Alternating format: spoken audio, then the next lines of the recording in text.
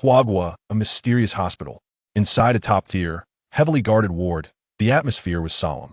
An elderly man in his 80s lay on the hospital bed, hooked up to countless tubes and wires. With a weak voice, he spoke his final words.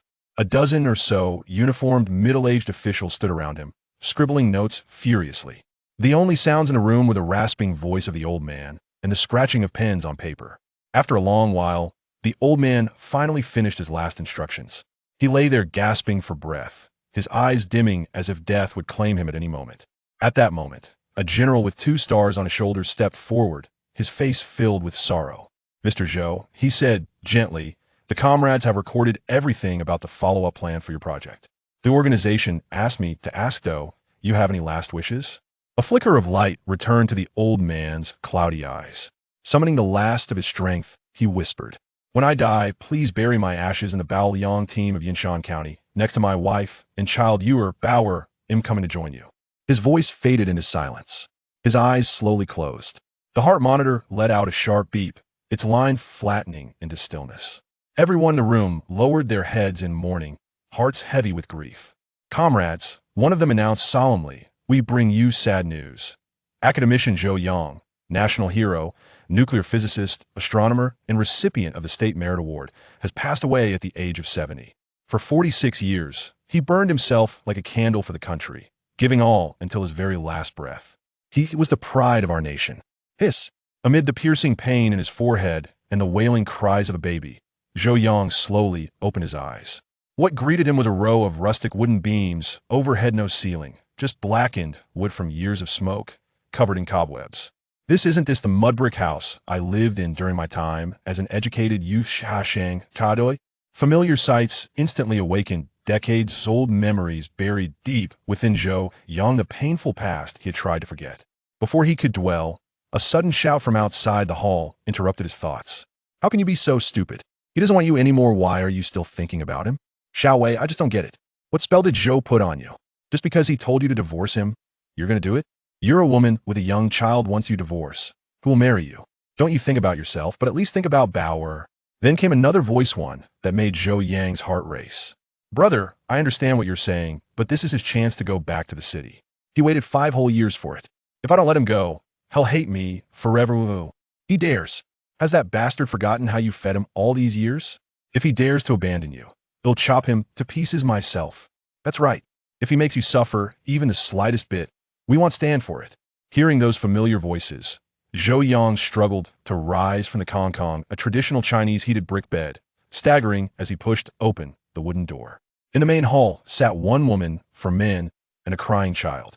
The woman knelt on the floor holding her son, shoulders trembling, trying to hold back sobs. The boy clung to her, sobbing, calling out, "Bad uncle." The men stood or squatted nearby, frowning silently.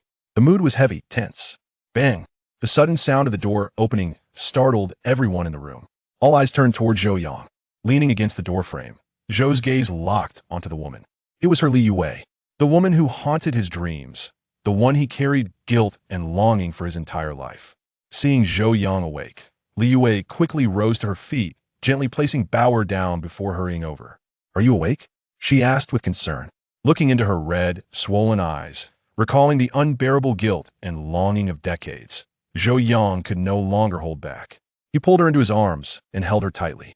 Whether this was real or a dream, he had to embrace this woman, no matter what. He wanted to tell her how sorry he was, how much he had suffered, how much he missed her. But in that moment, his voice failed him. No words came out, only tears streamed down his face. Li Yue was taken aback by his reaction. She knew how hard he found rural life, how desperately he wanted to return to the city. Now, the opportunity was here, and she and their child were the biggest obstacles standing in his way. Feeling his deep anguish through his desperate tears, Li Yue's heart twisted in pain. She loved him deeply, completely. She couldn't bear to see him suffer, even a little. She knew Zhou Yang's heart had already left this place.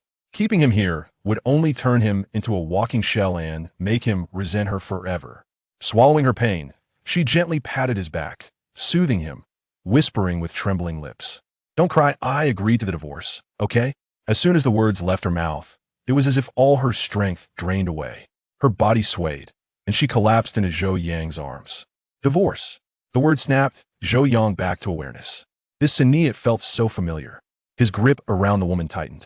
Feeling the warmth of her body, smelling the faint floral scent in her hair, Zhou Yang's expression grew increasingly emotional. His hands trembled. I've been reborn? This isn't a dream? Right, this must be the moment when he received the notice to return to the city and confronted his wife about divorce. Back then, his brothers-in-law nearly beat him to death. Only Yuai's intervention saved him. So the tragedy hasn't happened, yet everything can still be changed. Realizing this, Zhou Yang's heart pounded wildly. His body shook with excitement. But his reaction was misunderstood by Li Yue. Moments ago, he was sobbing uncontrollably. Now, hearing her say yes to divorce, he stopped crying and looked so excited. Instantly, despair filled her face. She had always known he was a white swan from the sky, a prince from fairy tales, an intellectual from a city, handsome, well-read, eloquent. All the female, educated youths at the commune, the village girls and married women alike, they all admired him. And she was just a plain country girl, not even a Cinderella. He married her not because he loved her, but because her father was the head of the team, and she had 4 strong older brothers who brought extra grain rations. Their marriage wasn't lovey, it was a deal between a desperate girl and a fallen prince. Yet she cherished every second they spent together for 4 years. If letting him go meant happiness for the rest of his life, she'd willingly break her wings and set him free. With that resolve, Li Yue looked at Zhou Yang's pale, handsome face and forced herself to speak through her pain. Let's get a divorce. Chapter 2. No return to the city. Upon hearing Li Yue mention divorce once more, Zhou Yang's emotions were markedly different this time.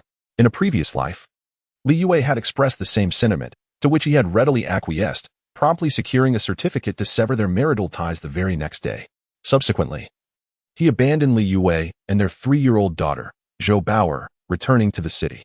However, he could scarcely anticipate that this farewell would be eternal. Shortly after his return, he was reassigned as a technical personnel to the remote northwest to partake in a state-secret project, which kept him away for 3 years. Throughout this period, he, like all his colleagues, lived under assumed identities, severing all connections with the outside world. It was during this time that he ultimately recognized the depth of his feelings. He had fallen for the simple, rustic girl who was utterly enamored with him. Thus, when the project reached a triumphant conclusion, he eagerly requested leave to return to the Ba Bao Liang Brigade, intent on rekindling their marriage. Yet, upon his return to the familiar surroundings, he found that everything had irrevocably changed. All that awaited him were 2 overgrown graves. The year after their divorce, the Li family had faced a catastrophic upheaval, resulting in the untimely demise of Li Yue's father and 3 brothers, while the remaining brother lost both legs and became incapacitated.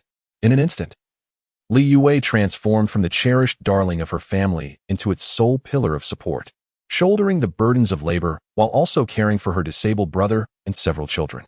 More critically, due to her father's conflicts during his tenure as the village secretary, the Li family had fallen into disgrace, attracting the ire of vengeful individuals. Despite having given birth, Li Yue remained the most enchanting beauty in the village, often harassed by local ruffians. During this tumultuous period, Li Yue had sought out Zhou Yang in the capital, but at that time, the Zhou family had yet to be vindicated. With the children of the family scattered and Zhou Yang himself engrossed in the project in the desolate northwest, she was met with repeated disappointments, finding him nowhere. Tragically, as her daughter fell gravely ill, requiring exorbitant medical expenses, the relentless blows ultimately shattered Li Yue's spirit. In the 3 months preceding Zhou Yang's return, she, along with her daughter, succumbed to despair and took their lives by drowning.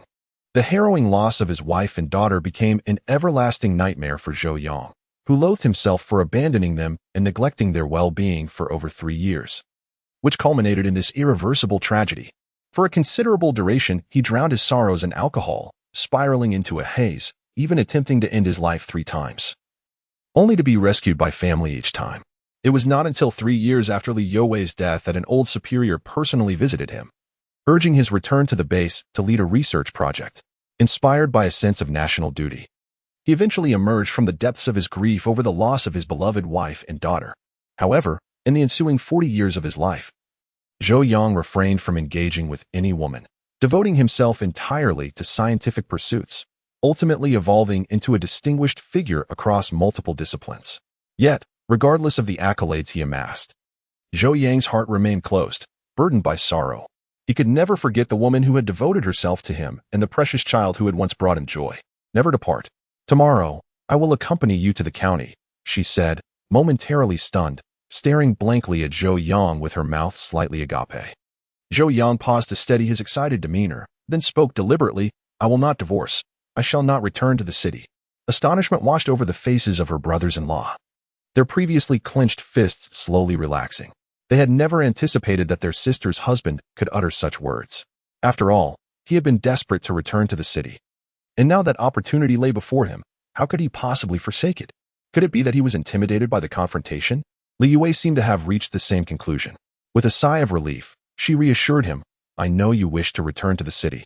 But even if your body remains here, your heart will not stay. Rest assured, I will not allow my brothers to harm you. Gazing at such an understanding, gentle, and kind-hearted girl, Zhou Yang couldn't help but berate himself for being a scoundrel. He had considered abandoning her for the mere chance to return to the city.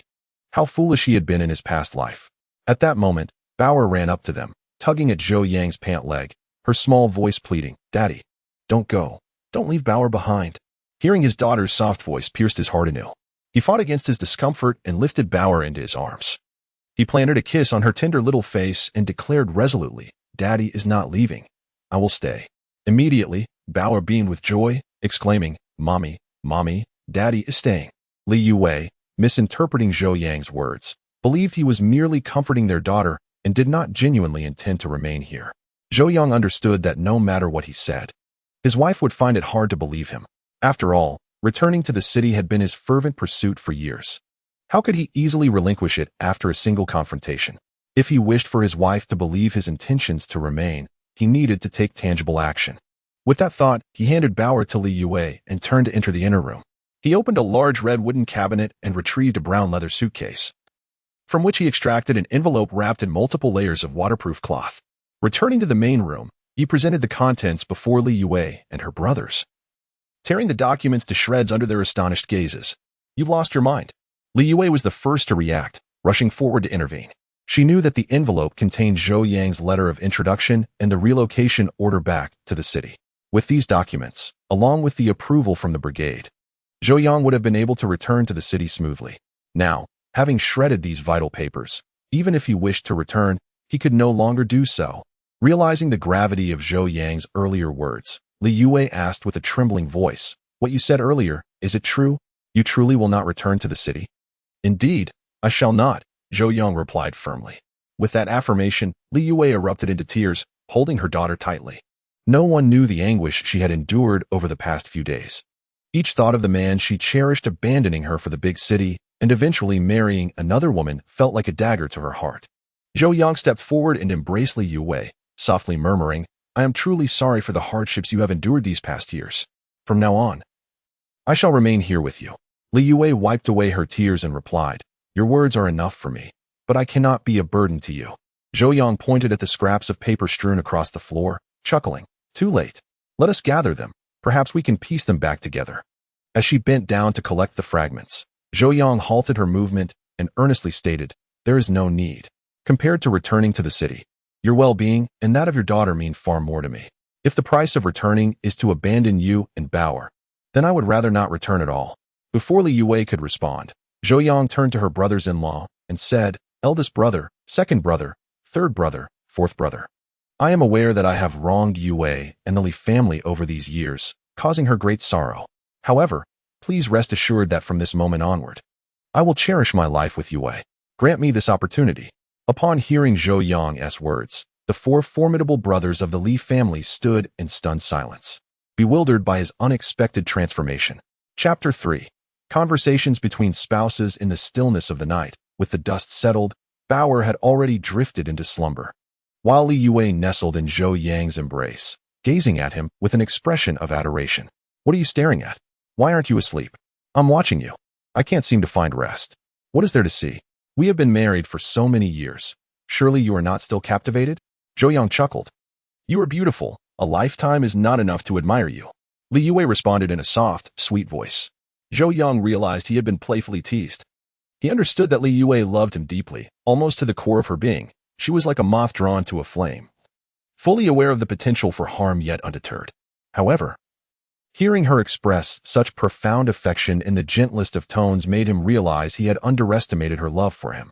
He gently kissed her forehead, and said, "If a lifetime is insufficient, then in the next life, and the one after, I shall still be your man, just for you to gaze upon." Li Yue felt a rush of sweetness at his words. It was the first time she had ever heard such declarations, and it seemed almost surreal. "By the way, why did you suddenly choose not to return to the city? Is it because of my brothers?" Zhou Yang shook his head and replied, "No. It is because I cannot bear the thought of losing you." Noticing the confusion in her eyes, Zhou Yang looked deeply into them and continued. "When I was knocked unconscious by my second brother, I had a dream." "What kind of dream?" "I dreamt that I divorced you, abandoning you and Bauer to return to the city. But when I realized my love for you and wished to return to you and our child, you both had vanished. That feeling was unbearable." Initially, Li Yue dismissed Zhou Yang's words as mere dreams, yet upon witnessing the sorrow, pain, and profound regret reflected in his eyes, she understood that he had truly changed. Although she could not fathom the specifics of his dream, she could not bear to see him in such anguish. She tenderly caressed his face and reassured him, "Dreams are often contrary. Do not take them to heart." Zhou Yang nodded gravely, yet in his heart, he knew it was no mere dream. "If you are not returning to the city, shall I ask my father to procure a job for you in town?" Li Yue understood that her husband was an intellectual from the capital, and despite having spent over 5 years in the countryside, he remained unaccustomed to farm labor. Since he had made the decision to stay here, it would be prudent to secure him a respectable job. Although acquiring a position now required a considerable sum of money, she believed that with a humble request to her parents, they would be willing to assist. Zhou Yang felt a profound sense of gratitude towards this little woman in his arms. He recognized how precious a formal job was in this era. The authorities had dispatched urban youth to the countryside due to the saturation of industrial jobs in the cities, which could not accommodate the overwhelming number of young individuals who were often idle, leading to potential unrest. In contrast, the countryside was vast and in need of labor and skills. Relocating these youths for re-education not only alleviated urban unemployment, but also addressed the labor shortages in rural areas. However, life in the countryside was undeniably arduous, and who would choose to suffer in the fields when they could secure a formal position in the city? Even aspiring to be a postman in town required at least 600 or 700 yuan.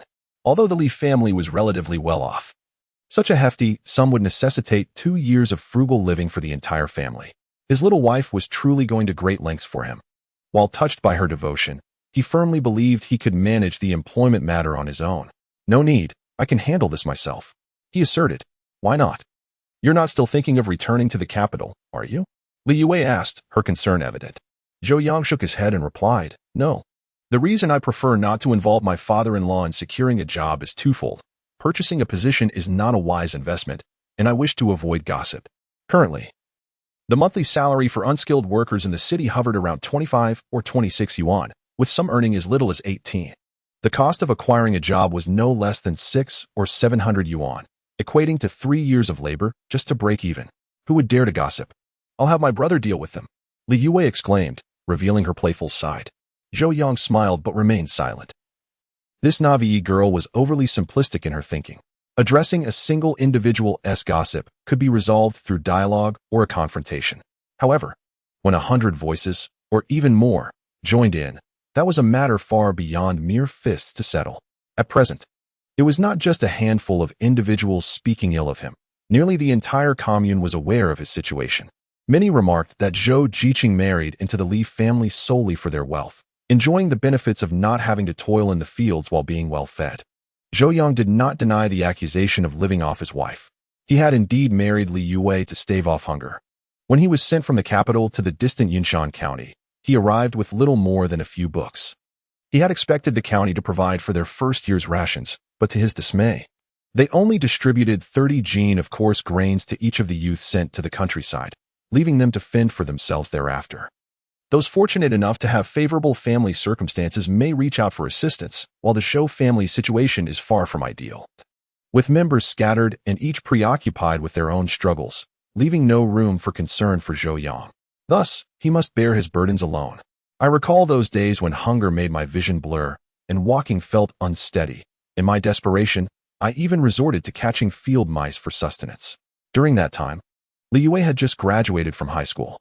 Upon seeing the tall, handsome Zhou Yang, she immediately developed an affection for him and pursued him fervently.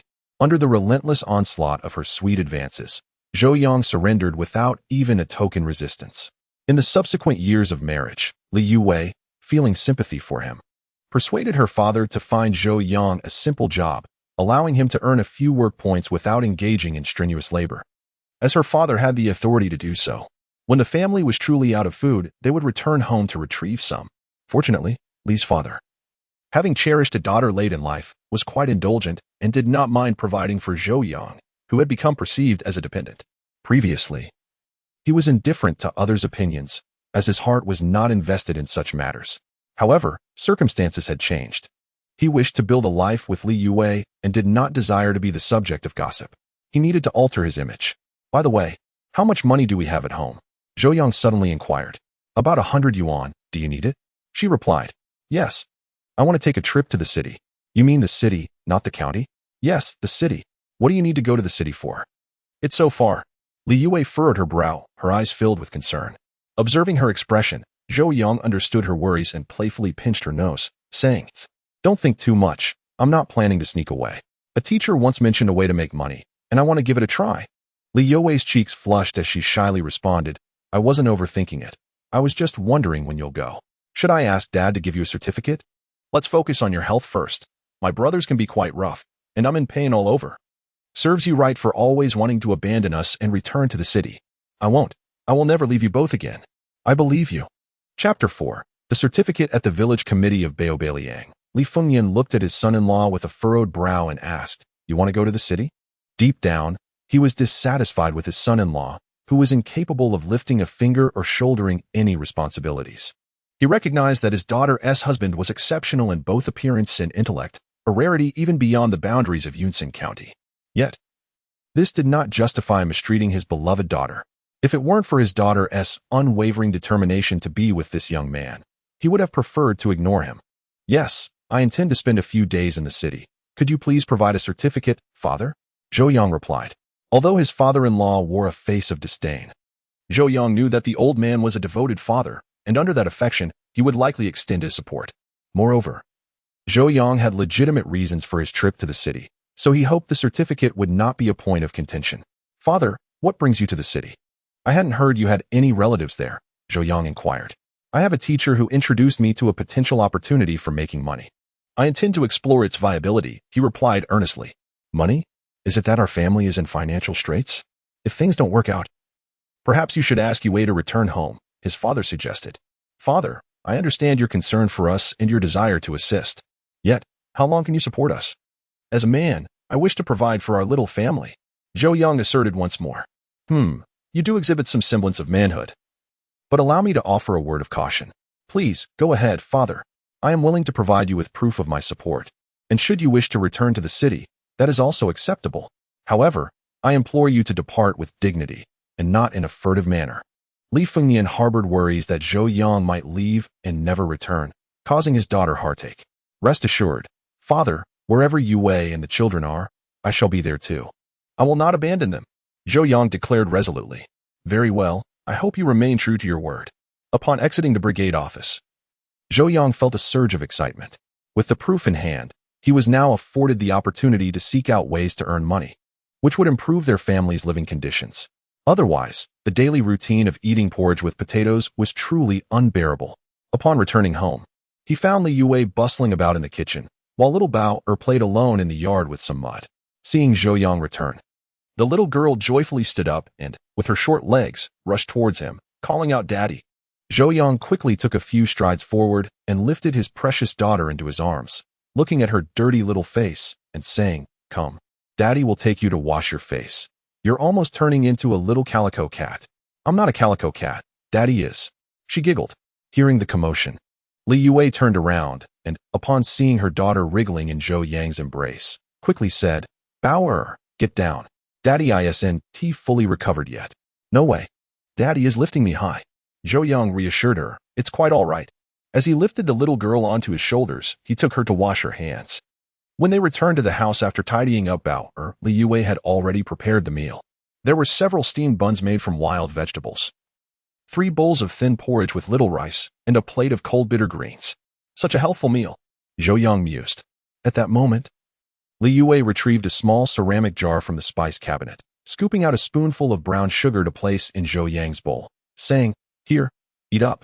Her gesture brought tears to Zhou Yang's eyes, as he recalled how in his previous life, she would do the same, knowing he couldn't quite savor such bland fare.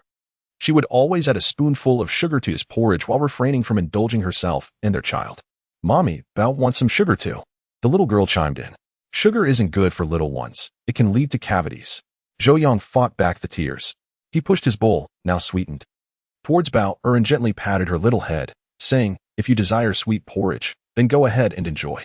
"You spoiler," Li Yue remarked, her heart aching as she took another spoonful of brown sugar from the jar, preparing to add it to Bao's original bowl. Zhou Yang was acutely aware of the scarcity of resources in this era, with sugar being a particularly extravagant commodity. He hastily exclaimed, "Do not add it. Let us save it for Bao."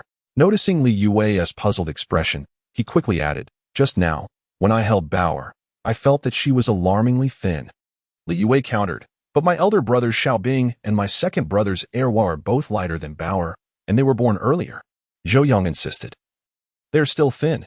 Indeed, while Bao's weight was considered decent in that time, at 3 years old, she weighed less than 20 jin, whereas children of her age in later generations averaged around 28 jin, indicating a significant shortfall.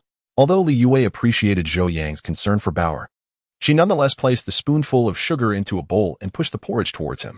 Sensing her deep affection, Zhou Yang did not decline. Instead, he took the sugar jar and scooped a spoonful into Li Yue's bowl, saying, "You should have some too." No refusals. Li Yue felt a pang of tenderness. Knowing that brown sugar was expensive and hard to come by, the precious sugar had been procured through much effort by her father during her confinement 2 years prior. They had managed to acquire only 2 jin, and after consumption over the years, barely 3 liang remained. At this rate, it would not last long. "Is the business established?" Zhou Yang inquired. "Yes, my father has arranged for 3 days," she replied. "Be prompt in your comings and goings, and do not engage in any illicit trade. Be cautious of potential denunciations," Li Yue cautioned. She was aware that the situation had relaxed somewhat over the past 2 years, leading some villagers to venture into the city's black market at night, where it was rumored that some had indeed made profits. However, the authorities maintained strict oversight, and denunciation could lead to the confiscation of property or even imprisonment. She did not wish for her man to jeopardize himself for money. Zhou Yang smiled reassuringly. "Do not worry, I am well aware of the boundaries."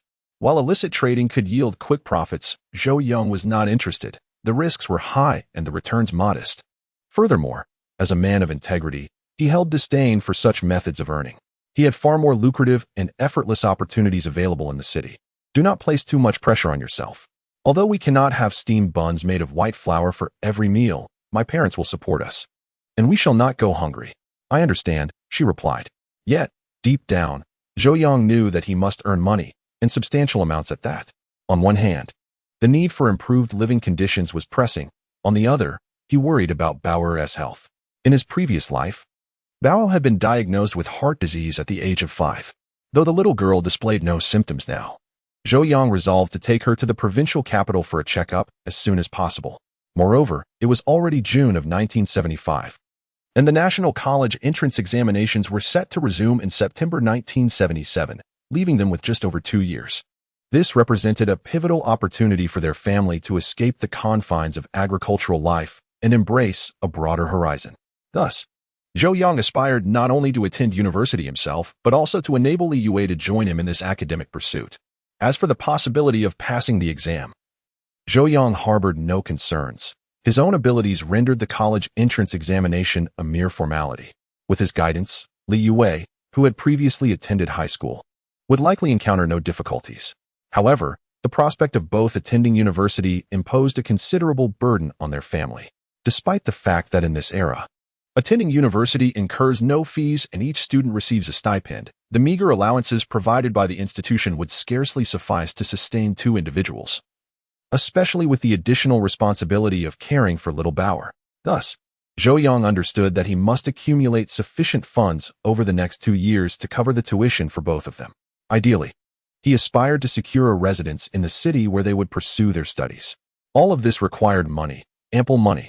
Chapter 5. Becoming a translator in a state of semi-consciousness, Zhou Yang heard someone calling his name. Upon opening his eyes, He was surprised to find Li Yue standing beside the kang. "It's past 5. You should get up," she gently urged. Zhou Yang recalled that he needed to travel to the city today, as there were no direct buses. He had to first reach Yunshan County and then take another bus to the city. Given that Yunshan County was 20 kilometers away from Baobaoliang village, he needed to arrive at the county before 9 o'clock to catch the first long-distance bus.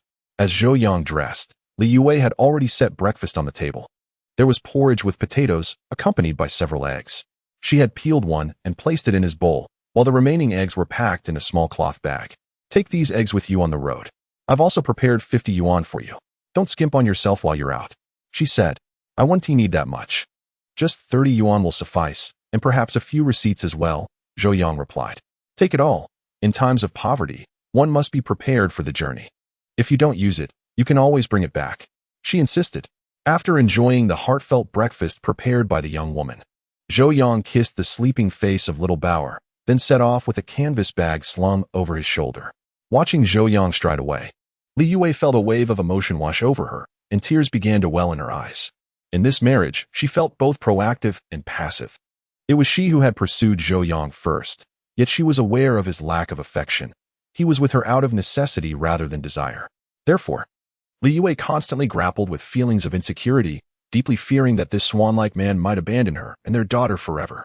Yet, she could not prevent him from leaving, which caused her inner turmoil.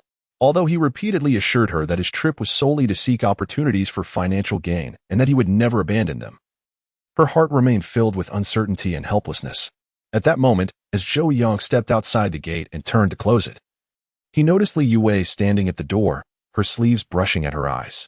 Realizing that she was likely overthinking, Zhou Yang returned to the courtyard and hurried to her side. Indeed, she was weeping. Seeing his tearful wife, Zhou Yang felt a pang of sorrow. Her sense of security was profoundly lacking. Without waiting for Li Yue to explain, Zhou Yang swiftly pulled her into his embrace and gently whispered in her ear, "Do not cry. I shall return shortly." I believe you," Li Yue exclaimed. Zhou Yang patted his dear wife's back once more, but as he turned, a thought suddenly struck him, prompting him to add, "When I return, let us get our marriage certificate." Li Yue trembled, disbelief etched on her face as she inquired, "Really?" "Yes, prepare the necessary documents, and upon my return, we shall go," Zhou Yang replied. "Then you must leave early and return swiftly."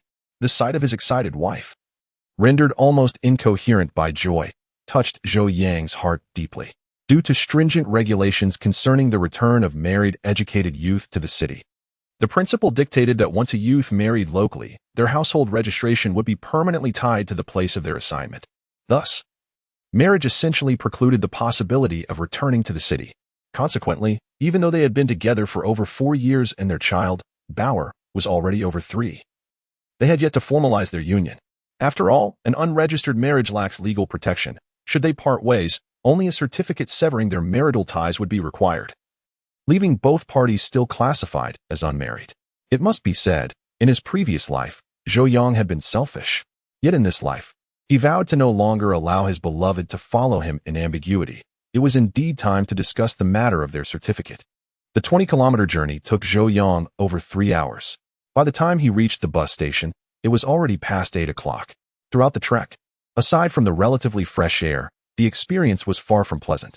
The muddy rural roads, the lowly earthen houses, and the faces of the impoverished populace starkly revealed the era's pervasive poverty, which seemed unabashedly apparent.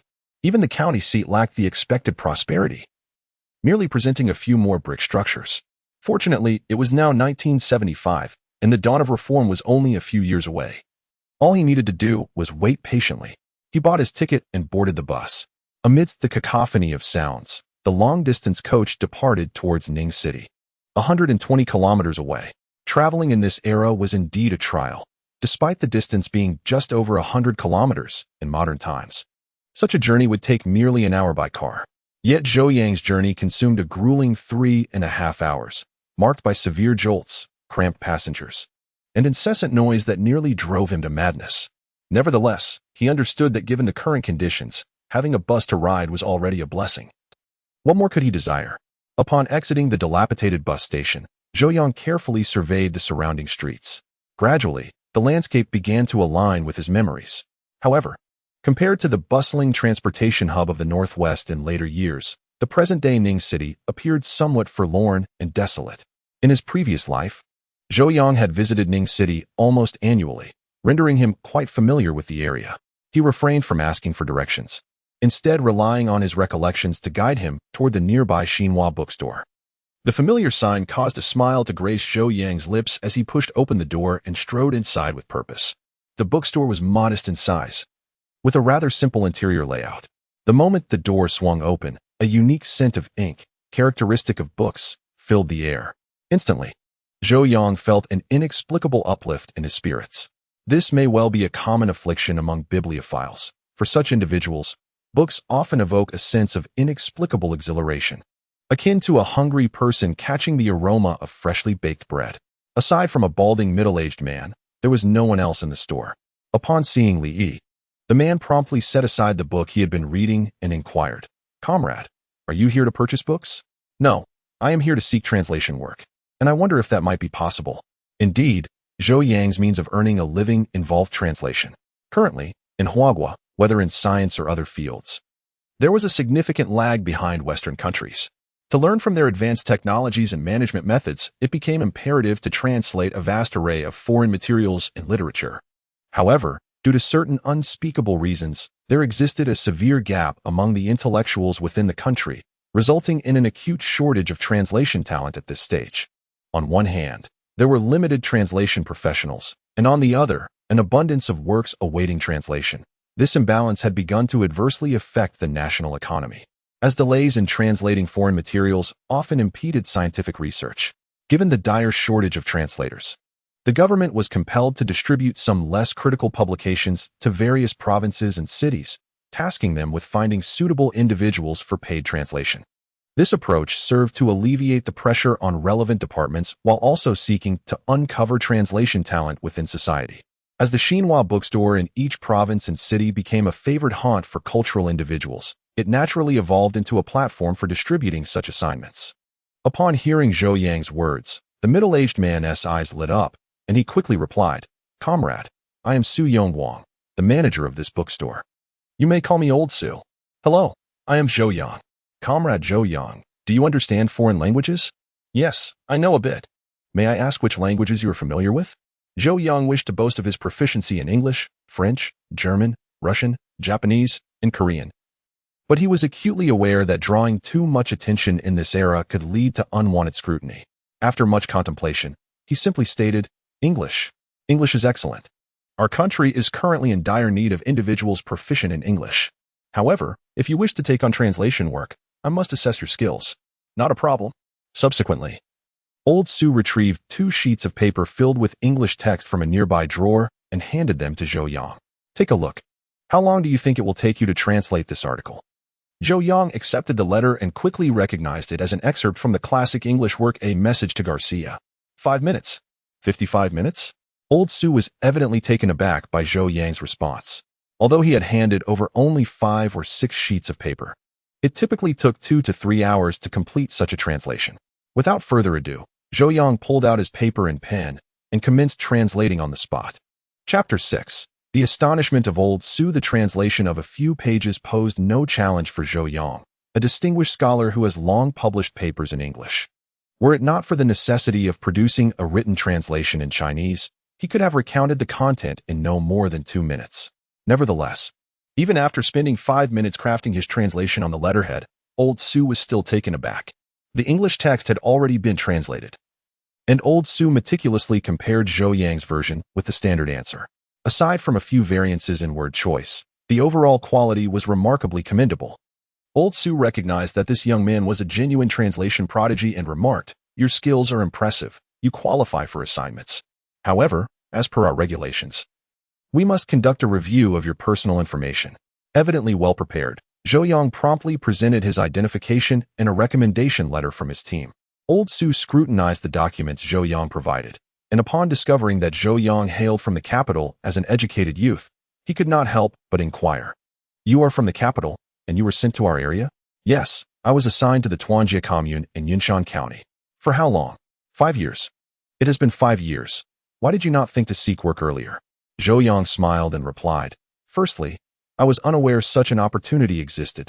Secondly, my wife has been the breadwinner, so I lacked the motivation to earn money.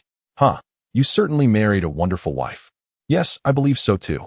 As he thought of that lovely girl, a smile of happiness crept across Zhou Yang's face. I have reviewed your identification and found no issues. How do you wish to proceed with the assignments? Is there any choice in the matter? Zhou Yang asked, puzzled. There is. We categorize translators based on their proficiency into levels: translator, translation specialist, and senior translation specialist. The tasks available vary according to 1's level. Old Su continued.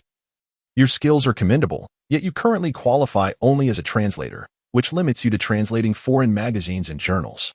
Once your level improves, you will be eligible for more advanced tasks. May I inquire how the remuneration is calculated and how one can elevate their level? For translations of magazines and journals. For works under 3,000 words, payment is 5 yuan per piece. For works exceeding 3,000 words, it is calculated at 3 yuan per 1,000 words.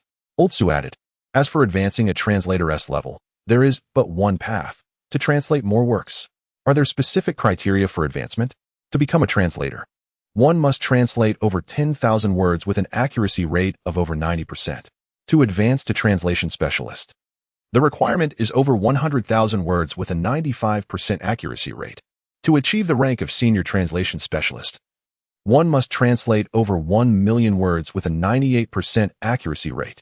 Zhou Yang nodded, saying, very well, please arrange for me to receive a few journals, preferably on industrial or mathematical subjects. Old Su then retrieved a moderately thick magazine, stating, this contains the latest tasks assigned. You may give it a try. However, should you wish to take the book home for translation, a deposit of 10 yuan is required.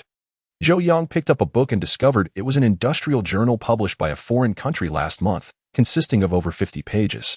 With his proficiency, he mused that, should he exert himself fully, he could translate the entire journal within 2 to 4 hours. Contemplating this, Zhou Yang glanced at the nearby furniture and inquired, may I stay there for a while? Old Su, clearly perceptive of Zhou Yang's intentions, responded with surprise, do you wish to translate it here directly? Is that acceptable? It is permissible, he replied, but you must understand that the translated work must be submitted for review, and only those that pass scrutiny will receive remuneration. Thus, even if you finish translating now, I cannot settle your payment. That's fine. The payment can be arranged later. I have a 3-day holiday this time, and I aspire to elevate my rank to that of a translator, allowing me to undertake more advanced tasks at home. Zhou Yang declared. All right. Perhaps Zhou Yang's earlier performance genuinely astonished Old Su, for he not only provided Zhou Yang with a pen and paper, but also poured him a glass of water. Zhou Yang, unreserved, settled at the small round table by the bookstore window and began translating the journal with great focus. This journal was not an exceedingly confidential document. Although it contained some specialized terminology rendering parts of the text obscure, it posed no significant challenge for Zhou Yang. Beginning at noon and working until 3:30 in the afternoon, he had completed half of the translation. The pages filled with his translated text amounted to around 60 or 70, estimated to exceed 10,000 words. Zhou Yang felt quite satisfied with his speed. The task of translation demands not only proficiency in foreign languages, but also a command of the native language and writing speed. For Zhou Yang, these elements were hardly obstacles. With masterful English skills, expert literary knowledge, and the speed of a stenographer, he navigated the translation process with ease. By 5 o'clock, just before the bookstore closed, Zhou Yang completed his first translated work. When he handed the manuscript to Old Su, the balding middle-aged man was utterly astounded. While he had encountered high-level translators before, it was his first experience witnessing someone finish translating an entire magazine in a single afternoon. Upon reviewing the work, he noted the remarkable accuracy of Zhou Yang's translation. Speedy and precise. Wasn't this the talent they desperately needed? In a state of astonishment, he resolved to send the translation to the provincial office for proofreading that very night and to report Zhou Yang as a noteworthy talent to the relevant authorities, placing him under their close watch. After all, high-level translation professionals were exceedingly rare, each one a national treasure deserving of utmost attention. Zhou Yang, unaware that his remarkable performance had caught Old Su's eye, was contemplating his next steps. It was only when his stomach grumbled in protest that he remembered he had not eaten all day and promptly decided to quell his hunger first. Across from the Xinhua bookstore lay a state-run dining establishment, and the enticing aroma of food wafted towards Zhou Yang's nose from a distance. After greeting old Su, Zhou Yang left the bookstore with a journal in hand. Upon arriving at the state-run restaurant, he found it bustling with patrons as it was mealtime. The sight of large cuts of roasted meat in the kitchen stirred his appetite, having endured days of bland meals consisting of wild vegetables and potato porridge at home. Zhou Yang felt a pang of longing for the meat, his eyes widening at the sight. However, thinking of his wife and child back home subsisting on meager fare while he indulged in lavish meals would be utterly unthinkable. Even if he desired to indulge, it would be more appropriate to bring the food back to share with Li Yue and Bauer. After much contemplation, Zhou Yang reluctantly diverted his gaze from the roasted meat and ordered a bowl of hot noodle soup. Although it was merely a bowl of plain noodles, it was a rare delicacy compared to the coarse grains and wild vegetables he had been consuming. Coupled with his hunger from an entire day without substantial food, he devoured the soup and noodles in one go. Chapter 7. The Key to Wealth. Having satisfied his hunger, Zhou Yang turned his thoughts to where he would rest for the night. Currently, there were no private hotels or inns available, only the state-run ghost houses. These places were not only expensive but also offered poor service. More importantly, the single rooms were typically reserved for officials, leaving ordinary individuals without such privileges. If Zhou Yang were to stay at a guest house, he would have to share a room with others, which he found quite uncomfortable. Therefore, if he had other options, he would prefer to avoid the guest house altogether. However, as an outsider in Ning City without any acquaintances, it seemed that the guest house was his only recourse. After much deliberation, he resolved to spend the night at the guest house. Just as he was leaving the state-run restaurant to head to the guest house, he suddenly heard someone calling his name. Looking up, he was surprised to see old Su from the Xinhua bookstore. At that moment, old Su was standing in front of the bookstore, waving at him. Zhou Yang crossed the street and approached old Su, cheerfully inquiring, "Brother Su, are you heading home? I'm off work now and saw you coming out of the state-run restaurant. So I thought I would chat with you if it's convenient," old Su replied. "Of course, as long as it doesn't delay your departure," Zhou Yang reassured him. Haha, my job is relatively relaxed. Whether I leave a bit earlier or later doesn't matter."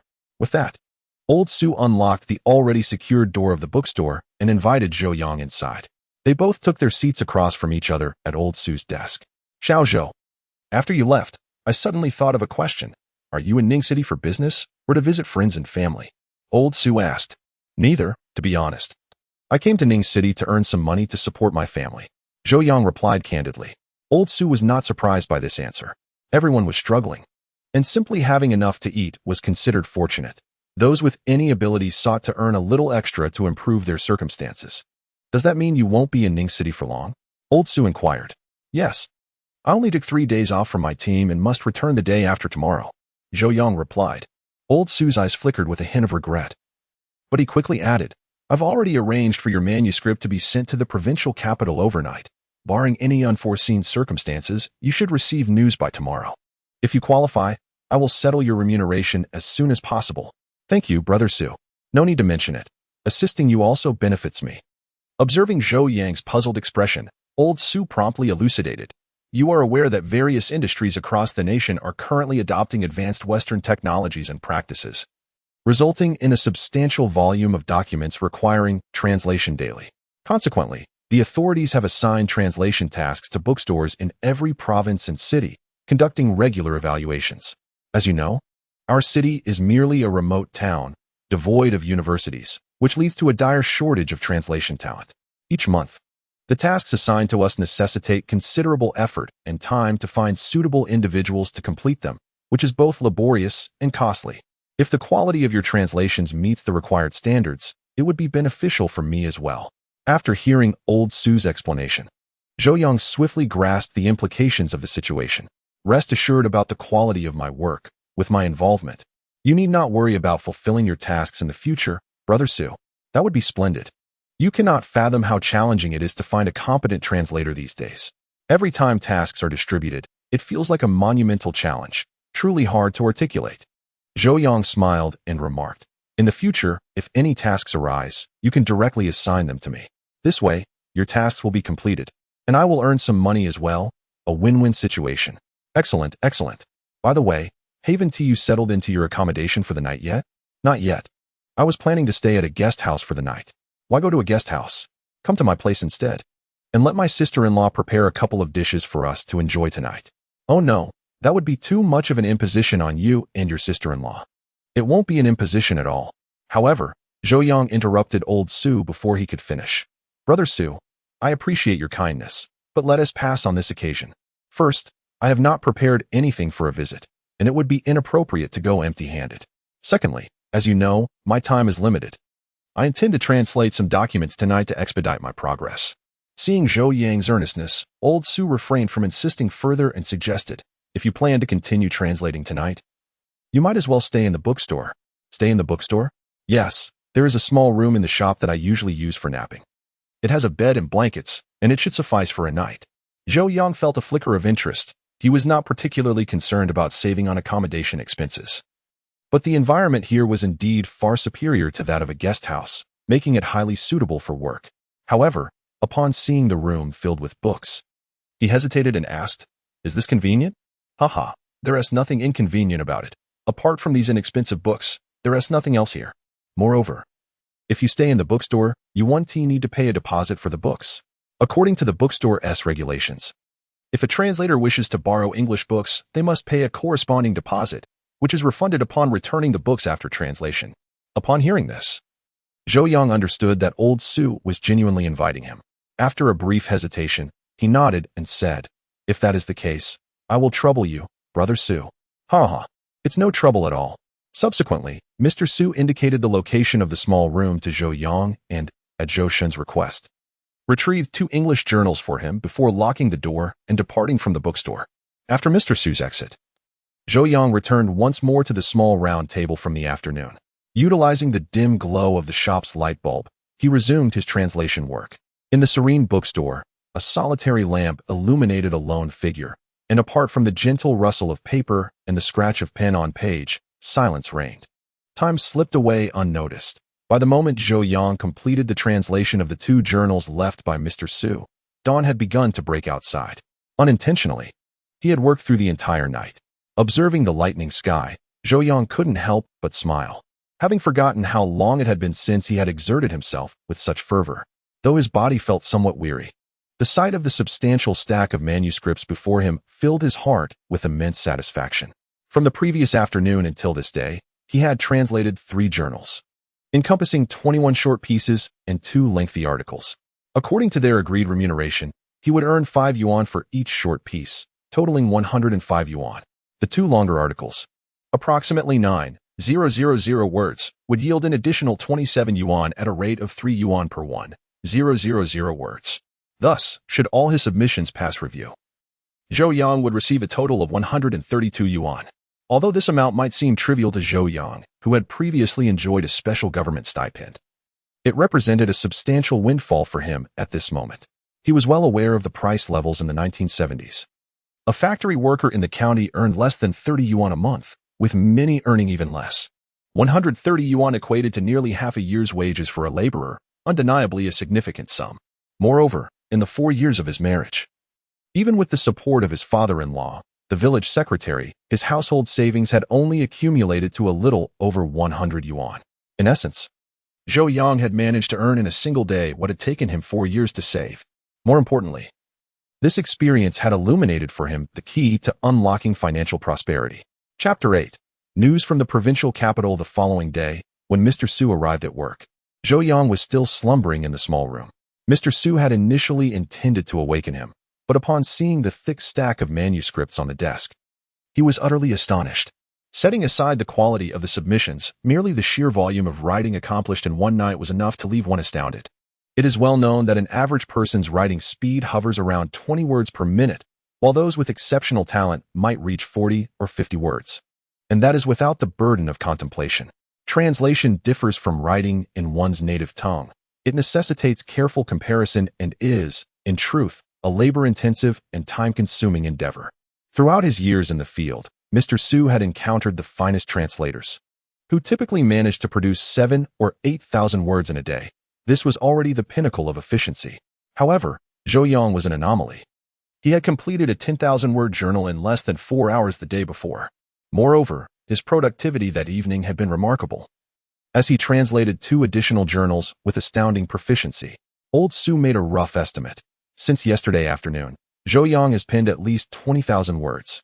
Although he was unaware of when Zhou Yang had rested the previous night, even if he worked until dawn, such a pace remained utterly unattainable for most. However, old Su was oblivious to the fact that in his past life, Zhou Yang had undergone professional and systematic study of English, regularly publishing articles in English and personally translating English books. Thus, his proficiency in the language surpassed that of the vast majority of native English speakers. Translating journals and magazines that do not involve a plethora of specialized terminology posed little challenge for him. Recognizing the treasure he had uncovered, old Su refrained from disturbing Zhou Yang's rest and hastily picked up the telephone on his desk, dialing a number to the distant provincial capital. When Zhou Yang awoke, it was already past 11 in the morning. Stepping out of his small room, he found old Su attending to several young women who seemed to be purchasing books. Upon seeing Zhou Yang, old Su immediately exclaimed, "Xiao, wash your face first. We shall have lunch together shortly." All right.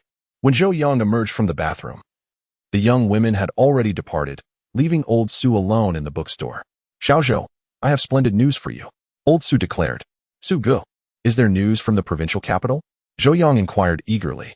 "Yes, after deliberation by the experts in the provincial capital, your manuscript has been fully approved, with an accuracy rate exceeding 98. Therefore, you are now officially a translator." Upon hearing this delightful news, Zhou Yang's spirits soared as he expressed his gratitude. "Thank you for your care, Su Ge. Ha, it is my duty. In the future, I hope you will take good care of your older brother." Old Su chuckled. "We are mutually supportive, aiming for a win-win collaboration. I have reviewed the manuscript you translated last night, and I will expedite it for review at the provincial level. Furthermore, do you have any requests regarding remuneration?" Old Su continued. "Isn't there a standard?" Zhou Yang inquired. "Standards are one thing.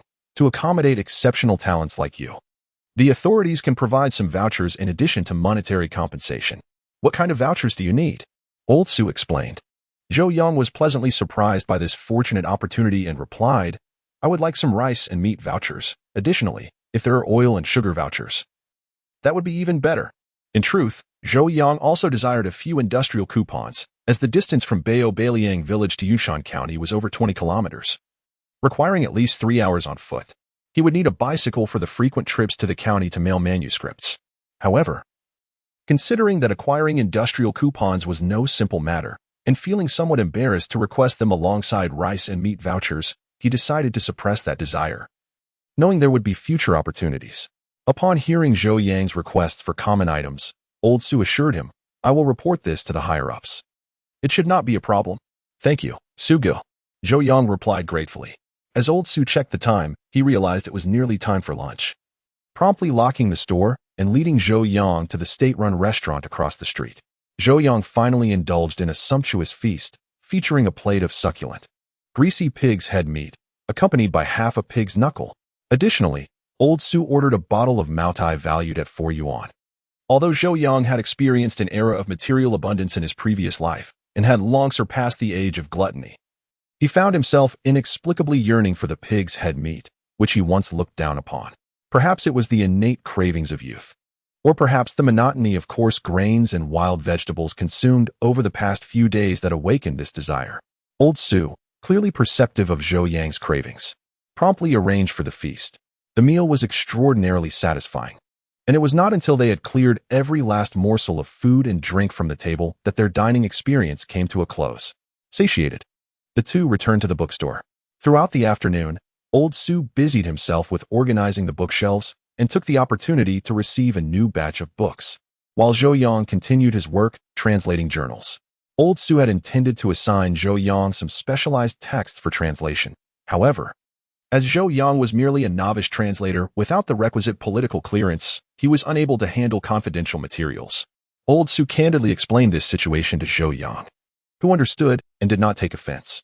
He recognized that in this era, there existed adversarial forces, and thus, sensitive documents would not be entrusted to someone of uncertain identity, no matter how skilled they might be. Consequently, when his manuscripts were submitted for review, he too would have to undergo scrutiny. Only upon passing this examination would his abilities be duly recognized and put to use. Until then, he could only practice with less significant journals published by Western countries. Fortunately, Zhou Yang's motivation for translation was not to delve into state secrets, but rather to earn a living. To him, translating specialized books and journals was of little difference, save for the varying remuneration. For an entire afternoon, Zhou Yang translated 2 journals at an astonishing pace. His remarkable efficiency once again astonished old Su, compelling the bookstore manager to reassess Zhou Yang's capabilities. Initially, he had considered Zhou Yang's foreign language proficiency to be merely professional, slightly inferior to that of the foreign language experts in the provincial capital. However, it became evident that he had underestimated Zhou Yang's prowess. His skills were at least on par with those of the experts, if not superior. Elated by this revelation, old Su invited Zhou Yang to a state-run restaurant after work, recognizing the importance of fostering a good relationship with such a rare talent. However, Zhou Yang insisted on paying for dinner, fully aware that their earlier meal had not been inexpensive, at least 10 yuan, considering the cost of the Maotai. Although old Su held a stable government position, his monthly salary was only a little over 30 yuan, and a single meal could consume a third of his income. Moreover, friendship is built on reciprocity. Taking advantage of others would not sustain a lasting bond. Thus, Zhou Yang resolutely chose to cover the cost of their dinner. However, Zhou Yang, who was not particularly wealthy, did not treat old Su to a feast of meat and wine. He merely ordered 2 bowls of simple hot noodle soup. Chapter 9. A frenzied shopping spree after a night of silence. Zhou Yang rose early the following day, packing his meager belongings. As the team had only sanctioned a 3-day leave, Zhou Yang was compelled to return to the Bailiang Brigade that very day. The long-distance bus connecting the city to Yunshan County only operated once a day in the morning, so he planned to bid farewell to old Su before heading to the bus station. Though old Su felt a tinge of reluctance to part with the talented translator, he understood that Zhou Yang, as a sent-down youth, had no choice but to adhere to the restrictions of his assignment in the commune. Moreover, his political review had yet to be completed, making it impossible for old Su to retain him in the city. Fortunately, the higher-ups had approved his request to settle Zhou Yang's manuscript fees in advance, which was undoubtedly excellent news for Zhou Yang. Receiving a stack of cash and a small bundle of notes from old Su, Zhou Yang felt a surge of excitement. While this money would not make him a millionaire, it was sufficient to enhance his family's living conditions. After expressing his gratitude once more to old Su, Zhou Yang departed from the Xinhua bookstore, clutching over a dozen English journals, and embarked on his journey home. After several hours of bumpy travel, he finally returned to Yunshan County before noon. However, Zhou Yang did not immediately head back to the village. Having made the arduous journey to the county seat and armed with money and tickets, he intended to indulge in some shopping. Yunshan County was small, with only one supply and marketing cooperative located at the heart of the main street, not far from the county middle school. Being a Monday and well into lunchtime, the cooperative was not crowded. Upon entering, Zhou Yang noticed several sales clerks attending to a group of women clad in headscarves. It was evident that these women hailed from the village, their skin rough and darkened, their garments patched together. More importantly, each of them carried a basket brimming with eggs, clearly there to sell their wares. This was a defining characteristic of the era. In rural areas, raising chickens and selling eggs was one of the few permissible commercial activities. In fact, the locals humorously referred to chickens as egg banks. It is no exaggeration to say that many households relied on the meager income from selling eggs to cover their annual expenses for oil, salt, soy sauce, and vinegar. As Zhou Yang stepped through the doorway, he quickly attracted the attention of several sales clerks, dressed in clean, coarse woolen attire and carrying a canvas shoulder bag. He embodied the fashion of the time. Furthermore, his handsome features were undeniable, having captivated the young Li Yue, a striking young man in a predominantly female cooperative. He was certainly a dazzling presence. Before long, a sales clerk with braided hair approached him and inquired, "Comrade, what can I assist you with?" Zhou Yang glanced over the shelves behind her and replied, "I would like 10 pounds of rice, 5 pounds of meat, and 2 bottles of sorghum wine. Furthermore, please provide me with an additional 2 pounds of sugar, 1 pound of white sugar, and 1 pound of brown sugar, along with a package of white rabbit milk candies, and a box of malted milk essence as well." Just when the shopkeeper thought Zhou Yang had finished speaking, he noticed the jars and bottles on the nearby shelf and became intrigued once more. 1 bar of soap, 2 towels, 3 toothbrushes, 1 box of toothpaste, and a box of snowflake cream as well. Hearing Zhou Yang's shopping spree-like requests, the shopkeeper was utterly astonished. In this era of scarcity, people typically purchased items in minuscule quantities. On one hand, the populace was genuinely impoverished, and on the other, the supply was indeed limited. Consequently, Everyone had grown accustomed to frugality. Zhou Yang's behavior, reminiscent of modern-day supermarket shoppers seeking discounted goods, was indeed strikingly out of place in this time. Suddenly, all activity in the supply and marketing cooperative came to a halt. Whether buyers or sellers, all eyes were fixed upon Zhou Yang. However, Zhou Yang remained indifferent to the peculiar gazes of others. His earnings were derived from legitimate labor. He neither stole nor robbed, and he feared not the idle chatter of others. Additionally, the conditions at home were exceedingly harsh. Having earned money, he was determined to enhance the living standards of his wife and daughter. He would never allow the fear of gossip to hinder Li Yue and their precious daughter from enduring a life of hardship. After his extravagant shopping spree, Zhou Yang departed the cooperative with bags of goods, leaving behind a tale of astonishment. Since he had brought back more than a dozen journals from Ning City along with a plethora of supplies, it was impractical to carry everything home on foot. Therefore, Zhou Yang decided to venture to the mill east of the county town in hopes of encountering fellow villagers milling grain, so he could catch a ride. Fortune smiled upon Zhou Yang. Upon arriving at the mill, he spotted Niu Dazhuang from his brigade loading his cart. Seeing the bright red mule cart of Niu Dazhuang, Zhou Yang's eyes lit up, and he called out, "Dazhuang, are you heading back to the village?" Niu Dazhuang, surprised to see Zhou Yang, quickly regained his composure. "Yes. Are you just back from the city?" "Indeed, I just returned, purchased some items, and was hoping to catch a ride with you." Zhou Yang replied with a smile. "All right, let me finish loading the cart, and we shall depart." Soon, Niu Dazhuang loaded several bags of flour and bran onto the cart, while Zhou Yang placed his purchased goods on the mule cart, and the two set off towards the Babao Liang brigade. Just as they exited the town, Niu Dazhuang could not restrain his curiosity and asked, "Zhou, the villagers say you no longer want Xiaowei. Is that true?" Zhou Yang was momentarily taken aback, then furrowed his brow and inquired, "Who said that? How could I possibly abandon my wife?" "The village is saying you plan to return to the city without taking Xiaowei and Bauer with you, and that because of this. Your brothers-in-law gave you a good beating. It's being talked about with great conviction." Zhou Yang promptly questioned, "What else are the villagers saying?" Niu Dazhuang pondered for a moment and replied, "A couple of days ago, you took leave to go to the city, right? The villagers are saying you ran away and won't be coming back. Did Xiaowei not step forward to clarify?" "She did not, but everyone says Xiaowei was deceived by you, and you absolutely won't return." Hearing these words, Zhou Yang felt a pang of sorrow in his heart. During his absence over the past few days, that girl must have endured an immense amount of pressure.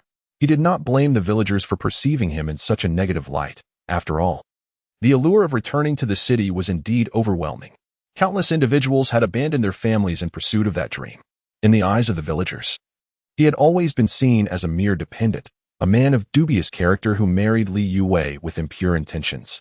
It would not be surprising at all for him to abandon her and their daughter at this juncture. As Zhou Yang pondered these thoughts, Niu Dazhuang once again inquired, "Zhou Jiqing, will you leave again this time?" Zhou Yang promptly replied, "I have no plans to depart for the time being. Even if I must leave, I will take Xiaowei and Bauer with me.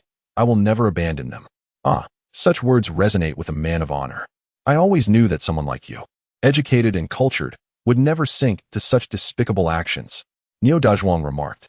Hearing this, Zhou Yang couldn't help but smile bitterly. In his previous life, he had indeed acted in such a heartless manner, callously leaving the mother and daughter behind in the countryside. Reflecting on that time, he realized how he had truly behaved worse than animals. However, in this lifetime, he vowed never to repeat such a grave mistake. Not only would he refuse to abandon Li Yue and Bauer, but he would also ensure they lived a prosperous life, becoming the happiest mother and daughter in the world. Chapter 10. Inviting the in-laws for dinner. By the time Zhou Yang returned to the village, it was already past 4 in the afternoon. Dazhuang, being a straightforward man, only departed after escorting Zhou Yang to his doorstep. Zhou Yang resided in a new house, although it consisted of merely 2 adobe rooms. It had been constructed with the help of his father-in-law, Li Fingnian, and his 4 brothers-in-law. Calling out a couple of times from outside the courtyard, he received no response, indicating that his silly wife had likely gone off to work again. He opened the yard gate, retrieving a key from beneath a flower pot on the windowsill to unlock the door. Afterwards, Zhou Yang began to carry the supplies he had purchased back into the house. Noticing that the sun was still high, he decided to visit his mother-in-law's home to bring Bauer back and inform his mother-in-law that they would be having dinner at his place that evening. On his way back, Zhou Yang resolved to prepare a few dishes for the family, inviting his father-in-law, mother-in-law, and brothers-in-law to share a meal together. He felt genuine gratitude towards his in-laws. Although they often criticized his inability to contribute physically, they nonetheless provided immense support for their small family. His father-in-law, a man of integrity throughout his life, had begrudgingly assigned Zhou Yang to a role as a scorekeeper, allowing him to earn work points without having to labor in the fields. Meanwhile, his mother-in-law had taken on the responsibility of caring for Bauer after her birth. Whenever Zhou Yang and Li Yue went to work, they entrusted Bauer to her care. As for his brothers-in-law, they acted as free laborers for their family, assisting in house construction and wall building. In fact, the firewood used in Zhou Yang's home each year was brought back by his brothers-in-law, who would haul it from the forest several dozen kilometers away during their spare time. In this era of scarcity, it is not uncommon for family members to engage in fierce disputes over mere morsels of food. Sibling rivalry often flares up, and the plight of daughters who are married off is akin to water spilled from a vessel. Few families, like the Li family, are as unwaveringly supportive of their son-in-law. Thus, in his lifetime, Zhou Yang vowed not only to ensure that Li Yue enjoys a prosperous life but also to uplift his brothers-in-law, leading them all towards a life of happiness and wealth. He procured a small basket from home, sliced off a piece of meat, added a packet of brown sugar, and retrieved a can of malted milk from its box, stuffing all these items into the basket before preparing to leave. However, just as he turned, a thought struck him, prompting him to grab a handful of white rabbit milk candies to tuck into his pocket, and only then did he lock the door behind him. Li Yue's family resided just behind Zhou Yang's home, separated by 7 or 8 households, with a direct distance of less than 100 meters. This proximity compelled Zhou Yang to jest about his father-in-law, Li Fengyan, who was utterly devoted to his daughter. After having 4 sons, he finally welcomed the arrival of Li Yue, whom he cherished as if she were a delicate treasure, demonstrating a clear preference for daughters over sons. Before her marriage, Li Yue dined on fine grains while the rest of the family subsisted on coarser fare, a privilege not even extended to her newlywed sisters-in-law. Though the Li brothers lacked formal education, they ensured that Li Yue completed her high school education. When it came time for her to wed, Li Fengyan originally intended to expand their home to provide a room for the young couple, wishing to keep them close. However, Zhou Yang, holding on to a scholar's sense of pride, declined this offer, fearing the stigma of being viewed as a son-in-law living off his wife's family. He preferred to reside in the dormitory of the youth commune with Li Yue rather than move into the Li household. Consequently, Li Fengyan, with his 4 sons, built a modest courtyard nearby for the couple. Upon arriving at the Li residence, Zhou Yang could hear the sounds of children playing from afar. As he approached, he spotted 6 or 7 little ones chasing each other, among them his beloved daughter.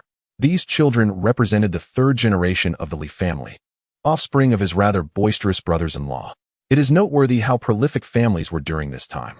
All 5 of Li Fengyan's children had married, and each had children of their own.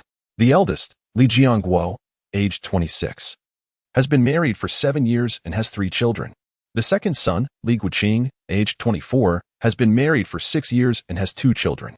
The third brother, Li Jianjun, aged 23, has been married for 5 years and also has 2 children. The youngest brother, Li Guoqiang, is a twin with Li Yue, aged 21, married for 3 years with 1 child. Including his daughter, the 3rd generation of the Li family comprises 9 children. Moreover, both the 3rd and 4th sisters-in-law of Li Yue are currently expecting, heralding the imminent arrival of more little ones into the Li household. At this rate of procreation, Zhou Yang could hardly fathom the number of descendants that would emerge from the Li family by the time population control policies come into play. As she gazed into the distance, Zhou Yang observed 2 women, one older and one younger, seated on a square bench in the shaded area beneath the eaves. Engrossed in conversation, oblivious to his arrival, the elder of the 2 was Zhang Bing, Zhou Yang's mother-in-law, who, if memory served correctly, was 46 years old this year. However, years of diligent labor coupled with the demands of raising 5 children had aged her considerably, making her appear at least a decade older, perhaps around 55 or 56. The younger woman was Li Yue's 4th sister-in-law, and her noticeably pronounced belly indicated that she was well into her pregnancy, likely preparing for childbirth at home. The creaking sound of the door startled the children playing in the yard. Upon spotting Zhou Yang, the older boy, Huzi, exclaimed loudly, "Uncle is here. Bao Bao, your father has come to find you." Upon seeing Zhou Yang, Bao Bao immediately abandoned her playmate Chun and I from the 3rd brother's family, and, with her little legs carrying her swiftly, rushed toward Zhou Yang, her arms outstretched. Fearing she might stumble, Zhou Yang hastened his steps to meet her. In an instant, he scooped the little girl into his arms and placed a kiss on her dirty little face. "Daddy, you're back," she squealed with delight.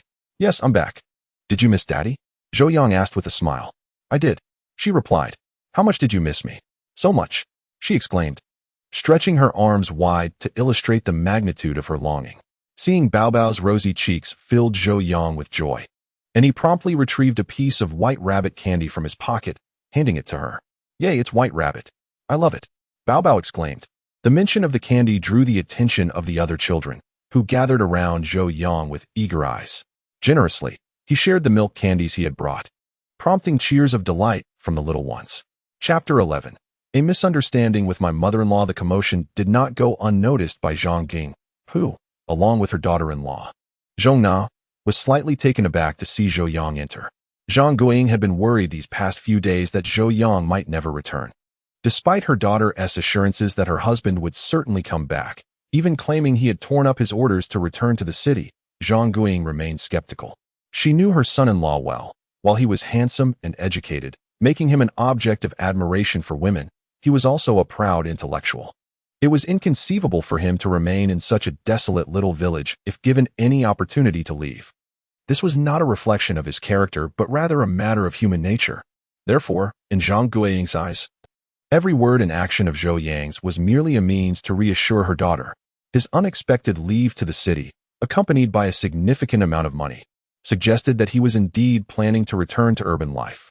In recent days, Zhang Guiying has been in a state of unease, genuinely concerned that if her son-in-law were to depart, her beloved daughter might not withstand such a blow. Fortunately, the worst did not come to pass, for her son-in-law eventually returned. "Xiao Yang has come back." "Yes, just arrived home." Subsequently, Zhou Yang encouraged Bauer to play with her cousins while he placed a basket beside his mother-in-law. "Mother, I've brought some meat and a few nutritional supplements for you. Please take them." Zhang Guiying was taken aback by the contents of the basket and hurriedly inquired, "Why did you buy so much? How much did this cost?" Fourth sister Zhong Na glanced at the basket, equally astonished. The piece of meat alone must weigh over a pound, both fatty and lean, making it quite tantalizing. Additionally, there was a can of malt extract. She had inquired at the supply and marketing cooperative last time, and a box of 4 cans cost 12 yuan, making each can 3 yuan. There was also a bag of brown sugar, a precious item, weighing about half a pound. What could have prompted her little uncle to gift such expensive items today? Had he come into some fortune? However, Zhou Yang merely smiled and said, "I haven't shown you much filial piety over the years, and I feel somewhat ashamed. Please accept these gifts." He continued, "Furthermore, I will prepare a feast this evening. Once my father and a few of my brothers and sisters-in-law return from work, let South gather at my place for a proper sit-down. I also have matters to discuss." "Oh, wonderful." After speaking, Zhou Yang did not linger and turned to leave the Li household. As he departed, he inquired if Bauer wished to accompany him. But upon receiving a negative response, he returned home alone. Once Zhou Yang had walked away, Zhong Na expressed her surprise, saying, "Mother, what do you think is going on with my little uncle? It's neither a festival nor a special occasion, yet he brings gifts and invites us to dinner. What is his intention?" Zhang Guiying sighed, her expression grave, and said, "I feel a sense of foreboding. This does not seem like a good omen." "But mother, how can giving gifts and inviting guests not be a good thing?" Zhong Na questioned in confusion. "You mentioned it's neither a holiday nor a special occasion, so there is no reason for gifts. Moreover, these items are not cheap. They must total 7 or 8 yuan. Zhang Guiying reiterated, "Moreover, did you not hear him mention he has something to announce tonight? I fear he might be telling us about returning to the city. What could that entail, mother? Please, do elaborate. It might pertain to a divorce." "Divorce?" "Yes, you are all aware of the situation in your little uncle's family. His parents are both highly educated professionals, and although they are currently facing difficulties, it is inevitable that they will return to the city as the situation improves. The primary obstacle to his return is Xiao Wei. Are you suggesting that my little uncle's gifts and invitation to dinner are indications that he intends to leave? Indeed, apart from that, I cannot fathom any other reason for his actions. If he departs, what will become of Xiao Wei and Bauer, knowing your little aunt? Her heart is entirely devoted to your little uncle. If he were to abandon her, she would truly be driven to madness. Alas, that girl is far too infatuated. And as her mother, I find myself powerless to assist her. I can only hope that when the time comes at this point. Zhang Guiying's voice became somewhat choked with emotion. She understands all too well the difficulties a woman faces after a divorce, and given her knowledge of Zhou Yang, it is highly improbable that he would take Bauer away. Thus, her daughter would not only be cast aside as a discarded wife, but would also bear the burden of a child, making it nearly impossible to find a suitable new family. The thought of having just this one daughter, and seeing her life ruined, fills Zhang Guiying with profound sorrow. Unbeknownst to Zhou Yang, his originally well-intentioned act of filial piety had been misconstrued, leading to the misunderstanding of his mother-in-law. In high spirits, he returned home and began bustling about in the kitchen. The Li family is a large one, comprising 18 members, and with his own family of 3. There would be 21 people dining that evening. With such a multitude to feed, ample preparations were essential. Fortunately, he had procured rice and meat from the supply store, and their garden had yielded a good harvest of vegetables, which should suffice. In rural areas, meals are not overly fussy, and Zhou Yang was not inclined to prepare an extravagant spread of 10 or 8 dishes, as that would be too cumbersome. He decided to make braised pork belly, but considering the number of guests, he knew that meat alone would not suffice. Thus, he resolved to include some supplementary ingredients with the pork belly. Currently, the only available accompaniments were potatoes and sweet potatoes. Therefore, the main dish for the evening would be braised pork belly stewed with potatoes, complemented by a few green beans. In addition to this, Zhou Yang planned to stir-fry some bok choy and prepare a large cold dish. As for the staple, he was not adept at steaming buns, so he opted to cook a pot of rice instead. Zhou Yang's culinary skills were commendable, albeit limited to a few home-style dishes. Beyond that, he was merely average. Slicing the meat, caramelizing the sugar, and stewing the pork, he executed the entire process with fluidity and grace. In less than half an hour, he had the braised pork belly comfortably nestled in the pot. The ensuing time was devoted to preparing the supplementary ingredients while waiting for the meat to cook. During this interval, Zhou Yang also mixed the cold dish and chopped all the ingredients for the stir-fried bok choy, setting them aside for later use. Once these tasks were complete, he began to tidy up the dining area. With only 2 rooms in their home, accommodating so many people indoors was impractical. Therefore, Zhou Yang decided to host the dinner in the courtyard. He moved a small kang table outside, gathered some bricks, and using a kneading board, he temporarily constructed a 2-meter-long dining table. By 6:30 in the evening, the meal preparations were nearing completion. Suddenly, a sharp whistle pierced the air outside the village, signaling the end of the workday for the production team, indicating that his silly wife would soon be returning. Chapter 12. The feast at Hongmen. While Zhou Yang was bustling about with great enthusiasm, the Li family was engulfed in a cloud of worry, the atmosphere thick with tension. As the members of the Li family returned from the fields, they were taken aback to find that Zhang Guiying and Zhong Na had not prepared any food, their expressions heavy with concern. Li Fengyan furrowed his brow and inquired, "What on earth have you two been doing all afternoon?" Zhang Guiying glanced nervously at her precious daughter behind Li Fengyan, opening her mouth, momentarily at a loss for words. Li Yue, catching her mother's anxious gaze, felt a surge of unease and promptly exclaimed, "Mother, what do you mean by that?" "Indeed, mother, if you have something to say, speak up. Why are you staring at my younger sister? Mother, please, say something." Zhang Guiying pondered that enduring prolonged pain was less favorable than confronting it swiftly. Moreover, it would better prepare the family psychologically to prevent being caught off guard by Zhou Yang. After much hesitation, she finally spoke, "Your father has returned." Li Yue's face brightened at the news, and she hurriedly asked, "Really, mother, how do you know he has come back?" Zhang Guiying gestured towards the malt extract and other items on the windowsill, saying those things were sent by him. As soon as she finished speaking, her brother-in-law, Li Jiangguo, looked astonished and remarked, "Oh, the sun must be rising in the west. My brother-in-law actually knows how to show respect to you both. Haha, it's malt extract, along with sugar and meat. Uncle is truly generous," chimed in elder sister-in-law Lin Aiji. Estimating the worth of these items to be around $10 or so, she added, "Little Wei, you didn't exhaust your savings to give him all this, did you?" Upon hearing this, all eyes turned to Li Yue, feeling embarrassed under their scrutiny. She lowered her head and confessed, "I didn't give everything. I just gave him 50 yuan. 50 yuan? The siblings of the Li family collectively gasped in astonishment. 50 yuan was no trivial sum. They reflected on their own grueling year, where a person might only receive 50 or 60 yuan by year's end. And that was in favorable circumstances. In times of drought or flood, They would be fortunate just to have enough to eat. Yet, their little sister S-Man went out and received 50 yuan. Truly, comparisons could evoke envy. Little Wei, that was your wedding savings. How could you just hand it over? Zhang Guiying expressed her frustration. Li Yue quickly replied, Mother, he leaving. It's wise to carry some extra money in case he encounters difficulties.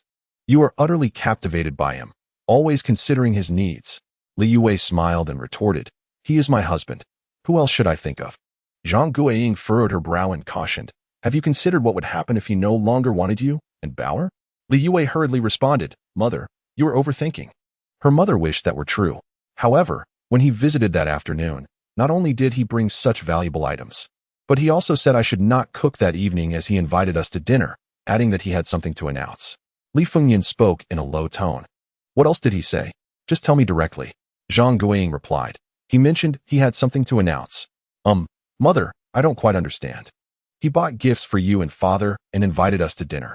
Isn't that a good thing? Yet, you seem unhappy. What could be wrong? Asked the second son. Li Guiqing, perplexed. His wife, Sun Lu, a perceptive woman, promptly tapped her husband on the head, exclaiming, You are truly as dense as they come. It is often said that excessive attentiveness without reason is either deceitful or opportunistic. Our uncle, usually as proud as a wild rooster, has never shown any filial piety towards our parents. His sudden act of gifting and dining with them, devoid of any festive occasion, feels exceedingly unusual.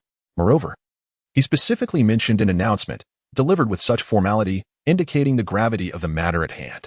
In this moment, the most pressing issue for our uncle is undoubtedly his return to the city, and it stands to reason that this is what he intends to discuss. Li Yue hastily interjected. He has stated he would not return to the city, and he has even torn up the order for his return.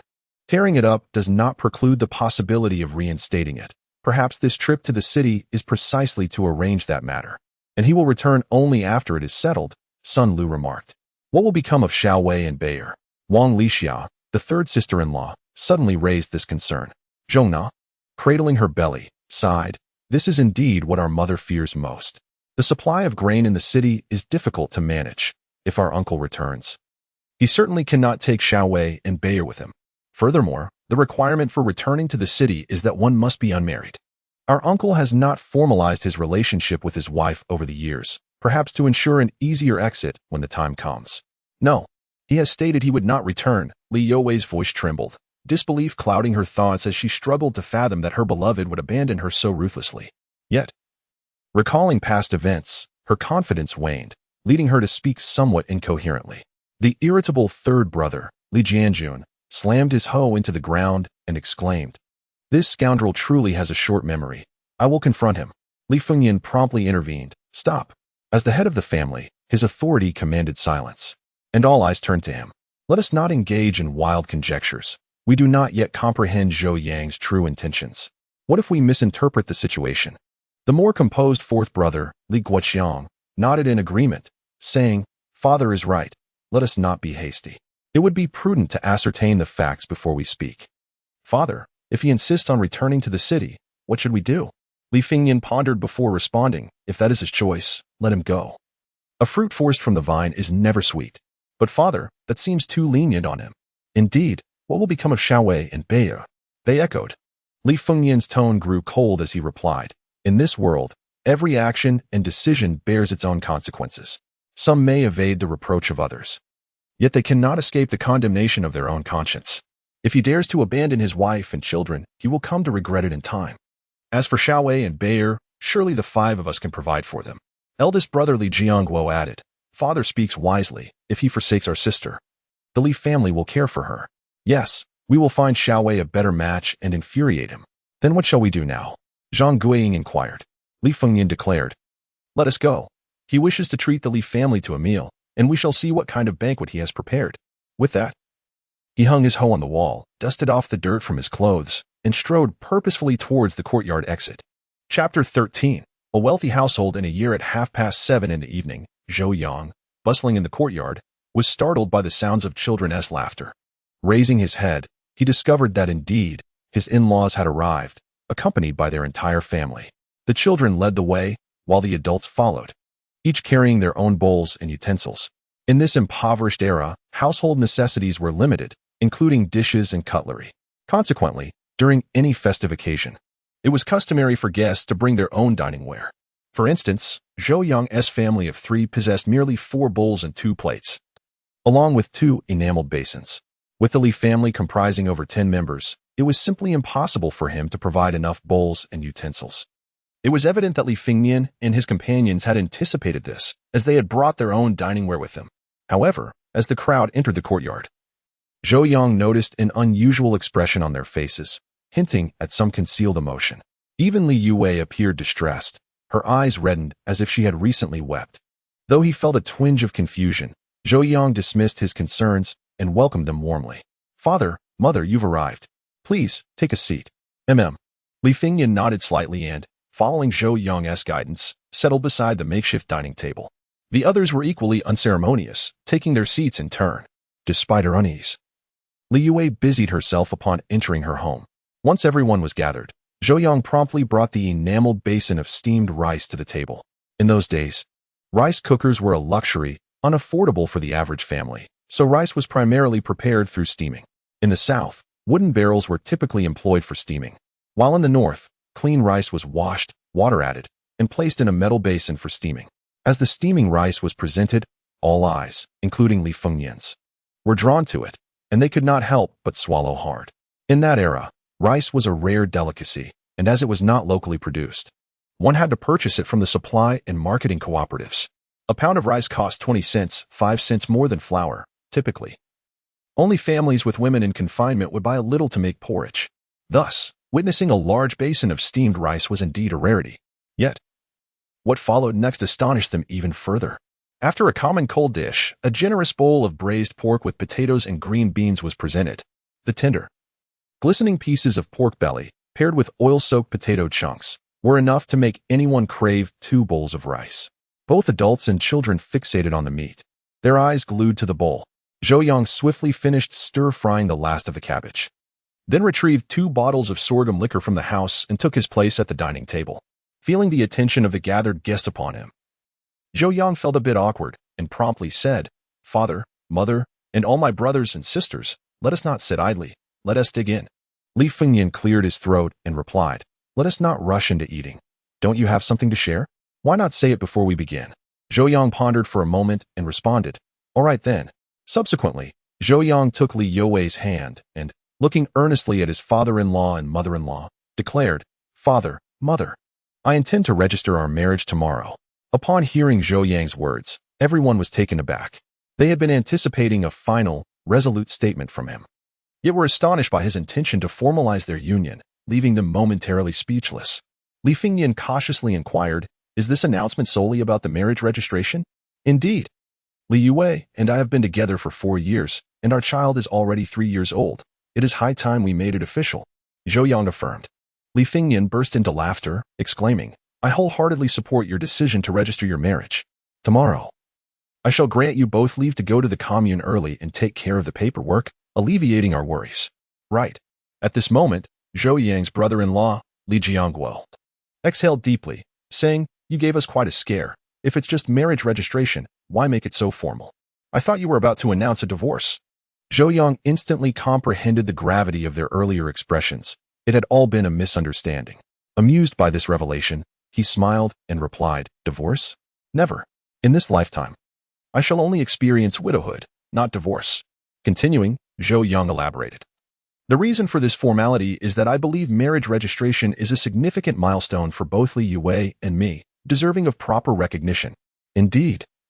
A formal approach is commendable," Li Fengnian expressed with relief. However, Zhang Guiying remained somewhat apprehensive and asked once more, "Aside from the marriage registration, is there anything else?"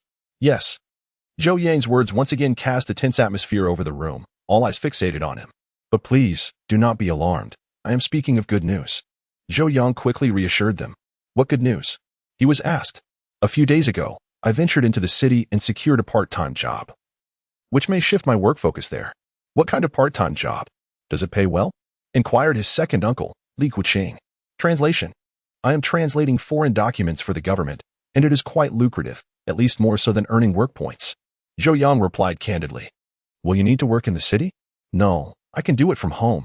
I simply need to mail the completed translations, and they will send me the payment. How much can you earn in a month? Zhang Guiying asked. Zhou Yang shook his head, saying, I am not certain yet, but after 3 days of work, which amounts to a day and a half in total, I earned 132 yuan. How much? 132. The family was astounded by Zhou Yang's response. This figure was clearly beyond their expectations. This was a remarkable sum. Li Fengyan, as village secretary, earned less than 300 yuan a year, averaging merely 25 yuan a month. The notion that Zhou Yang could earn 132 yuan in just a day and a half was utterly mind-blowing to them. Is this a legitimate business? It's not illegal, is it? Zhang Guiying expressed her concern. Zhou Yang smiled and reassured her, Mother, I am working for the government. How could it be illegal? Yet, that income is exceedingly high, more than even government officials earn. You may be unaware that there is a significant shortage of translation talent at the national level. I am merely a novice at this point, but as I gain experience and ascend in rank, my earnings will surely increase. Zhou Yang remarked. Can one truly earn more? Well, conservatively estimating, making around 700 to 800 yuan a month should not pose a problem. My goodness, that would amount to a yearly income of over 10,000 yuan, wouldn't it? Zhang Guiying exclaimed in astonishment. That seems about right. While a yearly income of 10,000 yuan sounds substantial, given the remuneration offered in Zhou Yang's translation speed, this modest goal should be easily attainable. At this moment, Li Fengyan turned to Zhou Yang and inquired, So, does this mean you plan to remain in the village for the long haul? Li Fengyan was more concerned about Zhou Yang's ability to be present for his daughter than the amount of money Zhou Yang could earn. This was far more significant. Zhou Yang nodded and replied, For the time being, I do not intend to leave. If an opportunity arises in the future, I will take Xiaowei and Bao'er with me. However, if I cannot bring them along, I absolutely will not leave on my own. Indeed. I hope you remember what you said today. Certainly. Chapter 14. A heartfelt confession after a hearty meal. It was already past 9 o'clock in the evening when my father-in-law and brother-in-law departed. Fortunately, my mother-in-laws and sisters-in-law were quite sensible, tidying up the dishes and utensils before leaving, which spared Zhou Yang a great deal of trouble. After lulling Bao'er to sleep, only Zhou Yang and Li Yue remained in the room. Under the dim glow of the kerosene lamp, the two nestled closely together. The atmosphere tinged with a hint of awkwardness, yet predominantly sweet. As if by a shared intuition, both began to speak simultaneously, only to pause in unison. They exchanged a smile, and Zhou Yang, grinning, encouraged, Please, you go first. Are you truly prepared to register our marriage? Li Yue summoned her courage to ask. Indeed. We must register. Once we do, we will be a legitimate married couple. Otherwise, we would merely be cohabiting illegally. Zhou Yang declared. You do have a penchant for exaggeration. In this day and age, many couples live together without formal registration. Are they all breaking the law? From a legal standpoint, they indeed are. We are law-abiding citizens and must adhere to regulations. But have you considered that once we register, you will have no chance of returning to the city? Li Yue responded. In truth, I have been pondering this matter for several days. If I could bring you and Bao'er back with me, I would unhesitatingly choose to return to the city. However, the current reality dictates that I must choose between returning to the city or remaining with my wife and child. One cannot have both. Zhou Yang continued. I have asked myself countless times whether returning to the city is more important than you and Bao'er, and ultimately, my answer is that you and Bao'er are paramount. But there is no need for buts. If the price of returning to the city means abandoning my wife and child, I would prefer to remain by your side indefinitely. You are being too hard on yourself. Zhou Yang smiled and inquired. So, do you wish for me to return to the city, or to stay here and register our marriage? Register our marriage. Li Yue replied without hesitation. After she finished speaking, her complexion flushed crimson, and she hurriedly explained, Sometimes, witnessing your suffering makes me wish to simply let you go. However, the mere thought of you leaving me and Bao'er, returning to the city to marry another woman, pierces my heart like a dagger. Please forgive my selfishness. I truly cannot bear to live without you. As she spoke, tears welled up in Li Yue's eyes, glistening droplets cascading down her smooth cheeks. Zhou Yang gently wiped away her tears and tenderly reassured her, Do not cry. This is not selfishness, but an overwhelming love for me and our family.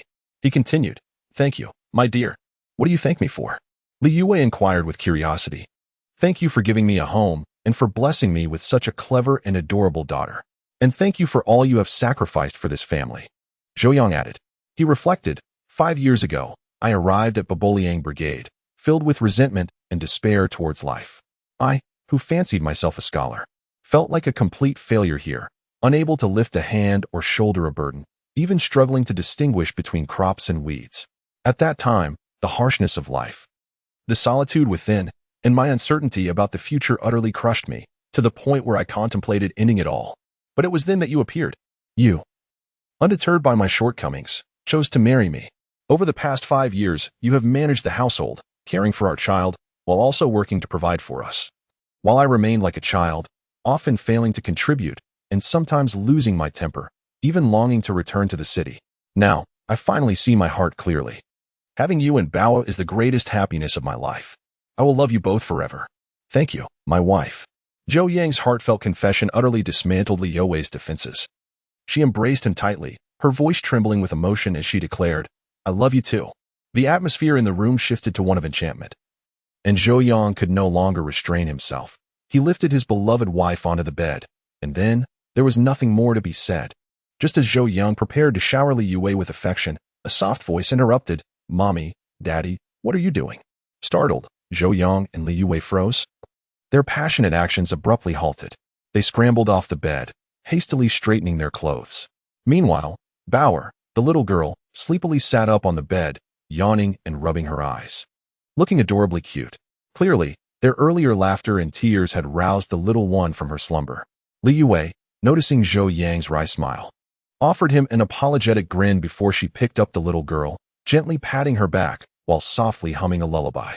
Feeling her mother's warm embrace and inhaling the familiar scent, Bauer quickly drifted back to sleep. However, with the little girl's interruption, both Zhou Yang and Li Yue lost their earlier desire for intimacy. Once Bauer had fallen into a deep slumber again, the two nestled under the covers, contemplating their future lives together. Do you think this translation work can be sustained long-term? Upon hearing Li Yue's question, Zhou Yang replied, in the next 3 to 5 years. It shouldn't pose a significant issue, for the cultivation of translation talent is not an overnight endeavor. Then you should focus on translating at home. I'll take care of the work outside, Li Yue suggested. No, my intention is for you to refrain from working as well. That's not feasible. A household must have at least one labor force contributing to the family income. Otherwise, we would lack basic sustenance. With the money we earn, we can surely purchase food from the supply and marketing cooperative. Who would fear hunger with wealth in hand? Despite this, Li Yue expressed concern, if neither of us works, the villagers will inevitably gossip. With my father being the village secretary, there will be those who accuse him of abusing his power for personal gain. We cannot provide them with such fodder. If you insist on working, perhaps you could opt for a lighter job. I likely won't be working in the fields anymore, and the position of scorekeeper will be vacant. As a high school graduate, you would undoubtedly excel in that role, Zhou Yang suggested. Let us see. After all, the scorekeeper position has attracted the attention of many.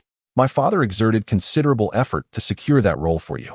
If I were to take over your shift, it would surely incite gossip. Perhaps I could tend to the pigs or look after livestock. Although the work points would be fewer, it would be less strenuous. All right. I will discuss it with my father before making a decision. Very well. Get some rest. We must visit the commune tomorrow. Yes, sleep early. Chapter 15. Obtaining the certificate in this era, marrying, is remarkably simple. All that is required is a household registration book and a certificate from the collective. Most importantly, there are no age restrictions at present, as the marriage law would not be established for several years. In principle, as long as both parties are over 18, they may wed, with a slight allowance for being 1 or 2 years younger. The process of obtaining the certificate is straightforward. The staff first inquired about their basic information, primarily whether both parties willingly wished to unite in matrimony. Upon receiving an affirmative response, they took photographs, collected fees, filled out the marriage certificate, and affixed the official seal. In less than 10 minutes, the couple emerged from the commune with their marriage certificate in hand. Gazing at the two interlinked pieces of colorful paper, Zhou Yang and Li Yue felt a surge of excitement.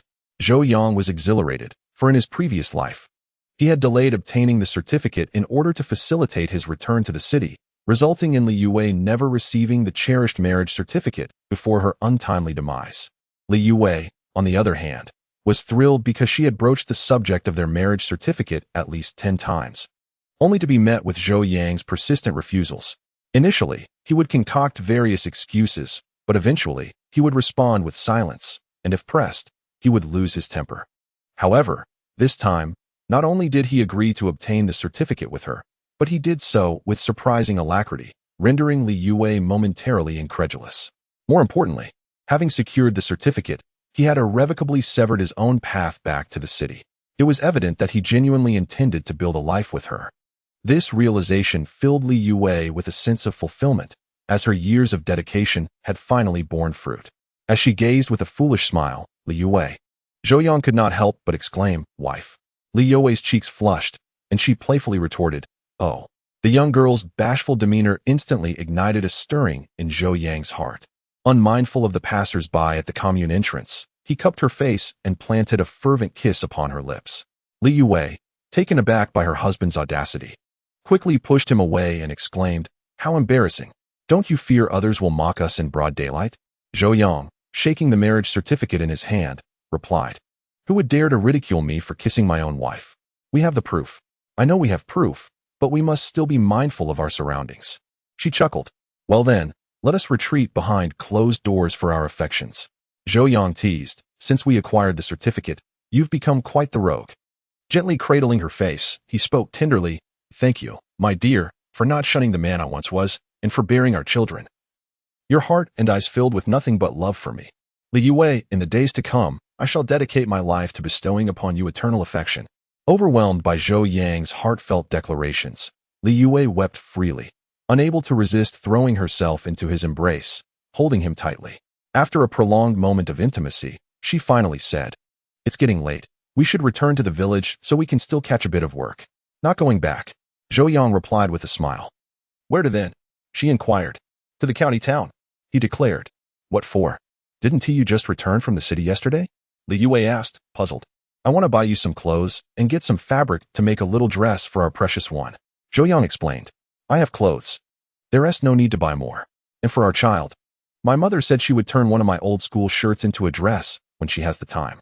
However, before Li Yue could finish, Zhou Yang took her hand firmly and began walking towards the county town.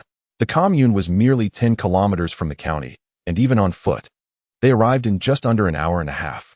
Zhou Yang, well acquainted with the route, led a hesitant Li Yue into the supply and marketing cooperative. As it was morning, the cooperative was bustling with activity, primarily filled with individuals selling eggs, while shoppers were relatively few. The sales clerk recognized Zhou Yang immediately, for such affluent customers were a rarity in those times. Upon seeing him, the female clerk approached eagerly, asking, "Ah, you again. What are you looking to purchase today? Do you have ready-made garments?" Zhou Yang inquired. "We only have cotton shirts and floral dresses. For other clothing, you'll need to visit the department store. Just a floral dress will suffice. Find one that fits my wife's figure," Zhou Yang instructed, gesturing for Li Yue to step forward. The sales clerk, now noticing Li Yue beside him, was momentarily taken aback upon realizing that this young woman was the wife of the affluent gentleman, causing her demeanor to shift from warm to somewhat subdued. Nevertheless, adhering to her professional standards, she retrieved a dress adorned with small yellow flowers from the back. Upon seeing the floral dress, Li Yue's eyes sparkled with delight, her face radiating pure joy. After gesturing on her body for a while, the young lady cautiously inquired, "Comrade, this skirt must be rather expensive, no?" The saleswoman promptly replied, "Indeed, it is not cheap. 10 yuan each, plus 3 fabric coupons." Shocked by the price, Li Yue exclaimed, "That is exorbitant. Let us not buy it." She was taken aback. A yard of cotton fabric currently costs merely 48 cents. And 10 yuan could buy a whole yard of cloth.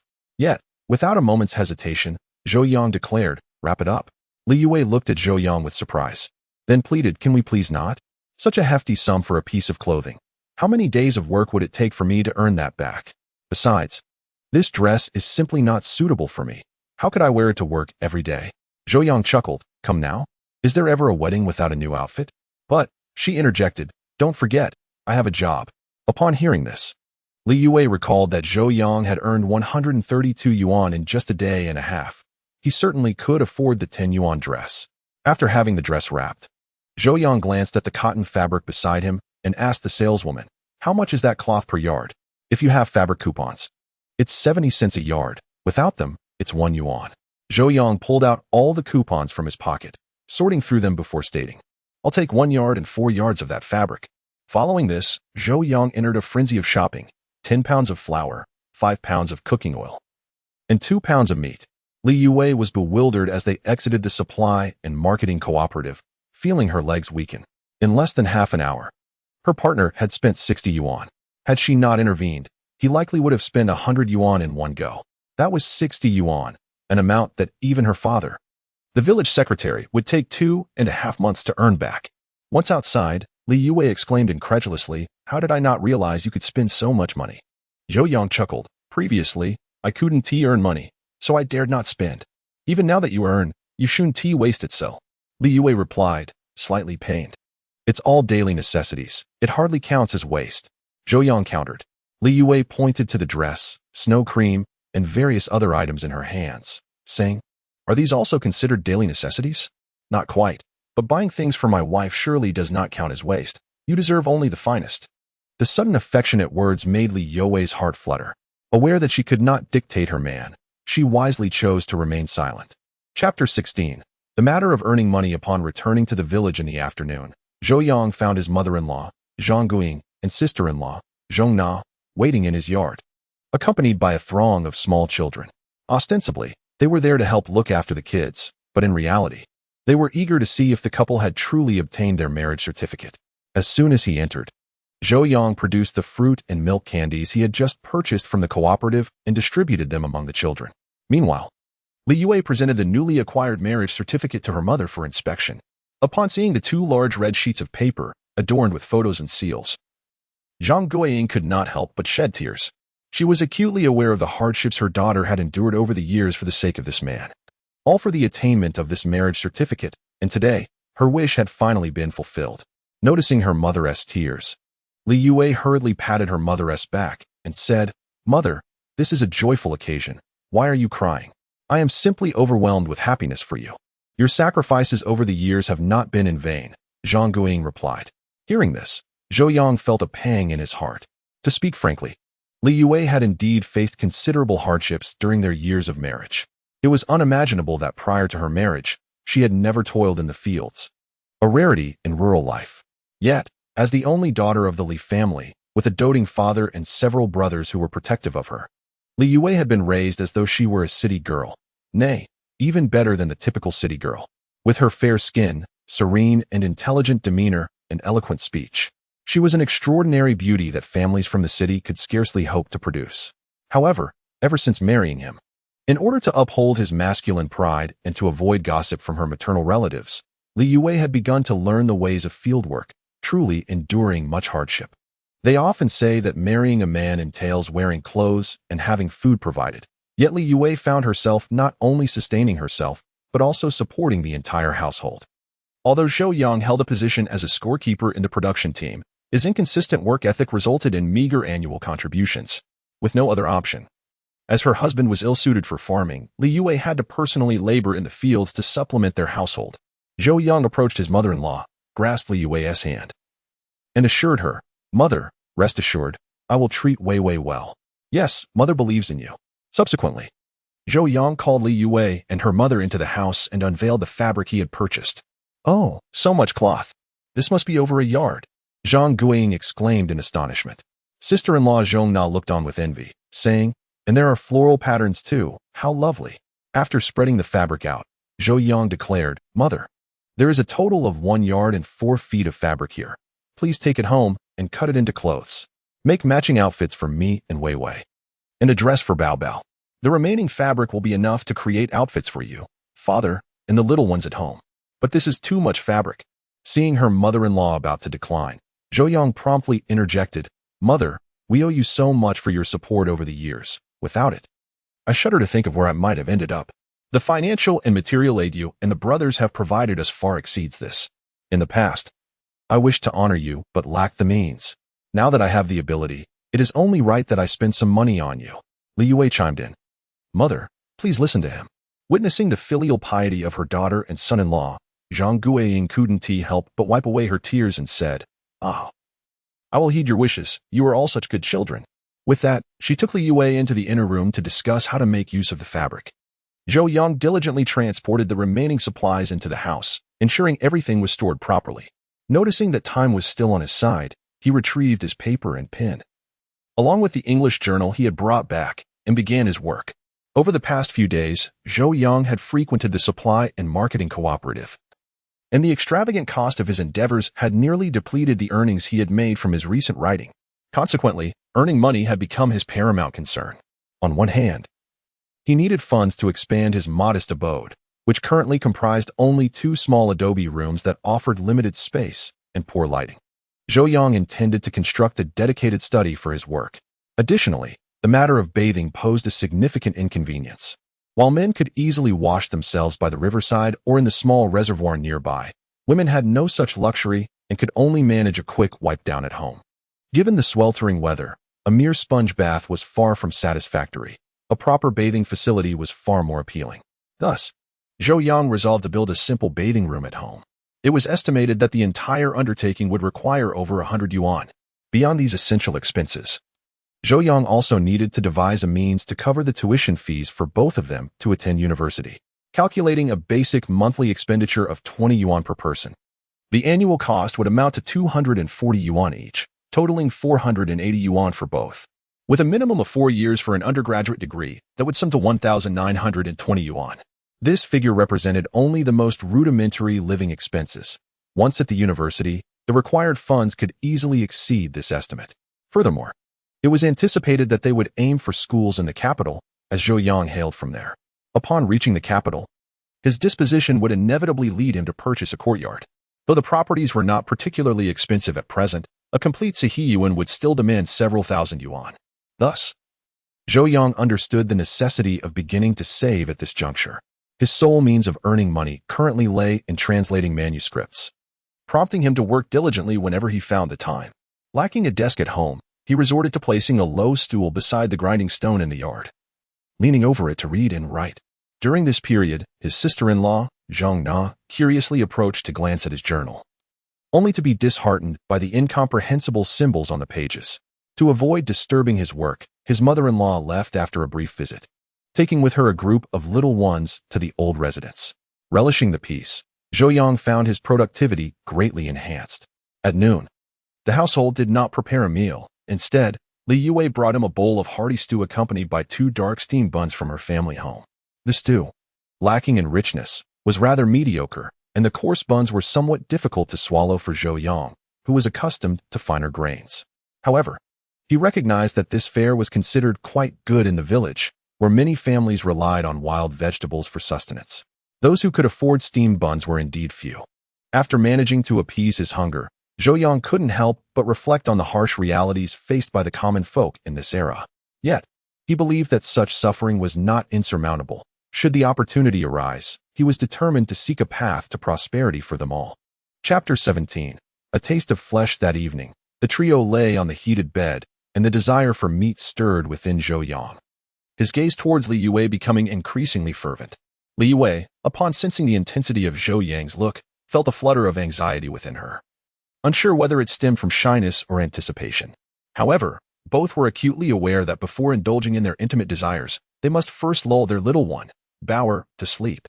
After all, the child was now 3 years old and capable of remembering events. A careless word could turn their marital bliss into a source of ridicule for the entire village. Such occurrences were alarmingly commonplace in rural areas, often relayed through the innocent mouths of children. If a couple quarreled at night, the child might recount how their father had scolded their mother. Or, as another example, if a pair engaged in playful antics, they certainly did not wish to become the subject of gossip under the old elm tree at the village's edge. Thus, once settled on the bed, the couple devised various strategies to coax their daughter into slumber. Yet, on this particular night, Bauer seemed to be deliberately obstinate. Despite their gentle coaxing, her bright eyes remained wide awake, devoid of any hint of drowsiness. After half an hour of futile attempts, Li Yue, feeling the heat of frustration, could not help but assert, "Zhou Jia, if you do not sleep soon, your father will have to give you a little spanking."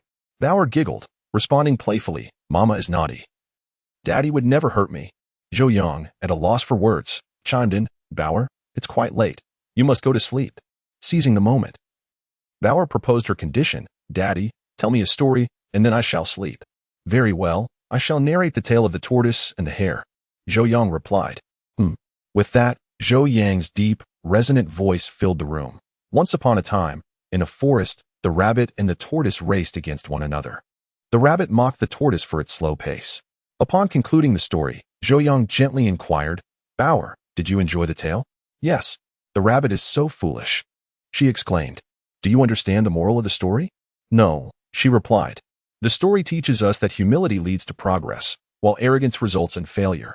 One must possess perseverance, for steady efforts will ultimately yield victory." "Oh, Bower understands. She won't be a silly little rabbit anymore." "Then, would you prefer to be a humble tortoise?" Zhou Yang asked. "No, I want to be a clever rabbit." "And why is that?" he probed. "Because tortoises are ugly." This unexpected twist caught both Zhou Yang and Li Yue off guard, and laughter erupted among the three of them, filling the room with joy. On this special night, marked by their marriage certificate, Zhou Yang finally savored the fruits of their desires. Although it was somewhat late, it did not dampen his appetite. After a day of exuberant play, the little girl soon drifted into sleep following the story. Hearing her soft, steady breaths, Zhou Yang recognized that the moment had arrived. He gently shifted Bower from the center of the bed to the right side, and then, with a swift motion, he rolled over and nestled himself beneath the covers with Li Yue. Subsequently, amid Li Yue's coyness, a spark ignited a conflagration. In an instant, the room was suffused with the essence of spring. Early the next morning, Zhou Yang awoke and glanced at the slumbering Li Yue and the little girl nestled in the bed. A faint smile crept upon his lips. Last night, the girl had truly exhausted herself. The fervor he had repressed for 2 lifetimes was not so easily extinguished, and he had lost count of how many times he had sought her company until dawn's first light began to seep in. Despite the labor team's morning whistle sounding twice, it failed to rouse her from her repose. Zhou Yang, however, heard it and chose not to disturb her. The meager points earned from the labor team held little appeal for him. A day's toil yielding only 5 or 6 points amounted to less than 50 cents. In contrast, if he dedicated himself to his work, he could easily translate 20,000 words in a day, conservatively earning a substantial sum. There was no need for his wife to toil for those paltry points. Perhaps having released the pent-up fire within him, Zhou Yang felt invigorated upon rising. Entirely devoid of the fatigue one might expect after such exertion, he discerned a subtle transformation in his physique since his rebirth, although he noticed no other changes. He felt a marked enhancement in his physical prowess and mental acuity. Uncertain of the cause, he deemed it a positive development and did not delve deeper. After emptying the chamber pot, Zhou Yang quickly washed up and began preparing breakfast. He simmered a pot of millet porridge, sliced the 2 large steamed buns left over from yesterday, brushed them with oil, and toasted them in a hot pan, sprinkling a touch of salt. The aroma was simply divine. Knowing the little girl could not handle anything too hard, he specially steamed a bowl of egg custard for her. Just as breakfast was ready, he heard the soft murmurs of the little girl stirring. Realizing she was waking, Zhou Yang promptly entered the inner room, dressed her with care, and carried her outside to prevent her from waking Li Yue. This was his first experience tending to the little girl's needs, and her wide, curious eyes sparkled with wonder. Yet, her sweet dimples and the animated flailing of her small hands conveyed her delightful mood. After washing her face and brushing her teeth, Zhou Yang brought her to the large grinding stone in the yard, where he prepared breakfast for the 2 of them. The little girl had a hearty appetite, devouring the entire custard made from 2 eggs and sipping a small bowl of millet porridge before contentedly setting down her bowl and chopsticks. Once he tidied up the dishes and placed the remaining breakfast into the pot, Zhou Yang took the little girl in his arms and stepped outside. He needed to visit the production team today to inform them that he would no longer be working there and to hand over his responsibilities. After all, his focus would shift entirely to his translation work, leaving him with little time for the affairs of the production team. While the role of the scorekeeper was not particularly strenuous, it was time-consuming and required constant oversight of the villagers' production tasks, which significantly hindered his translation endeavors. Most importantly, it is now the year 1975, and a mere 2 years have elapsed since the reinstatement of the college entrance examination. He truly cannot afford to squander any more time. Chapter 18. Enemies meet. When Zhou Yang arrived at the production team, his father-in-law Li Fingyan, along with team leader Chen Jianying of the 4th team and team leader Zhang Zhenwang of the 5th team, were occupied with task assignments. Upon noticing Zhou Yang's presence, Chen Jianying immediately remarked, "Zhou, please record today as production tasks for the fourth team. At Chun Jianying's words, Zhou Yang's fists involuntarily clenched tightly. If it were not for the inopportune timing, he would have relished the opportunity to confront this despicable man and shatter that villainous face. In his previous life, Li Youwei's tragic decision to take her own life was directly linked to this loathsome individual. If Zhou Yang's abandonment had extinguished Li Youwei's hopes for a brighter future, then the oppression and coercion from Chun Jianying and the entire Chen family were the final straw that broke the camel's back. However, Zhou Yang refrained from resorting to violence. Instead, he nodded and replied, "All right." It was not that he lacked the desire to teach this scoundrel a lesson, but he believed that violence would not resolve the underlying issues and would only provide ammunition for his adversaries. Furthermore, in his view, a person like Chun Jianying deserved imprisonment or worse, rather than merely receiving a beating, which would be far too lenient. Thus, he calmly picked up the hefty ledger and began recording the tasks assigned to each production group. Although Zhou Yang had come primarily to discuss his future absence from work with his father-in-law, he understood that, without the brigade's approval, he must continue to fulfill his duties as a scorekeeper. Failing to do so would be tantamount to shirking responsibilities, an issue of attitude that was gravely serious. Before long, having recorded the production tasks for several groups, the village officials returned to the brigade headquarters. Upon entering, Li Fengyan, while filling his pipe with tobacco, inquired, "Why haven't I seen Xiaowei come to work?" Before Zhou Yang could respond, Bauer piped up, "Grandpa, Mommy is sleeping in the bed." "Bauer, don't speak nonsense." Zhou Yang interjected with a smile, then explained, "Father, Xiaowei is feeling a bit unwell today, so I suggested she rest at home." "Unwell? She's not ill, is she?" Before Zhou Yang could answer, the brigade leader Chun Jianying coldly interjected, "Humph, Secretary Li, your daughter is rather delicate." Li Fengyan furrowed his brow and retorted, "What do you mean by that, Team Leader Chen? It is currently the busy farming season, and everyone is working tirelessly from dawn till dusk. It is entirely normal for someone to feel under the weather. Have you ever seen anyone stay home for such trivial ailments? If this isn't delicate, then what is?" Chun Jianying, with an unmistakable tone of disdain, showed no attempt to conceal his dissatisfaction. Li Fengyan, well aware of Chun Jianying's contempt for him as the village secretary, felt a surge of anger welling up within him upon hearing such remarks. "So what if my daughter is delicate? Is she eating your family's grain?" As a devoted father, Li Fengyan could hardly tolerate any disparagement directed at his daughter, and his temper flared instantly. "She may not be eating my grain, but what do you think others in the commune will think of your actions? Think as you will. Li Fengyan, walk upright and sit straight. Unafraid of what others may say. What I truly fear is the idea that you may not conduct yourself with integrity. What do your words imply? If you believe me to be corrupt, feel free to report me to the commune. Shouting here is utterly pointless. Do you not engage in favoritism yourself? If you do not, how could this petty fellow possibly be appointed as a scorekeeper?" Chun Jianying exclaimed loudly, pointing at Zhou Yang, his tone laced with indignation. A hint of disdain, but primarily it was fueled by anger. The Chen family is prominent in Babaliang village, with most individuals being either relatives or in-laws, thus weaving a complex web of influence. Chun Jianying himself is quite capable, particularly adept in maneuvering through the intricacies of village politics. Hence, when the time came to elect the village secretary, he was confident of success. However, he did not anticipate that Li Fengyan, after many years in the military, would suddenly return from service, and not just any service, but one marked by valor and injury. Upon his return, he was directly appointed as the village secretary of Babaliang Brigade by the authorities. Chun Jianying's aspirations to be secretary were dashed before he even had the chance to entertain them, leaving him with no choice but to accept the post of leader of the 4th production team of the Tuanjie commune. While the administrative rank of a team leader may not significantly differ from that of a village secretary, the scope of power is markedly distinct. A team leader merely oversees the affairs of one production team, while a village secretary governs all matters of an administrative village, which typically encompasses several natural villages. Therefore, Li Fengyan not only managed the 2 brigades of Babaliang village, but also had authority over the neighboring Huangtu village, Yinjiadian, Dewuho village, as well as Zhuojia village and Ruanjia village, encompassing a total of 8 villages and 17 production teams, granting him considerable power. In Chun Jianying's view, this was a blatant usurpation of his position by Li Fengyan, hence his lingering resentment.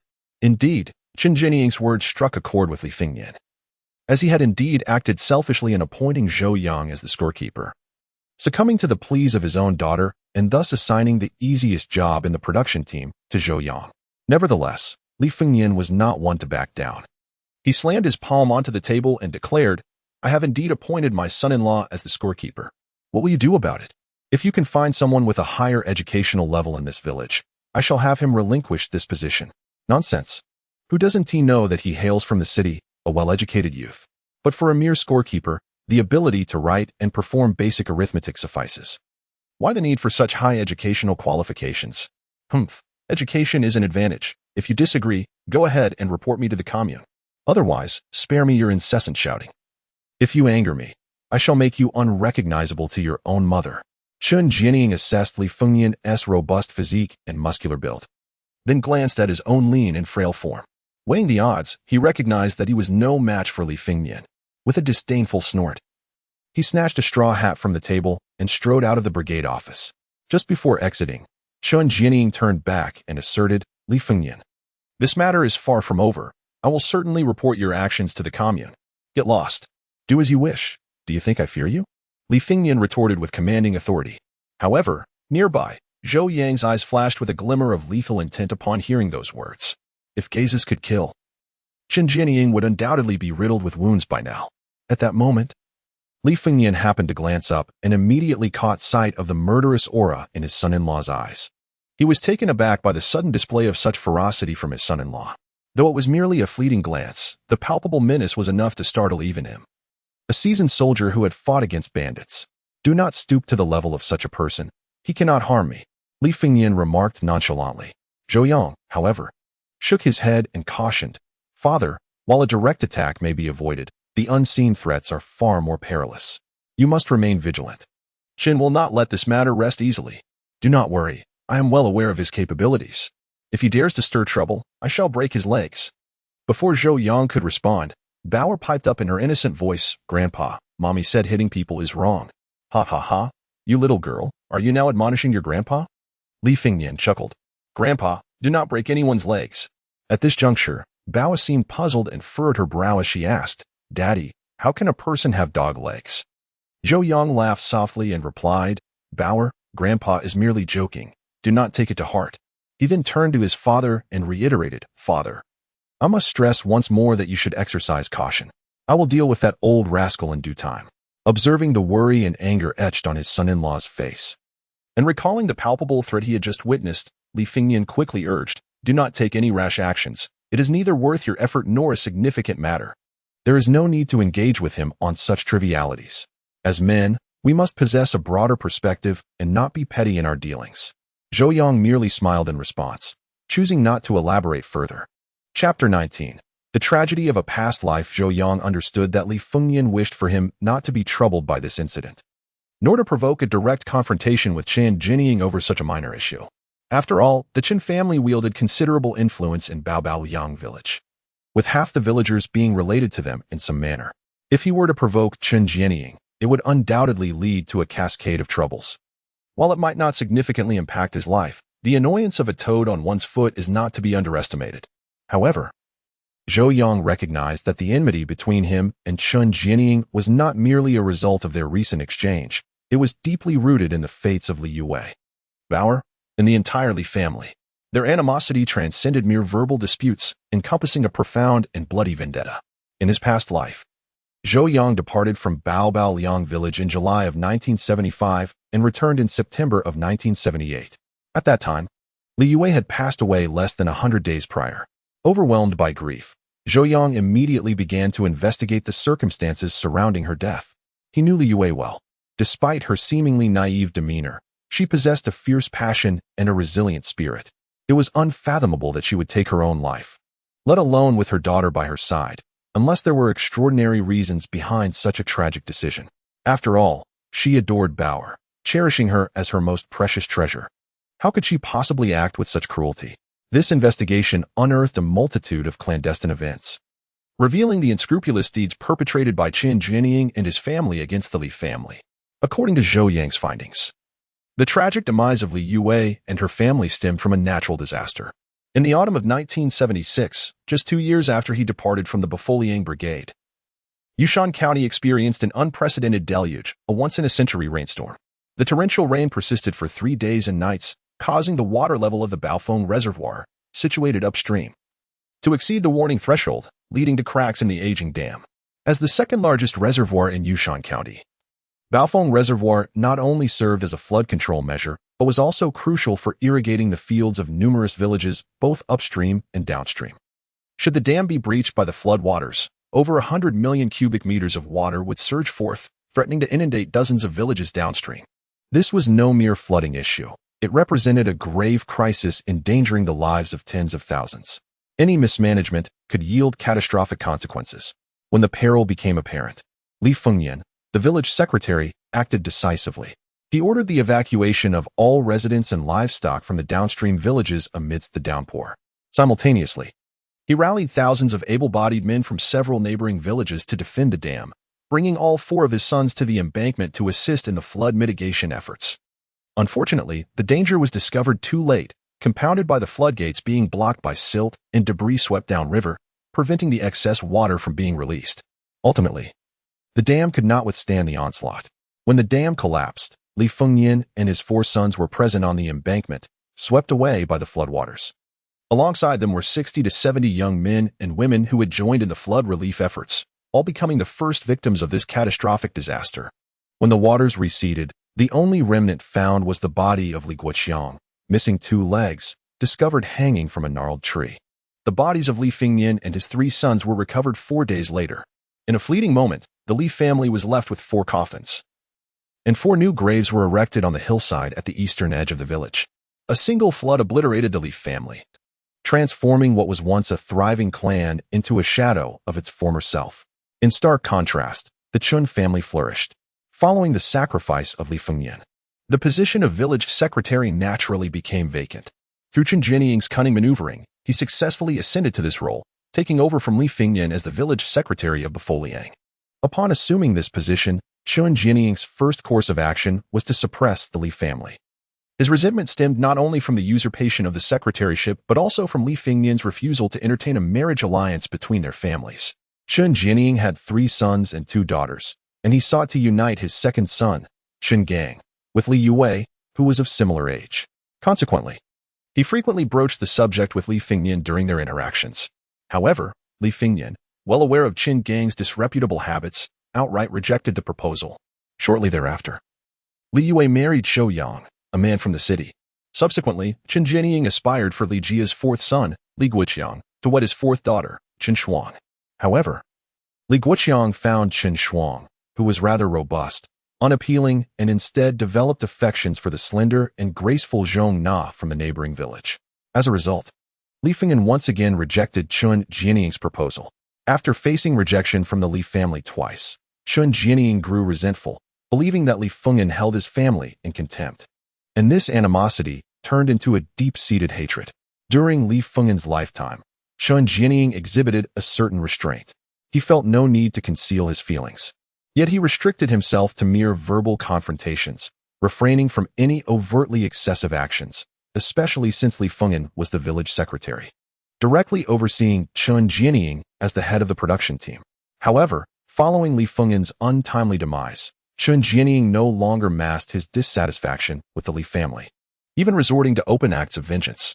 After the tragic accident, 4 out of 5 men from the Li family perished, leaving Li Guoqiang, the sole survivor, bedridden. The burden of sustenance for the extended family now fell entirely upon the shoulders of a few women. Consequently, the ailing Zhang Guiying and Li Yue were compelled to toil alongside their daughters-in-law and sisters-in-law to earn their keep. The harsh realities of life dictated that, with the household comprised mainly of children and the incapacitated, failure to labor meant starvation. In a bid for revenge against the Li family, Chen Gang shamelessly exploited his authority to target these vulnerable widows and orphans. He assigned the most arduous and laborious tasks to them, deliberately shortchanging their work points. Showing no regard for the sacrifices made by Li Fengyan and his 3 sons, who had perished in the line of duty during disaster relief efforts. In less than 6 months, Zhang Guiying's health deteriorated, and after enduring several months of suffering, she passed away. Shortly thereafter, Li Hu, the eldest son of Li Jiangguo and the Li family's eldest grandson, sought to improve their living conditions by secretly fishing in the river to provide some meat for his younger siblings. He did not foresee the sudden release of water from the upstream reservoir, which resulted in the tragic drowning of the 9-year-old boy, leaving no trace behind. Later, 2 newborns from the Li family, merely 2 years old, succumbed to long-term malnutrition compounded by illness, for which there were no funds for treatment. Overwhelmed by grief, the third sister-in-law, Wang Lixia, descended into madness, while the second sister-in-law, Sun Lu, returned to her parental home with her children. Ultimately, the responsibility of sustaining the family fell upon Li Yue, alongside the eldest and fourth sisters-in-law. Yet, the Li family's misfortunes were not yet over. It was Chun Jianying's son, Chen Gang, who truly drove Li Yue to the brink of despair. Just like his father, Chen Gang harbored resentment after realizing the Li family's disdain for him. While Li Fengyan and the formidable figures of the Li family were alive, he dared not entertain any malicious thoughts, for they were known to be fierce and unyielding in their retribution. However, with the Li family in disarray, Chen Gang felt liberated from his inhibitions and persistently harassed Li Yue. On one occasion, this scoundrel almost dragged Li Yue into a cornfield to assault her, but fortunately, nearby villagers heard her cries and rushed to her aid, scaring him off. The year Li Yue contemplated suicide by drowning, her child, Bauer, suffered frequent nosebleeds and was diagnosed with a terminal illness after a hospital visit. She first sought out Zhou Yang in the capital, only to find that he was nowhere to be found. Upon her return to Bailiang village, she found herself once again ensnared by Chen Gang. At that time, Chen Gang had been a widower for over 2 years. Despite Li Yue having given birth, her youthful radiance ignited a fervent desire within him. However, Li Yue remained unimpressed, rejecting him once more. In a fit of rage, Chen Gang issued her an ultimatum. If she refused to marry him, he would ensure that the Li family could not survive in Bailiang village. Faced with her husband's abandonment, the successive deaths of her parents and brothers, her daughter's grave illness, and the relentless pressure from the Qin family, Li Yue, a woman of delicate constitution, finally succumbed to despair. One evening, after finishing her work, she plunged into the reservoir in the mountains, cradling her daughter, and her vibrant life was tragically extinguished at the tender age of 24. It can be posited that, had it not been for the malevolence of Chen Jianying and Chen Gang, the Li family's struggles might have persisted, albeit with hardship, rather than leading to their demise. Thus, both Chen Jianying and Chen Gang deserved retribution. Their survival would not suffice to quell the fury within Zhou Yang's heart. Following Li Yue's tragic end, the bedridden Li Guoqiang unleashed a torrent of rage, penning 20 letters to the commune and the county, denouncing the actions of Chen Jianying and his son. Yet, his grievances were swiftly suppressed by the Qin family, making no impact until Zhou Yang's return. Upon learning of these events, Zhou Yang experienced a tumult of anger and regret, and he took it upon himself to report the Qin family's transgressions to higher authorities. Subsequently, under the thorough investigation by relevant departments, Chen Jianying, Chen Gang, and their protective accomplices were uprooted, bringing this chapter to a close. Nevertheless, the resolution was far from satisfying. His beloved wife would never return, leaving Zhou Yang with an enduring ache for the rest of his life. Chapter 20. Steaming buns in this life. Due to Zhou Yang's rebirth, many circumstances had shifted. However, hatred did not dissipate. Rather, it intensified and crystallized upon seeing Chen Jianying. Moreover, as the Qin man departed, Zhou Yang distinctly perceived the venomous resentment in his eyes. Predictably, he would take some form of action. This time, Zhou Yang was resolute in his determination to protect Li Yue and every member of the Li family from harm. Consequently, although he initially intended to cease working, Zhou Yang abruptly altered his decision. He had to remain employed, at least until he could dismantle Chen Jianying's influence. While he resumed work, it was hardly arduous. When others toiled exhaustively, Zhou Yang merely needed to stroll through the fields, ensuring that the villagers' labor met acceptable standards. The remainder of his time was predominantly spent enjoying tea in the office. It was no wonder that Chen Jianying was so fixated on the role of scorekeeper. It was exceedingly leisurely, even more so than his own position as the team leader. After all, while the team leader wielded considerable power, the responsibilities were equally weighty, as they were accountable for the entire production team's yield. Ensuring that a production team of 150 to 60 individuals had enough grain to survive the winter and could provide sufficient supplies to the state fell squarely on the shoulders of the team leader. In a realm where performance is scrutinized, those in authority demand accountability, while the common folk express their grievances, making the task quite arduous. In contrast, The scorekeeper within the team enjoys a life akin to that of a feudal lord, merely tasked with recording and jotting down notes without bearing any responsibility, a truly enviable position. However, Zhou Yang finds himself devoid of the luxury of time to squander. Though he has resolved to continue in his role as scorekeeper, he is equally committed to his translation work. Aware that Li Fengnian has no pressing matters, he entrusts Bauer to him and embarks on an inspection of the fields to assess the team's progress. Subsequently, he returns to the makeshift office of the brigade, where he immerses himself in the translation of an English journal. Although this arrangement inevitably hampers his translation speed, he manages to complete 2 short articles totaling less than 2,000 words by the end of the morning. This means that Zhou Yang earns a modest sum of 10 yuan during his spare time in just one morning. Should others discover this, envy would undoubtedly ensue. After all, a typical laborer's monthly salary hovers around 30 yuan, with many in the county earning a mere 18 yuan. Zhou Yang's half-day of part-time work equates to the wage of others over 2 weeks. If this were to come to light, it would transcend mere envy, potentially inciting jealousy and resentment. The Chinese populace does not lament scarcity, but rather inequality. It is acceptable to share in collective hardship. But if one person feasts while others suffer hunger from performing the same work, that is utterly intolerable. Thus, Zhou Yang remains discreet in his translation efforts, concealing the journal when others are present and only working when alone. Even if seen, he would merely claim to be studying the speeches of great leaders. To this end, he carries a little red book with him to shield his activities from prying eyes. Meanwhile, at home, Li Yue awakens as the sun filters into their room, realizing that it is well past 10 o'clock. In the years since their marriage, barring the period of childbirth, this is the latest she has risen. A blush creeps across her cheeks as she lies in bed clad only in a thin layer of undergarments, her body feeling languid and weak, especially her thighs, which feel as though they belong to someone else entirely. Reflecting on last night's fervor, she feels a sense of embarrassment about venturing outside. Additionally, she cannot help but ponder the transformation in her husband since they acquired their marriage certificate. Not only has he become adept at providing for the family, but he also treats her with greater affection and, significantly, his attentiveness in their intimate moments has markedly improved. Previously, even during their encounters, he would rush through the entire affair, seldom exceeding 20 minutes. Yet last night, she lost count of how many times he sought her. He moved like a relentless pile driver, continuing until she succumbed to unconsciousness. Though tinged with a sense of shame, the experience is one she fondly remembers. After indulging in her thoughts for a while longer, Li Yue reluctantly rises from her cocoon of blankets and dresses in more conventional attire. After neatly folding the bedding on the kang, Li Yue made her way to the main room. Having toiled throughout the night, she was now ravenously hungry, feeling as though she could barely walk straight. Fortunately, there was a pot of breakfast ready. She hastily devoured a bowl of porridge and munched on several delicious, flaky steamed bun slices. Afterward, she stood by the door and called out for Bayer. When she received no response, she surmised that her husband had taken the child away, though she was uncertain whether they had gone to the fields or to her mother's home. Noticing that the sun was nearing its zenith, she recalled that Zhou Yang would return for lunch and immediately began preparing the midday meal.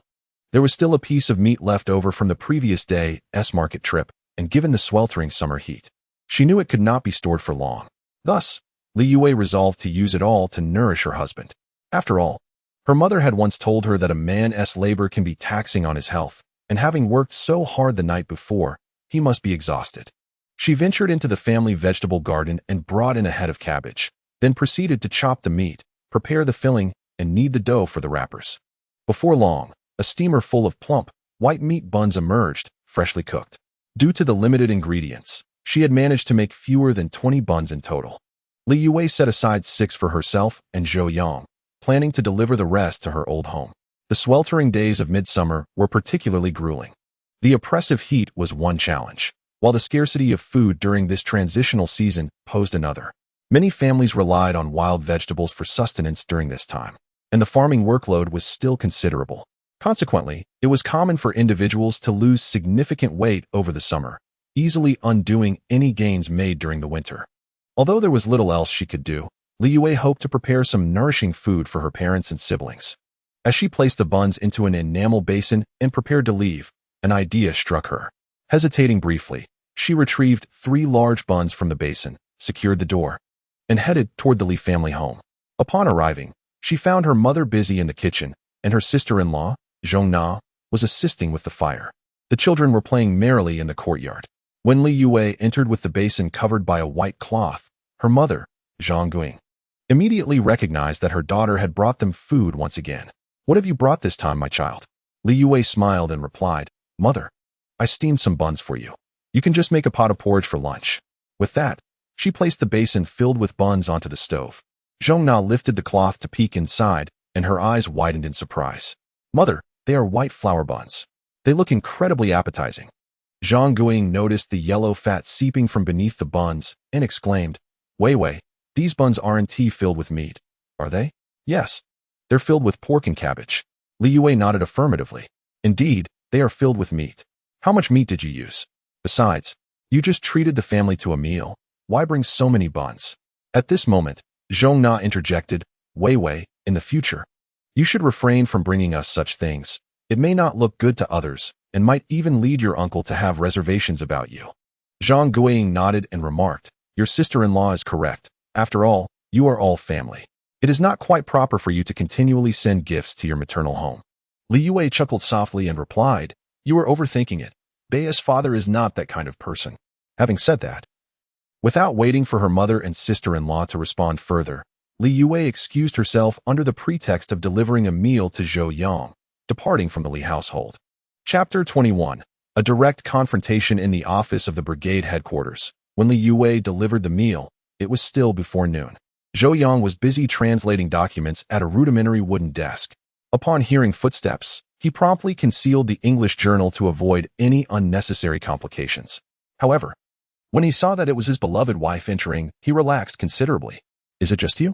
Li Yue inquired as she placed the packed buns and millet porridge on the table. "Yes, father took Bayer to the small riverside field, and everyone else is occupied with their own tasks, leaving me all alone," Zhou Yang replied with a smile. "Then you should eat quickly." Zhou Yang's spirits lifted at the sight of meat-filled buns for lunch.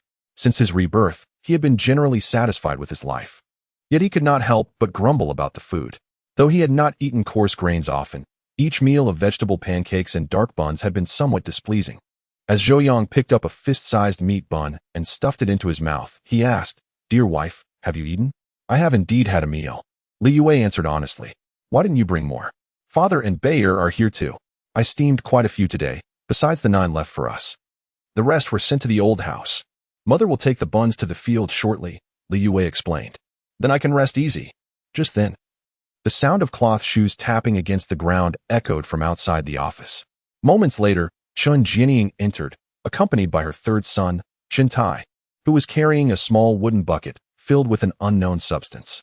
Upon seeing the two people in the room and the meat buns on the table, Chun Jianying instinctively swallowed hard and then coldly remarked, "Niece, your family truly enjoys fine meals. Having buns to eat on a regular day is quite something."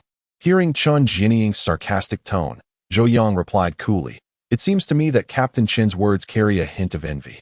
With your family's resources, surely you can afford a simple meal of buns." "Zhou Jiqing, what are you implying? We can certainly afford a meal of buns. It is just that our Chun family adheres to a modest lifestyle, unlike your lavish ways," Chun Jianying retorted. Zhou Yang responded icily, "Captain Chun, you are taking this too far. It is merely a meal of buns. If you deem that extravagance, then by your logic, all the workers in the city must be living extravagant lives. Do you want me to report you to the commune for spreading rumors and undermining the camaraderie among the working class?" Upon hearing this, Chun Jianying's expression darkened, and she angrily exclaimed, "I said nothing. Do not put words in my mouth." Beside them, Chen Tai glared at Zhou Yang and remarked, "Zhou Ziqing, my father merely believes that we are all part of the same production brigade, while other families are struggling to find sustenance. Some having no food at all and relying solely on wild vegetables and tree bark, your family enjoys meals of fine white flour and meat. What do you suppose the other members will think?" Zhou Yang cast a sidelong glance at Chen Tai, acknowledging that this lad, having received a few years of education and now serving as the village's primary school teacher, certainly articulated his thoughts with considerable skill. Nevertheless, Zhou Yang maintained an indifferent demeanor and responded, "Shouldn't the members inquire about their plight with your father, the brigade leader? What does this have to do with me?" "What do you mean by that?" Chun Jianying demanded loudly. "The literal meaning. You are the captain of our 4th production team, responsible for production. If the members' reserves cannot last a year, Isn't that a reflection of your incompetence as the brigade leader? Zhou Yang retorted incisively. By your logic, Li Fengyan is still the village secretary. Does he not bear a greater responsibility? Zhou Yang replied calmly. The primary duty of the village secretary is to oversee the overall situation and manage the members' ideological inclinations. The production matters largely fall to the team leaders. Thus, the members' hunger and deprivation are indeed your concern. Spare me your explanations. Explanations are merely veils for concealment. Zhou Yang had never feared engaging in verbal sparring, especially not against someone as blunt as Chun Jianying, whom he could easily counter with a few well-placed words. Chun Jianying, fuming and flustered, could only sputter in silence as he struggled to articulate a response. Zhou Yang finished the last meat bun in a few bites, letting out a satisfied belch before rewrapping the aluminum rice container with a cloth. He then took Li Youwei's hand and, without a backward glance, exited the brigade office. Zhou Yang was disinclined to linger with an old antagonist like Chun Jianying, fearing that he might lose his temper and inflict serious harm. However, just as they stepped outside, they encountered Chun Jianying's second son, Chen Gang, who was entering with 2 lunchboxes, evidently bearing meals for Chun Jianying and Chen Tai. The moment Zhou Yang caught a glimpse of Li Youwei, he noticed a fleeting, lecherous glint in Chen Gang's eyes, though it was well concealed. Had Zhou Yang not been watching intently, he might have easily overlooked it.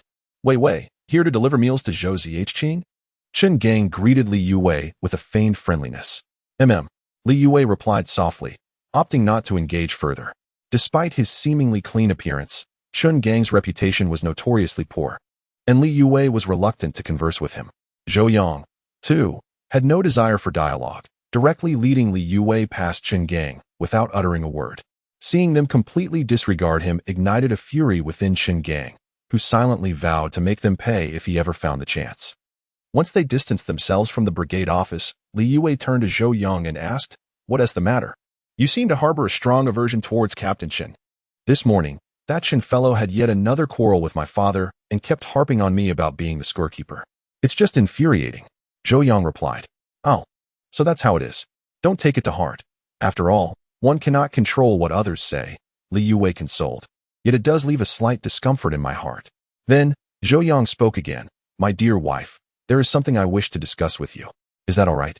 Did we not agree that you would take charge of the significant matters in our home? You should simply decide what you wish to do." Li Youwei replied, I believe that we shall not face any significant issues in the future." Although Li Youwei could be a bit absent-minded at times, she rarely faltered at crucial moments and quickly grasped the underlying meaning. Her cheeks flushed, and her eyes sparkled with curiosity as she gazed at Zhou Yang. "What is it that you wish to discuss so formally? It sounds rather daunting." Zhou Yang hesitated momentarily before astonishing her with his revelation. "Actually, it is not a grand matter. I simply want to tell you that I no longer wish to serve as the scorekeeper." Upon hearing this, Li Youwei furrowed her brows. "Why? Is it because of the unkind remarks made by that Mr. Chen?" "Yes, but that is not the sole reason." Just as Zhou Yang was about to elaborate, Li Youwei interjected, "If you are worried about what others might say, there is no need for concern. Your position as scorekeeper was not obtained without merit." Zhou Yang was momentarily taken aback and inquired, "What do you mean by not obtained without merit?" Li Youwei's cheeks turned crimson as she replied, "This is not something you need to question. Even if Mr. Chun were to report this to the commune, it would be futile. My father does not show favoritism, and we have not taken advantage of the team." Upon hearing this, Zhou Yang realized there were aspects of the situation he was unaware of. Yet, observing her expression, he understood she was reluctant to disclose more, and thus decided against pressing further, intending to inquire with his father-in-law later. Nevertheless, his thoughts remained unchanged, and he continued, "My concern about others' opinions is one aspect, but the primary reason I wish to resign from the scorekeeper role is that I cannot manage both responsibilities."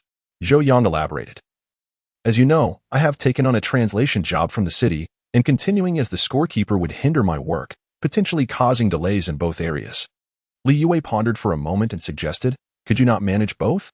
I am concerned that your translation work may not last long. You are aware that aside from the scorekeeper role, you cannot truly undertake any other tasks in the production team." Zhou Yang understood that her words stemmed from a desire to secure a fallback option for their family, should his translation work fail, leaving them without the scorekeeper position as well. However, he was confident such a scenario would not materialize, as the turmoil would soon subside, ushering the entire nation into a period of rapid development. In due time, translation services would only grow in demand, at least in the near future. I understand your concerns.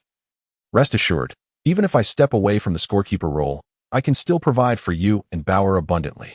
As he spoke, Zhou Yang retrieved a stack of handwritten papers from his canvas bag and said, "See this? This is what I managed to translate during my spare time this morning. As per our agreement, they are to pay me 10 yuan for this work." Upon hearing this, Li Yue's eyes widened in astonishment, her expression filled with surprise. "Is it true that you earned 10 yuan this morning?" Zhou Yang inquired. "If I were to comfortably stay at home translating, I could easily earn at least 20 yuan in half a day." Li Yue was astonished at the prospect of such earnings. Presently, the rural population in the country stands at approximately 800 million, with the average annual net income for farmers being a mere 133 yuan, over 90 of which is in kind, leaving a scant 10 as monetary income. Moreover, it is alarming to note that about 40 million farming households can only sustain themselves on their grain for half a year, while several million families face dire shortages, relying on government aid or foraging for food from winter to spring. Additionally, around 200 million individuals earn less than 2 jiao daily, while 6 million earn 4 jiao 9 billion earn approximately 14 jiao, and 2 billion each earn merely 11 jiao daily. For instance, farmers in Pinglu County, Shaanxi Province, manage to earn only about 6 yuan per day. This meager income, which barely amounts to 10 or 20 jiao daily, includes all earnings converted from food, firewood, cotton, and other provisions. In reality, many farmers receive no cash distribution beyond their grain rations. In this era where everyone scrapes by on mere dimes daily, Zhou Yang's ability to earn 10 yuan in just half a day indeed surpassed Li Yue's expectations. Zhou Yang chuckled, touching her upturned nose, and remarked, "It's only 10 yuan. Once I advance to a translator or a senior translator, I shall earn even more. Is such a high salary truly permitted by the authorities?" Li Yue inquired, somewhat apprehensive. "Rest assured, I am contributing to the nation through my work. It poses no issue." Even so, Li Yue remained somewhat uneasy, stating, "We should discuss this matter further. The position of record keeper is less demanding and quite worthwhile. It seems a pity to abandon it." "Well, I have no intention of ceasing work just yet. I will consult with my father when the time comes," Zhou Yang replied. As the couple approached the small river bend, they spotted the entire Li family gathered beneath a large poplar tree, enjoying their meal beside an unfinished cornfield. Upon seeing them, Bauer's eyes lit up, and she hurriedly stood up, scampering toward them with excitement. Zhou Yang, noticing the little girl clutching half a steamed bun, rushed forward in concern for her safety as she dashed about like a whirlwind on her tiny legs. Li Fingyan and the others could not help but chuckle at the sight. "Father, my uncle has truly changed. Not only has he married my aunt, but he also shows much more care for Bauer than before," Lin Aiji remarked with a sense of admiration. "Indeed. It appears my uncle is now committed to building a life with my aunt. She has certainly endured much," Li Fingyan observed, glancing at his 2 daughters-in-law. "He is an educated and capable man. He simply needed to redirect his focus, and it seems he has finally come to terms with that." However, Li Jiangguo, while munching on a bun, interjected, "My brother-in-law has indeed transformed significantly, but he still struggles with his extravagant spending habits. Those white buns and meat could have been exchanged for cornmeal, enough to feed us for 3 meals.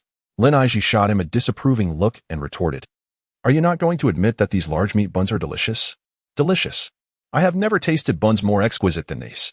"Humph, even though they are delectable, they cannot silence your tongue. How unfortunate it would be if your words reached your uncle," Lin Aiji remarked.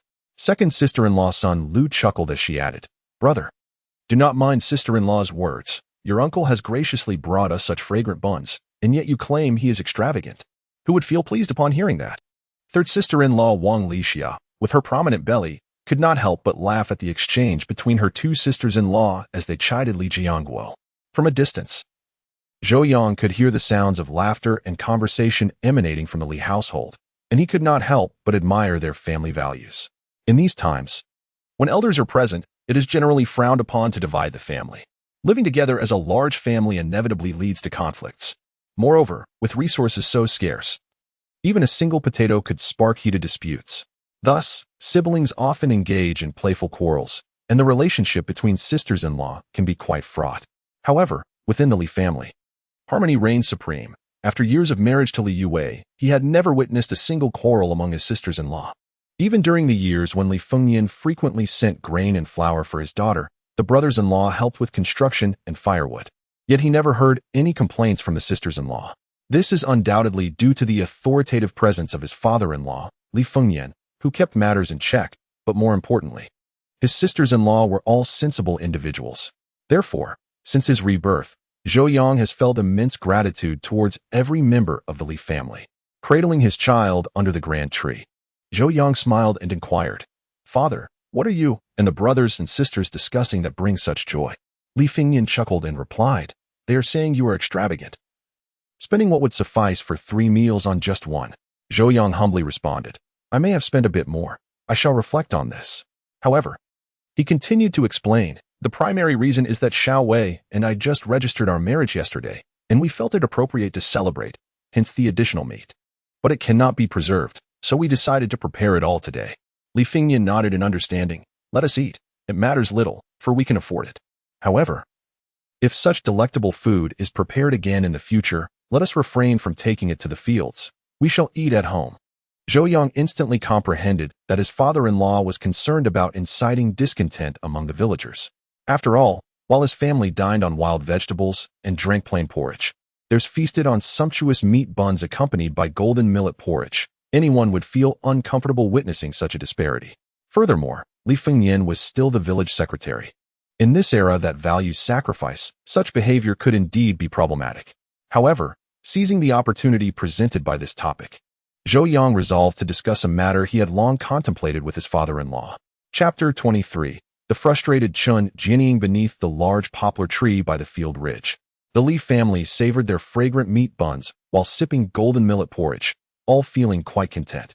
In stark contrast, nearby, other villagers and educated youths found themselves in a different predicament, with most families subsisting on cornmeal pancakes accompanied by a pot of plain water.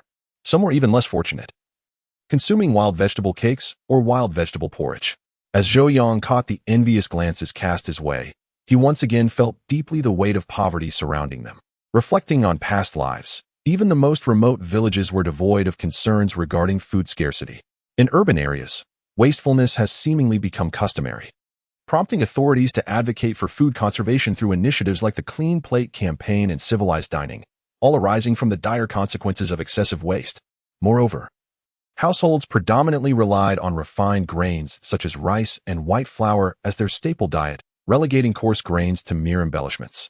In an era of abundant material wealth, consuming coarse grains for an extended period was not viewed as a sign of poverty.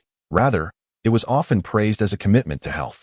Conversely, in the current times, poverty appears to be the prevailing norm.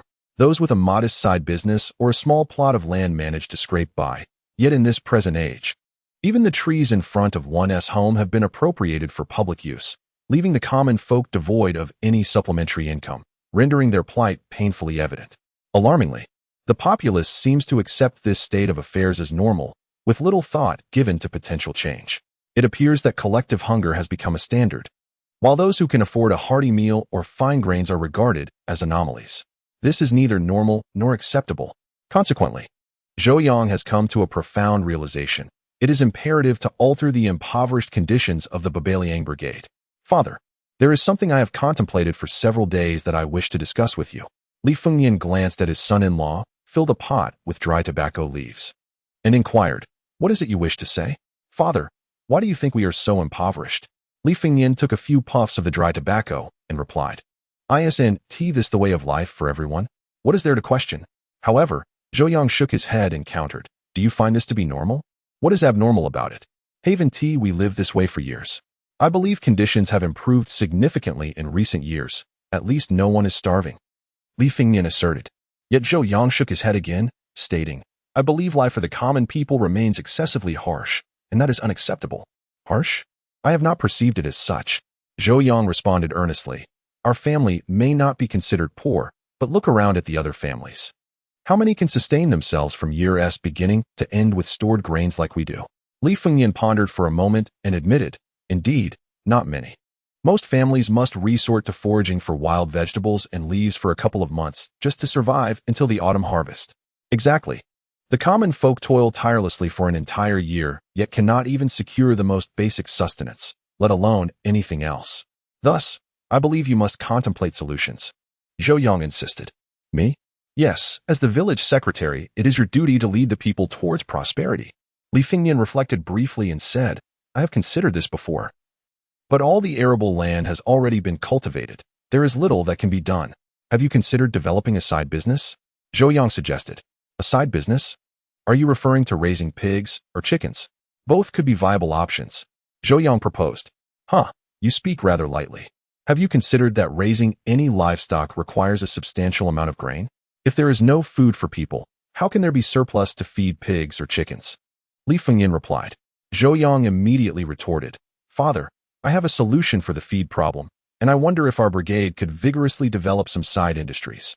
Li Fengnian glanced at Zhou Yang and remarked, Are you suggesting that we should raise more pigs in the team? Currently, each production team has its own pig farm, albeit on a small scale, typically housing no more than a dozen pigs. During festive occasions, the team usually slaughters a few pigs to distribute meat among the members, while the remainder is sold during the New Year celebrations. Thus, it is not that the production teams refrain from engaging in ancillary enterprises. Rather, they are constrained by their limited productivity. Zhou Yang, however, shook his head and replied, No, what I mean is that the members should raise their own pigs and chickens, with the team providing them with piglets, chicks, and feed. Once these pigs and chickens are ready for market, the members can remit a portion of the proceeds to the team. This way, the common folk will have money in hand, and the team's strained finances could be alleviated, an endeavor that serves two purposes.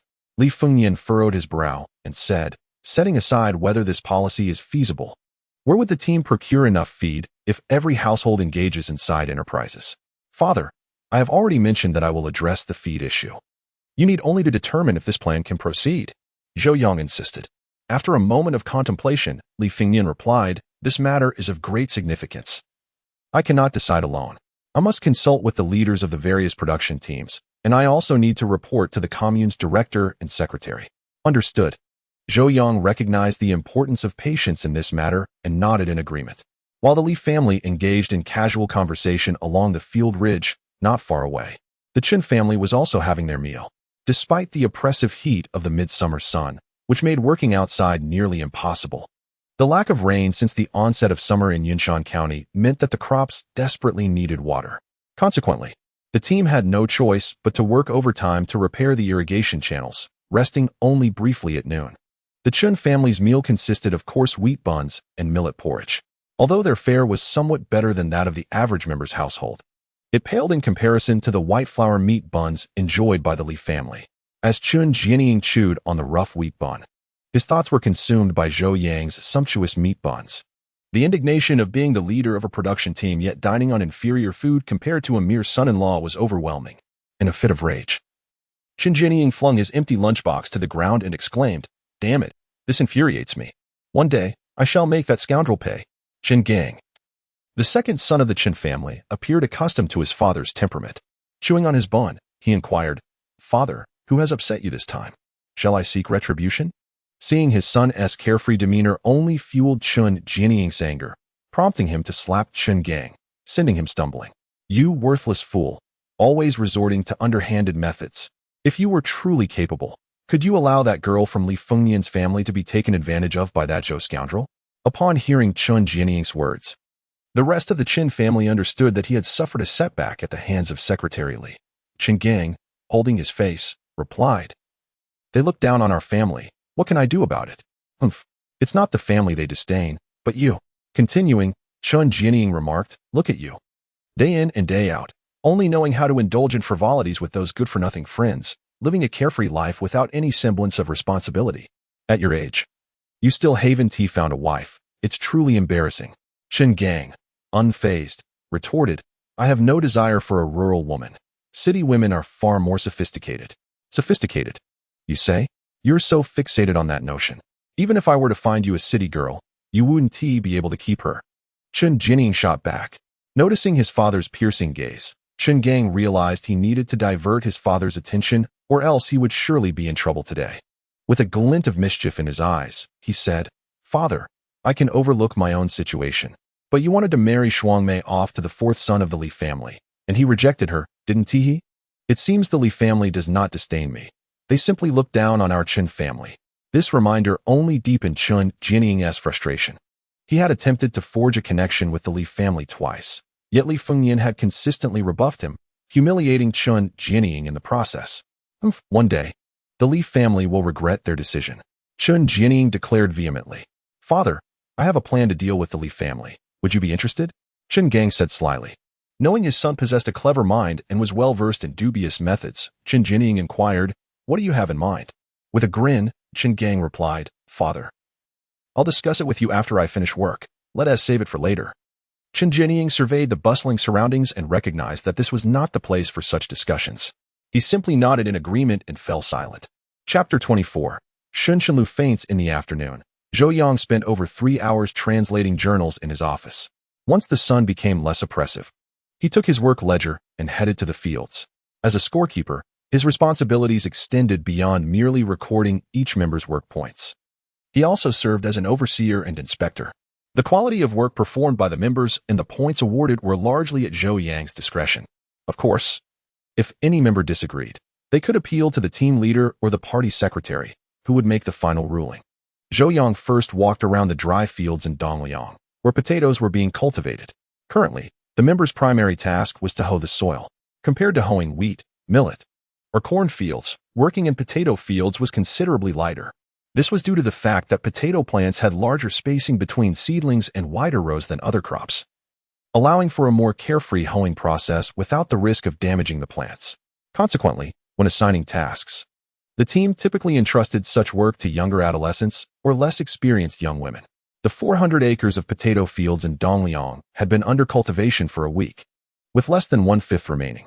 According to production plans, the work needed to be completed in the next 2 days, or it would hinder the subsequent plowing of the soybean fields. Zhou Yang stood atop a mound of earth to survey the progress and found that no one had finished early, prompting him to check on each individual's progress. Upon seeing Zhou Yang approach to inspect their work, the members greeted him warmly. Despite a considerable number of individuals looking down upon Zhou Yang's reliance on others, none dared to voice their opinions openly, for no one wished to offend him, the powerful scorekeeper. Zhou Yang responded warmly to the greetings from the villagers of Baobaoliang, showcasing an amiable demeanor. Although the village was remote and secluded, the local populace was genuinely simple-hearted. While not all were virtuous, exemplified by the notorious Chun Jianying and his son Chen Gang, the overwhelming majority were kind-hearted. For instance, in their treatment of the incoming educated youth, other villages often subjected them to oppression, as many locals misconstrued the arrival of these youths as a threat to their livelihoods. In some areas, due to limited resources, the youths had to seek shelter with local families, leading to numerous conflicts. However, such incidents did not transpire in Baobaoliang, where, although the villagers did not entirely agree with the youths' actions, they refrained from excessive criticism, maintaining a harmonious coexistence. As one of the educated youth, Zhou Yang felt a deep sense of gratitude towards the villagers. As he ventured further into the village, Zhou Yang spotted a familiar figure, Zhao Shui. Zhao Shui was also an educated youth, albeit younger than Zhou Yang, having joined the Baobaoliang brigade just the previous year, while Zhou Yang had long since moved from the youth station. Nevertheless, due to their frequent visits to the commune or county for errands, they had developed a sense of familiarity. Upon seeing Zhou Yang approach, Zhao Shui smiled and said, Brother Yang, have you come to check on our tasks? Indeed. I'm here to see how well you're performing. If not satisfactory, I shall deduct your work points. Zhou Yang jested. I've already learned to hoe the fields. You must grant me at least 7 work points today, Zhao Shui declared, brandishing her small hoe. Haha, if you manage to reach the field's edge before nightfall, I shall indeed grant you 7 work points. Then it's settled. As Zhou Yang prepared to move towards the next villager, Zhao Shui suddenly interjected, Brother Yang, if you have time, you should visit Sister Lu. Shinshin Lu? What is wrong with her? Zhou Yang inquired, his brow furrowing. She fainted this morning. How could she faint out of the blue? Is it her low blood sugar acting up? Zhou Yang asked in a serious tone. Perhaps. I couldn't see clearly from afar. Where has she gone now? To the dormitory or the clinic? Zhou Yang pressed further. I saw Sister Liang Yu helping her back to the village. She should be at the dormitory. Zhao Shui replied, nodding in understanding. Zhou Yang turned and walked towards the village. The thought of Shinshin Lu brought forth a wave of headache. Both he and Shinshin Lu hailed from prominent families, their families having maintained a close relationship, almost akin to a familial bond. Shinshin Lu, being 2 years younger than Zhou Yang, had followed him around since childhood, resembling a little tail. Although they had never formally betrothed, under different circumstances, their family's union would have seemed almost inevitable.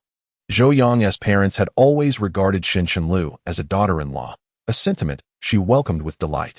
However, everything changed one fateful day 6 years ago.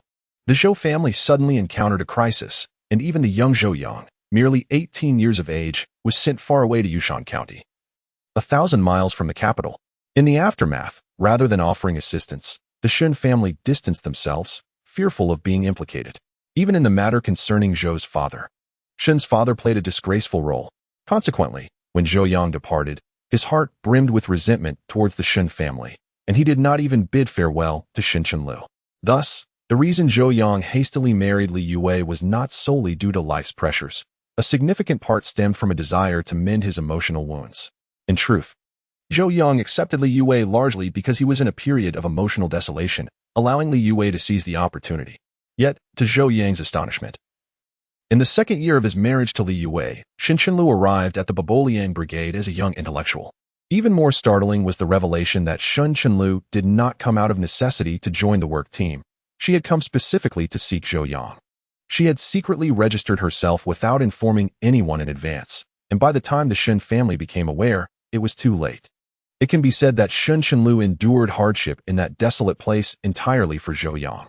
However, upon her arrival, she learned that Zhou Yang had married and was about to welcome a child, which devastated her, prompting an uproar at Zhou Yang's home. Consequently, Zhou Yang's reputation in the village plummeted. Everyone knew he had a partner in the city, yet still attempted to flirt with Li Yue here. Only Zhou Yang understood that there was no possibility left between him and Lu, not to mention that they had never truly breached that barrier of their relationship. Even if there had been an engagement, the vile actions of the Shin family towards the Zhou family would have certainly barred Lu from entering their home. Thus, prior to his rebirth, Zhou Yang treated Lu with indifference, as if she were a stranger. However, having lived a complete life in his past, Zhou Yang recognized that Lu was different from the others in the Shin family. She was a good girl. He understood that even now, Lu remained oblivious to the deeds of Shun Zhenghua, completely in the dark. Once she learned the full context of the events, she ceased to pester him. More importantly, in the ensuing decades, Lu quietly sought atonement for the misdeeds of the Shin family. Having faced life and death, Zhou Yang had long since come to terms with the reality. Shun Zhenghua was Shun Zhenghua, and Lu was Lu. He felt no need to blame Lu for the actions of her father, as it would be unjust to her. Therefore, upon hearing of Lu's fainting, Zhou Yang immediately resolved to visit the youth station to check on her. Chapter 25. Because of your father in the female dormitory of the youth station. Lu lay on the large bunk, her complexion pale, devoid of any color, her eyes red and filled with despair. She was bewildered, questioning what she had done wrong to warrant such cruelty from Zhou Yang, whom she called brother. Despite his indifference towards the rural woman, he not only married her, but also fathered a child. Initially, when Lu learned of Zhou Yang's marriage, despair consumed her, and she harbored resentment towards him. However, upon discovering that Zhou Yang and Li Yue had not registered their marriage, a glimmer of hope ignited within her. As long as Zhou Yang could return to the capital, his connection with that woman would cease to exist, thereby presenting her an opportunity to rekindle their relationship. Consequently, she declined her family's arrangements for her medical retirement and chose to remain at the Liang Brigade. A few days ago, news arrived from the commune stating that Zhou Yang's transfer order back to the city had been issued, and with a recommendation from the brigade, he would soon return. Upon hearing this, Lu was elated for quite some time. She believed that once Zhou Yang left the rural woman and returned to the capital, she would confidently pursue a reunion with him. Yet today, she overheard several sisters-in-law from the Li family discussing that Zhou Yang and the rural woman had indeed obtained a marriage certificate. Once she confirmed the truth of this distressing information, she could no longer bear the overwhelming blow and fainted on the spot. By the dormitory, the educated youth Liang Yu poured a glass of water for Lu and said, "Lulu, that Zhou is nothing but a heartless scoundrel. You are degrading yourself for him. It is not worth it." Yet, Lu seemed to hear nothing, tears streaming down her cheeks, evoking a wave of sympathy from those around her. "Sigh.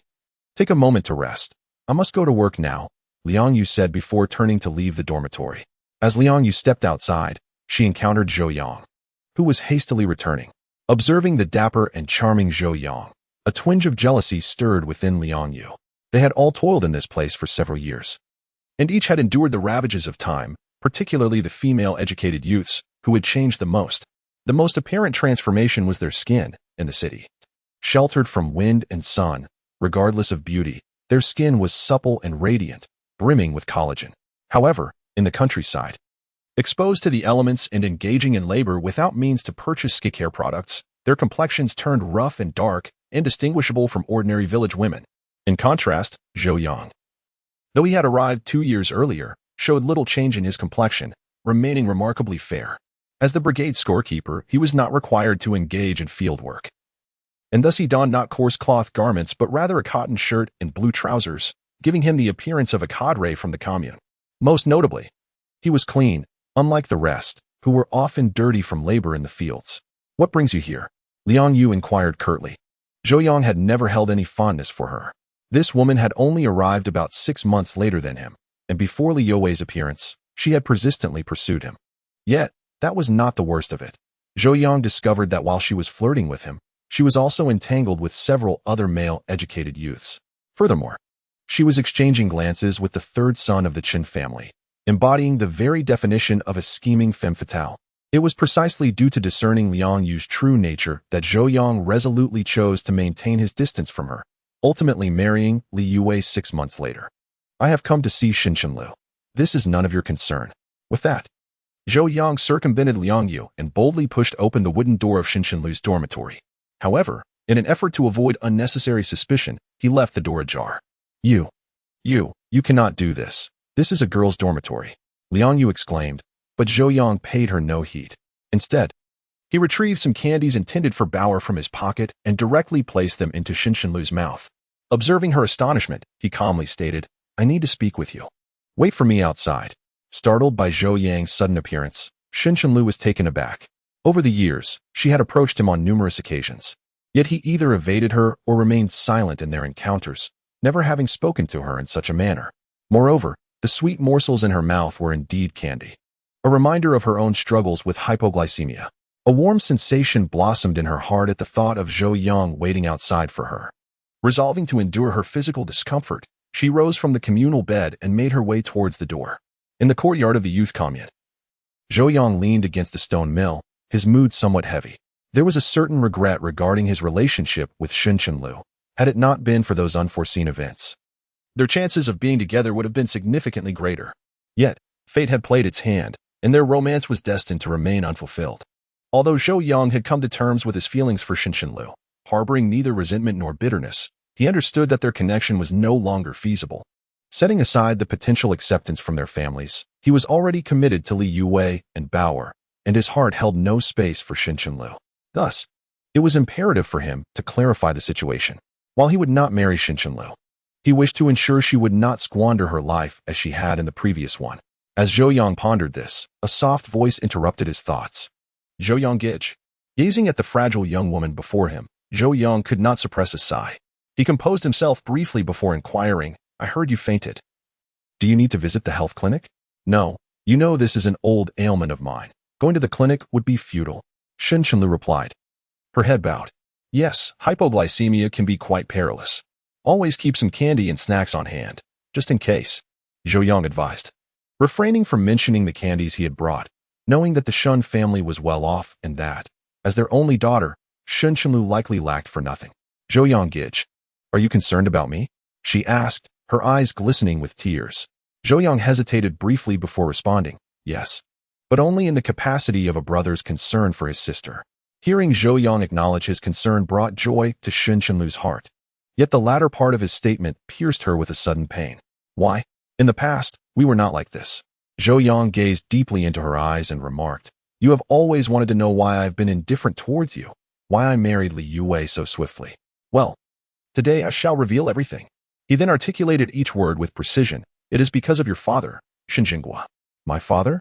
In a state of shock, Shinshinlu immediately responded, "Brother Zhou Yang, do you resent my father for not speaking up for Uncle Zhou after the incident in your family? If that were the case, I wouldn't treat you in such a manner." Zhou Yang, with deliberate clarity, continued, "The letter that reported my father was written by Shun Jinghua." Upon hearing this, Xin Shenlu staggered back several steps, her face a mask of disbelief. She was aware that her family's misfortune stemmed from a report, but she never imagined that it was penned by her own father. If that were true, it would indeed explain Zhou Yang's cold demeanor towards her. Yet, Xin Shenlu still could not bring herself to believe that her benevolent father could be capable of such betrayal. Shaking her dizzy head and suppressing her discomfort, she insisted, "My father and Uncle Zhou have been good friends for decades. How could he possibly betray him? There must be some misunderstanding." However, Zhou Yang spoke with a grave tone. "There is no misunderstanding. The majority of the contents of that report were only discussed between my father and Shen Jinghua, yet those very words ended up in the report. Who do you think authored it?" At this revelation, Shun Chenlu fell silent. "Brother Zhou Yang, is this your own conjecture, or did Uncle Zhou tell you this?" Zhou Yang paused momentarily before responding. "My father told me before his burial to maintain distance from you." Tears streamed down Shun Chenlu's face, her sorrow akin to a rain-soaked pear blossom, evoking deep empathy. At that moment, her heart was not only aching but also filled with despair. She had originally come here for love, for the brother Zhou Yang who had guarded her for 16 years. However, she never anticipated that by the time she arrived, he would already be married and a father. Upon first learning this news, she had felt anger towards Zhou Yang, resenting his apparent coldness and lack of affection. Yet, upon discovering that Zhou Yang had not legally married that rural woman and was still seeking opportunities to return to the city, she had eventually found a reason to wait. But she never expected the truth to be so cruel. If this were indeed the case, then all possibilities between her and brother Zhou Yang would be extinguished. "Brother Zhou Yang, I still cannot believe my father would harm your family. There must be some error," Shen Chenlu insisted once more. "I too wish this were merely a misunderstanding, but sadly, it is not. Setting aside what my father said, think carefully. After our family fell into misfortune, whose family benefited the most?" As Zhou Yang's words sank in, Shun Chenlu pondered intently. The more she thought, the more apprehensive she became, her expression increasingly filled with dread. Indeed, after the Zhou family's downfall, the greatest beneficiaries were the Shun family. Initially, after Uncle Zhou was demoted, his subordinate, who happened to be Zhou's father, swiftly garnered favor from the upper echelons and assumed his position. Subsequently, Zhou's elder brother unexpectedly entered the municipal party secretariat. Despite the fact that Zhou Yang's brother had previously been part of that very institution, it is difficult to argue that there is no connection between his demotion and his brother's swift ascendance into that department. More significantly, the Zhou and Shun families originally resided in the same courtyard, with each family occupying 3 rooms. However, the Zhou family occupied the main house, while the Shun family resided in the annex. Yet, following the Zhou family's misfortune, the Shen family promptly moved into the main house that had once belonged to the Zhou family. From this perspective, it appears that the Shen family emerged as the greatest beneficiaries from the Zhou family's calamity. From a conspiratorial viewpoint, what Zhou Yang's brother articulated might indeed have a substantial basis in reality. Reflect on this. After our family's downfall, what was your family's reaction? Is this behavior typical of families with long-standing ties? Zhou Yang reiterated. Shen Chenlu fell silent once more, recalling that shortly after the Zhou family's misfortune, her father had solemnly instructed the children at home to maintain relations with the Zhou family, particularly emphasizing to her not to contact Zhou Yang's brother. Given the prior relationship between the two families, it would not have reached such a heartless conclusion had it not been for her father's denunciation. Wiping away her tears, Shen Chenlu remarked, "So, you have begrudgingly married that woman from the countryside as a form of revenge against me?" Zhou Yang paused thoughtfully before responding, perhaps at first. "But that is no longer the case."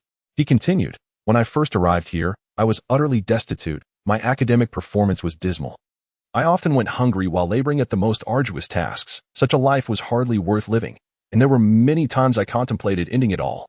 It was during this bleak period that Xiao Wei entered my life. She is a person of fierce passion, and her affection for me led her to ardently pursue me. In my moment of need for solace, I agreed to marry her. I initially thought my marriage was driven by necessity or a desire to fill an emotional void. But now I am certain that I love her." Upon hearing Zhou Yang's words, Shen Chenlu's voice trembled with emotion as she asked, "What about me?" Zhou Yang felt a deep internal conflict regarding Shen Chenlu. They had shared a childhood bond, and their relationship spanned more than a decade. However, it was also a fact that Shen Jinghua had betrayed the Zhou family, contributing to its disintegration and near ruin. Thus, Distancing himself from her and marrying another seemed justified. Yet, Zhou Yang had not anticipated that Qinshanlu would find her way here from the capital and remain for 4 years. Coupled with the actions she had taken in her previous life, Zhou Yang discerned that the Xin family was one entity while Qinshanlu was another. The two could not be conflated. Lulu, there is no possibility left for us. I love my wife and daughter, and I hope you will not intrude upon our lives. More than anything, I wish for your happiness, Zhou Yang said earnestly and sincerely. In regard to the girl before him, Zhou Yang harbored no hatred at that moment, nor any romantic feelings. Instead, she resembled a younger sister in his eyes. Although he would not marry her, he genuinely wished for her happiness. Qinshanlu displayed a sorrowful expression and lamented, "Without you, can I still find happiness? Ever since childhood, everyone has told me that when I grow up, I should become Zhou Yang's bride. I have always prepared myself to be your wife." But, overcome with emotion, Qinshanlu could speak no further. Sinking to the ground in tears, Zhou Yang did not comfort her. Instead, he reiterated, "Your health is frail, and you are suffering from severe hypoglycemia. It is no longer suitable for you to remain here. If possible, have your family arrange for a medical leave." With that, Zhou Yang departed from the youth commune. Some decisions must be made decisively. Now that the matter had been addressed, there was no need to linger. His lack of concern for Qinshanlu was not due to indifference, but rather an understanding that he could not offer her any illusions. Otherwise, given her feelings for him, she might remain emotionally tethered to him for a lifetime. Thus, Zhou Yang left resolutely, seemingly impervious to Qinshanlu's heart-wrenching cries behind him. After departing the commune, Zhou Yang felt a weight upon his heart. The enmity between the Zhou and Shun families was intricate, rooted not only in jealousy and personal interests, but also entangled in factional struggles. While influenced by Shunjing's subjective motivations, the context of the era also played a role. Nonetheless, Zhou Yang had no intention of forgiving the Shin family. He understood that the Shun family's circumstances were dire as well, and in a few years, it would be their turn to face misfortune. He found no inclination to take action against them. After gathering his thoughts, Zhou Yang proceeded towards the fields, as his primary duties remained unfulfilled. Unbeknownst to him, during this period, news of his rekindled connection with Qinshanlu spread throughout the countryside. Chapter 27. Forever together in the potato fields of Dongliang, Liang Yu was resting with several other youths, sharing various scandalous gossip. "That Zhou fellow is truly something else. Just the other day, I heard he registered his marriage with the secretary's daughter, and now he is flirting with Shun, the youth from the commune. You should have seen it. He barged into the female dormitory without knocking and told me not to meddle. As I was leaving, I happened to hear Shun crying. I wonder what that Zhou guy has done to her." The greatest pastime of the people is to indulge in gossip and observe the spectacle, regardless of its authenticity, as long as there is something to hear.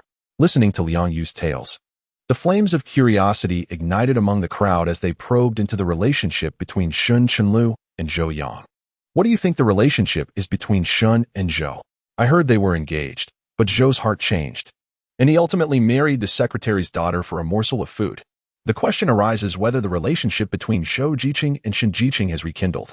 Earlier, they were seen together in the dormitory, and memories of the turmoil that ensued when Qinshanlu first arrived at the Babuliang Brigade 2 years ago still linger in the minds of the community. Although Qinshanlu did not divulge every detail, whispers of their connection circulated among the youth. As they engaged in discussion, their conversation was overheard by a few youngsters, and soon, the gossip spread like wildfire. Before nightfall, many were aware that the son-in-law of the old Li family had ventured to the youth station and intruded upon the female youth dormitory. Gossip, after all, thrives on unverified rumors, merely a breath away from becoming hearsay. With the deliberate influence of certain individuals, by evening, tales had transformed into Zhou Yang's inability to let go of the city-bred Shin Jiqing, claiming that the two had spent the afternoon in the female dormitory. Some even claimed to have heard Shin Jiqing weeping. Amidst the flurry of speculation surrounding Zhou Yang and Qinshanlu, the townsfolk, mindful of their dignity, chose to speak in hushed tones, avoiding Zhou Yang himself, who remained oblivious to the unfolding drama. However, they did not shy away from informing the Li family, with some even going so far as to relay the matter to Li's siblings. Concerned for Li Youwei's well-being, the Li family discreetly apprised her of the situation. Unaware of the commotion, Zhou Yang completed the final member's work points and headed home. Upon arrival, he encountered his sister-in-law, Sun Lu, hastily exiting his home, her expression marred by discomfort. He greeted her, receiving a forced smile in return before she quickly departed towards the Li household. Although Zhou Yang sensed her unease, he dismissed it as he entered the courtyard, where he observed Bauer chasing after the family's hens, sending them scattering in all directions while the little girl laughed joyfully. Meanwhile, Li Yue stood by the stove in the main room, seemingly lost in thought, holding a bundle of firewood without tending to the fire. Zhou Yang approached, yet she remained oblivious to his presence. What could she be pondering so deeply? Startled by his voice, Li Yue jolted back to reality, her face betraying a hint of discomfort as she asked, "When did you return?" "Just now. I found you sitting here, looking preoccupied. Is something troubling you?" Zhou Yang inquired. As Li Yue hesitated, unsure of how to respond, Zhou Yang continued, "I wish to hear the truth. You are not one to lie. When you do, you stutter, and your hands instinctively fidget with your clothes." Her face flushed crimson, and she replied, "Earlier, my sister-in-law came by. She mentioned that someone saw you at the youth station this afternoon, visiting Shinjiqing." "Yes, that did happen. You're not frowning over that, are you?" Zhou Yang responded. "Sister-in-law mentioned that someone saw you entering the dormitory of a female educated youth, and there are even reports of Shun, the educated youth, weeping. Some even claim that the two of you have rekindled an old flame." Zhou Yang chuckled and inquired, "Do you believe it?" "Not at all. I know you are not that kind of person. If you truly wish to be involved with Shin, it would have happened long ago. Then why the days?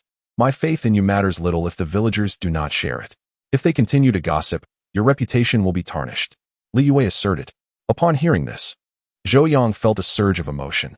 This girl truly cared for him at all times. "Those who are innocent will remain so, as long as you believe in me. I am unconcerned with others' opinions," Zhou Yang replied. Though he said this, reputation remained of great import. A good name shields one from slander. Moreover, Li Yue continued, "The one who spread these rumors must be exposed. Tarnishing another's name is utterly despicable." Zhou Yang gently patted his beloved wife's head and remarked, "No need to investigate. I already know who is spreading the gossip." "Who?" "Liang Yu. Is it her?" "Indeed.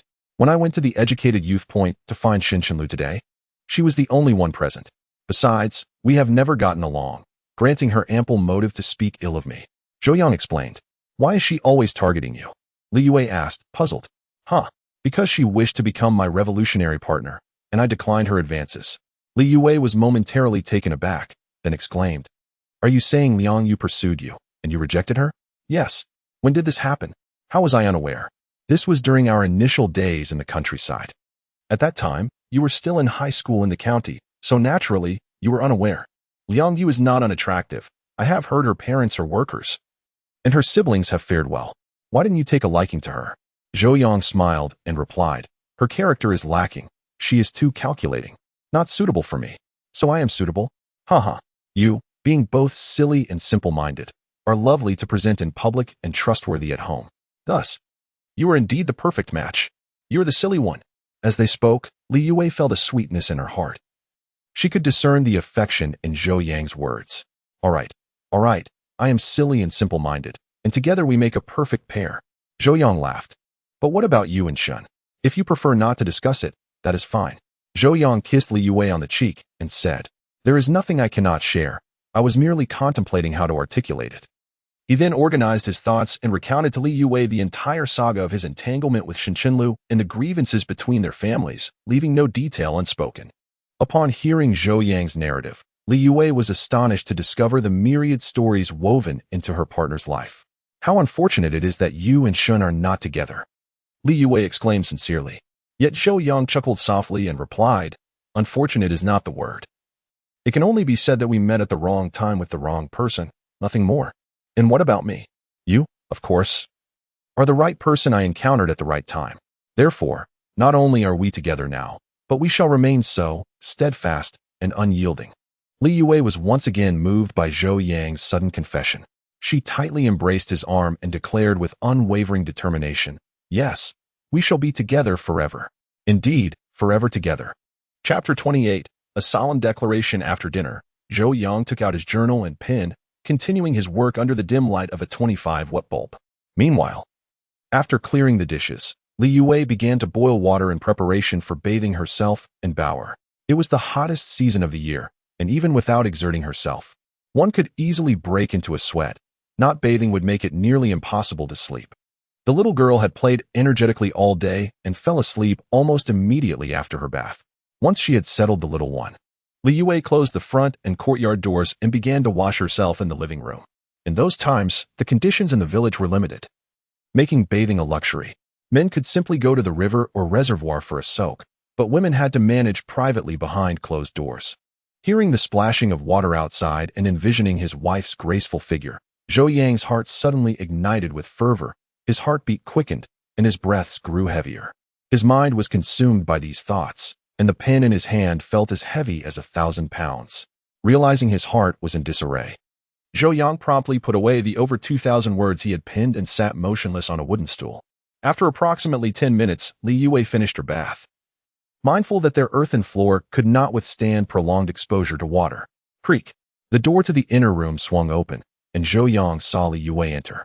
She wore a white tank top on her upper body and knee-length shorts fashioned from some repurposed fabric, her feet adorned with flip-flops. As she walked in while drying her damp hair with a towel, this appearance truly captivated Zhou Yang, and his gaze lingered on his petite wife. Upon entering, Li Yue first glanced at Bauer on the kang before turning her attention to Zhou Yang, only to find him staring intently at her. His eyes ablaze with an inexplicable fire that seemed ready to consume her. Being an experienced woman, she was well aware of what was on his mind, and immediately, her delicate face flushed crimson, even the exposed skin of her arms and neck turning a soft pink. "What are you staring at? Hurry and sleep," Li Yue shyly admonished. This combination of coyness and bashfulness left Zhou Yang utterly spellbound, and his thoughts drifted to the famous scene from Bai Ji's song of Everlasting Regret, depicting a noble woman emerging from her bath. With a glance and a smile, 100 charms awaken. The beauty of the 6 palaces pales in comparison. Spring's chill grants a bath in the Huaqing pool. The warm spring water smooths the delicate skin. Attendants help the fragile beauty to rise, as she basks in the new favor she has received. Her cloud-like hair and flower-like visage adorned with golden hairpins. In a warm hibiscus tint, she spins the spring night. All right, Zhou Yang admitted that he was indeed enchanted by his little wife. He quickly grabbed a towel, told Li Yue to wait for him, and then carried the basin of water outside. Immediately, a cacophony of splashing water echoed from outside. After a brief yet invigorating battle, Zhou Yang entered the room, his upper body bared, and climbed into bed with his wife. Following an exhilarating escapade, the couple nestled together, indifferent to the heat. Li Yue rested her head on Zhou Yang's arm, her finger tracing circles on his chest, a look of contentment gracing her face. Having exerted themselves extensively the previous night, Zhou Yang was mindful not to prolong their activities today. Feeling a slight itch on his chest from her playful antics, he gently pinned her hand to his torso and inquired, "What are you thinking about? Why aren't you asleep?" "I'm thinking about us," she replied. "What about us?" Zhou Yang asked, puzzled. "Do you know where your parents are?" Curious, Zhou Yang questioned. "Why do you ask that? Now that we're married, have our certificate, and have had our child, I, as your daughter-in-law, have yet to meet your parents. Our baby has not yet met her grandparents," Li Yue explained. "So, you wish to meet my parents?" "Of course, if possible. Meeting them would be ideal. If not, a letter would suffice. At the very least, they should know about their daughter-in-law and their precious granddaughter." Zhou Yang replied, "I do know where my parents were sent. They're at a small farm in the neighboring province of Ungshi. Once the autumn harvest here is complete, I'll take you and our baby to see them." In truth, Zhou Yang initially had no knowledge of his parents' location, but thanks to memories from his past life, he was aware that they were currently undergoing transformation at Dongguan Farm. His parents often recounted the hardships they endured during those years, leaving a profound impression on him. Is that really true? Of course it is true. After all, even an unattractive daughter-in-law must eventually meet her in-laws. Zhou Yang chuckled. "You're the one who's unattractive." "I am indeed. Ha ha ha. Now, hurry and sleep. We have work tomorrow." The night passed in silence, and before the work whistle had even sounded the next morning, Li Yue rose early. She prepared a simple porridge and reheated the buns she had set aside for Zhou Yang and their baby. After the whistle blew, she roused the slumbering father and child. After breakfast, Li Yue first took their baby to the Li family's courtyard before heading off to work, while Zhou Yang made his way directly to the brigade office with his work points booklet. Upon his arrival, he found that most villagers were already present. While waiting for the brigade leaders to assign tasks, villagers gathered in small groups, engaging in light-hearted conversation. "Have you heard? The son-in-law of Secretary Li quietly visited his mistress at the youth point yesterday afternoon. Is it that Shan youth? I heard they were sobbing together yesterday. Like a pair of star-crossed lovers. That young man is truly ungrateful. With such a wonderful wife like Xiao Wei, he still seeks to engage in illicit affairs. As for Shen Jiqing, he is utterly shameless, oblivious to the fact that Zhou Jiqing is already married. Though the villagers spoke in hushed tones, Zhou Yang, having been reborn, seemed to possess an inexplicable enhancement of his senses, allowing him to hear their conversations from a distance. He realized that this matter must be addressed, otherwise the repercussions would extend beyond just Shen Qinlu and himself, potentially affecting Li Yuwei and Bauer as well. Upon noticing Zhou Yang approaching, Chen Jianying and Zhang Jinwang immediately began to delegate tasks. Before long, the assignments were made, and just as Chen Jianying was about to instruct the workers to commence, Zhou Yang suddenly called out loudly, "Hold on a moment, I have something to say." Although Chen Jianying felt a twinge of annoyance at being interrupted, he nonetheless replied, "Since Zhou Jiqing has something to say, let us all pause our work for the moment." Zhou Yang strode to the forefront of the villagers and declared, "I have heard whispers behind my back regarding my relationship with Shen Jiqing. Initially, I intended to remain silent, but as a married man, I cannot neglect my responsibilities to my wife and child. Therefore, I wish to make a solemn statement. There is nothing inappropriate between Shen Jiqing and me. The reason I visited her at the youth station yesterday was solely because she fainted in the field. We grew up in the same courtyard, and to me, she is like a sister. How could I, as her brother, turn a blind eye when she is unwell? Do you all understand this logic?" He continued, "Additionally, I must clarify that Li Yuwei and I have obtained a marriage certificate, recognized by the state as a legitimate union. We love one another and remain faithful to our marriage. I will not allow anyone to jeopardize our bond. Thus, I caution those who seek to tarnish our reputation. Should I discover any further gossip, I assure you, the consequences will be dire." With that, Zhou Yang disregarded any further conversation and returned directly to the office, leaving the villagers in stunned silence. Chapter 29. Scheming against Chun Gang. Zhou Yang's work proceeded as usual, beginning with the registration of production tasks for each village group, followed by translating documents at the brigade office. Approaching noon, he returned home to prepare lunch. Normally, his mother-in-law, Zhang Guiying, would cook for them, delivering meals to the Li family while attending to her own. However, Zhou Yang found himself unable to stomach the bland fare of the Li household, so he asked Li Yuwei to inform her mother that they no longer required her culinary services. His reasoning was sound, as he intended to establish his own household. Lest others label him a Doran's son-in-law, Li Fengnian and Zhang Ging deemed this a positive development and readily agreed. For lunch, Zhou Yang simply made a tomato and egg stew, accompanied by 2 bowls of noodles, before heading to the brigade office with the meal in hand. At work, he instructed Li Yuwei to wait for him at the brigade office during lunch. Zhou Yang arrived at the brigade headquarters with a meal in hand. Just as he was about to enter, he overheard a familiar voice from within. "Qin Gang, stop speaking nonsense. I trust my man. He would never betray me." Shortly thereafter, a man's voice followed. "Xiao Wei, I assure you, Zhou Jiqing and that Shen Jiqing surely have something going on. They were at the youth point yesterday." It was Qin Gang. That scoundrel was attempting to undermine Zhou Yang in front of Li Yuwei, demonstrating a malicious intent. Zhou Yang could not allow this to transpire. He took a few swift steps forward and kicked the door of the brigade headquarters with force. With a resounding crash, the already fragile wooden door was flung open, and Zhou Yang stormed inside. "Chen Ergu, you have truly disgraced us men of the Babao Liang Brigade. How dare you gossip behind people's backs like a gossiping old woman? Do you have no shame?" Chen Gang, nicknamed Ergu, despised being called Chen Ergu in adulthood. Zhou Yang's words struck him as an affront to his dignity, and anger was etched across his face. "What is the matter? You think I can't speak out just because you've done something? What kind of logic is that?" Chen Gang's expression bore no embarrassment from being caught. His tone was unyielding, showing no respect for Zhou Yang, the city youth. "What have I done? Speak clearly, or I might just report you to the commune." Zhou Yang retorted. "You should be aware of the consequences of defaming a youth, I assure you. A few months in confinement would not be out of the question." "Zhou, do you think I'm afraid of you? I've said what I've said." "And what of it?" Chen Gang, relying on his father's connections within the commune, displayed no fear of Zhou Yang's threats. The living conditions of the youth from the city were indeed generally better than those of the rural folk, with at least 1 or 2 family members employed in jobs that provided commodity grain. Yet so what? Here, they were not necessarily superior to the rural youth, as they lived under the roof of others. "Not a chance.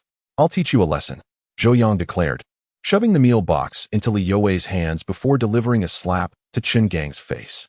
Chen Gang, taken by surprise that the usually refined Zhou Yang would dare to engage him physically, reacted instinctively with a punch.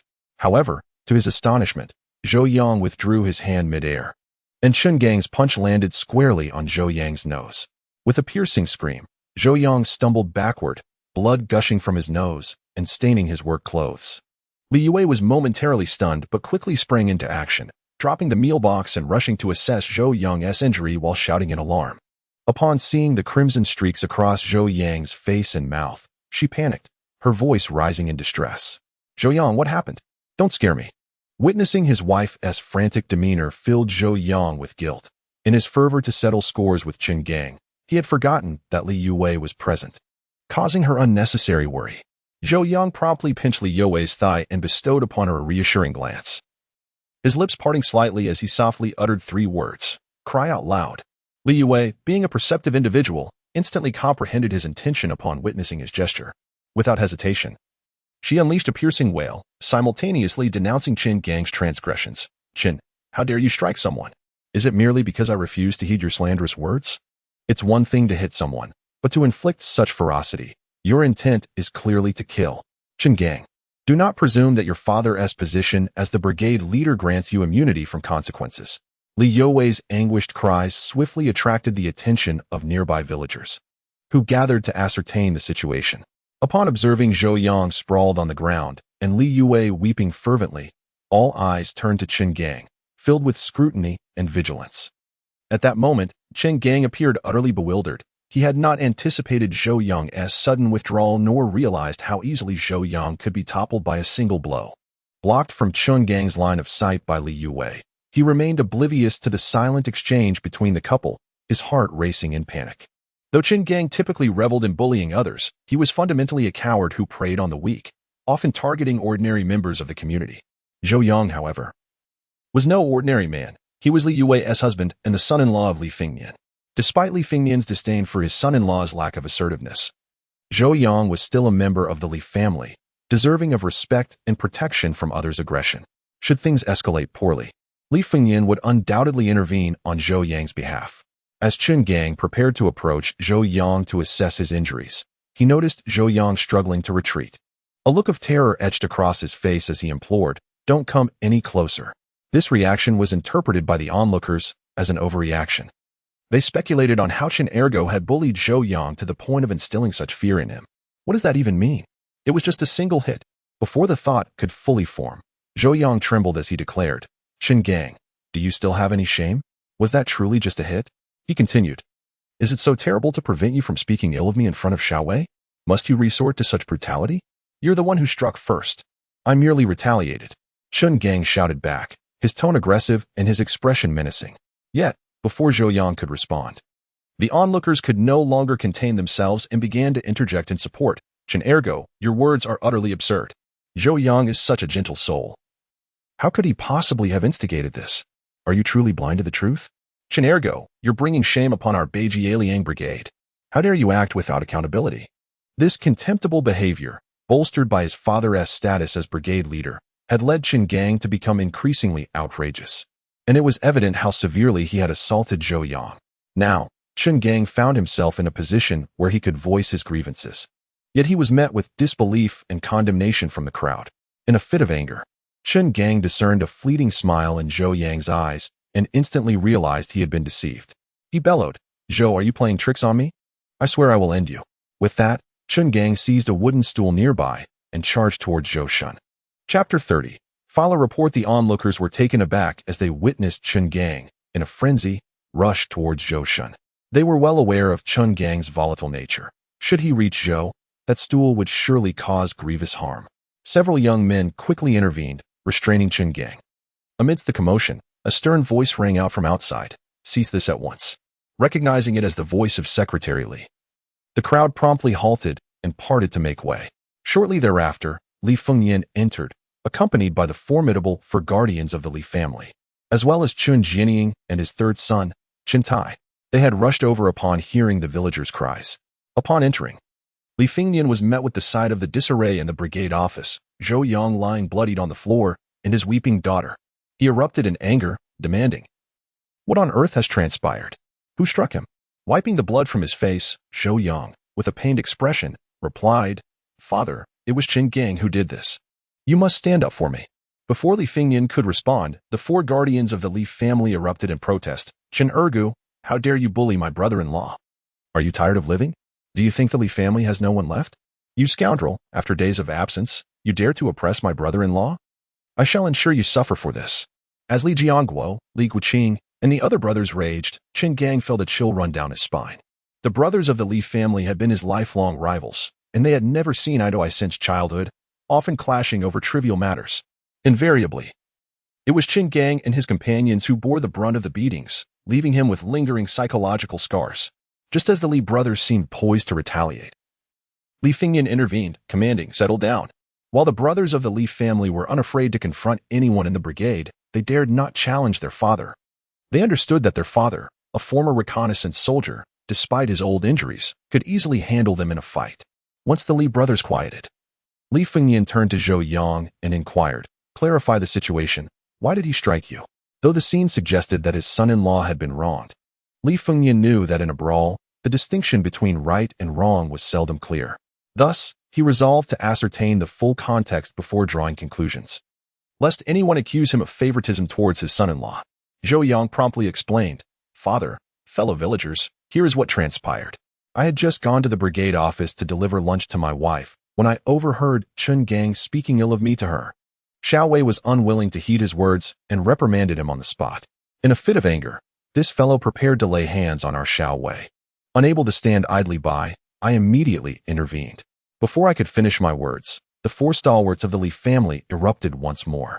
These brothers were fiercely protective of their sister. Upon hearing that Qin Gang not only harassed their sibling, but also intended to strike her, their fury was ignited.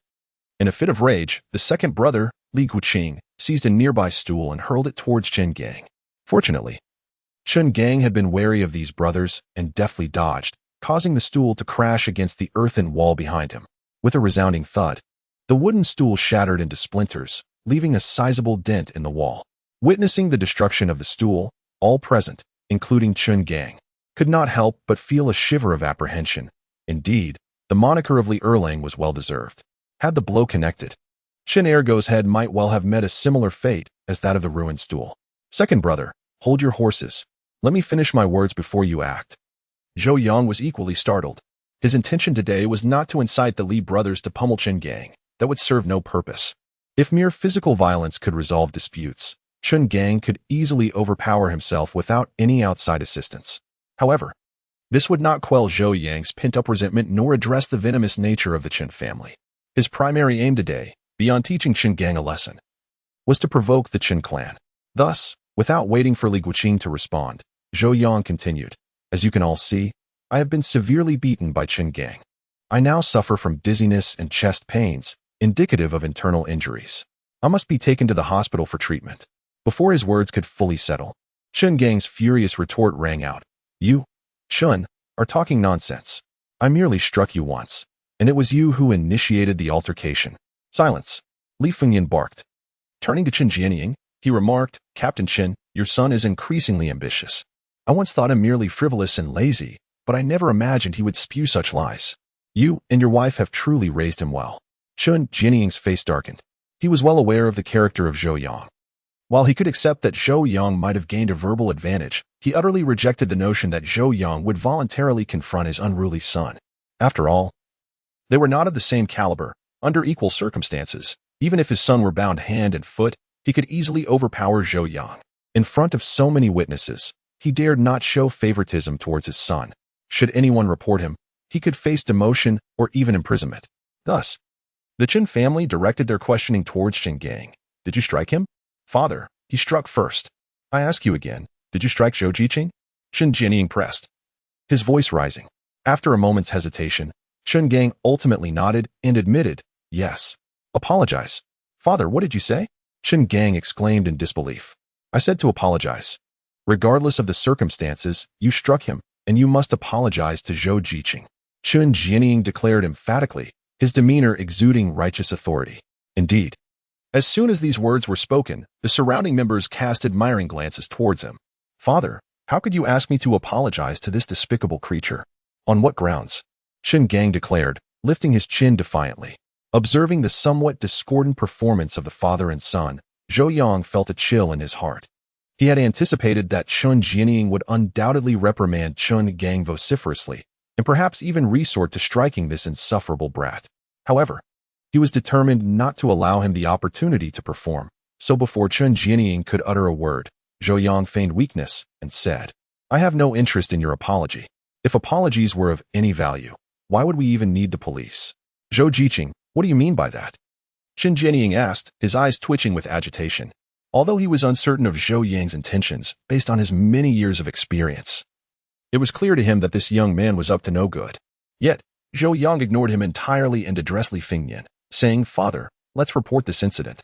Chapter 31. Substantial compensation. The moment Zhou Yang suggested reporting the incident, Zhou Yang felt a jolt of alarm within him. Although he was unaware of the severity of Zhou Yang's injuries, the sight of blood on his face and body indicated they were not trivial. If the police were alerted, it was uncertain whether his second son would face imprisonment, but he would undoubtedly be detained for a time. Moreover, considering the investigative procedures, the police would certainly conduct inquiries in the village. As the leader of the production team, he wondered whether he would find himself scrutinized alongside his son, a prospect that remained uncertain. With this thought, Zhou Yang hastily exclaimed, "Zhou Jiqing, it is merely a minor altercation among young people. There is no need to involve the police." Zhou Yang replied coldly, "Captain Chen speaks so lightly. Do you understand the consequences of assaulting another person? According to the criminal law of Huagua, Article 234, intentional harm to another's body is punishable by imprisonment for not more than 3 years, detention, or control. If it results in serious injury, the penalty is imprisonment for more than 3 years, but less than 10. In simpler terms, intentionally causing minor injury can lead to imprisonment for up to 3 years. Continuing, Zhou Yang asserted, "Though my injuries may not qualify as serious, they certainly amount to minor injuries. I am determined to see him incarcerated." Despite being the leader of the production team, Zhou Yang was, after all, a rustic man unaccustomed to such matters, and he was taken aback by this revelation. He had not anticipated that Zhou Yang's true aim was to have his son imprisoned, a predicament that posed a significant challenge. Zhou Yang, equally bewildered, exclaimed in panic, "Zhou, it was merely a punch. I could have let you retaliate. Is it really necessary to escalate it like this?" Zhou Yang cast him a disdainful glance, utterly disregarding him. Li Fengnian, having once served in the military and fought in battles, quickly discerned that his son-in-law had merely sustained a minor nosebleed and was otherwise unharmed. He realized that Zhou Yang's remarks were likely intended to intimidate the Chen family. With this in mind, Li Fengnian promptly declared, "Since Zhou Yang insists on involving the police, let us allow the authorities to handle it. Jiangwo, go to the commune at once. We cannot involve the police." Zhou Yang, with his emaciated frame, took 2 steps forward and addressed Li Fengnian. "Secretary Li, this matter is not as grave as it seems. We can resolve it within our team without alarming the authorities." However, Li Fengnian replied calmly, "Old Chen, one party involved is your son, and the other is my son-in-law. We must maintain impartiality to avoid any accusations of favoritism. It would be best to let the police handle it." Immediately, Zhou Yang countered, "Secretary Li, this incident occurred within our team, and if it escalates, it could tarnish the reputation of our Babao Liang team. What do you propose?" Li Fengnian asked, sensing that the situation had reached a critical point. "How about this? We could contribute 20 yuan as compensation for Zhou Yang's actions and let the matter rest." Before Li Fengnian could respond, Zhou Yang interjected decisively. "That is unacceptable. 20 yuan is far too little for a private settlement. It seems that Captain Chen is unaware of the compensation standards for personal injuries." Zhou Yang continued, "Since Captain Chen is not informed, allow me to enlighten you. As the party responsible for the assault, you are liable for compensating the victim for personal injuries, including all medical expenses incurred, lost income due to inability to work, and additional costs such as lost wages, nursing fees, transportation, accommodation, daily allowances during hospitalization, and necessary nutritional expenses. Furthermore, according to regulations, in cases of assault resulting in minor injuries, the responsible party must bear criminal liability. The police will file charges for intentional injury, and the court will determine the sentence based on the circumstances of the crime, societal harm, and the extent of injuries, which typically results in a prison term of up to 3 years or detention. Additionally, the suspect is liable for civil compensation. In other words, regardless of whether Qin Gang is sentenced, he must pay. Upon hearing this, the Qin family was left bewildered once more. They believed that fighting among villagers was a commonplace occurrence, usually resulting in a meager compensation of only a few yuan, or often resolved simply by parents bringing a few eggs and cans to the injured party as a gesture of reconciliation. This talk of legal repercussions and compensation was entirely foreign to them. Qin Jianying initially thought that the young man, Zhou, was merely trying to intimidate him, and he turned to his silent third son, Qin Tai. His son had completed junior high and had even spent a year in high school, so he was not entirely uneducated. Seeing his father looking at him, Qin Tai could only nod in agreement, indicating that Zhou Yang's statements were indeed accurate. Qin Tai even felt that Zhou Yang's explanation was relatively lenient. He vividly recalled an incident from his first year of high school when a fight broke out between two students over trivial matters, escalating into a physical altercation. One student ended up knocking the other to the ground, causing significant bloodshed. Initially, they thought it was just a typical student brawl, but days later, the assailant was arrested and swiftly sentenced to 10 years in prison. In a twist of fate, the injured student returned to school merely 3 days after resting at home. Due to this incident, the principal convened a special assembly at the school, using it as a cautionary tale to repeatedly admonish the students against fighting. With the subtle hint regarding the third son, Qin Jianying felt increasingly uncertain. After a moment's hesitation, he directly inquired of Zhou Yang. "Zhou Jiqing, just tell me, how can we spare my second son?" Zhou Yang contemplated for a moment before responding. "If you wish to avoid alarming the public, Qin Gang must apologize to me and Xiao Wei and additionally compensate us with 200 yuan. No sooner had he finished speaking than Qin Gang bellowed, 200 yuan? Why don't you go rob it instead?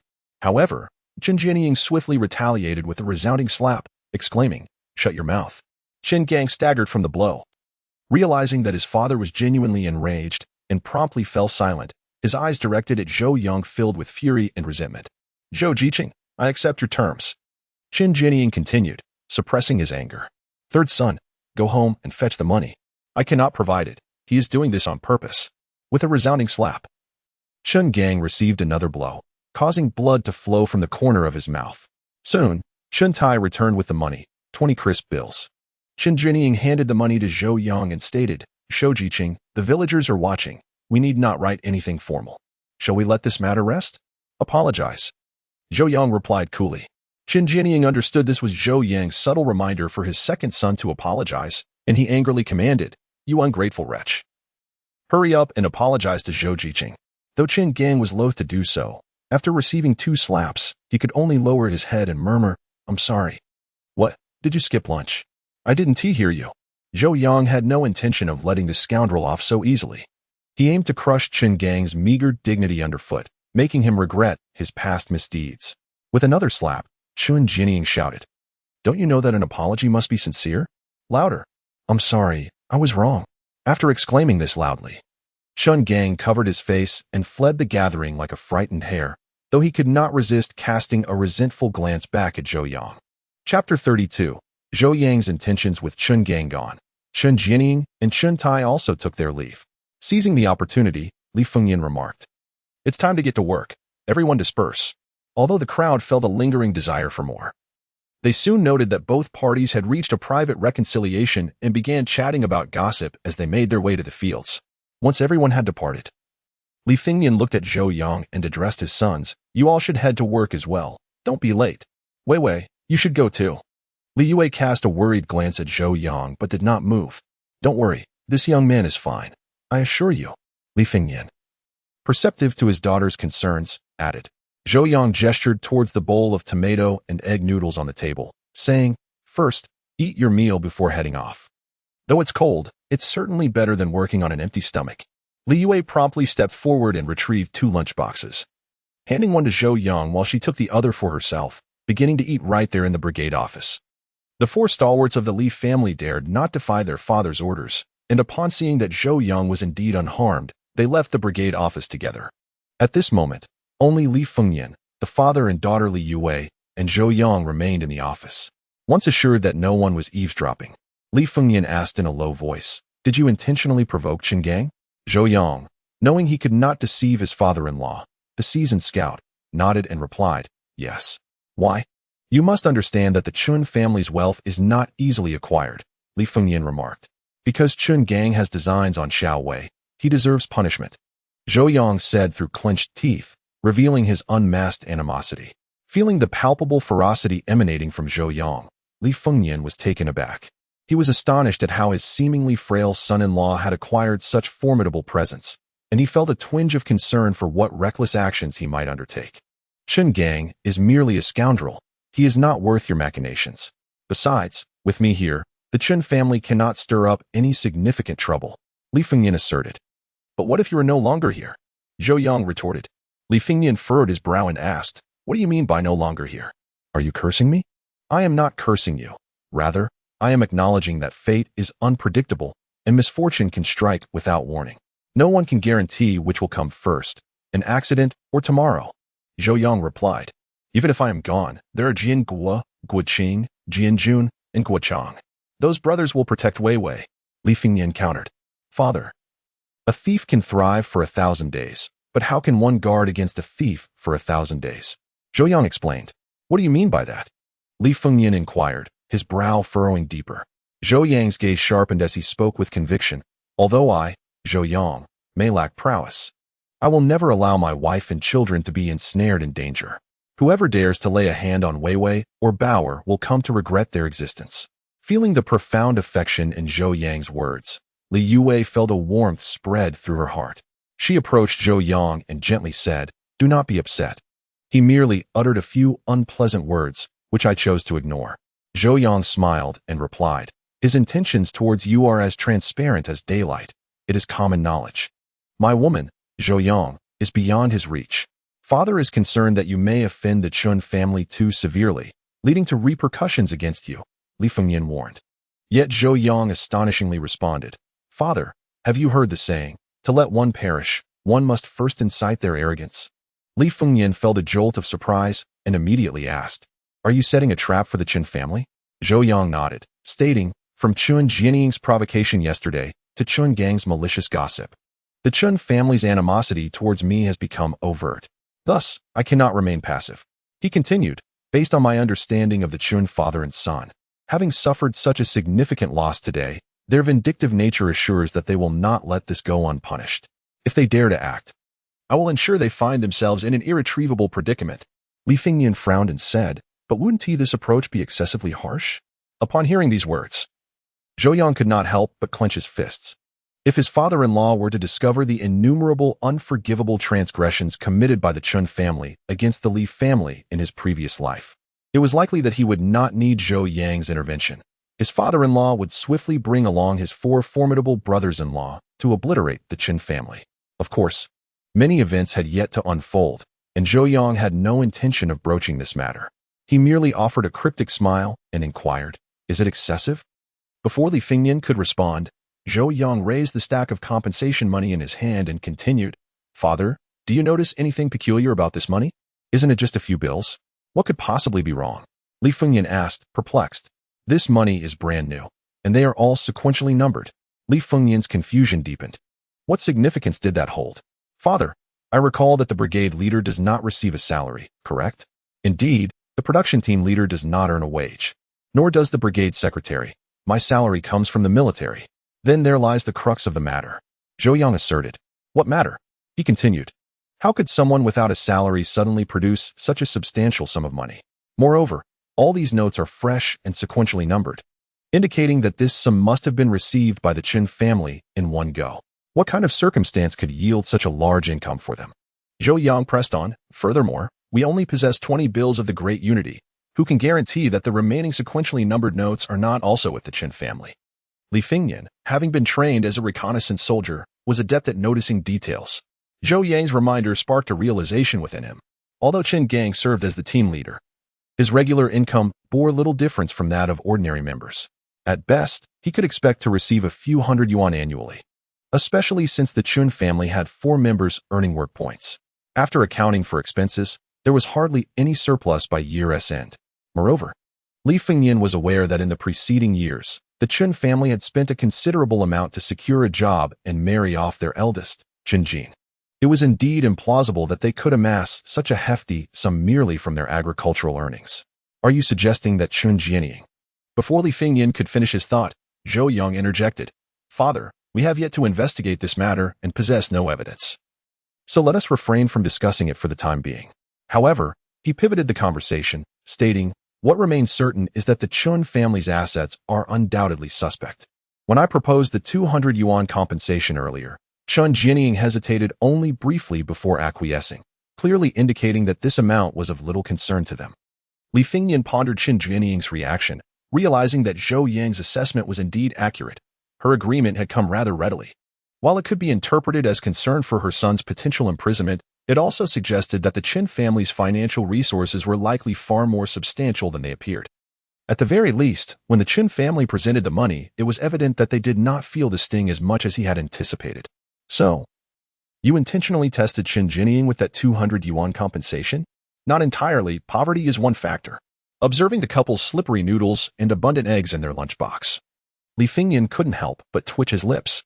With the two of you enjoying such meals, how can you still claim to be poor? Do you not consider the hardships endured by other members? Eating coarse food is merely the beginning. Have you ever tasted wild vegetable pancakes or leaf porridge? Even those educated youths at the commune, starved to the extreme, resorted to boiling grass roots and tree bark for sustenance. Regardless of the circumstances, you must exercise caution. Chun Jianying is a formidable adversary, Li Fengyan cautioned. Father, I understand. I will not confront them directly. That is good. You may eat now. I will keep watch in the fields for a while. All right, take care, Father.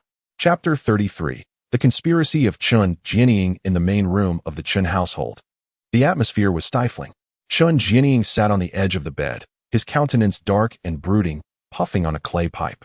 The flickering embers mirrored his tumultuous emotions, fluctuating between light and darkness. On the floor, Chun Gang crouched tightly, his fists clenched, the imprints of his fingers etched on his face, rendering his expression somewhat grotesque. Is what you just said true? Just moments ago, Chun Gang relayed the events of the afternoon to his father. Father, it was indeed that fellow surnamed Zhou who struck first. I merely retaliated with a punch and did not lay a finger on him thereafter. Chun Gang spoke with a hint of grievance. Chun Jianying was all too aware that the Chun family had been duped. The thought of the 200 yuan caused a pang of anguish in his heart, that some could have purchased a pig. Now it had been squandered on that Zhou fellow. Observing his father's silence, Chun Gang hastily added, Father, you must believe me. That scoundrel is merely feigning. Chun Jianying exhaled a cloud of smoke and replied sternly, You still have the audacity to speak. Why do you always gravitate towards that wretched girl? Otherwise, could you have been deceived? Father, it is not that fellow Zhou who opposes you. I merely sought to apply some of my medicine to him, but unexpectedly enough. You little rascal, do you think I am unaware of your scheming? You are infatuated with that girl from the Li family. Chun Jianying knew his second son all too well. Regardless of the circumstances, you must seek vengeance for me. Chun Gang gritted his teeth, feeling more aggrieved than ever before. Was it merely a punch thrown?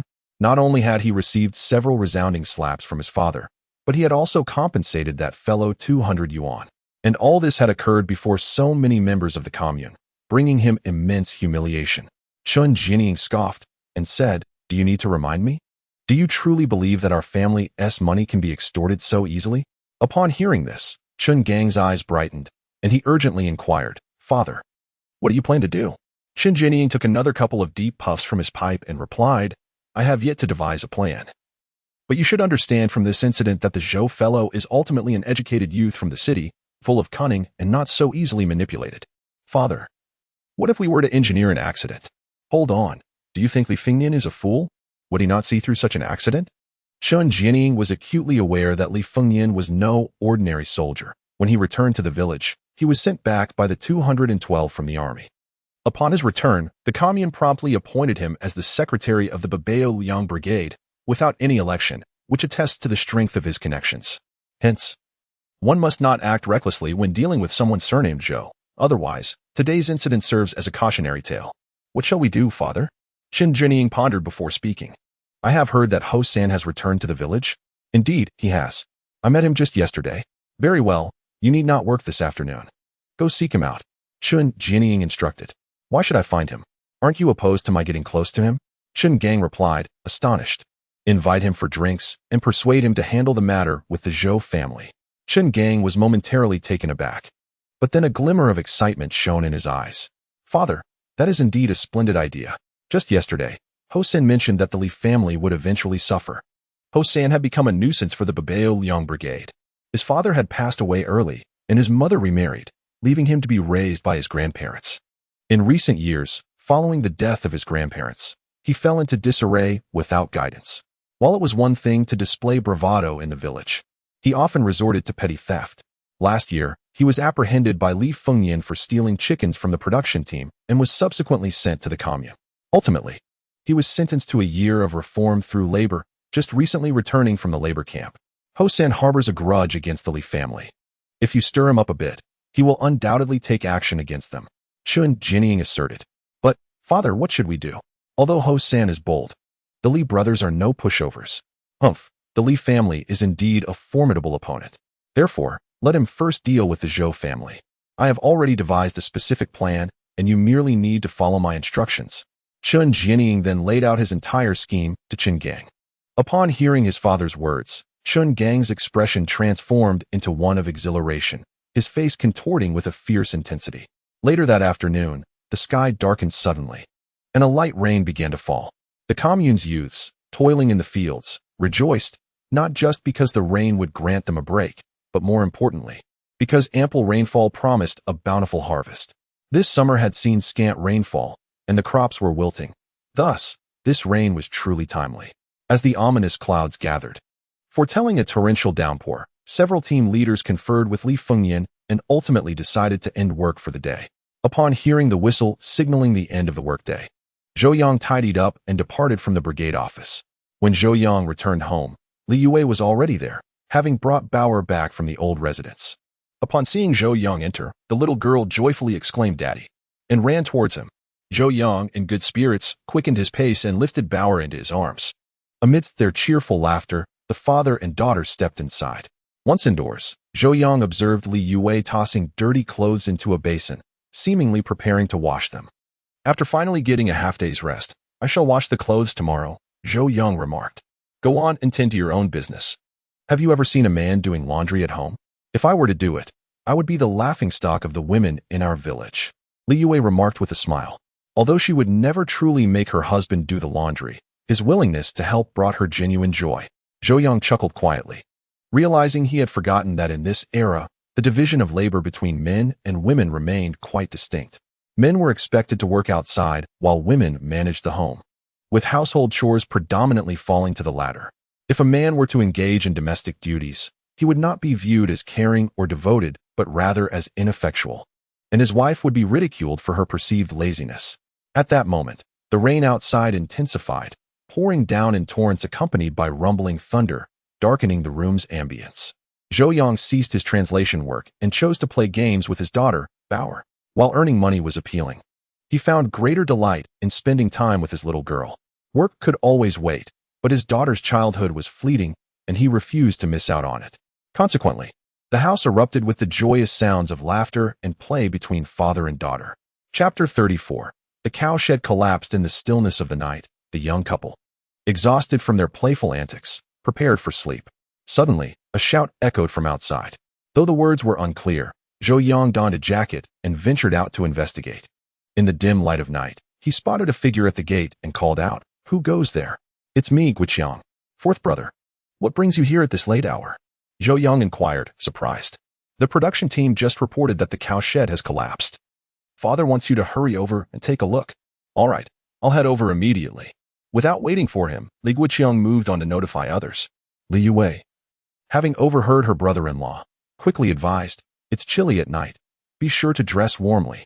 "Understood. You stay here and rest. I'll be back shortly." With that, Zhou Yang hastily donned his clothing and placed a gentle kiss on Li Yue's forehead before departing. The cowshed was located at the far end of the production team's area. When Zhou Yang arrived, he found Li Fengyan, Chun Jinying, Zhang Jinwang, and others already present, directing the members to clear the debris from the collapsed shed. From a distance, Zhou Yang could hear Chun Jinying's furious voice. Why wasn't he anything said about the rotten beams? Now livestock are trapped beneath. Who will take responsibility for this? At that moment, a small boy, around 7 or 8 years old, dashed over to Chun Jinying, his voice trembling with tears. "Captain, please go and check. My father is buried under the shed." Please, I beg you to save him." However, Qin Jianying, visibly impatient, retorted, "Get out of the way. Can't you see there are still animals buried beneath? We must first rescue them."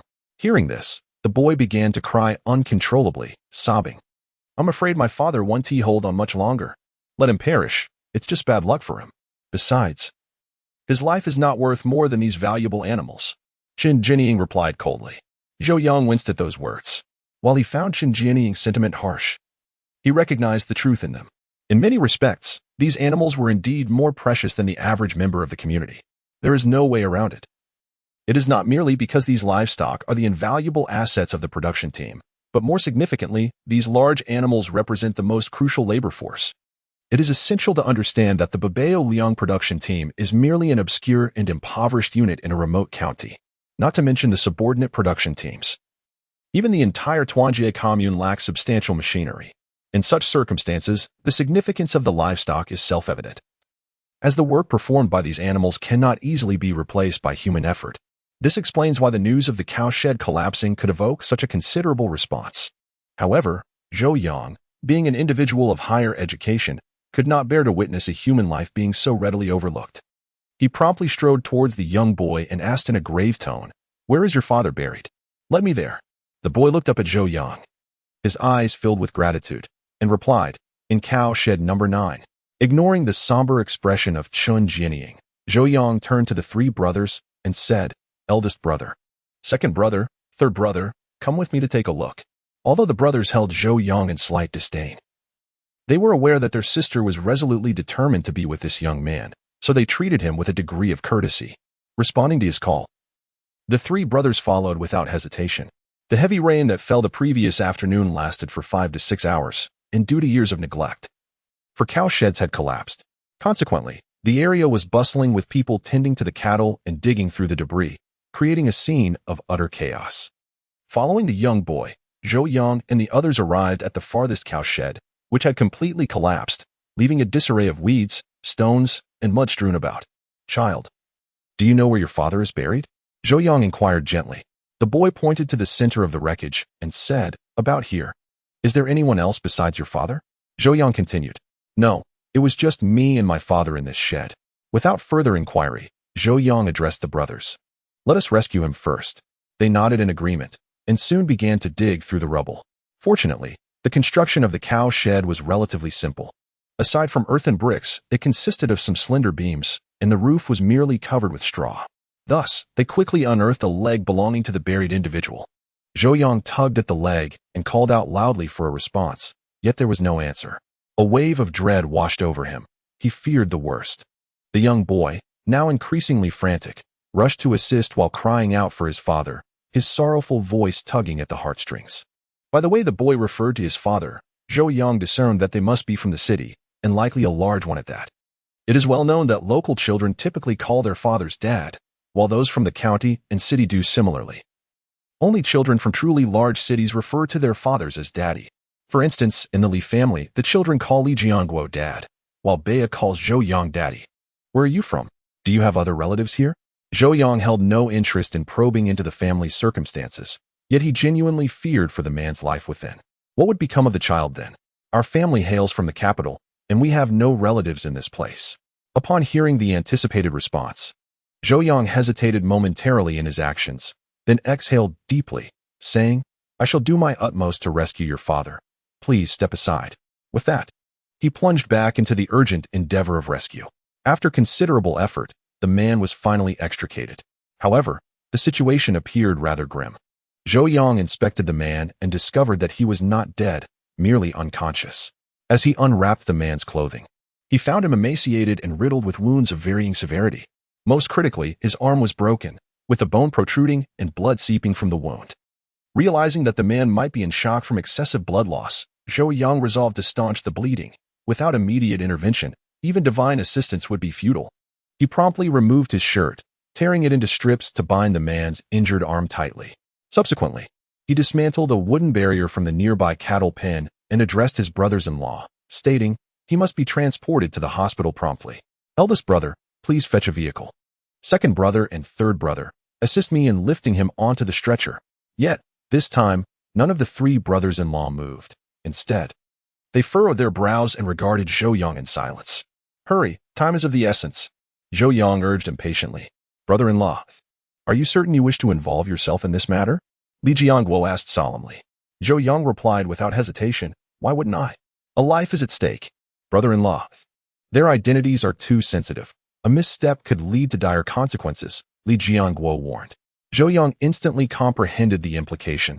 The residents of this area were far from ordinary. To act recklessly amid such uncertainty was indeed perilous. Nevertheless, gazing at the gravely injured man and the sorrowful little boy before him, Zhou Yang was reminded of his own past self from years ago. When he first arrived here to work, his background was equally unremarkable, leading to ostracism and bullying. And life was nothing short of arduous. It was not merely hardship, but utter despair. Had it not been for Li Youwei's affection for him, ultimately culminating in marriage, Zhou Yang could not fathom how long he would have endured. With these thoughts, he no longer hesitated, declaring, Brother, after all, a life is involved. Should anything occur, I will bear the responsibility. Observing Zhou Yang's steadfast resolve, Li Jiangguo took a deep breath and nodded in agreement. Chapter 35. A critical situation. The cart was soon prepared, and amid the astonished gazes of the villagers, Zhou Yang lifted the injured man onto the vehicle, setting off towards Yunshan City, 20 kilometers away. Since Zhou Yang had no prior experience driving a cart, Li Fingnian had instructed Li Jiangguo and Li Guqing to accompany him for support along the way. Upon exiting the village, Li Jiangguo turned to Zhou Yang and said, Brother-in-law, you should refrain from involving yourself in such matters in the future. Zhou Yang understood his concern and sighed, replying, Eldest brother, are you worried that our attempt to save him will lead to trouble? The circumstances of recent years are well known to you. Although the situation has not been as tumultuous as in previous years, one must remain vigilant. For if one is caught in a compromising position, trouble is easily brewed. Zhou Yang nodded and remarked, I understand. However, a true man must act with purpose and discretion in this world. To witness a living soul struggle while we possess the means to assist, yet remain apathetic, watching him perish before our eyes, is something I cannot fathom doing.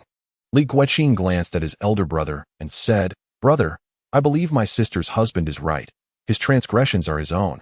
But our intent to save a life is commendable. Is it sufficient to simply assert that there is nothing wrong with our actions?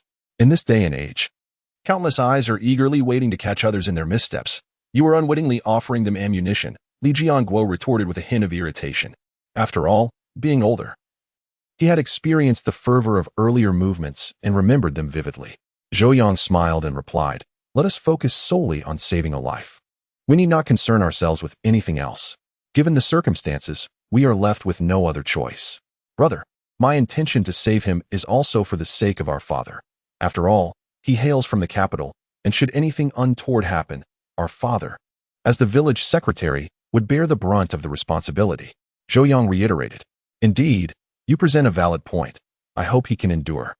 Li Jiangguo remarked as the three men stole a glance at the man in the vehicle. The sight of his myriad wounds and his nearly contorted arm caused them all to shake their heads in dismay.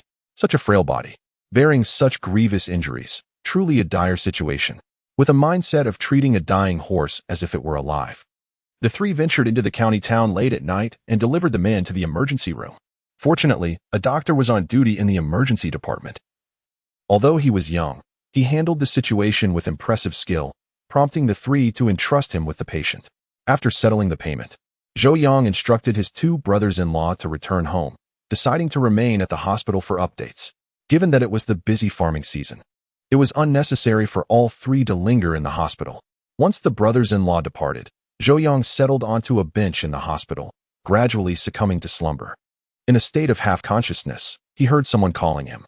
Upon opening his eyes, he saw a young nurse, perhaps 17 or 18, standing before him. Zhou Yang immediately roused himself, but before he could utter a word, the nurse hurriedly inquired, The doctor is looking for you. You must go see him right away. What happened? Is the patient saved? Zhou Yang asked anxiously. The patient has been stabilized, but there are new developments. The doctor needs to speak with you. The nurse replied promptly. What developments? Zhou Yang pressed. I don't have many details. It's best you discuss it directly with the doctor, she advised. Understanding that the young nurse was merely a staff member without further insight, Zhou Yang followed her to the doctor's office. At the door of the operating room, Zhou Yang encountered the physician. Unlike the youthful doctor he had first encountered, This time he was greeted by an older gentleman, perhaps in his 50s or 60s. With graying hair and clad in a white coat, the doctor wore medical gloves, clearly having just stepped away from the operating table. Approaching the elder physician, the nurse promptly introduced Dr. Zhang. This is a relative of the injured party. The elderly doctor glanced at Zhou Yang and then spoke. Let us be brief. During the surgery, we discovered that the victim's condition is far more complex than we initially diagnosed. Not only has he suffered a broken arm, but 3 of his ribs are fractured, one of which has punctured the chest cavity. Due to prolonged jolting, the bone has penetrated the organs, necessitating a thoracotomy. As soon as the doctor finished speaking, Zhou Yang immediately inquired, is there still hope for him? There is a possibility of saving him, but the cost will be significant. We must communicate with his family, the doctor replied. Zhou Yang quickly responded, I am not his family. We are merely a team. Then please contact his family at once. The surgical and hospital fees are beyond the means of an average household, Dr. Zhang sighed. Doctor, please tell me, how much will it approximately cost? Zhou Yang asked in a serious tone. The surgical fee is not exorbitant, but when you factor in the hospital expenses and various medications, it is conservatively estimated to exceed 150 yuan, potentially reaching 200 yuan, the doctor explained. Zhou Yang hesitated momentarily before stating, I will arrange for the payment. I entrust the patient to you, Dr. Zhang. The elderly doctor was momentarily taken aback and then remarked, Are you sure you can take charge of his family's responsibilities without waiting for them to discuss this matter? Can he afford to wait? A decision should ideally be made within 20 minutes. Isn't that sufficient? Besides, he has no family except for an 8-year-old son, Zhou Yang replied. 200 yuan is a considerable amount. Have you truly thought this through? What if he awakens and cannot repay you? The old doctor asked with curiosity. Zhou Yang smiled and said, 200 yuan is indeed substantial, but in comparison to a human life, it pales in significance. As for whether he will acknowledge the debt or repay it, I have not given it much thought. Furthermore, whether he survives the surgery remains uncertain. So why dwell on such matters? The old doctor expressed admiration, saying, You possess remarkable clarity, young man. I am impressed. Without waiting for Zhou Yang's response, the old doctor continued, You may proceed with the payment. I assure you that I, Zheng Jinan, will ensure his complete recovery. With a quick thank you, Zhou Yang hurried outside to settle the payment, while the elderly doctor returned to the operating room. Just as he turned away, a thought struck him. Zhou Yang then turned to a nearby nurse and asked, What did the doctor say his name was? Zheng Jinan. Dr. Zheng is an expert from Wu City, renowned for his exceptional medical skills. The individual within is truly fortunate, the nurse replied. Zheng Jinan, indeed. Zhou Yang felt a slight tremor in his heart. He had a fleeting sense of déjà vu upon meeting the old doctor. He had not realized that he was the father of an old friend, the illustrious Jiangnan physician Zheng Jinan. Indeed, Zhou Yang was very close friends with Zheng Jinan's son, Zheng Qi, though their paths would not cross for several more years, by which time Zheng Jinan would have already passed away. He vaguely recalled Zheng Qi mentioning that his father had spent several years in Yinshan due to a misdeed. Years later, while being transferred back to Hu City, he had met with a fatal accident. Had not anticipated that Zheng Jinan was at the county hospital. It seemed that a technical talent like him was always in demand, no matter where he went. However, considering that within a maximum of 2 years, Zheng Jinan would be reassigned back to Hu City and ultimately meet with a tragic accident, the outcome was indeed lamentable. Zhou Xin quietly resolved to prevent such a tragedy from occurring if the opportunity arose. Chapter 36. Dividing the spoils after settling the payment. Zhou Yang could not help but feel a pang of regret. 200 yuan was no trifling sum, even in the city. A laborer would need to toil for nearly a year without food or drink to amass such an amount. As for the farmers in the village, their plight was even more dire. It would take them several years to repay such debts incurred during the famine. In truth, Zhou Yang could have avoided the payment, as the hospital would not neglect the matter. After all, the doctors and hospitals of this era adhered to the principle of saving lives and alleviating suffering, embodying a revolutionary humanitarianism that stood in stark contrast to later institutions that would withhold treatment for lack of funds. Many families in the village were already in debt to the hospital, and there were occasionally debt collection teams sent by the hospital to demand payment. Nonetheless, Zhou Yang chose to pay the sum. Partly, he did not wish to put Zheng Qi's elderly father in a difficult position, as he was indeed the chief surgeon. On the other hand, this money had been extorted from the Qin family, and he felt uneasy about using it for personal expenditure. It was far more fitting to allocate it towards medical expenses, thus performing a good deed. Worrying about the condition of the injured, Zhou Yang refrained from resting. Finally, around 10 in the morning, the operating room door swung open, and several medical staff emerged, pushing a movable hospital bed. Seeing Zhou Yang, a weary Zheng Jinan wiped the sweat from his brow and said, "The surgery was successful, but his body is quite weak. He will need time to recuperate properly." Zhou Yang nodded in gratitude, stating, "Thank you. I will handle the subsequent matters." "Yes, let us transfer him to the ward." "All right. I will express my gratitude later." After settling the injured man, while he remained unconscious, Zhou Yang promptly went to the nearby supply cooperative to purchase essential items needed for hospitalization. This included a wash basin, towels, and a lunchbox, costing him another 6 yuan. Reflecting on his generous expenditure, he realized he had already invested over 200 yuan, which caused him some heartache. More importantly, the injured individual not only had a broken arm, but had also undergone open chest surgery. He would not be discharged anytime soon. During his hospital stay, who would care for him? Relying on his immature son was obviously not feasible.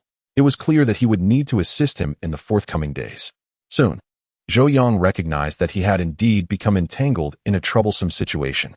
Fortunately, by noon, the man regained consciousness. Although he was exceedingly weak, he managed to muster a heartfelt thank you. Hearing those words lifted Zhou Yang's spirits considerably, easing the burden on his heart. Through their brief conversation, Zhou Yang finally learned the man's name, Yin Gengdong. Zhou Yang did not inquire further. He was not a particularly curious individual. In this era, possessing too much knowledge is not necessarily a boon. Since Yin Gengdong had just undergone surgery, he was unable to consume anything too dry. Thus, Zhou Yang prepared him a bowl of millet porridge for lunch. As for himself, he indulged in a bowl of noodles, feeling somewhat unsatisfied. So he supplemented his meal with 2 buns. Initially, Zhou Yang had anticipated spending the night at the hospital, yet to his surprise, in the afternoon, his father-in-law, Li Fengyan, arrived, accompanied by a ragged old man. After inquiring about Yin Gengdong's condition, Li Fengyan took Zhou Yang out of the hospital, leaving the old man to tend to the critically injured Yin Gengdong. Upon exiting the hospital, Li Fengyan sighed and remarked, "You handled last night's incident exceedingly well." "Dad, are you not worried I might bring trouble upon you?" Zhou Yang retorted. "Huh? Do you know that Yin Gengdong's elder brother is a comrade I have fought alongside?" "Oh, then why do you not assist him? How do you know I haven't helped him?" Zhou Yang sighed. The Yin family is well known, even in the countryside. Countless eyes are fixed upon them. If I were to act too overtly, it would not be assistance, but rather a detriment to them. Am I being a bit too conspicuous today? That cannot be helped. Had we not brought him to the hospital, young Yin might have perished. Li Fengyan replied, "Dad, I did not think of it that way. I believe that human life should be revered at all times." Zhou Yang continued, "As for the rest, let it be. Well, do not concern yourself with this matter. The team will take over the remaining tasks." Li Fengyan asserted. "Understood." Subsequently, Li Fengyan observed the bloodshot eyes of Zhou Yang and said, "Sleep for a while in the carriage. I will call you when we return to the village." Indeed, Zhou Yang was utterly exhausted. He had not closed his eyes since the previous night, and shortly after their conversation, he lay down in the cart and fell asleep. The swaying cart, the gentle sunlight, accompanied by a soft breeze. He enjoyed a most comfortable slumber, only awakening when Li Fengyan called him upon their arrival in the village. Upon returning home, Zhou Yang noticed an unusual silence. There was not a soul to be seen in the fields. "Dad, is it a day off? Why aren't there any workers?" Zhou Yang inquired, astonished. "Well, it is not exactly a day off. The rain was torrential last night, leaving the fields flooded and unworkable. Moreover, several livestock shelters in the team collapsed, so the members have gone to repair the cattle and horse pens this morning." Li Fengyan explained. He continued, "This afternoon, the team plans to slaughter pigs. The members may be waiting at the commune to distribute the meat." "Why would they slaughter pigs at a time like this?" "Who said it's not a special occasion? The Dragon Boat Festival is fast approaching." Li Fengyan responded. Zhou Yang frowned. "In previous years, we only slaughtered pigs during the Mid-Autumn Festival and the New Year. If we slaughter them for the Dragon Boat Festival, what will we do for the New Year?" Li Fengyan sighed. "We cannot avoid slaughtering this pig today." "What happened?" "Alas, the pig pen collapsed last night. Several pigs were injured and likely will not survive." After conferring with several captains, Li Fengyan resignedly remarked, "We have decided to cull the injured pigs to provide everyone with an additional meal." "How many were injured?" Zhou Yang could not help but gasp in disbelief. 11. He was well aware that the entire team had fewer than 30 pigs in total. The loss of 11 was indeed substantial. More critically, these pigs were not solely intended for the members' consumption. Their primary purpose was to generate income. Currently, the team had sufficient grain production to ensure that members would not go hungry. However, the common folk lacked funds, relying on their few old hens to procure cooking essentials like oil and salt. To address this issue, the team had raised these pigs. Traditionally, most of these pigs would be slaughtered for meat during the new year, with the proceeds distributed among the members according to their labor contributions. Now, with a third of the pigs lost, the year-end dividends for the members would undoubtedly be significantly reduced. Nevertheless, with the situation as it stood, Zhou Yang had little to say and could only accompany Li Fengyan to the brigade office. Chapter 37. The magnanimous Zhou Yang. The courtyard of the brigade office was teeming with people, reminiscent of a bustling market, filled with lively chatter. In the central clearing, dozens of men were occupied with slaughtering pigs and removing their hair, while women stood at the periphery with various utensils, awaiting their share of the meat. However, unlike the festive meat distribution during the new year, a subtle sorrow lingered on everyone's faces. Clearly, they all understood that with this batch of pigs being slaughtered, the meat they would receive for the new year would be meager. Upon seeing Li Fengyan return with the horse-drawn cart, the crowd instinctively parted to allow him and his son-in-law to enter the courtyard smoothly. After handing the cart over to the groom, Chen Liuzi, Li Fengyan inquired of Zhang Jinwang, "How many have been slaughtered?" "All have been slaughtered, but we have only processed 9. 2 are still being depilate." "Have they been weighed?" "Yes, the largest weighed 125 pounds, while the smallest was merely 68 pounds. Hearing this, Zhou Yang could not suppress a frown. In this era, not only were people emaciated, but the pigs were also underwhelming. He recalled that in later years, rural households would raise pigs that often weighed 300 to 400 pounds, and even 500 pounds was not uncommon.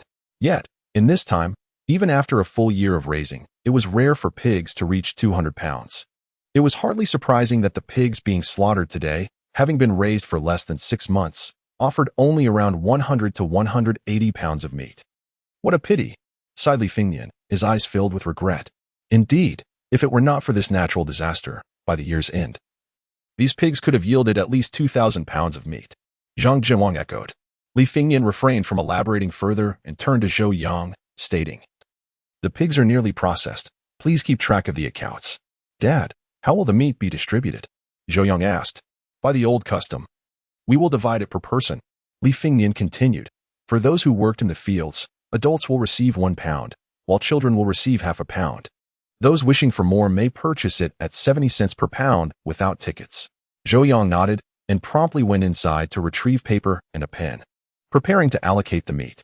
Though the slaughter of the pig is indeed lamentable, the distribution of its meat has somewhat altered the mood of the collective members.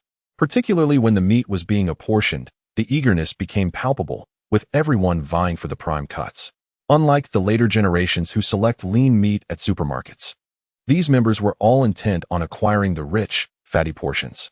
Indeed, a few women nearly came to blows over a piece of succulent fat. When it was Li Youwei's turn, Zhou Yang noticed her gaze fixated on a slab of lard, her eyes gleaming with desire, prompting him to shudder. He promptly intervened, instructing her to wait at the back, assuring her that their turn would come last. Although Li Youwei did not comprehend Zhou Yang's intent, she complied. By 6 in the evening, all the members had received their meat, though at least half remained unallocated. However, what was left consisted mainly of bones and offal, which, under the circumstances, held little appeal for the members. Once the meat was distributed, the remainder would be sold. Those wishing to procure meat would then have the opportunity to purchase it. After all, the cooperative's prices were not only economical but also did not require tickets. Truly a bargain. Yet, in this era, few could afford meat. After the last member departed with their purchase, there were still over 300 pounds remaining on the cutting board. Chen Jianying, puffing on his pipe, remarked gravely, "We must devise a plan to dispose of this meat. Otherwise, in this heat, it will spoil overnight. If necessary, we can give the offal to those inside, and the rest can be sent to the supply and marketing cooperative." Li Fengyan sighed in agreement. In those times, the cooperative's role extended beyond mere sales. It also procured agricultural products, a system known as unified procurement and sales. If families had excess eggs or had slaughtered a pig but were reluctant to consume it, they could exchange it for money at the cooperative. Zhang Jinwang expressed his regret.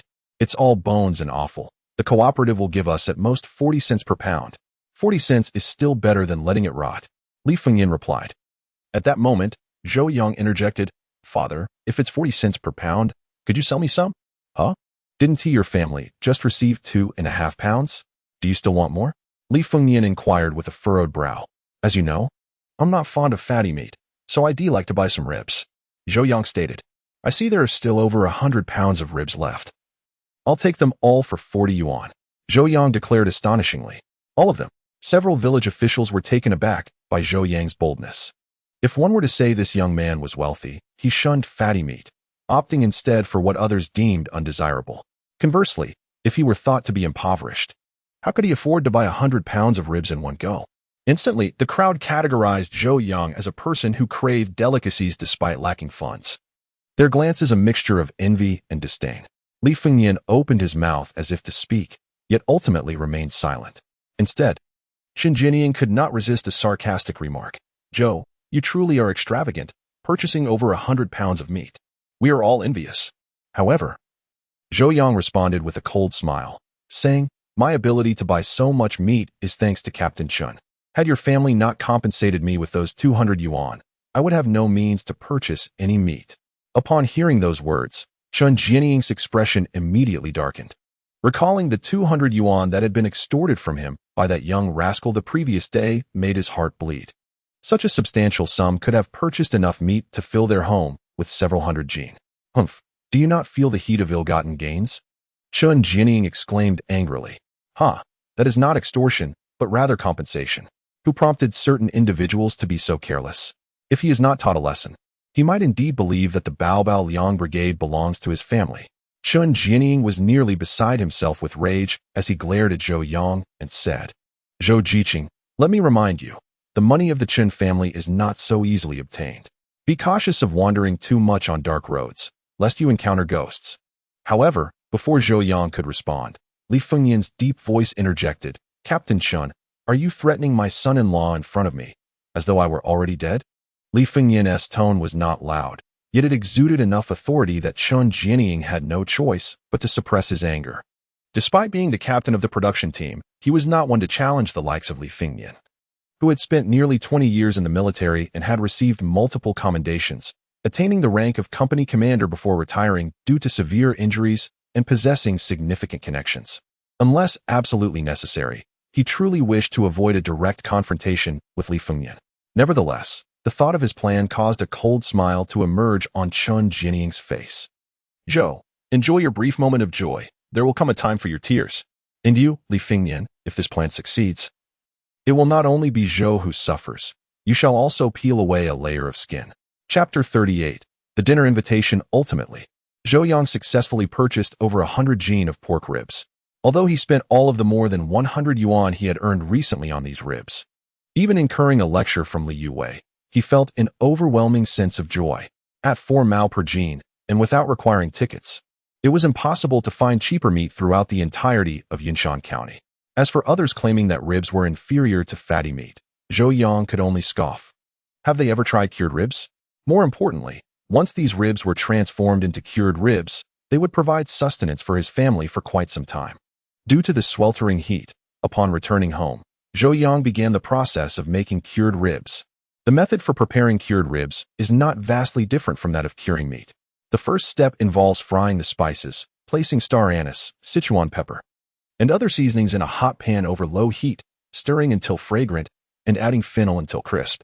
The second step entails pouring the crisp spices into a stone mortar, grinding them into a powder, adding salt, and evenly coating the fresh pork ribs with the spice mixture. The third step involves placing the seasoned pork into a container, sealing it, and allowing it to marinate for 7 days.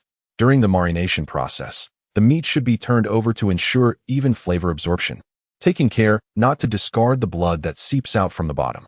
Continuing, one should pierce a hole at one end of the marinated meat with scissors, thread a string through it, and secure it tightly. Then, place it in a well-ventilated area or expose it directly to sunlight until the meat is sufficiently dried and can remain upright without sagging. The final step involves igniting hay to smoke the meat for approximately 35 hours until its surface achieves a golden hue, signifying the completion of the process. Although the entire procedure is intricate and time-consuming, the resulting cured ribs not only have an extended shelf life, but also possess an exquisite flavor. While Zhou Yang was occupied with preparing the cured ribs, he suddenly heard someone calling his name from outside the courtyard. Looking up, he recognized Cui Qianjin, an acquaintance from the youth station.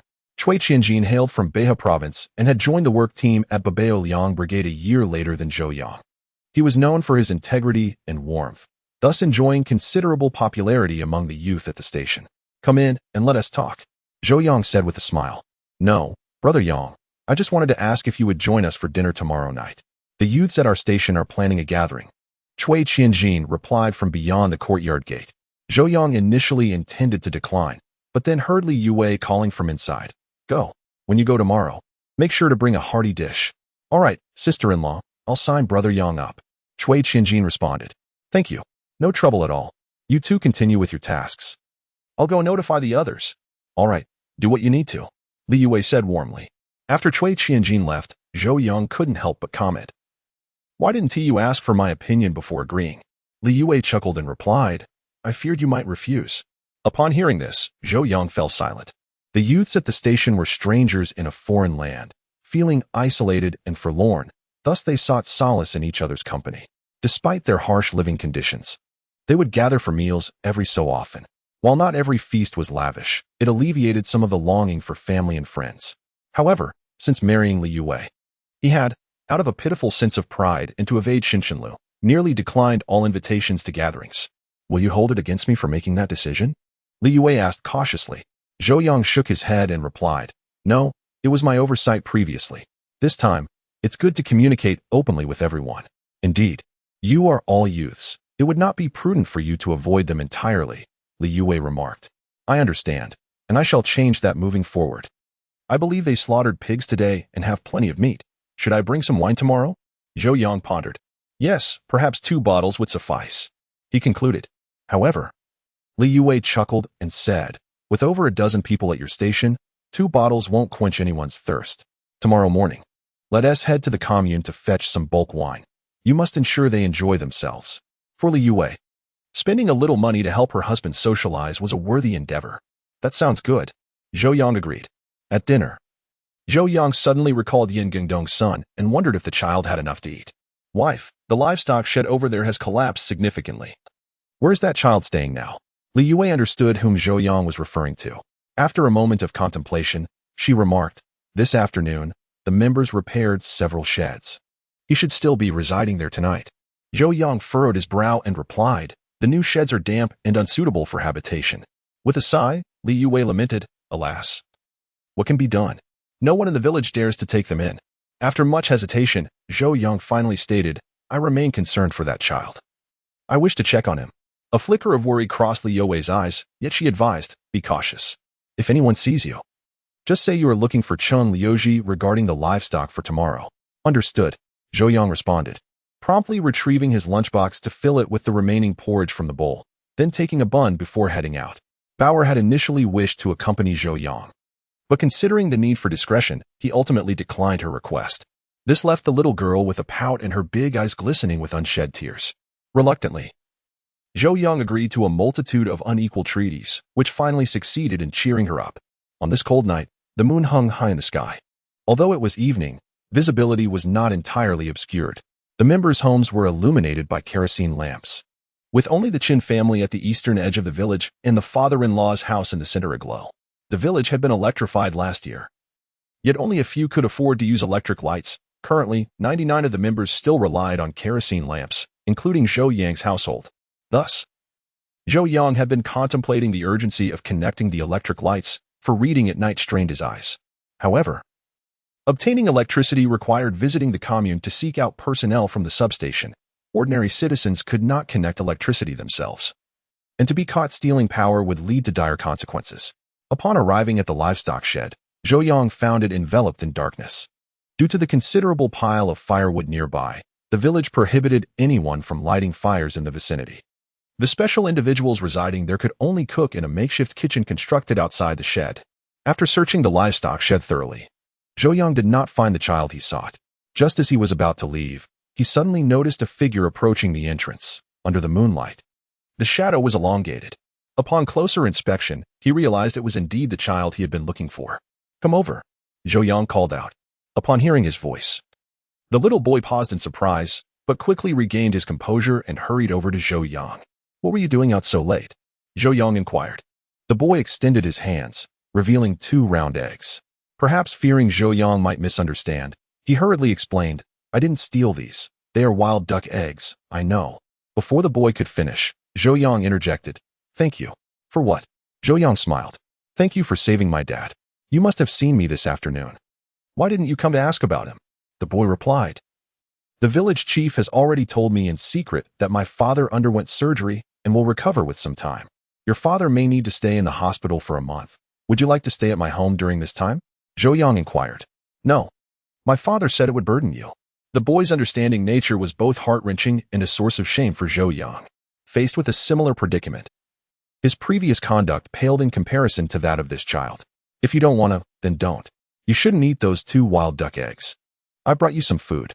As he spoke, Zhou Yang presented a lunchbox. This time, the young boy did not refuse. He accepted the lunchbox and began to devour the contents voraciously. "From now on, I will bring you food every evening. If it's not necessary, please refrain from searching for food near the reservoir. It can be quite dangerous." "Okay. All right, I must head back now. May I know your name?" Zhou Yang felt it prudent to learn the child's name so he wouldn't be at a loss for what to call him. "Hello, uncle. My name is Yin Wenwei." Upon hearing this name, Zhou Yang couldn't help but be taken aback. Was this Yin Wenwei, the son of Yin Gongdong, the remarkable father-son duo he was aware of? Chapter 39. Receipt of the remittance slip. Upon returning home, Zhou Yang's emotions were in disarray, to the extent that he hardly noticed when Li Yue brought him foot-soaking water. "What happened?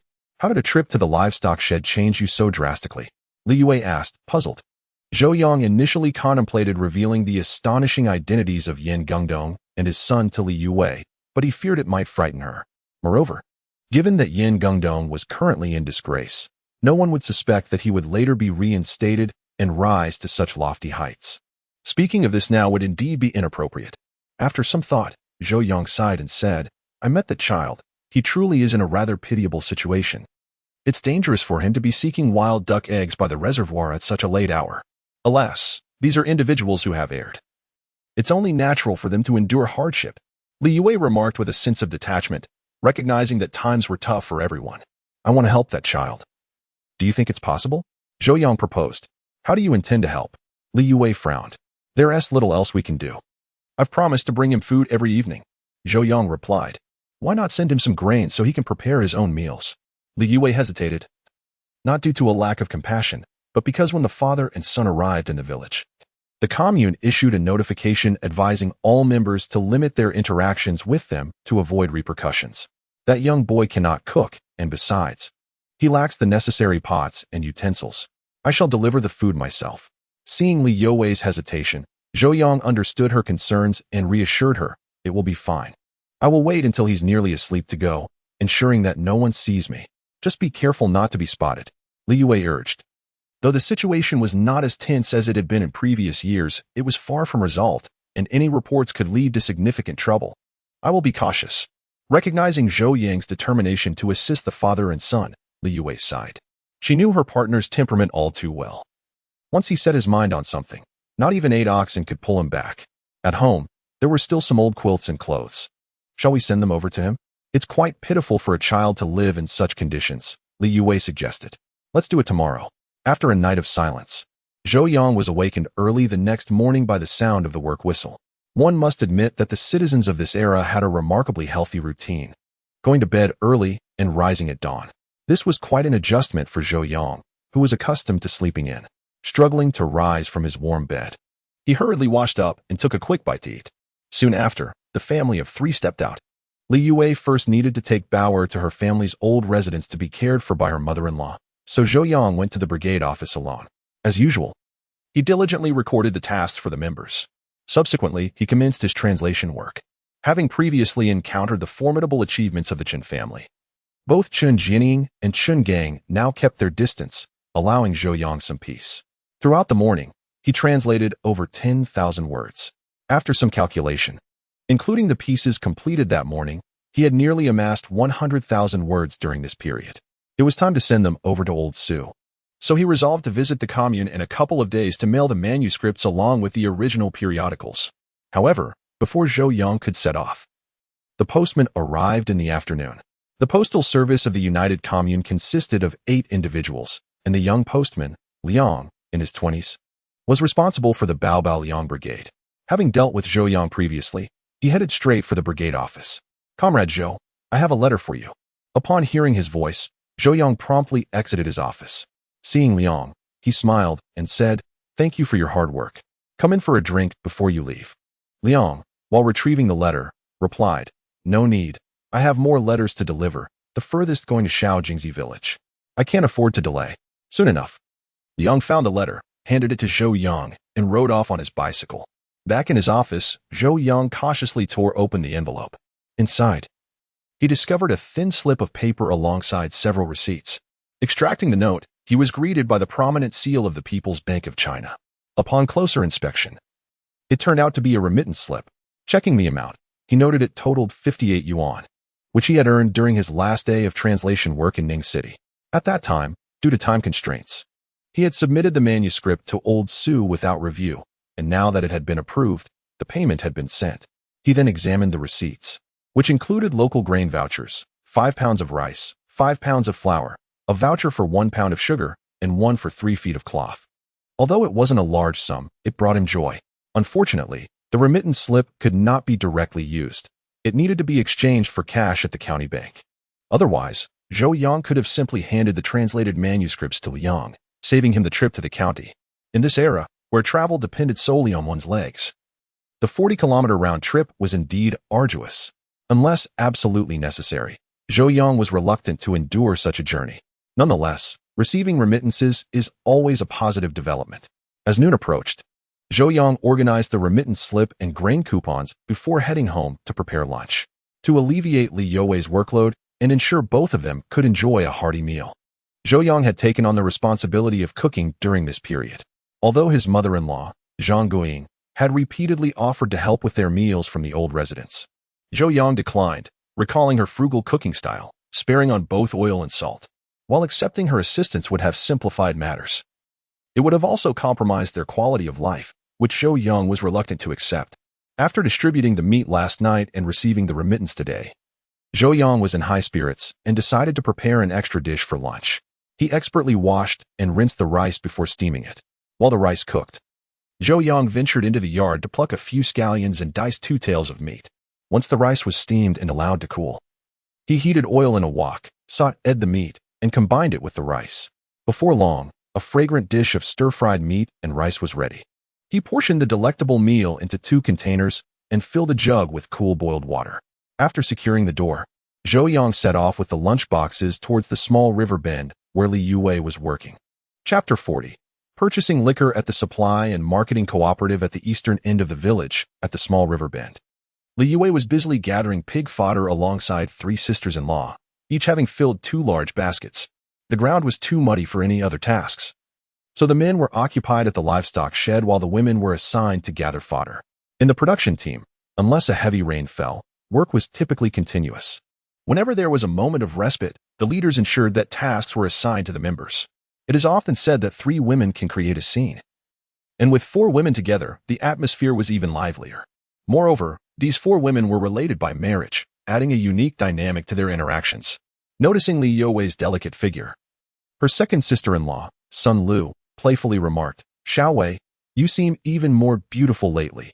No wonder your uncle is becoming increasingly attached to you." Li Youwei blushed and replied, "Really? I haven't noticed." In truth, she had sensed a change in her husband since the incident when her brothers had given Zhou Yang a beating. However, she dared not admit this. Her sisters-in-law relished teasing her. If she acknowledged it, they would surely unleash a torrent of playful jests. Indeed, scarcely had she spoken when her third sister-in-law, Wang Lixia, laughed and said, "Still in denial? You've been looking rather spirited lately. I wonder if your uncle has been keeping you busy at night." "Why would you ask such a question, third sister?" Li Youwei feigned annoyance, her face turning as crimson as a ripe apple, undeniably tempting. "Ha ha ha, we are all family. There is no harm in discussing it," interjected her eldest sister-in-law, Linaiji. "Honestly, Wei Wei, your little one is already over 3 years old. it might be time for you to consider having another child. Yes. If you were to have a healthy baby boy, your uncle would be even more devoted to you. As they spoke, the women spotted Zhou Yang approaching from a distance, prompting another round of playful banter directed at Li Yue. Laughter and joy filled the small river bend, creating a vibrant atmosphere. From a distance, Zhou Yang heard the teasing laughter of several women and caught sight of familiar silhouettes, prompting him to quicken his pace.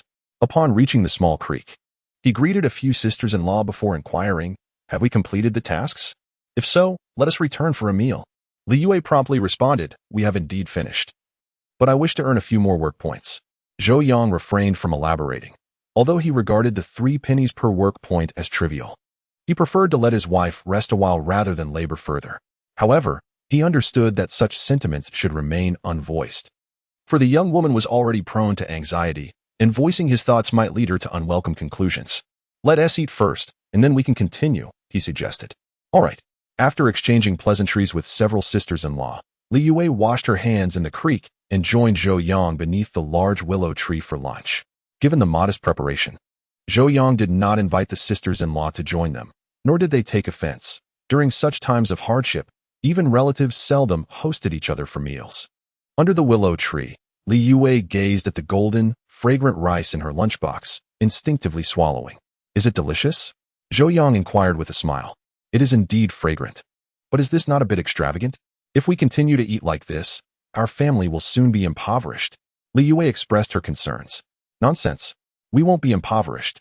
With that, Zhou Yang retrieved an envelope from his pocket and placed it into Li Yue's hands. "Where did this letter come from? Did your parents send it?" she asked. "You can take a look," Zhou Yang replied as he poured her a glass of water. Filled with curiosity, Li Yue opened the letter. Upon discovering that the envelope contained a remittance slip along with various receipts, her expression shifted to one of astonishment. "What is this money for?" "Oh, this is from the bookstore, totaling 58 yuan, Zhou Yang explained. "Is this all from your previous earnings?" "Indeed, I earned a total of 190 yuan last time. But some of the articles were not reviewed, hence the delay in settlement." Li Yue gasped at the revelation. She was well aware that her husband had only spent 3 days on that endeavor, yet he had earned such a substantial amount. This implied that with diligent effort, he could potentially earn 1,900 yuan in a month. However, rather than feeling elated, a sense of urgency arose within her. Why so much? Noticing the expression on her face, Zhou Yang recognized her waning confidence and smiled reassuringly. "Do not overthink it. No matter how much I earn, I am still your husband." And what?" Li Yue asked, somewhat apprehensive. "And now that I possess the ability to earn, our family circumstances are no longer as dire as before. Therefore I have no thoughts of returning to the city," Zhou Yang affirmed. Hearing this, Li Yue found merit in Zhou Yang's reasoning. The village's youth had been clamoring to return to the city, primarily due to the hardships of rural life. If the village provided better sustenance and the labor was lighter than that in the city, who would still yearn to return? If my husband can truly sustain this translation work for a long time, perhaps he can genuinely continue living in the village. With this thought, Li Yue felt a slight sense of relief, yet the underlying sense of crisis within her remained unshaken. Zhou Yang refrained from providing excessive explanations. Understanding that words would be futile, time reveals a person's true character. After dinner, Zhou Yang did not return home but instead carried the pig fodder prepared by Li Yue back to the brigade headquarters, sparing her the trouble of returning alone later for the task.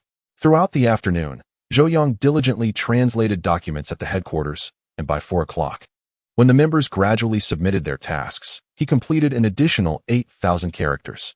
At this rate, within a week, he would finish translating the more than 10 journals he had brought back from Ning City. However, to avoid any gaps, Zhou Yang resolved to send the manuscripts to the county tomorrow. At 6 o'clock, the last members submitted their task, and after accounting for the returned farming tools, Zhou Yang locked the headquarters door and headed straight to the Li family's old residence. As they had a gathering at the youth point that evening, Zhou Yang decided to stop by the commune's supply and marketing cooperative to purchase some bulk liquor. The distance from the Tuanjie commune to the Babao Liang brigade was a full 5 kilometers, making the round trip an hour and a half on foot. Therefore, to save time, Zhou Yang opted to borrow his father-in-law's bicycle. Upon his arrival, the Li family was present, and Xiao Wei had just taken Bauer away. Li Fingnian mistakenly thought Zhou Yang had come to pick up Bauer and immediately remarked. Zhou Yang smiled and replied, "Father, I did not come to fetch Bauer. I am here to borrow your bicycle. What bicycle? The bicycle to go to the supply and marketing cooperative. You can push it out from the main room. All right. After pushing out the Phoenix brand bicycle, Zhou Yang added, Father, I won't be returning it today. I need to go to the county tomorrow to submit some manuscripts. Okay. Be careful. MHM. With that, Zhou Yang rode off toward the Tuanjie commune. Chapter 41. Before the gathering, the supply and marketing cooperative in Tuanjie commune was modest, consisting of only 3 small bungalows. Aside from the wooden sign hanging at the entrance, it bore no distinction from an ordinary household. In stark contrast to the upscale and sophisticated cooperative in the county, this one was noticeably lacking. Upon entering, 2 large red slogans adorned the wall: develop the economy, ensure supply. However, what captured Zhou Yang's attention was another phrase nearby: no beating or insulting customers allowed. Good heavens! If this were written in a store 2 or 3 decades later, who would dare put such a thing up? They would surely be drowned in spit. Yet, at present, this was the reality. Most salespeople at the cooperative were staff with official positions, elevating their status far above that of ordinary members of the village. In such an environment, it was not uncommon for salespeople to look down upon common folk, and incidents of physical altercations were frequent. As Zhou Yang surveyed this cooperative, resembling a rural convenience store, he couldn't help but feel a mix of nostalgia and astonishment. He reminisced about how he had often visited this place in his past life, recalling its arrangement vividly, and even recognizing several of the salespeople from before. Surprisingly, this seemingly insignificant place bears an exceedingly vital responsibility, becoming the lifeline for the supply of goods to over 60 production teams from neighboring villages, comprising thousands of individuals. Many people choose to purchase items after work. Hence, even at 6:30, the supply and marketing cooperative remains open. Upon seeing Zhou Yang enter, a saleswoman in her 40s quickly greeted him with a warm smile. "Ah, it's Comrade Zhou. What can I get for you?" Zhou Yang recognized this saleswoman, though he could not recall her full name. She was commonly referred to as Sister Fong, hailing from the Babao Liang Brigade. "Sister Fong, we have a communal dinner at the youth station today, and I'm here to procure some liquor," Zhou Yang said with a smile. "Do you have a liquor ticket?"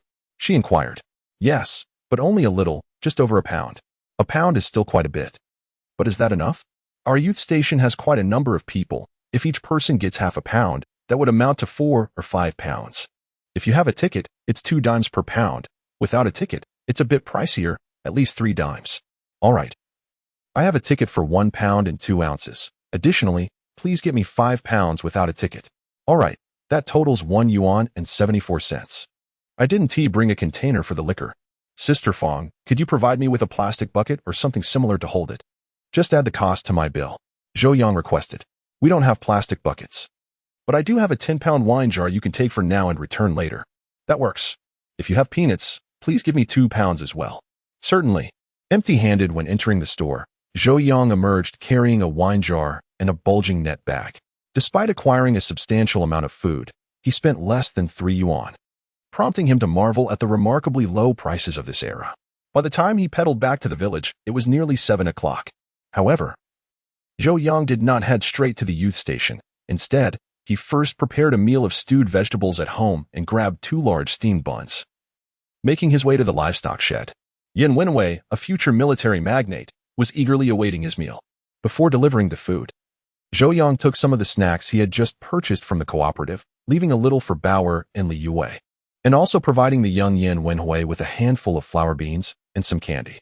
As he was about to leave, Li Yue bundled up an old mattress and a few worn clothes that had been replaced, asking Zhou Yang to take them along. Upon arriving at the livestock shed, he found the little fellow busy carrying hay into the cattle pen.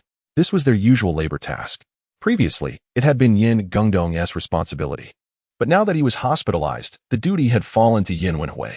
Although he could choose not to do it, neglecting this task would mean losing work points, which in turn would affect their grain distribution in autumn, leading to hunger. Thus, despite being only 7 years old, Yin Wenhui understood the importance of shouldering this responsibility. When he saw Zhou Yang approach, the boy's eyes lit up, but he hesitated, cautiously glancing around. Once he confirmed that no one else was present, he made his way over. To speak candidly, the caution exhibited by the little one far exceeds that of his peers. However, while Zhou Yang admires him, he is predominantly filled with compassion. At such a tender age, the child should be brimming with innocence and playfulness. Yet he bears an expression of undue maturity. Such sagacity ought not to manifest in a child. Uncle Zhou, you've arrived. You must be famished. Do eat quickly. Not too bad. Zhou Yang replied. This mattress and clothes were replaced from home. Lay them beneath you tonight to avoid catching a chill. Thank you, Uncle Zhou. Take care of yourself. I must be off. With that, Zhou Yang grasped the wine jar and other provisions, hurrying towards the youth cadre point. Upon exiting the livestock pen, Zhou Yang encountered two middle-aged men. Both were robust villagers, and the wooden sticks and flashlights they carried indicated they were there to keep watch. The livestock represented the production team's most valuable asset. Hence, every night, the village dispatched two able-bodied men to guard them. Each of the 4 and 5 teams contributed a member, with the able-bodied rotating their responsibilities. Uncle Zhang, Uncle Chun, you are on night watch tonight? Zhou Yang greeted them first. It's Zhou the youth cadre. What brings you here at this late hour? The man named Zhang inquired, astonished. Zhou Yang, not one to conceal his intentions, promptly replied, Isn't it because that man in the cattle pen was injured?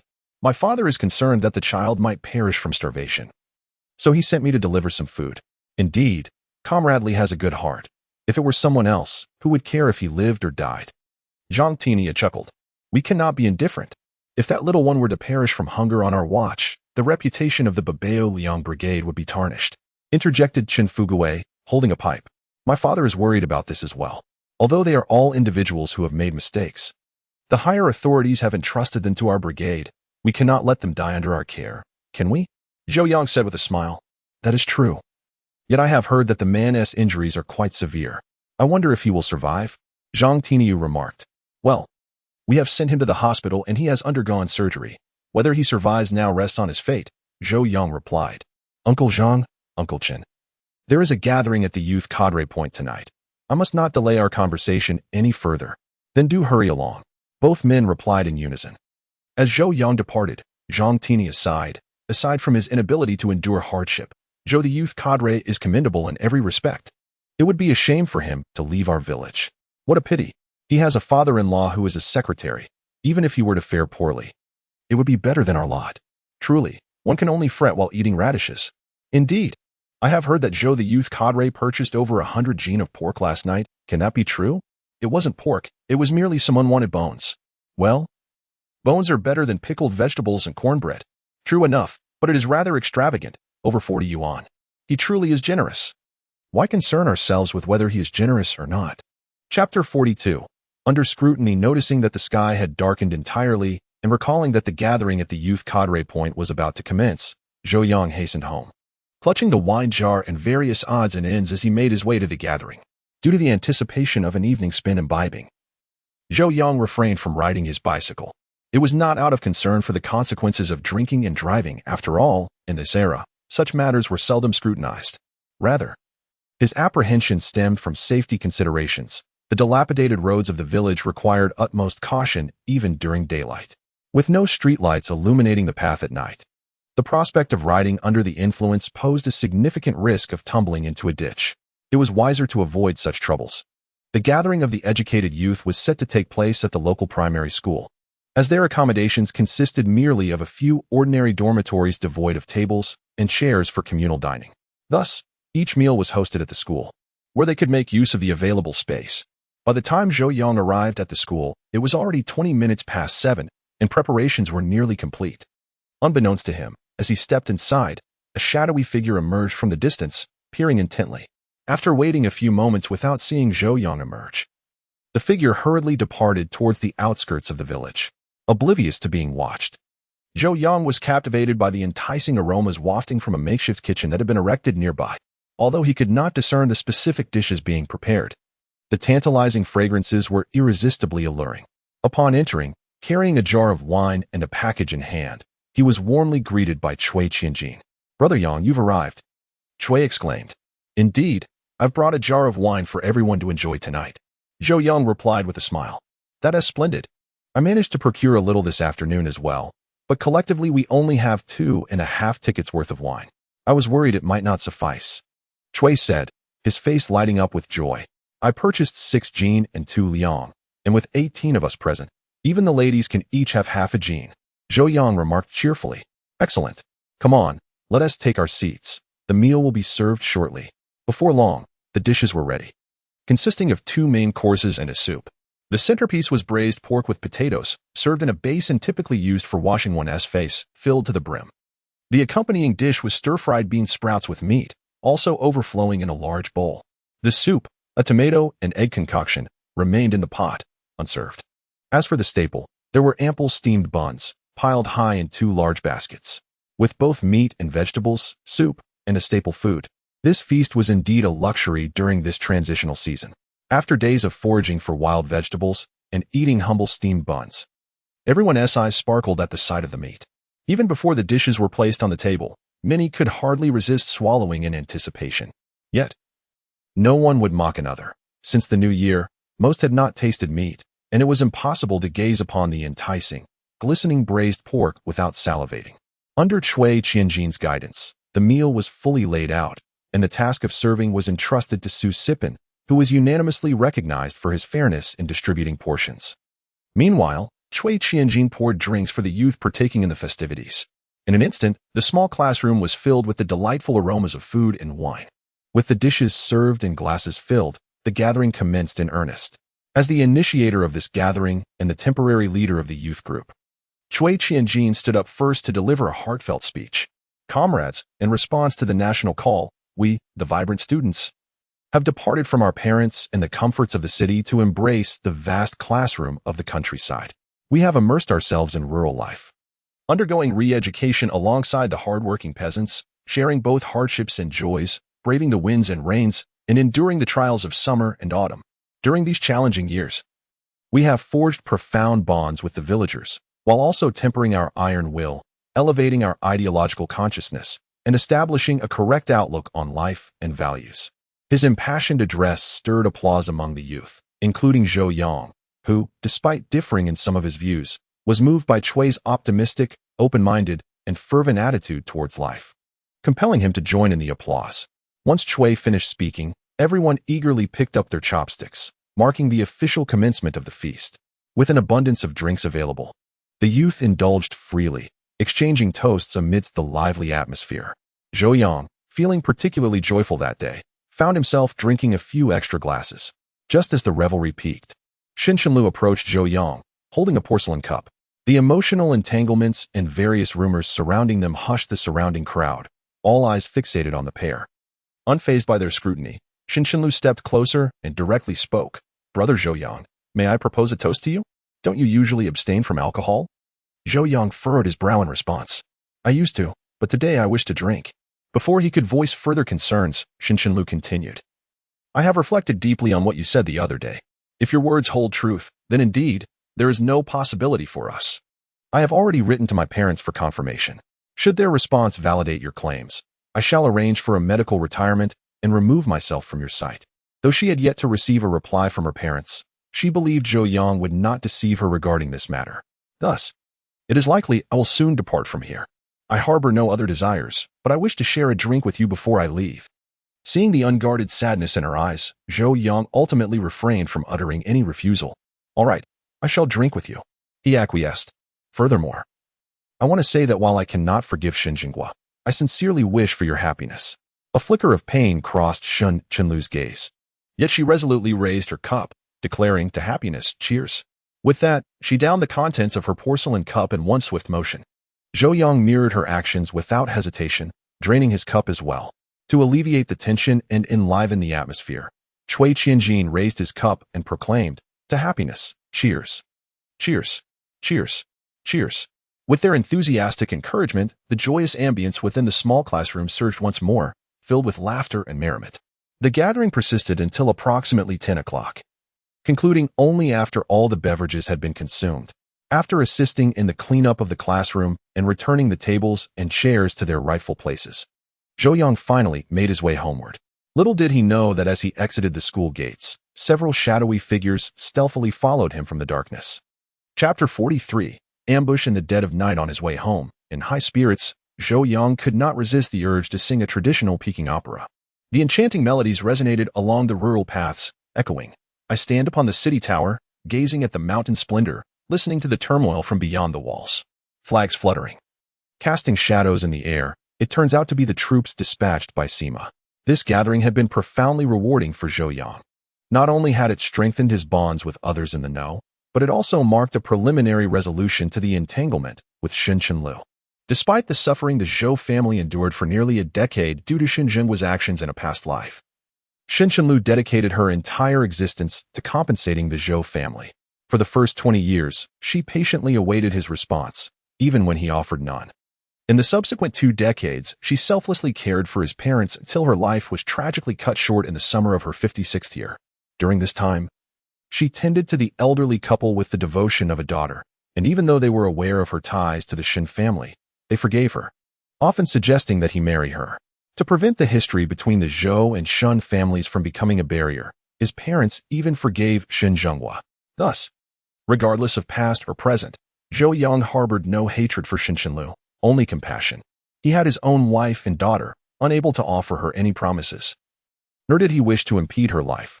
If she could come to terms with her feelings and voluntarily exit his world to embrace a new life, that would be Zhou Yang's utmost desire. With a lightened heart, his steps became somewhat more buoyant. However, unbeknownst to Zhou Yang, 2 suspicious figures trailed him at a distance of over 100 meters.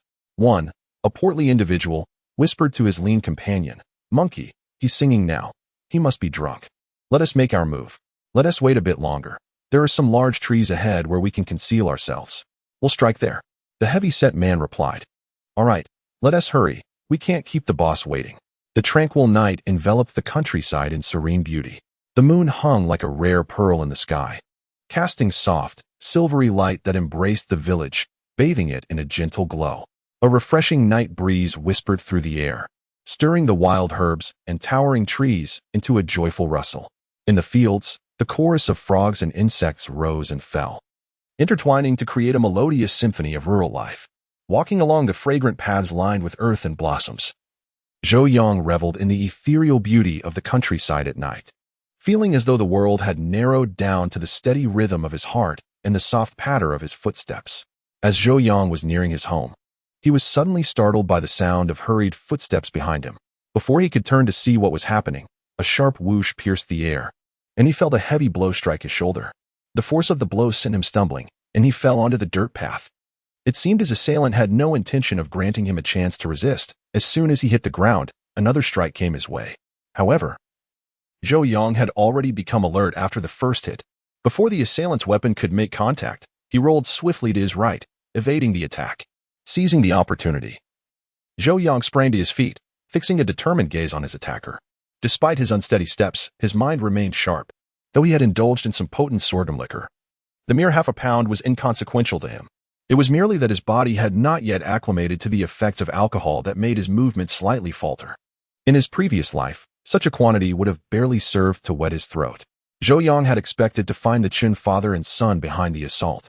Yet to his surprise, the 2 figures before him, a tall and a short one stout and one lean, were complete strangers.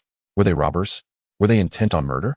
Zhou Yang was well aware of the deteriorating public safety, often hearing announcements from the commune about notorious criminals who roamed the area, urging villagers to remain vigilant. Could these 2 be those very rogues? With this thought, Zhou Yang steeled himself. His eyes locked onto the duo. He called out boldly, "Who are you? And why have you ambushed me?" Clearly, the 2 had not anticipated their seemingly certain strike would miss, especially since the seemingly frail young intellectual appeared not only sober but also exuding an unexpected aura of defiance. The lean one, with a glimmer of malice in his eyes, growled, "Look at him swaying. Even if he is not drunk, he is no match for us. Let us take him down." With that, both assailants charged at Zhou Yang with their clubs raised. But contrary to their expectations, Zhou Yang did not flee. Instead, he swiftly grabbed a fist-sized stone from the ground and scooped up a handful of dirt with his left hand. As the lean thug approached within 7 or 8 meters, Zhou Yang hurled the stone with all his might. With a resounding thud, the stone struck the lean thug squarely on the head. The irregular stones of the rural dirt path were often hard and jagged, and with Zhou Yang's full force behind the throw, the impact was tremendous. It landed precisely on the thug's skull, instantly creating a gaping wound. While not fatal, it was certainly excruciating. The thug crumpled to the ground, clutching his head and howling in agony. Seizing this moment, Zhou Yang charged towards the stout thug, shouting wildly as he advanced. The stout one, an experienced ruffian, was bewildered by this unconventional fighting style, momentarily rendered speechless by Zhou Yang's audacity. As the hefty man momentarily lost his focus, Zhou Yang seized the opportunity to advance. And in the instant their eyes met, he flung a handful of sand towards him. The hefty man, engrossed in watching Zhou Yang, was caught off guard by this unscrupulous act as the sand struck his face, invading his eyes. With sand now irritating his vision, he had no inclination to continue the fight. He hastily discarded his stick and began to rub his eyes. Zhou Yang, ever the opportunist, snatched up the wooden stick and thrust it forcefully into the hefty man's groin. A piercing scream shattered the tranquility of the mountain village. As the seemingly fierce hefty man curled up on the ground, convulsing like a boiled shrimp, the thin monkey, witnessing the hefty man's plight, couldn't he help but shudder internally. Damn, this pretty boy is ruthless. That area is not meant to be struck like that. And he questioned whether the hefty man would ever recover from such a blow. Zhou Yang did not relent simply because the hefty man had crumpled to the ground. Perceiving them as robbers, he was determined to act decisively. The wooden stick descended upon the hefty man with relentless fury, bestowing upon his head, arms, and legs a rather thorough beating. Reduced to a state of helplessness, the hefty man could only curl his body and wail, pleading for mercy. After nearly incapacitating the hefty man, Zhou Yang shifted his gaze to the thin monkey. Although this individual had lost some combat capability after being struck by a stone, he had not entirely lost the will to resist. Zhou Yang approached the thin monkey, brandishing the bloodied stick. Chapter 44. Shun Shenlu is in danger. As Zhou Yang advanced with the bloodied stick, the thin monkey's heart raced with dread, struggling to rise from the ground. He attempted to flee. Zhou Yang would not grant him such an opportunity. He hurled the stick with precision.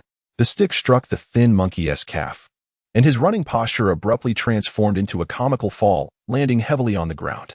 Zhou Yang swiftly surged forward, mounting the thin monkey and raining down powerful fists upon his head, reminiscent of Wu Song battling a tiger.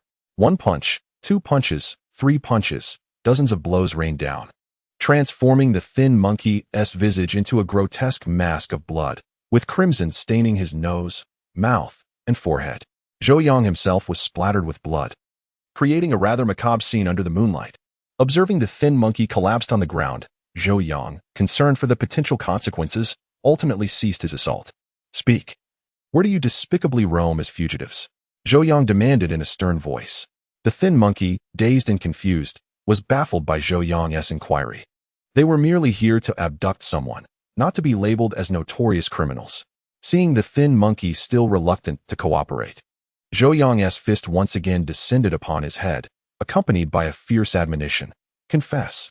For vile scoundrels like you, I wouldn't be held accountable even if I were to end your lives. The thin monkey finally grasped the situation. This young man believed them to be escaped criminals. Moreover, given Zhou Yang's brutal approach, it was evident he intended to inflict severe harm upon them. The inner turmoil of the thin monkey reached its peak as he hurriedly exclaimed, "Please stop. We are not fugitives." Bang! Zhou Yang delivered another punch, shattering one of the thin monkey's front teeth. Still reluctant to confess? I might just beat you to death. The thin monkey, in a state of despair, desperately pleaded with a quivering voice, "Shou Jiqing, please don't hit me. We truly aren't fugitives." Upon hearing the fellow utter his name, Zhou Yang was momentarily taken aback and promptly inquired, "You know me?" "Yes, we are from the neighboring Zhou family village. My name is Zhou Shengli. Do we have a grudge against each other?" Zhou Yang asked in a low voice. No grudge," the thin monkey hurriedly replied, convinced that admitting to any enmity would surely result in losing all his teeth. Smack! A resounding slap landed on his face, leaving a distinct imprint of 5 fingers. Zhou Yang then barked in fury, "You scoundrel! If there's no grudge, then why did you attack me? Did Chen Gang send you?" "Who is Chen Gang?" "We were sent by Boss Ho to assist." "Who is Boss Ho, and why did he instruct you to assault me?" Zhou Yang questioned, his expression filled with confusion. "Boss Ho is Ho-san from your village. He has just come out of the labor camp, and, being no longer young, wishes to find a wife. So he asked us to help." "Stop. What does this have to do with me? I know Ho-san. But how does a search for a wife relate to my situation?" Zhou Yang asked in bewilderment. "I'm not entirely sure of the details. Boss Ho only mentioned that tonight, during your youth gathering, he would secretly abduct a female youth and then assault her." Before the thin monkey could finish his sentence, Zhou Yang interrupted, "Get to the point. How does Ho-san's desire to abduct a female youth concern me? Why are you attacking me?" Boss Ho fears that his actions regarding the female youth will be exposed, so he ordered us to knock you out and bind you. Once he is finished, he plans to strip you and place you alongside that female youth. Then, Boss Ho will bring people to catch you in the act, thereby ruining both your reputations. This way, he can propose to the female youth without any hindrance, thus securing a wife. Upon hearing the thin monkey's words, Zhou Yang felt a surge of rage within him, unable to restrain himself from unleashing another barrage upon the thin monkey. How utterly shameless! What kind of depraved individual concocts such a despicable scheme? He knew that Ho-san was a scoundrel, a good-for-nothing from the village, recently released from a theft conviction. Typically, no one would be willing to marry someone like him. Hence he had set his sights on the village's female youth. One can only imagine the devastation that would ensue if a female youth were truly violated and caught in the act. Her reputation would be irreparably tarnished. Moreover, since the youth could not simply relocate or return to the city, they would ultimately have to settle for any available partner. Who in the village would dare to marry a woman with such a ruined reputation? Thus, it would afford someone like Ho-san an opportunity. It can be said that the scoundrel's actions were motivated by a desire to tarnish the reputation of the young woman, bringing her down to his own despicable level.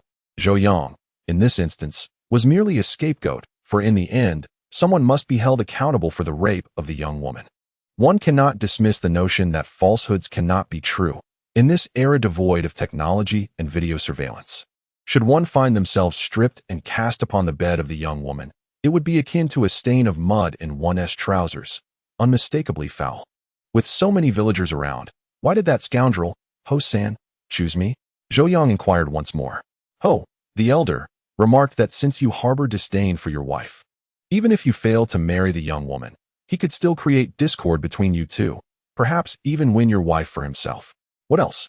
Speak quickly. Zhou Yang shouted in fury. Upon hearing that Ho-san dared to set his sights on his own wife, Zhou Yang's anger became utterly uncontainable. It is said that a dragon has its reverse scales. To touch them is to invite death. Li Yue was Zhou Yang's reverse scale. Not only would he not tolerate any infringement, but anyone daring to harbor such thoughts would find themselves wishing for death. The thin monkey, clearly intimidated by Zhou Yang's fierce countenance, trembled as he spoke. Furthermore, Ho, the elder, mentioned that you and that young woman share a romantic bond, making it reasonable to pair you together without raising suspicion. A sense of foreboding washed over Zhou Yang as he immediately inquired, who is the young woman that scoundrel Ho-san intends to abduct? It seems her surname is Shun. I don't know her full name, the thin monkey replied. Shun. Shinshinlu. A chill ran down Zhou Yang's spine. There were only 2 young women with the surname Shin at the young intellectual station, but only one, Shinshinlu, stood out. The thought that Ho-san had set his sights on Shinshinlu was alarming, especially considering that, due to her low tolerance for alcohol, she had returned to the station 20 minutes before the gathering concluded, supported by Liang Yu. If Ho-san confronted them on the way, he could very well succeed. With this thought in mind, Zhou Yang seized a wooden stick nearby and pointed it at the thin monkey's head, demanding, "Tell me, where is Ho-san? Where did he instruct you to take me?" Before the thin monkey could respond, Zhou Yang continued, "You have but one chance. If you dare deceive me, I shall surely crush your skull." The thin monkey, terrified by Zhou Yang's expression, hastily replied, "I'll tell you. Ho, the elder, ordered us to knock you unconscious and take you to the dilapidated temple in the back mountain. He is waiting for us there." Upon learning of Ho-san's location, Zhou Yang immediately rose, determined to rush to the back mountain to rescue the young woman. However, at that moment, a beam of light from a flashlight pierced the darkness, accompanied by a rough voice. "Brother-in-law, is that you?" Chapter 45. Ascending the mountain for rescue. Hearing the voice of his brother-in-law, Li Jiangguo, Zhou Yang's heart soared with joy. He quickly called out, "Elder brother, it's me. Hurry over." He had been troubled about how to handle these 2 ruffians, knowing that if he left to rescue the young woman, they would undoubtedly flee. It was indeed a fortuitous moment for his brother-in-law to arrive. Upon hearing Zhou Yang's voice, Li Jiangguo hurriedly turned to his sister Li Yue and exclaimed, "Sister, it truly is my brother-in-law. We must quickly go and see." Soon, Li Jiangguo and Li Yue stood before Zhou Yang. However, upon witnessing the scene before them, they were rendered speechless. Particularly, Li Yue was horrified to see Zhou Yang's white shirt stained crimson, with blood dripping from his hands, nearly collapsing to the ground in fright. Being a man, Li Jiangguo quickly regained his composure and rushed to Zhou Yang's side, inquiring, "What happened? Are you severely injured?" Zhou Yang promptly replied, "Brother, I am unscathed. The blood belongs to these two scoundrels." He then added, "Elder brother, there is no time for explanations. I must hurry to the dilapidated temple on the back mountain to save someone. Keep an eye on these two rascals and ensure they do not escape. My dear wife, you must return to the village immediately and gather the able-bodied men. Some should check on the young female intellectuals at the youth station, while others head to the back mountain's dilapidated temple." With that, Zhou Yang seized a stick and dashed towards the back mountain. Hearing Li Youwei's worried voice behind him, Zhou Yang shouted, "Wife, lives are at stake. You must hurry to summon help." Though he was uncertain whether Shun Chunlu had already been abducted by Ho San, he had no time to return to the youth station for verification. After all, going to the youth station and then to the back mountain would consume at least an additional 20 minutes. Nearly half an hour had passed since Shun Chunlu left the dining area. Time was of the essence. If he were late, the consequences would be dire. Li Jiangguo, understanding that his brother-in-law, despite his inability to endure rural hardships, was not one to speak lightly, recognized the gravity of the situation with two strangers lying there. He immediately urged Li Youwei, "Xiao Wei, what are you waiting for? Hurry back to gather people and have father ring the gong to summon everyone." With that, Li Jiangguo stepped forward, swiftly removing the thin monkey's belt and binding his hands tightly behind him. Using the same method, he secured the hefty man as well. Once assured that these two ruffians could not escape, Li Jiangguo wasted no time and sprinted towards the back mountain. Though he was unaware of what had transpired or how his brother-in-law had managed to subdue the two assailants, he still held the belief that his brother-in-law was merely a delicate scholar, incapable of handling life and death matters. At the dilapidated temple on the back mountain, Ho San gazed eagerly at the beautiful young intellectual on the altar, his eyes betraying an insatiable desire. Having been imprisoned for nearly a year and a half, he had not even touched a woman's hand, and the pent-up frustration was suffocating him. To speak bluntly, even the 50-year-old widow from the east of the village appeared charming to him now, let alone the stunning woman before him. This woman's beauty was truly captivating. In all the surrounding areas, only the young girl from the Li family could rival her allure. The thought of not only spending the night with such a beautiful woman but also receiving 200 yuan as compensation and perhaps even securing a wife afterward ignited a fervent excitement within Ho San. His throat constricted as he swallowed, extending his hand towards Shun Chunlu, who was already blissfully intoxicated and oblivious to the imminent danger. Just as his fingers were about to brush against her clothing, the sound of hurried footsteps echoed from outside the dilapidated temple. Initially, Ho San assumed it was a summoned accomplice returning and prepared to greet them, only to realize that there was but a single pair of footsteps. Having spent time in a labor reform camp, his instincts were heightened, and he immediately sensed something amiss. However, he dismissed the notion, thinking it was merely a villager sneaking in to offer incense, as temples in various villages had been demolished in recent years, forcing the villagers to come at night. To avoid attracting attention, Ho San swiftly concealed Shun Chunlu behind a partially destroyed statue, while he himself hid behind the temple door, peering out to assess the situation. To his shock, illuminated by the faint moonlight, he recognized that the figure ascending the path was none other than Zhou Yang. Realizing that his two accomplices must have encountered trouble and likely betrayed him, Ho San understood the necessity of fleeing. Otherwise, if captured, he would likely face dire consequences. Yet, the thought of leaving without having claimed the woman or receiving the full payment from Chen was unbearable. Convinced he could not simply retreat in disgrace, he cast a glance behind Zhou Yang, noting the absence of additional figures. Gritting his teeth, he resolved to first deal with this scoundrel before pursuing the woman, ensuring he acquired the money promised by the Chun family before making his escape. With that, he remained hidden behind the door, raising the hammer he clutched high. Outside the temple, Zhou Yang, slightly breathless, gazed at the entrance, which remained eerily silent, suggesting no one was present within. However, he deduced from the deep footprints imprinted in the ground that Ho San was indeed inside, along with Shun Chunlu. This dilapidated temple had been destroyed 3 years prior, and given its remote location, it was uncommon for anyone to venture there. After all, being caught entering a temple without permission could easily lead to denunciation. Yet, the path outside the temple bore deep impressions, each one indicating that the individual was significantly heavy. Based on Zhou Yang's experience, such pronounced footprints suggested a weight exceeding 200 pounds. In an era where even securing enough food was a luxury, individuals weighing over 200 pounds were exceptionally rare. It would require an affluent household to sustain such a person.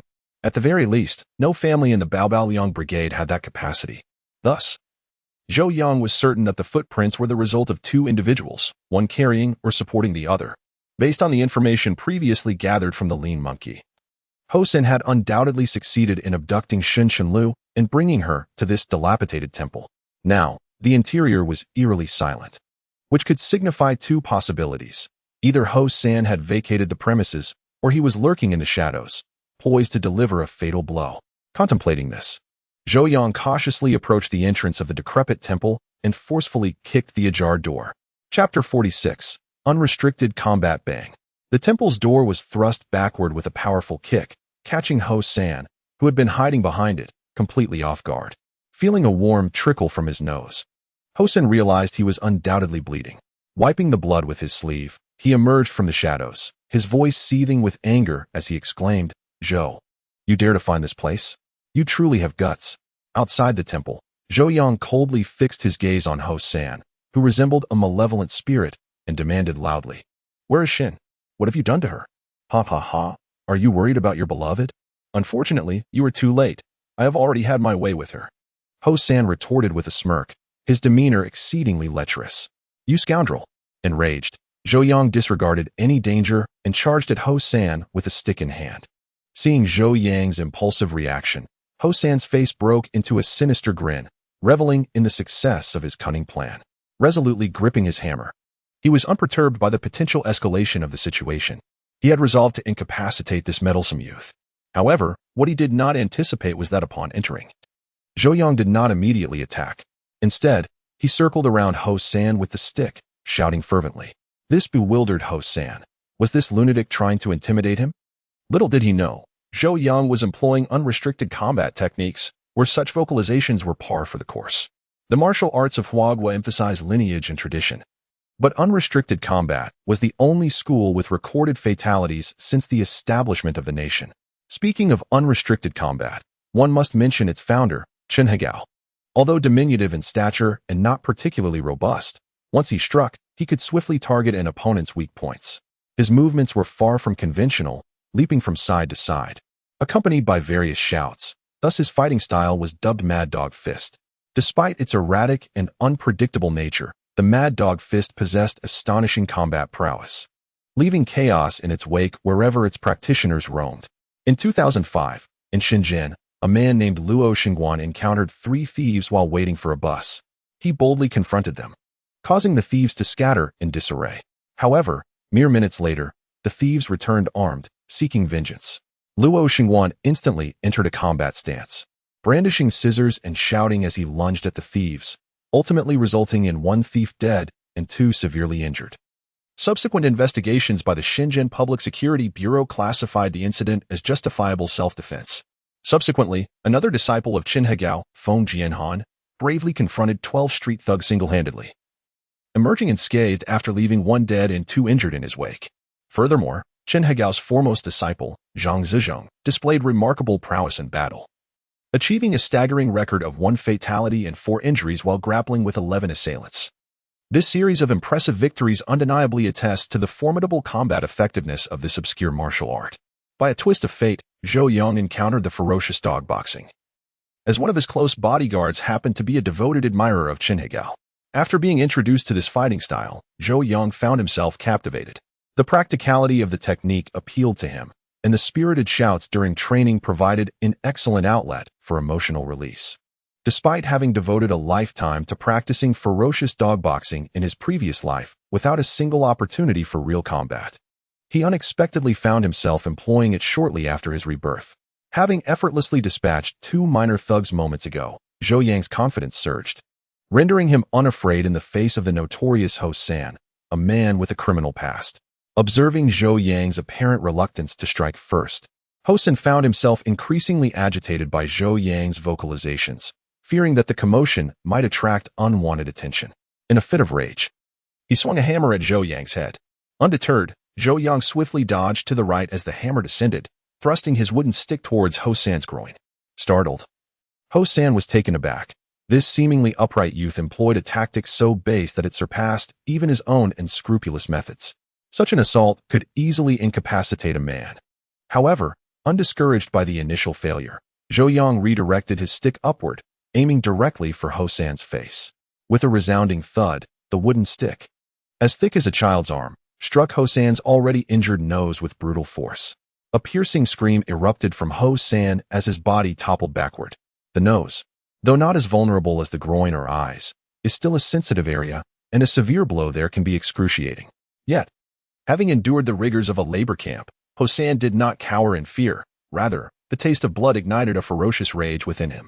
With a primal roar, he rose from the ground, hammer in hand, charging at Zhou Yang once more. The madness and ferocity etched on his face revealed that he had become utterly unhinged. And should he ensnare Zhou Yang, serious injury or death would be inevitable. However, Zhou Yang remained undaunted, continuing to shout loudly to distract Hosan while seeking an opportunity to counterattack. Clang! The hammer descended once more, but Zhou Yang skillfully evaded it again. Due to his excessive force, Hosan's hammer crashed violently against a nearby altar table, already decayed from age. The fragile wood splintered under the impact, scattering debris everywhere. Seizing the moment, Zhou Yang struck Hosan's back with several blows. Although he did not inflict substantial harm, the pain was nonetheless agonizing. Fueled by rage, Hosan brandished his hammer once more, striking at Zhou Yang with renewed speed and ferocity. If he were to be struck, given Zhou Yang's frail physique, he would likely lose half of his life in an instant. Just then, a furious roar echoed from outside the dilapidated temple. "Brother-in-law, I'm coming." Upon hearing Li Jiangguo's voice, Hosan's heart jolted, and without a second thought for Zhou Yang, he abandoned his hammer and fled deeper into the mountains. In the village, regardless of whether it was the village head Li Fengyan or the team leaders Qin Jianying and Zhang Zhenwang, Hosan had no fear of them. It was only the Li brothers that sent chills down his spine. The reason was simple. The Li brothers were not only righteous men, but also ruthless when necessary. They harbored a deep disdain for Hosan's underhanded antics, and every time he committed a misdeed, the Li brothers would make sure to teach him a lesson. Over time, this had instilled in Hosan a profound psychological trauma. He was acutely aware that while Li Fengyan and Zhang Zhenwang might overlook certain matters, the Li brothers would show him no mercy. Thus, upon hearing Li Jiangguo's voice, Hosan's instinct was to flee, to escape as far as possible. Chapter 47. A successful rescue from a distance. Li Jiangguo could hear the sounds of a scuffle emanating from the dilapidated temple, and his concern for Zhou Yang's safety compelled him to shout even before he arrived, intending to intimidate the assailants. As he approached within 100 meters of the temple, he suddenly spotted a figure bursting forth from the ruins and sprinting up the mountain. Instinctively, Li Jiangguo took off in pursuit, bellowing, "You scoundrel, stop right there." Zhou Yang realized that Hosan was now cornered and desperate, clearly reckless in his fury. Even if his brother-in-law caught up, there could be danger involved. Furthermore, with Shen Qinlu's condition still uncertain, Zhou Yang urgently called out, "Brother, don't chase him." Hearing Zhou Yang's voice, Li Jiangguo's concern for his potential injury halted his pursuit, and he turned back towards the decrepit temple. Upon entering, he was taken aback to see Zhou Yang's body smeared with blood, the ground littered with crimson stains. "Brother-in-law, where are you hurt?" Zhou Yang hurriedly reassured him. "Don't panic. I'm unhurt. This blood belongs to that scoundrel Hosan." "Hosan? You mean the one who just ran out?" "Yes, he has kidnapped Shen Jiqing. I will explain everything shortly. We need to locate her first." Familiar with the temple's layout, Li Jiangguo, even before Zhou Yang finished speaking, discovered Shen Qinlu unconscious behind a shattered statue. The two quickly worked together to carry her out and laid her down on the ground to assess her condition. Zhou Yang first checked her breathing and pulse, noting that her respiration was steady, her pulse strong, and she even emitted soft snores. Clearly, her unconsciousness was not due to injury but rather the result of inebriation. He then inspected her clothing and found it somewhat wrinkled and dusty, yet entirely intact.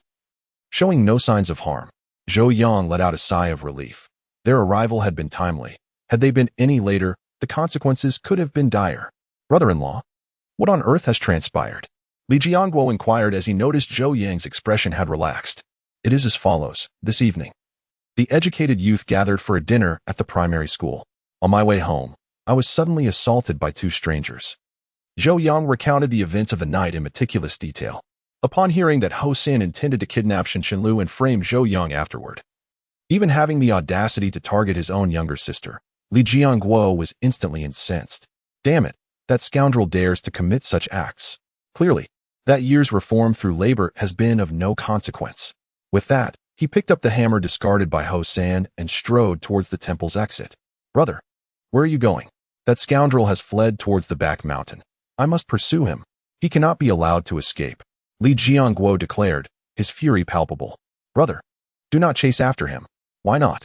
Firstly, it is unwise to pursue a desperate foe, and secondly, if you leave, it will only be me and Shun Jiqing here. Once the other members arrive, no amount of explanation will suffice. After a moment's hesitation, Li Jiangguo ultimately decided to heed Zhou Yang's counsel. He was not particularly concerned about Ho San. One-on-one, that brat had never been his match.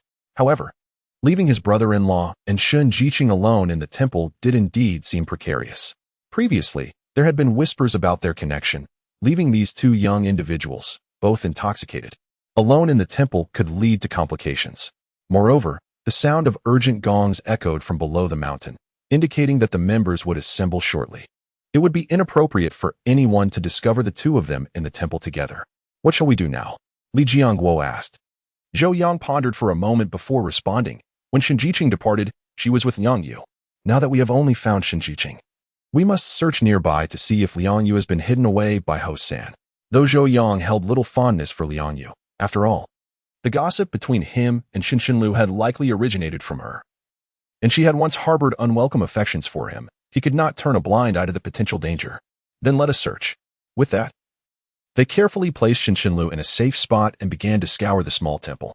The dilapidated structure was not large, and within minutes, they had inspected every conceivable hiding place, yet Liang Yu was nowhere to be found. A chill crept into Zhou Yang's heart. Ho San, that wretch, would likely target Liang Yu first to ensure she did not reveal his involvement in Shinlu's abduction. The thought of Liang Yu potentially meeting a tragic fate sent a wave of foreboding through him. Just then, shouts from the members echoed from the foot of the mountain, followed by the beams of flashlights and torches piercing through the darkness. Realizing that the villagers had come searching, Zhou Yang and Li Jiangguo promptly carried Shinlu out, with Li Jiangguo shouldering her as they made their way down the mountain. Halfway down, the two groups converged. Li Fengyan, observing the dire state of several individuals, promptly inquired, "What on earth has transpired to bring about this chaos?" The squad leader, Qin Jianying, glanced behind at Zhou Yang and the others, also posing a question. "Zhou, why are you with Shun?" Upon hearing this, Zhou Yang retorted furiously, "Do you not know how to speak, or are your eyes deceiving you? Can't you see that we are three together?" Before Qin Jianying could respond, Zhou Yang continued, "You don't think I would go on a date with Shun and bring along my brother-in-law, do you?" The villagers erupted in laughter at this, dissipating the previously tense atmosphere. Noticing Zhou Yang's bloodied appearance, Li Fengyan sensed something was amiss and asserted, "Enough with the trivialities. Quickly explain what has happened." Zhou Yang promptly replied, "Our villager Ho San colluded with outsiders, intending to kidnap Shun and me, and then frame me for the crime. I managed to overpower my would-be abductors. And after clarifying the situation, I went with my brother to rescue others while sending Xiao Wei back to the village to gather assistance." "Are you certain it was Ho San?" Li Fengyan asked gravely. "Without a doubt. I confronted him face to face. I could never mistake him," Zhou Yang affirmed confidently. The villagers, hearing this revelation, were taken aback, expressing their astonishment. Didn't Ho San just return from the labor camp? How could he be involved in crime again? Truly, a leopard cannot change its spots. Doesn't he fear retribution? That scoundrel has a great deal of audacity, daring to engage in kidnapping. Being a military man, Li Fengyan quickly recognized the gravity of the situation. This was no mere conflict among villagers. It involved a series of serious criminal offenses including kidnapping, framing, intentional injury, and attempted rape. He firmly commanded, "Silence." Once the crowd settled, he continued, "This is a grave matter that cannot be resolved at the village level. I will take charge of the situation. Jiangua, you are to return immediately and report this to the commune." "Father, I am on my way," Li Jiangguo exclaimed, hastily entrusting Shinlu to several women for care before descending the mountain. At that moment, Qin Jianying interjected loudly, "Wait a moment." He then added, "We are all from the same village. Can't we handle this ourselves without alarming the authorities?"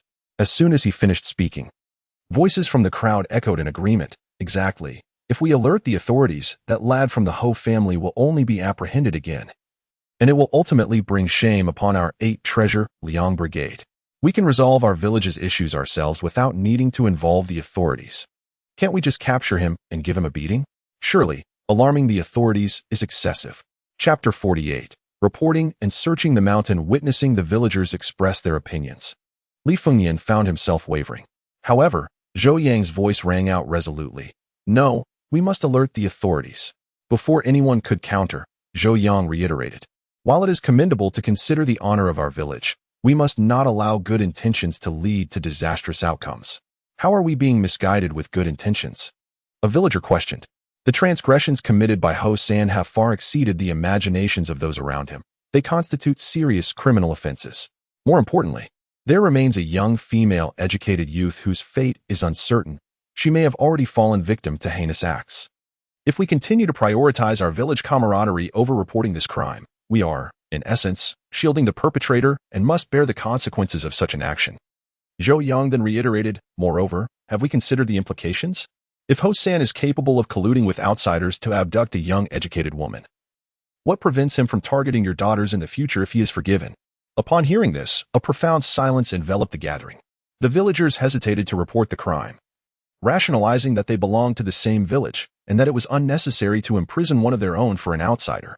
Furthermore, having one of their own imprisoned would bring shame upon the entire village, prompting a desire to trivialize the situation. However, if they were to be implicated in Ho San's misdeeds, that was simply unacceptable, as self-preservation is a fundamental instinct. Zhou Yang's final remarks resonated deeply with the villagers. After all, who among them did not have a daughter? The audacity of Ho San to abduct an educated youth suggested he might indeed dare to exploit their daughters as well. Contemplating this, the villagers who had previously opposed reporting the crime began to shift their stance. Zhou Yang is right. Ho San is a menace, and we must report him, they exclaimed. Indeed, we cannot become accomplices to a criminal. Secretary Li, let us notify the authorities. A slight smile graced Zhou Yang's lips, for he anticipated this outcome. It is not to be blamed on the villagers' opportunistic tendencies, but rather on their inherent awareness of potential threats. The disdain for thieves stems not solely from the immorality of theft, but from the understanding that anyone could become a target. To safeguard their possessions, they collectively sought to expose the thief. The villagers' reluctance to alarm the authorities was not born from affection for Ho San, but from their perception that his actions posed no immediate threat to them. Yet Zhou Yang illuminated the reality that if Ho San could harm the educated youth, he could also jeopardize the villagers. Consequently, Ho San became a common enemy, his existence a threat to every household with daughters.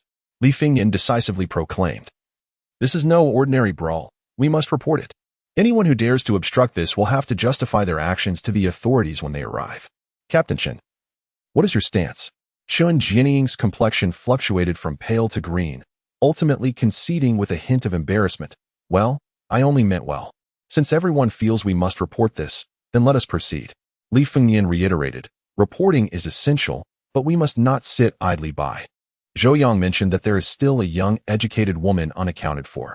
We must locate her first.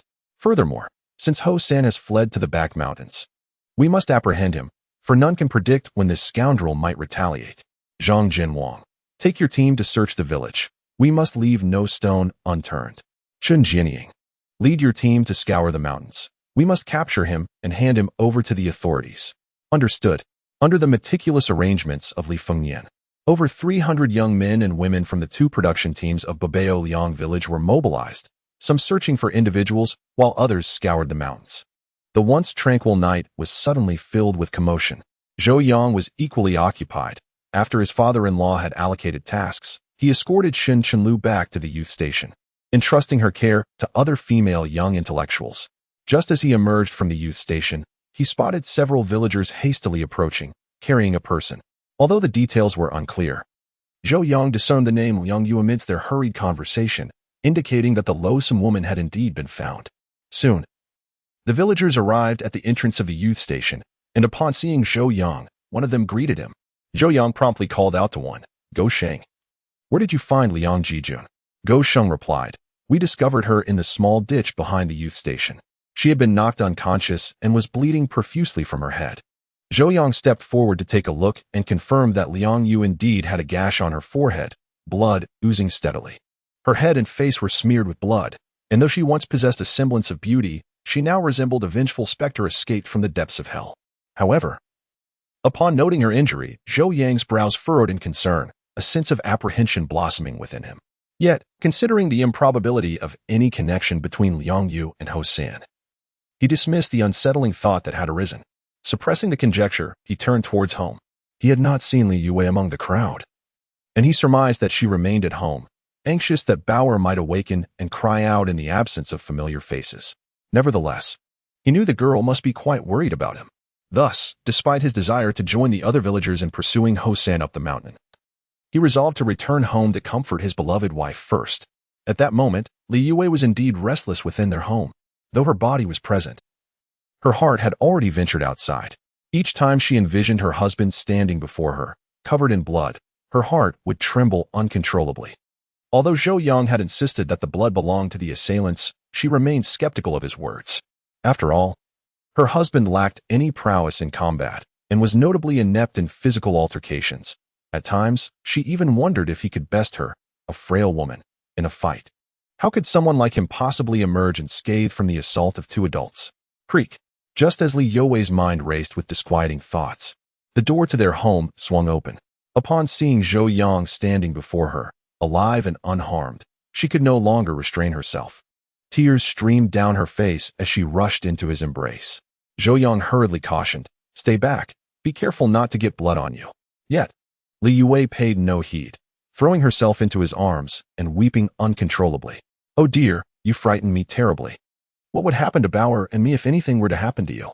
Zhou Yang gently patted Li Yue's back while softly assuring her, "It won't happen again. Today was merely an accident." After shedding tears for a brief moment, Li Yue climbed out of Zhou Yang's embrace, eager to examine his well-being. Zhou Yang, feeling grimy and reeking of blood, promptly requested Li Yue to fetch him a basin of water. After rinsing himself with cool water, he changed into clean garments. Chapter 49. The police arrived, seizing the opportunity while changing clothes. Zhou Yang recounted the events of the evening in detail to Li Yue. Upon learning that Shenlu had been abducted by Ho San to a dilapidated temple on the back mountain, Li Yue couldn't help but inquire, "Is Shenjiqing all right? Ho San didn't harm her, did he?" Zhou Yang, understanding her concern, quickly reassured her, "Not at all. I arrived in time. That scoundrel hadn't managed to do anything further. That's a relief. Shenjiqing is such a beautiful girl. She must not fall victim to a rogue like Ho San." Li Yue said, still shaken. "Heh, no matter how beautiful she is, she pales in comparison to my wife." Zhou Yang teased. Li Yue's cheeks flushed, and she hurriedly replied, "How could I possibly compare to Shenjiqing? She's from the city." Zhou Yang pulled his little wife into his arms, embracing her as he proclaimed, "So what if she's from the city? Your height, complexion, beauty, and even intellect are all on par with hers. Why can't you be compared to her? In my eyes, you are the second most beautiful woman in the world. And who holds the first place?" Li Yue asked with curiosity. "My mother." Hearing that she ranked just below Zhou Yang's mother, in his heart filled Li Yue with sweetness, as if honey had been spread within her. "When did you become so eloquent?" she teased. "Am I? Perhaps you're mistaken." "No," she began, but before Li Yue could finish her thought, Zhou Yang leaned in and captured her tempting lips in a kiss. After what felt like an eternity, their lips parted. Li Yue's face was flushed, and her body felt weak. Had Zhou Yang not held her, she might have collapsed to the ground. "You are truly wonderful. If this is a dream, please let me never awaken," Li Yue murmured. Zhou Yang's recent displays of affection and adoration left her utterly astonished. After nearly 4.5 years together, although Zhou Yang had never openly disliked her, he had not exhibited much fondness either, let alone love. Before their marriage, he had never taken the initiative to hold her hand or kiss her in such a manner. She had always been the one to make the first move. Even on their wedding night, it was she who took the lead, and he had simply not refused. He had always been passive towards her, neither initiating nor rejecting. That was all.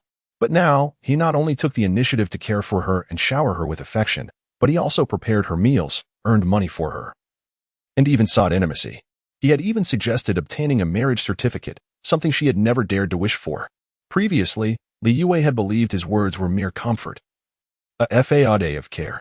However, she now genuinely felt the depth and intensity of his love.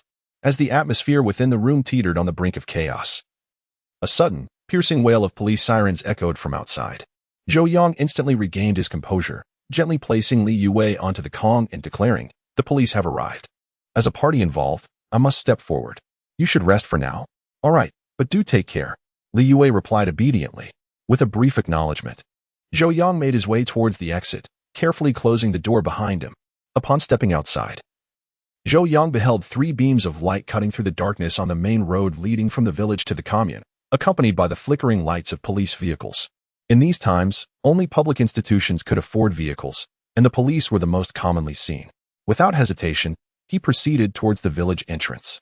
As the vehicles approached, Zhou Yang realized there were not just 1, but 2. Leading the way was a motorcycle with several passengers, and in the sidecar sat Li Jiangguo.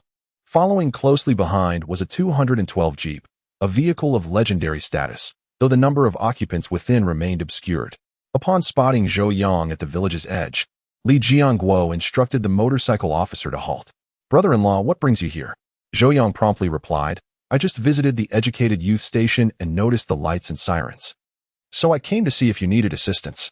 At that moment, a police officer clad in olive green disembarked from the jeep and approached Zhou Yang, inquiring, "Comrade Li Jiangguo, why have you stopped?"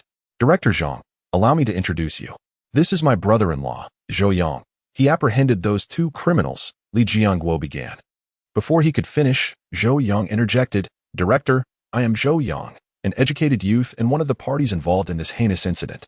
I stopped you to clarify the situation, to avoid wasting precious time." "Understood. Zhou, how is the situation in the village? Have the main perpetrators been apprehended?" Director Zhang asked without delay. "Currently, the main suspect has fled into the mountains. Secretary Li and several team leaders are conducting a search with the villagers. However, we have rescued the female educated youth who had been kidnapped, and we have located the missing one, albeit she has sustained injuries," Zhou Yang reported. Nodding thoughtfully, Director Zhang replied, "We appreciate the update, but we will need your cooperation shortly." "Of course, I am at your service," he affirmed. Director Zhang then addressed the 2 officers on the motorcycle. "Xiao Wang, you 2 should first apprehend the suspects. If their injuries are severe, take them to the hospital. If their conditions are stable, return to the educated youth station for a detailed inquiry." "Understood. Zhou Yang, comrade, will you lead us to the secondary crime scene at the small temple on the back mountain?" "Certainly, please follow me." With that, Zhou Yang began to jog ahead towards the rear mountain. Initially, Director Zhang intended for Zhou Yang to ride, but he declined. After all, there was no road suitable for vehicles on the back mountain, and they could only drive to the foot of the mountain, which was merely a kilometer away from their current location. Given such proximity, Zhou Yang believed running would not take long at all. Certainly, the most significant detail was that Zhou Yang, peering through the car window, observed the small jeep crammed with people, and he truly lacked the inclination to squeeze in with them. Soon, the group arrived at the foot of the mountain. Upon witnessing a dozen or so police officers swiftly disembarking from the petite jeep, Zhou Yang found himself utterly bewildered. He recognized this model. The 212 Jeep produced by the Capital Automobile Manufacturing Plant, which typically accommodates 5 passengers, and the minuscule trunk left him perplexed as to how so many could fit inside. However, judging by their expressions, they were evidently accustomed to such arrangements, promptly forming a line upon disembarking, displaying a semblance of military discipline. It was understandable, considering many of the current officers had transitioned directly from the military, thus exhibiting a soldierly demeanor was to be expected. Zhou Yang pointed towards a location halfway up the mountain and said, "Comrade Director, the dilapidated temple is situated at that spot." Director Zhang glanced at the distant flickering torches and the occasional shouts emanating from above, then declared, "Let us ascend the mountain. We cannot allow the suspect to escape." Understood. Subsequently, under Zhou Yang's guidance, the group made their way towards the small, dilapidated temple on the back mountain. However, they were blissfully unaware that at that very moment, the suspect, Ho-san, was stealthily returning to the village amidst the villagers' frantic search. Chapter 50. The anxious Chun gang in the cornfield outside the village. Ho-san's beady eyes were fixated on the movements within the settlement, and upon seeing the police car with flashing lights heading towards the back mountain, a chill ran through him. He had initially believed that the villagers would refrain from alerting the authorities, and he was convinced that Chin would assist him in evading responsibility. Yet now, it seemed he had overestimated the situation. Unlike other ordinary citizens who were utterly ignorant of the law, Ho-san had spent over a year in the labor reform team, thus possessing a certain understanding of the penalties associated with various crimes. After all, the labor reform team was populated with individuals who had tested the limits of the law. Based on his calculations, if he were apprehended this time, He could be looking at no less than 10 years, and it was even plausible he might be sent away to do hard labor. Therefore, he must not be caught under any circumstances. Staying in the Bao Liang Brigade was no longer an option. He had to flee. However, before making his escape, he needed to pay a visit to the Qin family, his purpose being simple: to acquire money. His prior dealings with Sun Chenlu and the plan to attack Zhou Yang were instigated and incited by Qin Gang. Now that complications had arisen, he could not bear the brunt of the blame alone.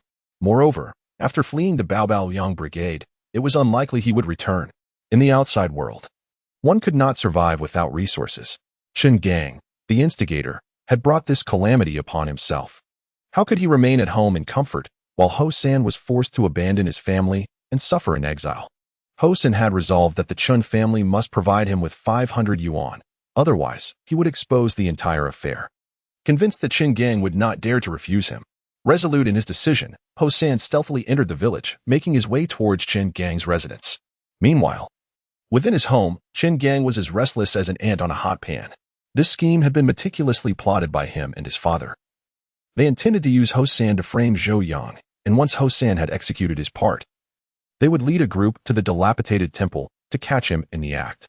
At that moment, Zhou Yang and Sun Chenlu found themselves trapped, exposed and vulnerable within a small temple. Sun Chenlu bore signs of assault, and Shou's predicament was dire. Under such circumstances, Sun Chenlu faced immense pressure. She was left with the choice of either confessing to an affair with Zhou Yang or accusing him of rape. Regardless of the path chosen, both scenarios constituted grave offenses, particularly the latter. They had meticulously reviewed their plan multiple times, believing they had accounted for all potential contingencies. However, they had not anticipated that Zhou Yang, inebriated, would single-handedly overpower both Zhuo Shengli and Wang Jianjun. To their shame, those two spineless individuals divulged the entire scheme under Zhou Yang's coercion, thereby exposing Ho San.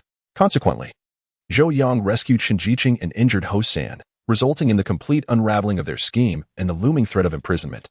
The only silver lining was that this affair had remained a covert communication between himself and Ho San, with Ho San's associates oblivious to Qin Gang's involvement. Thus, as long as Ho San evaded capture, their identities would remain concealed. Yet, at present, Li Fangnian was scouring the mountains with the villagers, and should they apprehend Ho San, their transgressions would be laid bare. Qin Gang understood Ho San well. If captured, Ho San would undoubtedly betray him and his father without hesitation. Such a scandalous situation could not be concealed, even by the fact that his father held the position of production team leader. And it might even implicate his brother and younger sibling. In this moment of distress, Qin Gang could only hope that Ho San would act wisely and flee the village swiftly. The wailing sirens that pierced the night filled him with dread. He contemplated assessing the situation on the back mountain, yet recalling his father's words, he stifled his anxiety and remained home. As Qin Gang wrestled with his turmoil, a shadow appeared outside his courtyard. Glancing around and finding no one else present, the figure tossed a few stones into the yard. In the stillness of the night, the sound of stones hitting the ground resonated sharply, disrupting the silence. Inside, Qin Gang's heart raced upon hearing the noise. He recognized it as the arrival of the person he had been waiting for. He was about to step outside when he hesitated, turning back to retrieve a butcher's knife from the cupboard, concealing it beneath his shirt. Qin Gang understood that, cornered like a rabid dog, Ho San could act unpredictably and dangerously. Cautiously stepping into the yard, he scanned his surroundings before softly calling out, "There is no one inside. Come in." Upon hearing Qin Gang's voice, Ho San did not hesitate, vaulting over the wall and swiftly entering the house. Once inside, illuminated by the flickering light of the kerosene lamp, Qin Gang was struck by Ho San's disheveled state. The once imposing figure now appeared utterly wretched, his face and clothing marred by droplets of blood, his military green trousers torn and one shoe missing. "What happened to you?" Qin Gang inquired, his brow furrowed with concern. "I have a question for you. Did you not say that the man with the surname Zhou was merely a bookish individual who could not fight?" "He indeed cannot fight. That day at the brigade headquarters, I knocked him down with a single punch," Qin Gang exclaimed. "Nonsense. I personally fought him, and that guy was incredibly formidable. Even two of me would not stand a chance against him. Are you deliberately trying to deceive me?" Ho San retorted angrily. "Nonsense. How could I deceive you? If something goes wrong, I would be liable." Qin Gang shot back. "So, we were all duped by that scoundrel with the surname Zhou," Ho San stated. "It's confirmed. That day, The man with the surname Zhou was intentionally setting a trap for him, remembering how he was swindled out of 200 yuan with a single punch. Chan Gang felt a surge of fury and gritted his teeth, saying, "Zhou Yang, you scoundrel, if I find you, I will make you wish you were never born." Enough with the shouting here. If you seek revenge on the man with the surname Zhou, there's little I can do to assist you, but right now, you must pay me. I need to make my escape. Hosen said solemnly.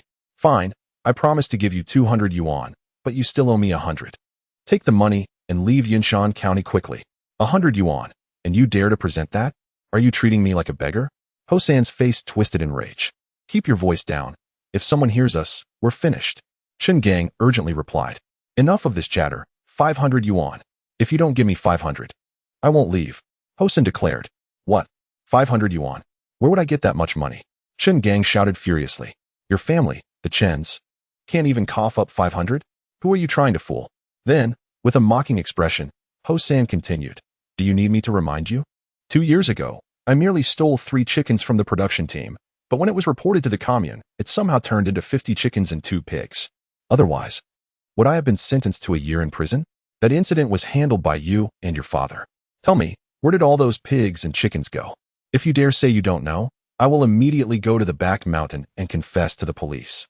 In any case, all my charges are merely attempts. And with the confession, I would only get 2 to 3 years at most. But you and your father are different. Not only will you be dismissed from your positions, but you will also end up in prison. Weigh the severity of the consequences for yourselves. Upon hearing this, Chen Gang's face turned ashen. Chapter 51. Hosan is dead. Chen Gang and his father always believed they had concealed their actions well, but they had not anticipated that this scoundrel was aware of everything. A few years ago, due to his laziness and penchant for stealing from the production team, Hosan had caused his own father to be reprimanded by the commune director several times. Thus, when Hosan stole chickens from the production team again, his father devised a plan, directly slaughtering all 50 chickens in the coop and hiding them, while also driving the 2 pigs to the back mountain. Later, his father, along with Li Fengyan and Zhang Jinwang from the 5th team, conducted house-to-house searches with the village members. Unsurprisingly, they discovered freshly cooked chicken meat and unprocessed chicken feathers in Hosan's home, a clear case of crime and evidence found together.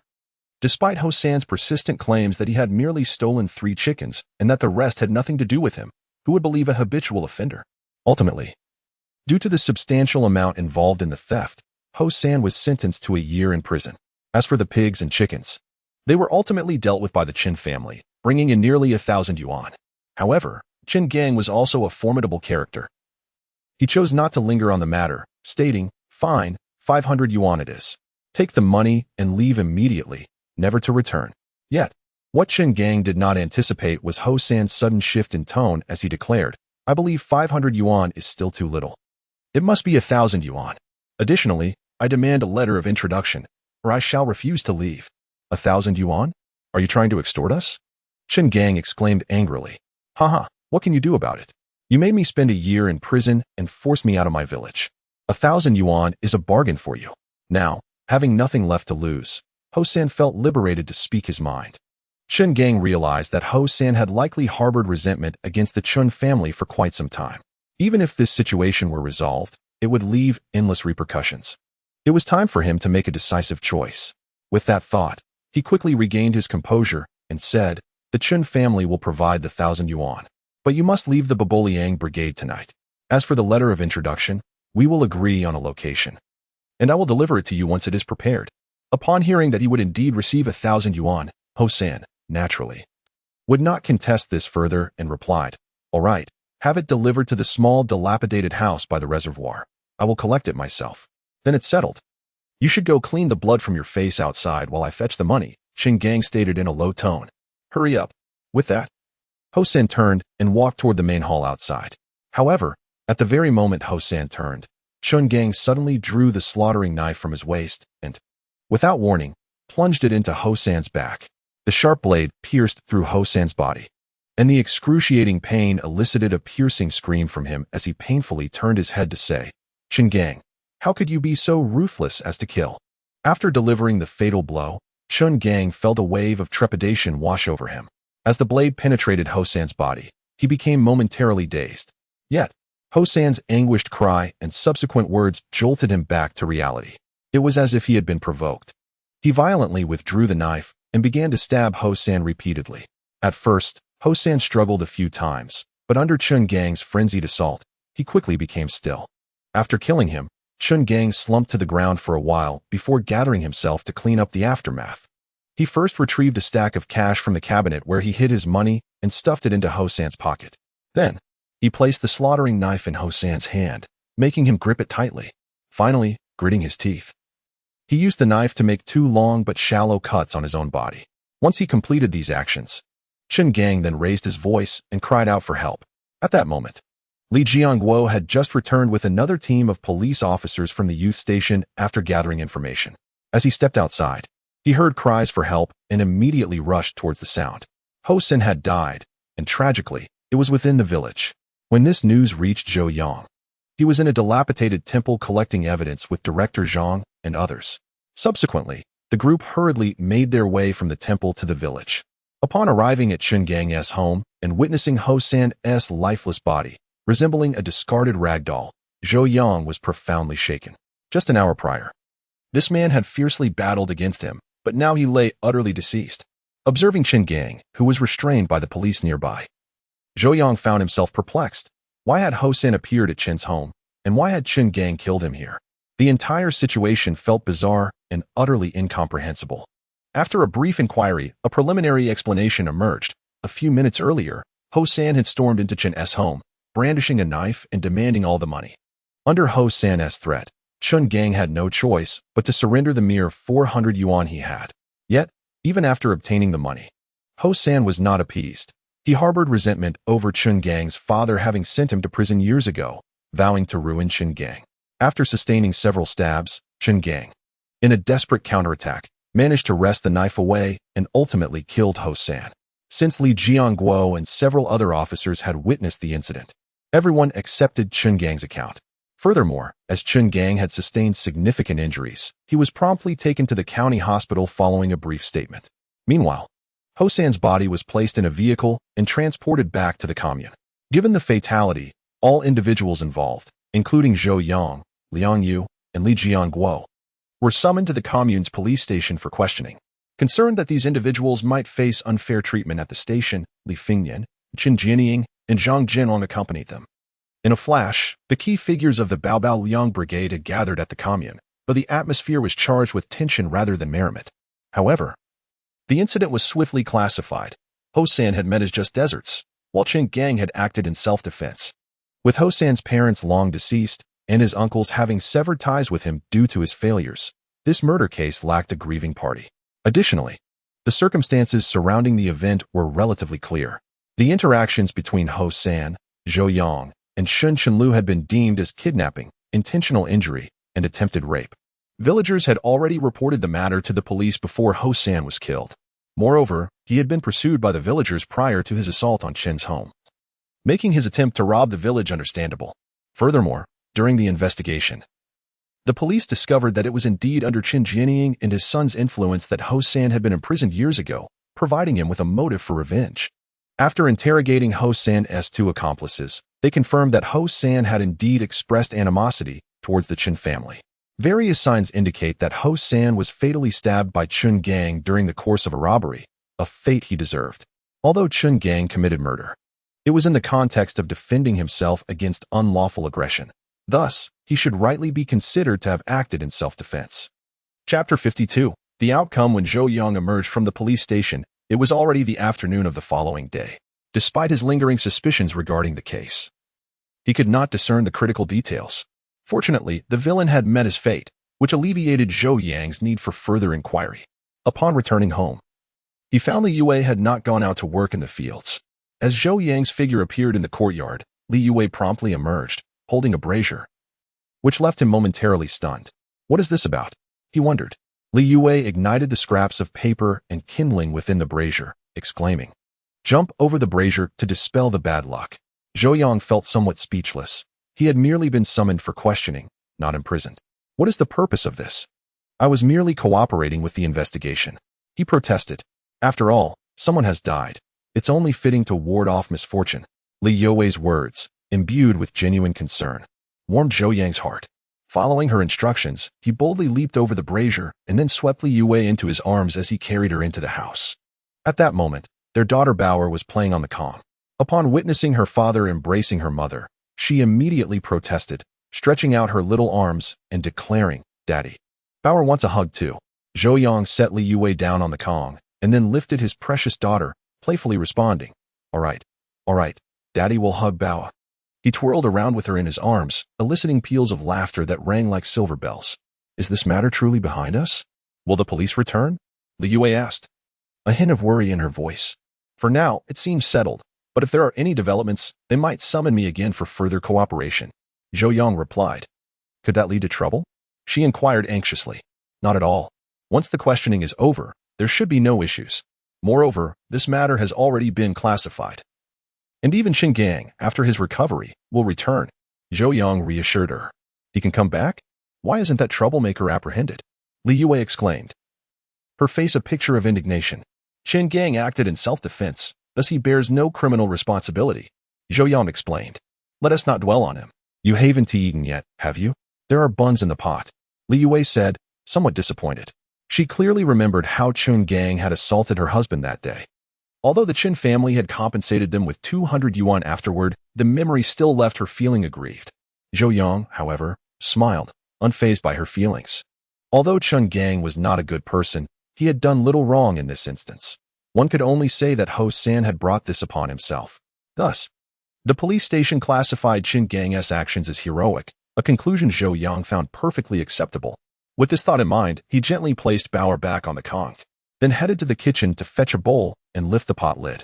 Inside, he discovered a small basin of thin porridge, atop which rested a steaming rack holding 5 or 6 large buns. After filling a bowl with congee and skewering a plump bun with chopsticks, Zhou Yang returned to the room. As he entered, Bauer's eyes lit up at the sight of the large, white bun in his hand. Zhou Yang chuckled and asked, "Bauer, would you like to have this big bun?" The little girl shook her head and replied, "I've already eaten. Mama said the bun is for Daddy." Hearing this, Zhou Yang felt a stir in his heart and immediately inquired, "Then what did you and Mama eat?" "Wowo too." Zhou Yang glanced at Li Yue, then frowned and asked, "Is what Bauer said true? Didn't we have 2 leftover Wowo too yesterday? I shared one with her. It wasn't intentional." Zhou Yang felt a pang of discomfort. Yet he was also deeply touched. This little girl always ensured that any delicious food at home was reserved for others, while she herself was content to make do. "Do you understand what it means to be one as a couple?" Zhou Yang suddenly posed the question. Li Yue felt a flutter of panic in her heart, unsure of how to respond. After entering marriage, a couple's life is not merely about managing their own affairs. Often, they become intertwined, sharing both joys and sorrows, successes and failures. Zhou Yang continued, "I am truly moved by your selflessness, but I wish for my wife to share both hardships and blessings with me. It is not right for me to indulge in a white flour bun while you settle for cornbread Wowo too. It makes me appear unworthy and less than a man." "I didn't mean that.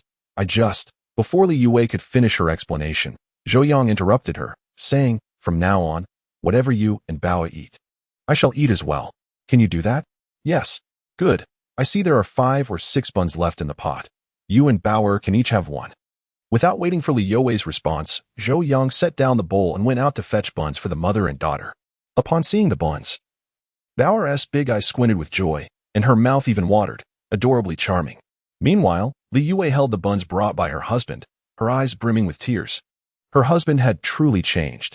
Over the years, he had never shown concern for what she ate daily, nor had he realized that she was saving a touch of fine grain from their rations to prepare extra meals for him. But now he not only acknowledged it, but he also wished to partake in the same.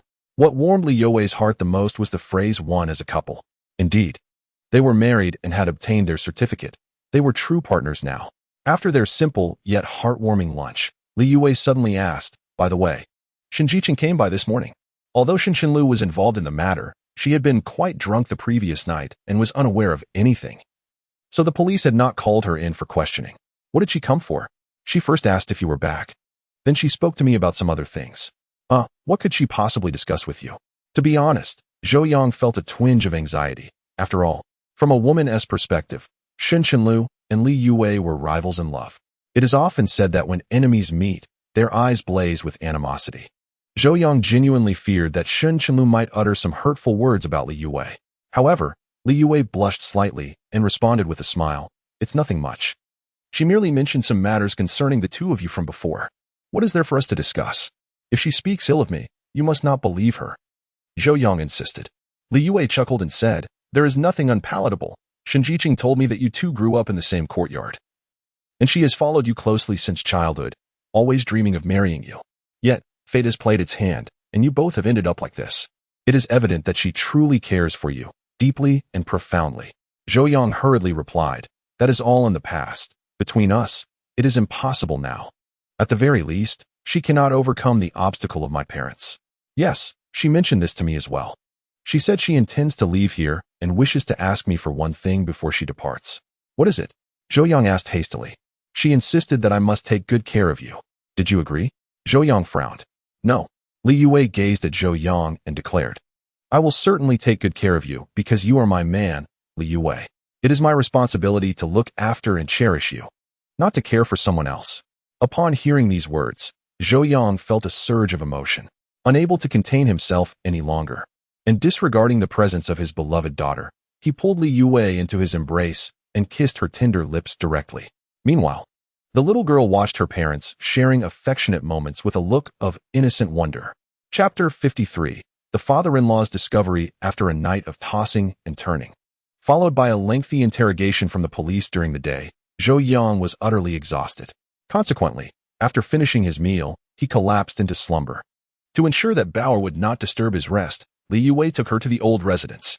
Zhou Yang slept soundly until 8 o'clock in the evening. And when he finally awoke, darkness had enveloped the sky.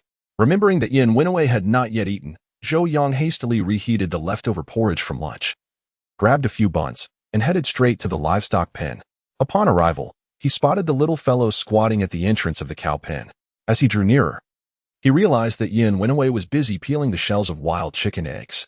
Did you go to the reservoir again to collect wild chicken eggs? Zhou Yang asked with a frown. Yin Wenwei, caught off guard by the sudden voice, jumped in surprise, causing the wild chicken eggs in his hands to tumble to the ground, becoming soiled. Upon recognizing Zhou Yang, a bright smile spread across the boy's face. Uncle Zhou, you're here. Didn't I tell you not to go to the reservoir to collect these things? It's far too dangerous, Zhou Yang admonished. There are reeds by the reservoir, and indeed, there are plenty of wild chicken and duck eggs, but it is perilous.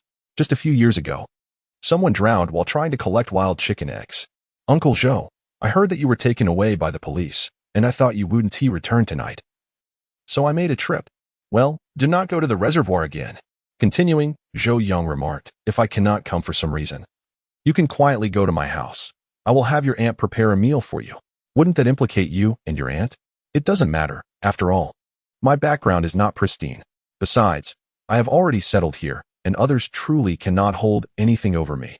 Zhou Yang replied, I will remember that. Tomorrow, I plan to visit the county town and also check on your father. Is there anything you would like me to convey? Zhou Yang initially intended to send a manuscript to old Su today, but this matter delayed him, so he postponed it to tomorrow.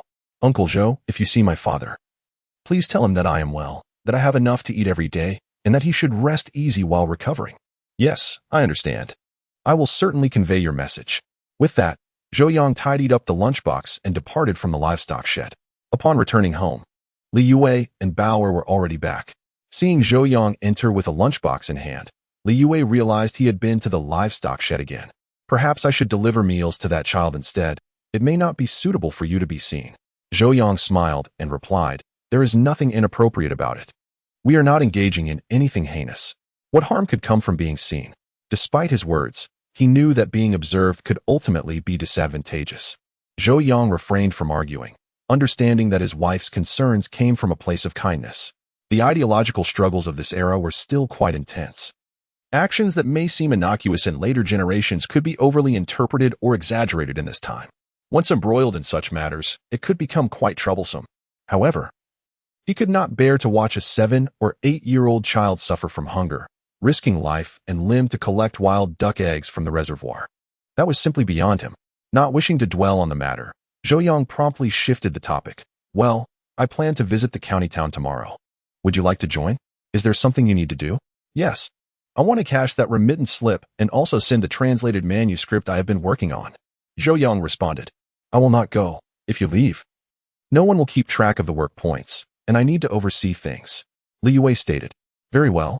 It is indeed wise to supervise, lest others gossip. Li Yue nodded and then glanced at Bao, who was rolling about on the kang. Keep an eye on the girl. I will fetch some water. What do you need water for at this late hour? I can get it in the morning. Zhou Yang interjected. Bao has not bathed for several days. I noticed her scratching herself, so I plan to give her a bath soon. Li Yue replied. Upon hearing this, Zhou Yang also felt an itchiness all over. Feeling quite uncomfortable. It was the sweltering summer season, and even without working, one could sweat profusely. Furthermore, after last night's scuffle and the rescue mission, he was not only dirty but also reeked of blood, which made him feel nauseous. Let me go. We should both wash up. With that, Zhou Yang attempted to step outside but was stopped by Li Yue. Just wait at home. Your father will be coming over shortly. Why would he come over at this late hour? As he was saying that there was something he needed to discuss. A creaking sound of the door being pushed open interrupted him, and soon Li Fengyan entered, holding a pipe. Zhou Yang held a deep respect for his father-in-law, a man of military background, and immediately stood up, saying, Father, please come in. Bauer sweetly chimed in, Grandpa, come sit on the kang. Li Fengyan's expression was somewhat grave, but he settled onto the edge of the kang and placed Bauer on his lap. Father, please sit for a moment. I will fetch some water, Zhou Yang offered. However, Li Fengyan glanced at his daughter and said, Xiaowei, you go get the water. Son-in-law, you stay. Li Xiaowei understood that her father must have something significant to discuss with her husband, so she sighed and stepped outside. Zhou Yang furrowed his brow and asked, Father, is there something urgent that brought you here at this late hour? Regarding last night's incident, the more I ponder over it, the more peculiar it seems. Thus I have some inquiries for you, Li Fengyan replied. What seems peculiar? Have you discovered any new leads? Zhou Yang inquired. Not exactly, but there are certain aspects that don't add up. I thought I might analyze them with you. A learned man, Li Fengyan explained. Zhou Yang frowned and said, Father, please share what doesn't add up. Let's discuss it together. Li Fengyan nodded. Logically speaking, your gathering of educated youth was not a public affair. How could Ho-san, a good-for-nothing who doesn't work the fields, have such detailed knowledge about it? He even knew whether you were drinking and when it finished. Setting up an ambush in advance. That is simply illogical. Zhou Yang pondered for a moment and replied. The thin man who was arrested revealed that they had been watching us closely these past few days. Perhaps they observed us in secret. Humph. Even if they were watching you every day, it would be impossible for them to know such intricate details. Li Fengyan countered. And don't forget, I was a reconnaissance soldier. I understand these matters better than you. Father, are you suggesting that there is an insider among the educated youth? Zhou Yang asked in astonishment. There is that possibility. To orchestrate everything with such precision, it is utterly inconceivable that no one is providing them with inside information, Li Fengyan asserted. If that is the case, then this matter likely harbors deeper implications. Zhou Yang's tone turned serious. If Ho-san's kidnapping of Shun Chenlu was motivated by personal desires, and his attack on him was an attempt to frame someone else, it would merely be his individual act. However, if there are other educated youths involved, the nature of the situation transforms entirely. It seems we had previously underestimated the complexity of this affair. Chapter 54. The Chun family is suspected before Zhou Yang could digest this revelation. Li Fengyan spoke again. Moreover, there are issues surrounding Ho-san's death. Wasn't he killed by Chen Gang? What issues could there be? Zhou Yang asked, bewildered. Yes, Chen Gang did kill him, but the circumstances were not right. What was wrong with the circumstances? I failed to notice anything amiss, Zhou Yang replied. Li Fengyan regarded him and said, You are merely an ordinary person. You have never been on the battlefield nor taken a life, so of course, you wouldn't perceive these nuances. However, having been in combat and having taken lives, I can discern the discrepancies. Father, what discrepancies have you discovered? Zhou Yang eagerly inquired. Upon examining the lifeless body of Ho-san, I observed that he had been stabbed multiple times, yet the fatal wounds were inflicted from the back, indicating he had been ambushed. Although Zhou Yang was not particularly adept in such matters, he understood the implication and furrowed his brow, inquiring, Father, do you mean to say that Ho-san was not killed by Chun Gang during a robbery, but rather was attacked from behind? Indeed. If Ho-san had been slain during a mutual struggle, the wounds would have been located on the front or sides, but certainly not concentrated on the back. Li Fengyan continued. Moreover, Ho-san had been brawling since childhood, possessing considerable experience and physical prowess far surpassing that of young Chen Gang. If it were not for an ambush, how could Chen Gang possibly have overpowered Ho-san in a face-to-face confrontation, let alone kill him? Zhou Yang pondered this carefully. His father-in-law's analysis was indeed compelling. Having faced Hosan himself, he recognized that although the man had no formal training, his strength and reaction speed were exceptional, making it quite challenging for Zhou Yang to contend with him. Previously, he had also fought with Qin Gang, merely provoking him into throwing a punch. But based on that encounter, it was evident that Qin Gang's combat abilities were significantly inferior. Zhou Yang was confident that if he were to retaliate, he could easily subdue Qin Gang within 2 minutes, highlighting the clear disparity in their strengths. Even in a direct confrontation, it was illogical for Hosan, armed with a knife, to be killed by Qin Gang. Such an outcome defied reason. Furthermore, Zhou Yang doubted Qin Gang's courage to confront Hosan head-on. Hosan was notorious for his rebellious nature and had a reputation for violence, having even spent time in prison. The mere glance from him would send shivers down the spine of most individuals who would dare to confront him boldly. Although Qin Gang often bullied ordinary villagers, he had never shown the audacity to challenge Hosan. The fact that he could kill Hosan was indeed surprising. Father, even so, Hosan had it coming. After all, the evidence of his robbery is clear and indisputable, Zhou Yang asserted. However, Li Fengnian shook his head and replied, that may not be the case. The claim of robbery was made by Qin Gang, yet no one witnessed it firsthand. Wasn't it said that money from the Qin family was found on Hosan? Isn't that proof? Zhou Yang countered. What one sees is not always the truth. Indeed, money was discovered on Hosan, but it does not necessarily imply that he stole it, Li Fengnian remarked. Are you suggesting that the money was given to him willingly by Qin Gang? Zhou Yang retorted. Incredulous. There exists a possibility, Li Fengnian asserted, astonishingly. Father, how could that be? Qin Gang is not foolish. Why would he give Hosan such a sum? Zhou Yang argued. Yet, Li Fengnian calmly stated, Qin Gang may not be foolish, but the very notion of Hosan robbing his home raises suspicion. Consider that while our village, Bao Liang, has many impoverished souls, there are other families besides the Qins that live comfortably, such as ours and Uncle Wang's. Why would Hosan specifically choose to rob the Qin family? As soon as the words left his mouth, Zhou Yang realized something was amiss and remarked, Indeed, if Hosan was truly motivated by money, he should have targeted our Li family, as we have no men at home, making it an easy mark. Furthermore, Hosan's fate of fleeing was a consequence of my brother and me. If he sought revenge, he should have attacked our household. Why did he specifically choose the Qin family? Li Fengnian nodded and added, Moreover, last night, when the gong sounded, all the able-bodied young men gathered.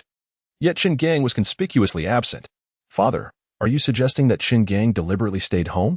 At the time, Qin Jinying mentioned that Qin Gang was unwell, and I paid little heed. But in retrospect, there is indeed something suspicious. I even suspect that the Qin family may have played an unscrupulous role in this affair, Li Fengnian stated earnestly. Zhou Yang's expression shifted, and he spoke in a hushed tone. Father, do you mean to imply that the Qin family is involved in this matter? Yes, consider this. Hosan has no grievances with you. Why would he harm you simply because of your closeness to Shinjiqing? That would be absurd. Li Fengnian continued. In contrast, there is a deep-seated enmity between you and the Qin family. They possess ample motive to see you harmed. If the Qin family indeed orchestrated Hosan's plot against you, then everything falls into place. Enlightened by Li Fengnian's insights, Zhou Yang suddenly comprehended the situation. Indeed, if the Qin father and son were behind this entire scheme, all the inconsistencies would make sense. Father, we must go to the police station. We cannot allow those scoundrels from the Qin family to evade justice, Zhou Yang declared gravely. It is already too late. Too late for what? The case hasn't been closed yet. Surely questioning now should be acceptable, Zhou Yang insisted. Li Fengnian replied solemnly. Although the case is not closed, the police station has already made their determination and reported it to the county bureau. Furthermore, I received news from the commune this afternoon that the county has decided to commend Qin Gang for his bravery in the face of violent intimidation. Zhou Yang, not lacking in insight, quickly grasped the gravity of the situation. Given that the authorities have already made a determination, if they were to raise doubts, it would undermine the competence of the commune and county departments, regardless of the outcome, whether to evade responsibility or to assert their authority. They would staunchly oppose any efforts to convict Qin Gang. Are we to let this matter rest? How could we not? The Qin family is, after all, a suspect. Must we refrain from voicing our doubts? Zhou Yang clenched his teeth in frustration. Raising concerns would be futile. Hosan is dead, and the two lackeys are utterly clueless, unable to implicate the Qin family. Li Fengnian then reiterated, My intention in coming here was not to have you pursue accountability from the Qin family, but to inform you that they may very well be the masterminds behind this. You must remain vigilant. It was exceedingly perilous for you to hastily venture to the small temple in the back mountains alone last night. Fortunately, it was only Ho-san who appeared. What if he had accomplices? Although Zhou Yang had confidence in his own abilities, he recognized his father-in-law's concern and humbly replied, "Father, I shall take heed." Indeed, the Chen family is not to be trifled with. It would be wise to keep your distance in the future. Very well. As for the child from the Yin family, feel free to assist as needed without concern for others' opinions. If anyone raises objections, simply state that it was my directive. Li Fengyan remarked. Understood. Chapter 55. Yin Gungdong's reminder. In the inpatient department of the county hospital, when Zhou Yang arrived, Yin Gungdong was engaged in conversation with old Zhang. These days of hospitalization might well be the most leisurely he has experienced in years. Ordinarily, he would rise early to clean the livestock pens, tending to over 20 cattle, more than 20 mules and horses, and a dozen donkeys, all of which required his diligent care. If the urine stains became excessive, he would have to dig soil from outside to create a base. Additionally, feeding and watering the animals upon their return from work consumed his time, often extending from dawn until 7 or 8 in the evening. In comparison to the physical labor, the mental anguish proved far more unbearable. Due to his status, he was regarded with trepidation by the entire production team. Aside from his son, no one dared to converse with him. Consequently, over the years, he felt his ability to communicate dwindling. During these days in the hospital, however, having distanced himself from his previous environment, no one recognized him as one of the livestock keepers. Whether doctors, nurses, or fellow patients, they treated him with ordinary kindness, allowing the pent-up strain of his spirit to loosen somewhat. Creak. As the hospital room door swung open, Zhou Yang entered, carrying a package. Upon seeing him, old Zhang hastily rose and exclaimed, "Ah, it's Zhou Ziking. Please, take a seat. I will fetch you some water." "Uncle Zhang, I'm not thirsty. You sit." Zhou Yang replied with a smile. "Ha. I sit all day long. My body is growing rusty. I'll step outside for some fresh air. You two continue your conversation." With that, old Zhang took the thermos and left the room. Once alone, Yin Gingdong rasped, "Thank you for saving my life. I shall find a way to repay you." Although he had lost consciousness when Zhou Yang rescued him, he was not entirely unaware. Moreover, old Zhang had frequently recounted the events of that day, making Yin Gungdong aware that had it not been for Zhou Yang's tenacity in extracting him from the rubble and bearing the substantial medical expenses, his life would have surely been claimed by the Grim Reaper. "Focus on your recovery. We shall discuss the finances later," Zhou Yang assured him. Understood. Yin Gingdong recognized that a life saved could not be adequately repaid with mere words of gratitude. Regrettably, he found himself in a state of disgrace, devoid of possessions. This debt of gratitude would have to wait for a more opportune moment. "I just consulted with Dr. Zhong. He mentioned that your injuries are healing well. However, to ensure no lasting repercussions, you will need to remain in the hospital for at least another month, followed by 3 months of recuperation at home."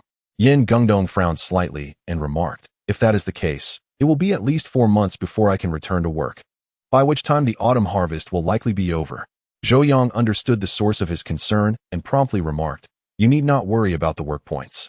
Over the past few days, when Hui has been diligently cleaning the livestock shed on your behalf, and we will calculate his work points accordingly. Furthermore, since you were severely injured by the collapse of the shed, the production team bears some responsibility. I will petition the team for some form of compensation. At the very least, we cannot allow you and your grandfather to go hungry." "Thank you. When Hui is doing well. Before I came here, I visited him, and he asked me to convey that he is well fed in the village, so you can focus on your recovery here," Zhou Yang continued. "Li Gu came by the day before yesterday. He mentioned that you have been bringing meals to Wen Hui." "I truly appreciate your kindness," said Yin Gingdong. "Ah, there's no need for such formalities. We all have our struggles," Zhou Yang replied with a smile. "Indeed, I brought you a few pieces of old clothing, so you have something to change into while you're here," he added. Yin Gingdong had intended to express his gratitude again, but swallowed the words upon recalling Zhou Yang's earlier statement.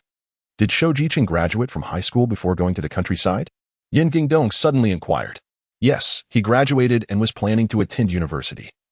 He even received his acceptance letter, but unfortunately, he never got to go, Zhou Yang responded. That's truly a pity. However, I believe that individuals like you, who possess knowledge, should not abandon their studies even in the countryside. If you find the time, continue to read as much as possible, Yin Gingdong remarked with a smile. This seemingly nonsensical statement stirred profound waves within Zhou Yang's heart. While others might be oblivious, Zhou Yang, as a reborn individual, understood all too well. If all went as expected, in a little over 2 years, the National College entrance examination would be reinstated. Yin Gungdong's seemingly casual remarks were actually a reminder to him, indicating his awareness of the impending revival of the examination. However, upon contemplating Yin Gungdong's identity, Zhou Yang felt a sense of relief. Even in his past life, having achieved the status of an academician in the engineering academy and becoming a revered national figure, he would still stand in deference before Yin Gungdong. Great minds think alike. I too believe that cultural knowledge is invaluable, irrespective of the locale, which is why I have not set my books aside all these years. Zhou Yang said with a smile. That is excellent. Just then, the door to the hospital room swung open, revealing Dr. Zhang accompanied by several nurses to conduct ward rounds. Noticing the nurses carrying gauze and bandages, Zhou Yang realized they were there to change Yin Gungdong's dressings. After exchanging pleasantries with Yin Gungdong and Zhong Zhenan, Zhou Yang departed the hospital. Once outside, he rode his bicycle to the county's credit cooperative. He successfully exchanged the remittance slip of 58 yuan for cash and then headed straight to the nearby post office. There, he packed a substantial stack of manuscripts and original journals into a document bag, filled in the address, and left with a sense of satisfaction. The completed translation comprised nearly 120,000 words, including over 37 short stories, with the remainder being longer pieces. Conservatively estimating, he anticipated earning at least 300 yuan in manuscript fees. While this amount might seem modest, it was undoubtedly a significant sum in this era. Most importantly, he had managed to complete these writings in just 1 week. Earning 300 yuan in a week would undoubtedly leave many astounded. Consider the plight of an ordinary industrial worker who likely earns no more than that in an entire year. Despite this, Zhou Yang felt a sense of urgency weighing upon him. With only 2 years remaining until the college entrance examination, the financial burden of supporting both him and his wife through university would amount to several thousand yuan. Moreover, the issue of housing loomed large. Zhou Yang was reluctant to rent, yet purchasing a home in the capital would require a substantial sum. Thus, he found himself pressed for time. Consequently, he penned a letter to Old Su in the parcel destined for Ning City, requesting that he send more original manuscripts in the future. After leaving the post office, Zhou Yang made his way to the supply and marketing cooperative. It was a rare opportunity, and he could not return empty-handed.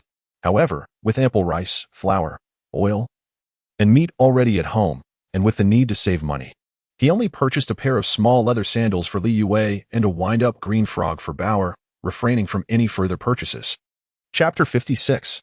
Gossip in the fields. Thanks to his bicycle, Zhou Yang returned to the village before 11:30. Upon arriving home, there was no time to rest. He immediately dove into the kitchen to prepare lunch. While he could have joined his father-in-law for a meal, as he had often done in the past, he found it increasingly difficult to stomach the coarse grain flatbreads paired with watery porridge. Therefore, from the outset, he dismissed the idea of dining at the Li family home. With the tomatoes ripening in his garden, he simply made a dish of scrambled eggs with tomatoes and steamed a small pot of rice. The fragrant white rice served as a base. Topped with the sweet and sour tomato egg sauce, what could be better than a 1975-style tomato egg rice bowl? After completing his culinary tasks and filling a jug with water, Zhou Yang set off for the fields. In the oat field on the western slope, Li Yue was among a group of women replanting beans.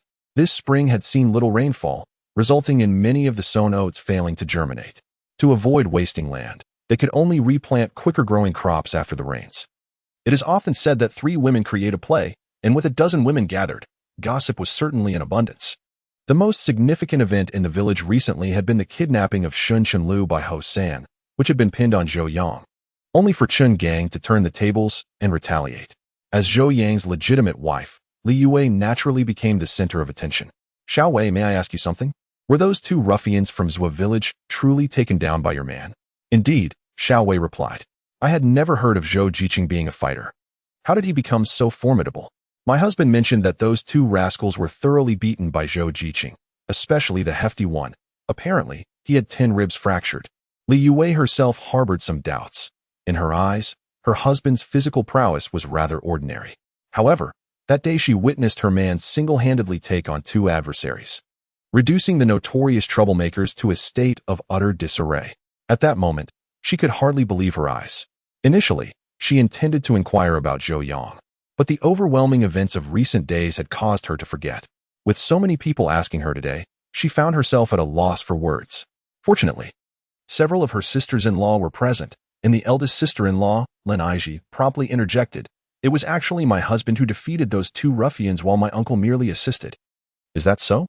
I heard from my husband that by the time Jiang Wo arrived, the fight was already over. A woman expressed her skepticism. Yet, Lin Aiji boldly proclaimed, my uncle is a learned man. How many scholars have you seen who can engage in brawls? Jiang Wo simply wished to avoid the spotlight. Hence he attributed the credit to my uncle. As soon as she finished speaking, the surrounding women experienced a moment of clarity and began to voice their retrospective opinions. I knew it. How could an intellectual like Zhou Jiqing manage to take on two at once? It was undoubtedly Jiang Wo's handiwork. I had suspected as much. Zhou Jiqing is so gentle. He wouldn't harm a fly. Jiang Wo truly is the toughest man in our team. His prowess is remarkable. Thankfully, that lad doesn't lay a hand on his wife. Or else Aiji would be in for it. Lin Aiji burst into laughter, with my father-in-law keeping watch. Who would dare strike their wife? Indeed, the Li family has a good reputation. Nowadays, which man does not strike their wife? Exactly. My husband has a decent temperament, but he can get rough when things don't go his way.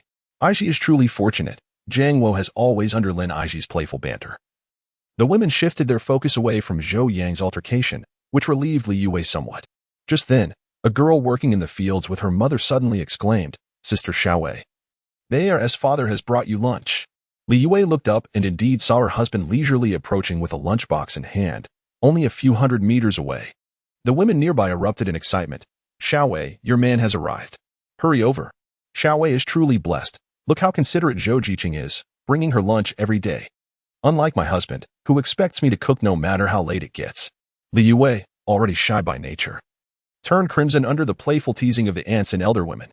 The second sister-in-law promptly chimed in, that's because our Xiaowei earned it with her sincerity. You all remember what her uncle was like a few years back. That's true. Zhou Jiqing was quite a handful back then. Indeed, during those years. Who didn't he feel sorry for that girl Wei Wei? Thankfully, those hardships seemed to have finally borne fruit. Meanwhile, the women's director glanced at the sun and decided to halt the gossip, cheerfully suggesting, let us wrap this up. It's nearly noon. Time to head home and prepare lunch.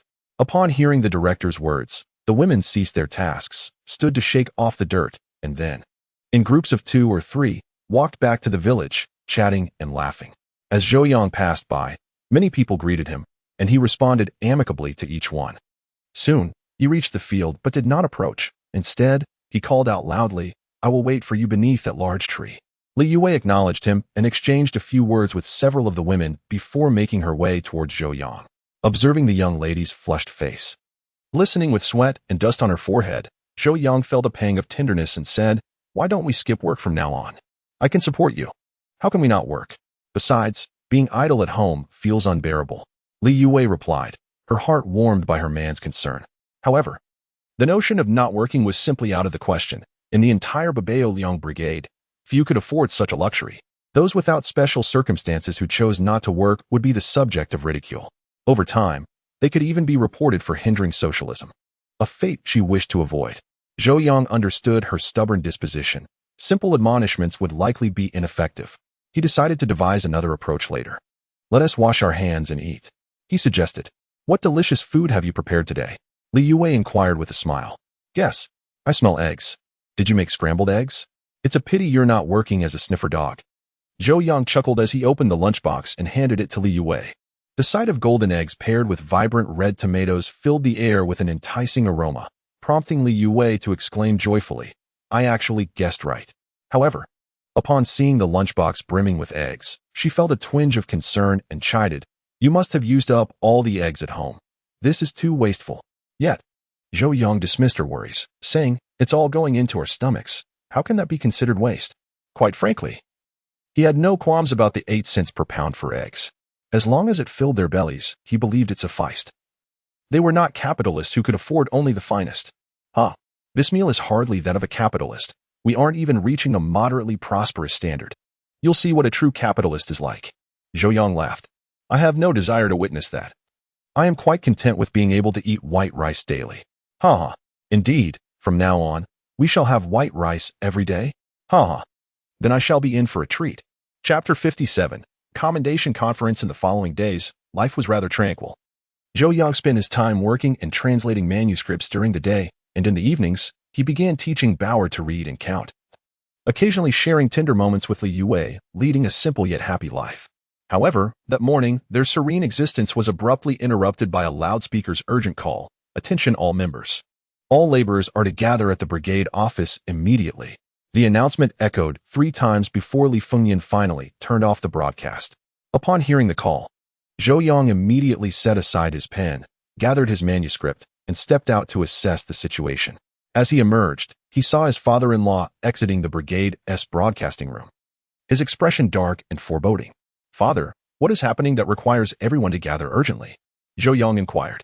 "The commune has dispatched someone to inform us that Zhou Yang is returning," Li Fengyan replied. Zhou Yang furrowed his brow and remarked, "So what if Zhou Yang is coming back? Why must all the members assemble? There seems to be no correlation." "The county intends to commend Zhou Yang," Li Fengyan stated. A wave of discomfort washed over Zhou Yang, although there was currently no definitive evidence linking Zhou Yang to the incident. Both he and the Chen family behind him were undoubtedly suspect. If they were indeed involved in that affair, then Zhou Yang's actions could hardly be deemed as justifiable self-defense or heroic. Rather, they would amount to silencing a witness. The thought of such a person receiving accolades in front of the entire village was deeply unsettling to Zhou Yang. Li Fengyan, noticing Zhou Yang's unease, gently patted her shoulder and said, "We must comply with the higher-ups' decree." Zhou Yang recognized that Li Fengyan could not halt this matter. He was merely a village secretary, not a county committee secretary. "Father, I understand." Li Fengyan nodded and cautioned, "Do not act impulsively. We will methodically address the Chun family's issues. If that incident truly involves them, I believe they will not be able to restrain themselves." Zhou Yang nodded in agreement, declaring, "They are merely a bunch of scoundrels. I will not jeopardize myself for them." He was resolute in his determination to hold the Qin father and son accountable, regardless of whether they orchestrated the incident involving Ho San. Zhou Yang could not forgive them for their heinous acts in a past life that led to the demise of the Li family and the tragic fates of Li Yaowei and Bauer. Moreover, Zhou Yang was confident in his ability to thoroughly obliterate the Qin father and son. In his previous life, he had meticulously investigated the entire Qin family in his quest for vengeance for his wife and child. The 4 of them had much to hide. However, the time for exposing their misdeeds was not yet ripe. Zhou Yang understood the principle of uprooting the weeds rather than merely cutting them down. When dealing with the Chun family's kind of scum, one should either refrain from striking or, once engaged, ensure their complete and utter destruction, leaving no chance for resurgence. As the father and son conversed, the villagers gradually returned from the fields, soon filling the open space in front of the brigade's office. The men gathered to smoke and boast, occasionally exchanging risque remarks, while the women sat in small groups beneath the shade of trees, discussing trivial matters and sharing gossip that elicited peals of laughter. Just then, a cloud of dust arose on the dirt road outside the village, followed by several cars pulling up to the brigade's entrance. The villagers were captivated by the sudden appearance of these cars, in an era when bicycles were a rarity. A small car was undoubtedly a treasure in their eyes. Soon, the car doors swung open, revealing several individuals who appeared to be leaders, followed by a few police officers. And finally, Zhou Yang emerged into the villagers' view. "Isn't that Chen Ergo? Why is he being brought back by the police? Is he about to face public trial? Surely not. Didn't Captain Chen say he was fine? Who knows you? Perhaps it was Captain Chen who intentionally spoke for our benefit." Just as the members of the cooperative speculated about the unfolding events, village officials Li Fengyan, Chen Jianying, and Zhang Jinwang approached. After a brief exchange of pleasantries, a middle-aged man clad in a Zhongshan suit stepped forward and announced loudly, "Greetings, fellow members. My name is Jin Wenming, and I am the director of the Revolutionary Committee of our Unity Commune. Today, we have gathered primarily to commend Comrade Zhou Yang for his courageous actions during the June 15th incident. Now, I would like to invite our comrades from the county's Public Security Bureau to read the county's commendation decision. Please join me in welcoming them with applause." After a smattering of applause, a police officer wearing a broad-brimmed hat stepped forward, holding what appeared to be a certificate, and read aloud, "Comrade Zhou Yang. During the heinous kidnapping and robbery incident on June 15th, You bravely fought against the threats of armed assailants, ultimately succeeding in overcoming them. After deliberation by the county's Public Security Bureau, you are hereby awarded the title of Advanced Individual for Bravery. We hope you will continue to uphold the great banner and contribute further for the people. As his words concluded, Chen Jianying led an enthusiastic round of applause. The members, recognizing the honor, joined in, and the sound of clapping resonated throughout. Only Zhou Yang and Li Fengyan, harboring doubts, felt a sense of discomfort and refrained from applauding. As the applause began to wane, Director Jian spoke again. Our Baboliang Brigade is a collective of heroes. Besides Comrade Chen Gang, comrades Zhou Yang and Li Jiangguo also displayed remarkable bravery during this incident. The commune has decided to reward both of them with a cash prize of 10 yuan and 50 jin of flour. Upon hearing that he too would receive a reward, Zhou Yang was initially taken aback, but then he smiled. It became clear to him that the commendation for Chen Gang was issued by the county, while the recognition for him and Li Jiangguo came from the commune. Evidently, the commune, observing the county's acknowledgement of Chen Gang, sought to compensate for the lack of recognition for them, as the primary efforts in capturing and rescuing were indeed due to him and Li Jiangguo. Chen Gang's reaction was merely one of defiance during the robbery. He had not taken the initiative. If only Chen Gang were honored while overlooking their contributions, it would surely lead to gossip. Thus, the commune's allocation of resources served to silence any discontent. Indeed, while Chen Gang was awarded a certificate from the county, it bore little practical significance. In contrast, Zhou Yang and his brother-in-law Li Jiangguo, despite lacking a certificate, had received tangible rewards, 10 yuan and 50 jin of flour. A sum not to be underestimated, equivalent to a month's wage for an average worker.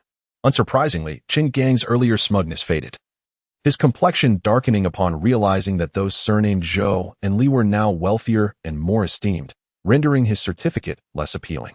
The commendation ceremony concluded swiftly, with leaders from both the county and commune taking their leave. After bidding farewell to these officials, Chen Jianying intended to allow Chen Gang a moment to revel in his hard-earned recognition. However, before he could voice this thought, Li Fengyan urged the members to disperse. This greatly infuriated Chen Jianying, who, grumbling and cursing, left the brigade headquarters with his son Chen Tai, supporting the still-injured Chen Gang. Watching the retreating figures of the Chen family, Zhou Yang's lips curled into a faint, cold smile. Allow you few scoundrels to revel for a few days. Once that incident occurs, you shall have cause to weep. Chapter 58. You have always been my pride that night at the Zhou residence. After a long day of toil, it was finally time to rest. After helping Bauer wash up, Zhou Yang cradled the little girl and settled her on the bed, lying beside her to tell a bedtime story. Soon, the room was filled with Zhou Yang's naturally magnetic voice. A thirsty crow searched for water for a long time and finally discovered a water bottle not far away. It dropped more pebbles, and at last, the water in the bottle rose to the brim, allowing the crow to finally drink. On the other side of Bauer lay Li Yue, who, like her daughter, listened quietly to Zhou Yang's voice, her face radiating satisfaction. As the story concluded, Zhou Yang, as before, asked, Bauer, how did the crow manage to drink the water? Without hesitation, Bauer replied, the crow picked up stones and put them in the bottle. And when the water rose, it could drink. Upon hearing his daughter's clever answer, Zhou Yang's face lit up with joy, and he promptly planted a hearty kiss on her little face while encouraging, Bauer is truly brilliant. The little girl beamed with delight at her father's praise, her laughter ringing like silver bells. Bauer, let me ask you again, how do you drink water? Zhou Yang inquired once more, eager to see if his daughter's thoughts would be confined by the story. However, her answer was unexpectedly straightforward. Isn't it enough to have hands and a mouth to drink? With that, Bauer emerged from her cozy nook, picked up her cup from the bedside, and, as if demonstrating, held it to her lips and took several hearty gulps of water. After finishing, she proudly held up her cup for Zhou Yang to see. Zhou Yang was utterly charmed by her antics, scooping her up in his arms, which sent the little girl into fits of giggles. Li Yue remained silent, quietly observing the playful exchange between father and daughter.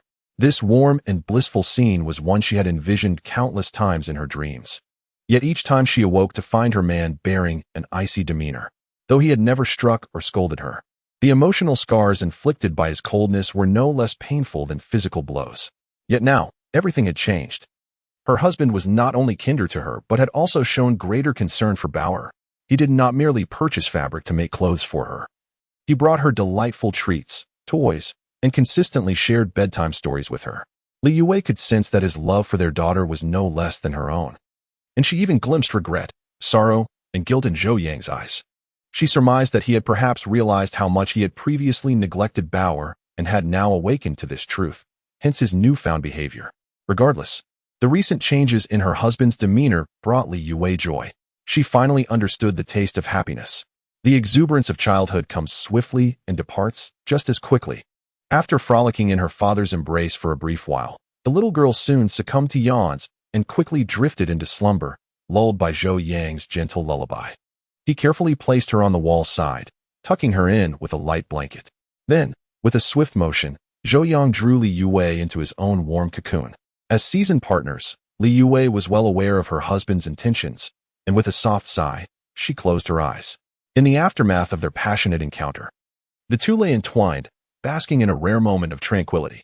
After a lengthy silence, Zhou Yang suddenly inquired, "Darling, if I recall correctly, you were a high school student. How many years did you attend?" "Just the usual, graduated normally," Li Yue replied. "And how were your grades?" "Fairly decent. I consistently ranked in the top 10 of my class during exams." "Ah, I had no idea my wife was such a scholar. I stand corrected." Zhou Yang jested. "Feel free to mock me, but compared to you city kids, our standards might barely measure up to those of middle schoolers." That seems rather self-deprecating. While city education resources may be superior, the gap for truly diligent students is not as vast as you think. In this day and age. Does academic performance even matter? By the way, what prompted this line of questioning? Zhou Yang pondered for a moment before responding. "Today, I encountered an intriguing individual who shared some insightful thoughts that resonated with me."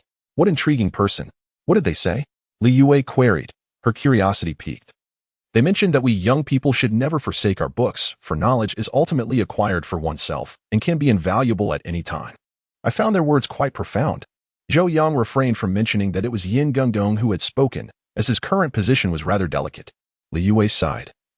In this era, what difference does it make whether one learns or not? Even with excellent grades, we're still bound to toil in the fields.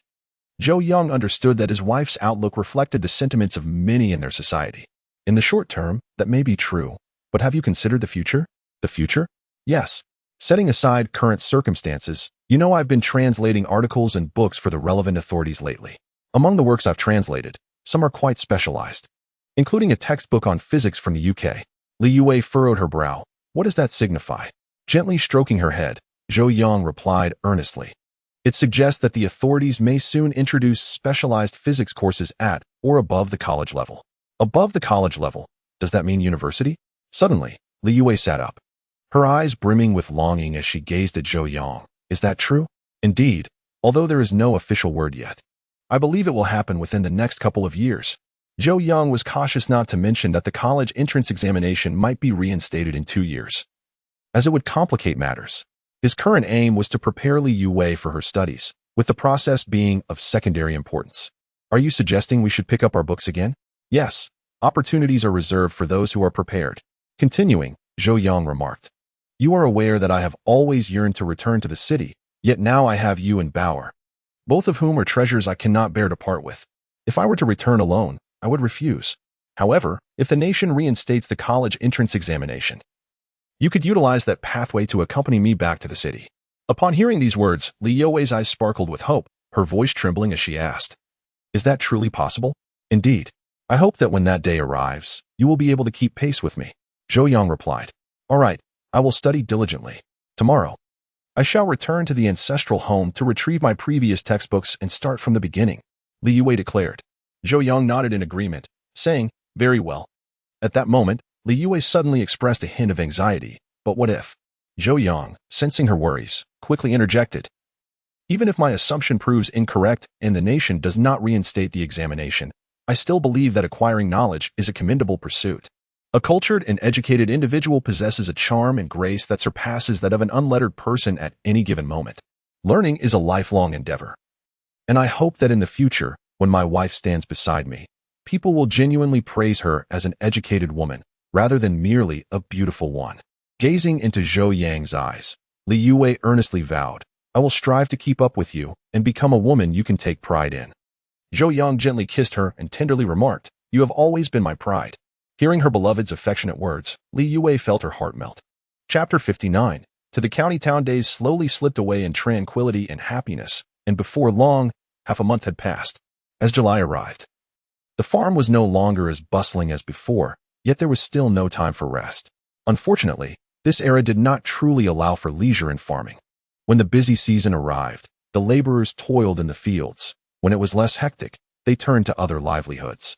Young adults were primarily gathered to repair irrigation ditches and transport soil, preparing for drought resistance. Meanwhile, women and children tended to the livestock, cutting grass and hauling manure to fertilize the fields, occasionally repairing the roads as well. In short, there was always work to be done. However, during the slower farming periods, the tasks were less urgent, and the workers tended to be more relaxed, often chatting and laughing while they worked, essentially idling away their time. The team leader would typically overlook this behavior, choosing to turn a blind eye most of the time. The workers bore no complaints, as having work meant earning points, while staying home with no tasks was far more distressing. Unlike other workers, Zhou Yang's responsibilities remained unchanged. Whether others were busy or not, he maintained his routine. After recording the tasks for the team members each day, he would focus on his translation work and, when time permitted, take Li Yue and bow her out for leisurely strolls, leading a life that was both simple and joyful. On July 2nd, Li Fengnian summoned several village officials, including Zhou Yang, to announce two important matters. The first matter at hand is that the projection team from the county is scheduled to visit the village, intending to hold 2 days of open-air film screenings. The commune has instructed the village committee to make the necessary preparations. On one hand, arrangements must be made for the venue and the organization of personnel. On the other hand, it is essential to ensure proper reception for the projection team, particularly regarding their accommodation and meals. Additionally, Yin Gungdong is nearing discharge from the hospital. However, he is still unable to move about due to his injuries and will require the village to send a vehicle for his transport. After deliberation, it was decided that the open-air films would be screened at the village's primary school, while the accommodation and meals for the projection team would be managed by the 4th and 5th teams, each taking responsibility for 1 day. As for Yin Gungdong's situation, Li Fengnian entrusted Zhou Yang with the task of picking him up, as he was the one who initially took him to the hospital. Zhou Yang did not decline, as he had planned a trip to the city anyway. Early the next morning, Zhou Yang set off in the production team's mule cart. Li Fengnian, concerned that Zhou Yang might struggle to manage the mule cart, sent his 4th son, Li Guoqiang, to assist him. In contrast to his 3 boisterous brothers, the 4th son, Li Guoqiang, is somewhat of an anomaly.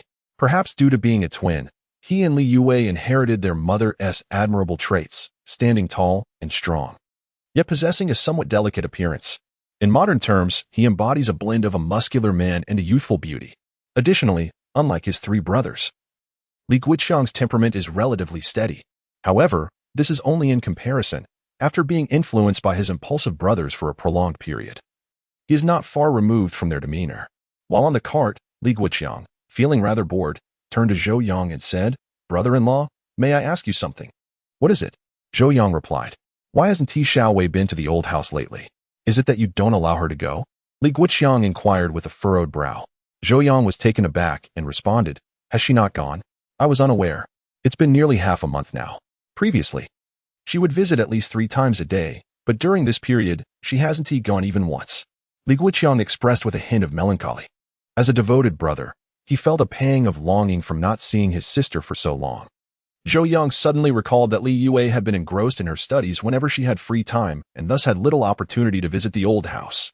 He immediately said, "Perhaps she has been too busy lately. What could she possibly be busy with during the farming off-season?" "Studying." "What? Studying?" Li Guoqiang exclaimed in astonishment, as if he had heard something utterly unbelievable. "Yes, did you not know that she brought back her junior and senior high school textbooks from the old house? She has been reviewing them," Zhou Yang explained. "What use is that? Acquiring knowledge is always beneficial. And who knows what opportunities may arise for her to attend university in the future?" Zhou Yang replied. "Are you referring to the workers, peasants, and soldiers' university?" Zhou Yang was indeed familiar with this educational initiative that emerged after the movement began. According to the policies, university graduates were sent to factories, farms, and military units to engage in labor and military training, serving as ordinary workers or soldiers while receiving re-education in the spirit of the workers, peasants, and soldiers. Simultaneously, Students were selected from among workers, farmers, and soldiers of the People's Liberation Army, who would then return to production practices after several years of schooling. This approach gave rise to the Workers', Peasants', and Soldiers' University. In comparison to conventional institutions of higher education, the duration of study at these universities was significantly shortened, with all students required to be selected from the ranks of workers, farmers, and soldiers. However, the number of admissions to the Workers', Peasants', and Soldiers' University was exceedingly limited. With only a handful of spots available in a county each year, the allocation to communes and townships was even more meager. Not being part of the Workers', Peasants', and Soldiers' University, Zhou Yang and I believed that the nation would eventually restore the college entrance examination, thus we felt it prudent to prepare in advance. Zhou Yang remarked. Who have you heard say that? You mustn't speak carelessly. Fourth brother, no one has said it. It is merely our own deduction. Zhou Yang continued. Consider this. With the nation's rapid development, every sector is in dire need of talent. Take the translation work I am currently engaged in, for instance. It is not inherently a scarce position, and if all universities were to properly offer foreign language programs, there would be no need for us. Yet, the reality is that the entire country is facing a shortage of translation professionals, compelling the government to seek talent from society. This phenomenon is quite abnormal. Do you think the authorities will allow such a situation to persist? Li Guiqiang fell silent. He had attended high school, though not as successfully as Li Yue, having only studied for a year before returning to earn work points. However, he possessed the requisite analytical skills of an educated individual. After Zhou Yang's remarks, Li Guiqiang too felt that the government would not permit such an irregular situation to continue. Fourth brother, if you believe me, you should pick up your textbooks again. Li Guiqiang nodded and said, yes, I will think it over carefully. Good. During their conversation, the mule cart finally arrived at the county seat. However, Zhou Yang did not proceed to the hospital to meet anyone immediately. Instead, he asked Li Guiqiang to take him to the post office first. It had been half a month since he submitted his manuscript, and having completed the translation of the original draft without receiving a reply, he decided to inquire personally at the county post office. Moreover, he intended to send out all the completed manuscripts. Chapter 60. She is my entire world today is Wednesday, and the post office is not very crowded. After successfully sending off his package, Zhou Yang turned to the young woman who had assisted him and said, Comrade, could you also check if there are any letters or packages addressed to me? The staff member, noticing that Zhou Yang's attire was not that of an ordinary worker, responded with a cordial demeanor, which commune are you from? The Yibao Liang Brigade of the Tuanjie Commune. Zhou Yang, he replied. The staff member perused the registration book for a moment before stating, indeed, there is something for you. Please hold on. She then walked into the back room and emerged with a package the size of a television. After thoroughly verifying the address and recipient information, she retrieved a letter from a large pile of correspondence and handed both the letter and package to Zhou Yang. Upon receiving the letter and package, Zhou Yang eagerly tore open the envelope, discovering not only the familiar remittance slip and receipts, but also a handwritten letter. The letter was penned by old Su, who began by congratulating him on successfully advancing to the position of translator. Furthermore, old Su mentioned that his identity had undergone scrutiny and was officially recognized as an external staff member of the National Translation Bureau. His work permit and relevant professional certificates were included in the package containing the original documents requiring translation. Simultaneously, old Su emphasized the urgency and significance of this translation task, urging him to complete it promptly while stressing the importance of confidentiality regarding the original materials. Upon finishing the letter, Zhou Yang retrieved the remittance slip, 326 yuan, which exceeded his initial estimation. The receipts included a grain ticket for 50 jin, a rice ticket for 30 jin, along with one ticket each for a bicycle and a sewing machine, as well as various tickets for oil, sugar, and other industrial goods. Zhou Yang was quite pleased with the compensation reflected in these tickets. Truth be told, they held considerable value. This further indicated the high regard in which the authorities held his talents as a translator. Content with his findings, Zhou Yang exited the post office.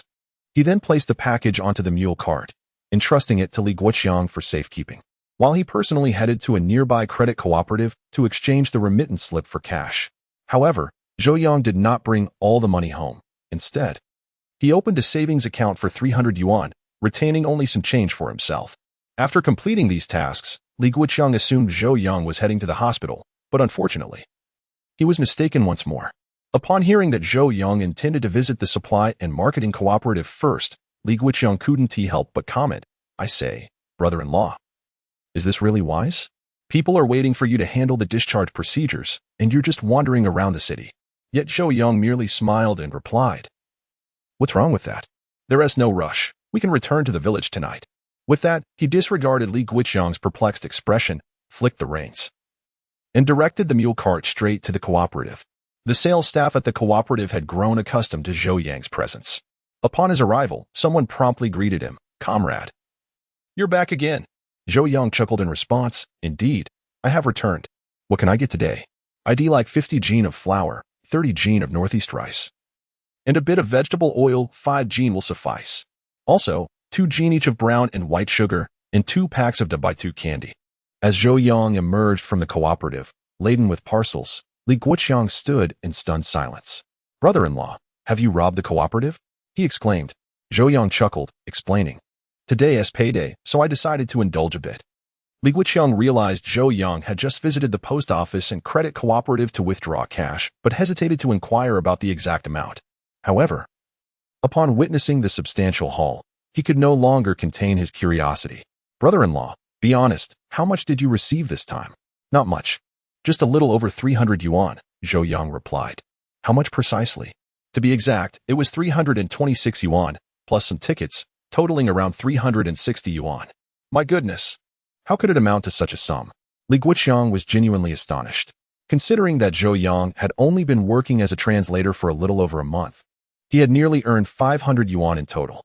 Reflecting upon the entire family, comprising over 10 individuals, toiling diligently throughout the year, it seems that after deducting for sustenance, they are left with scarcely 300 yuan.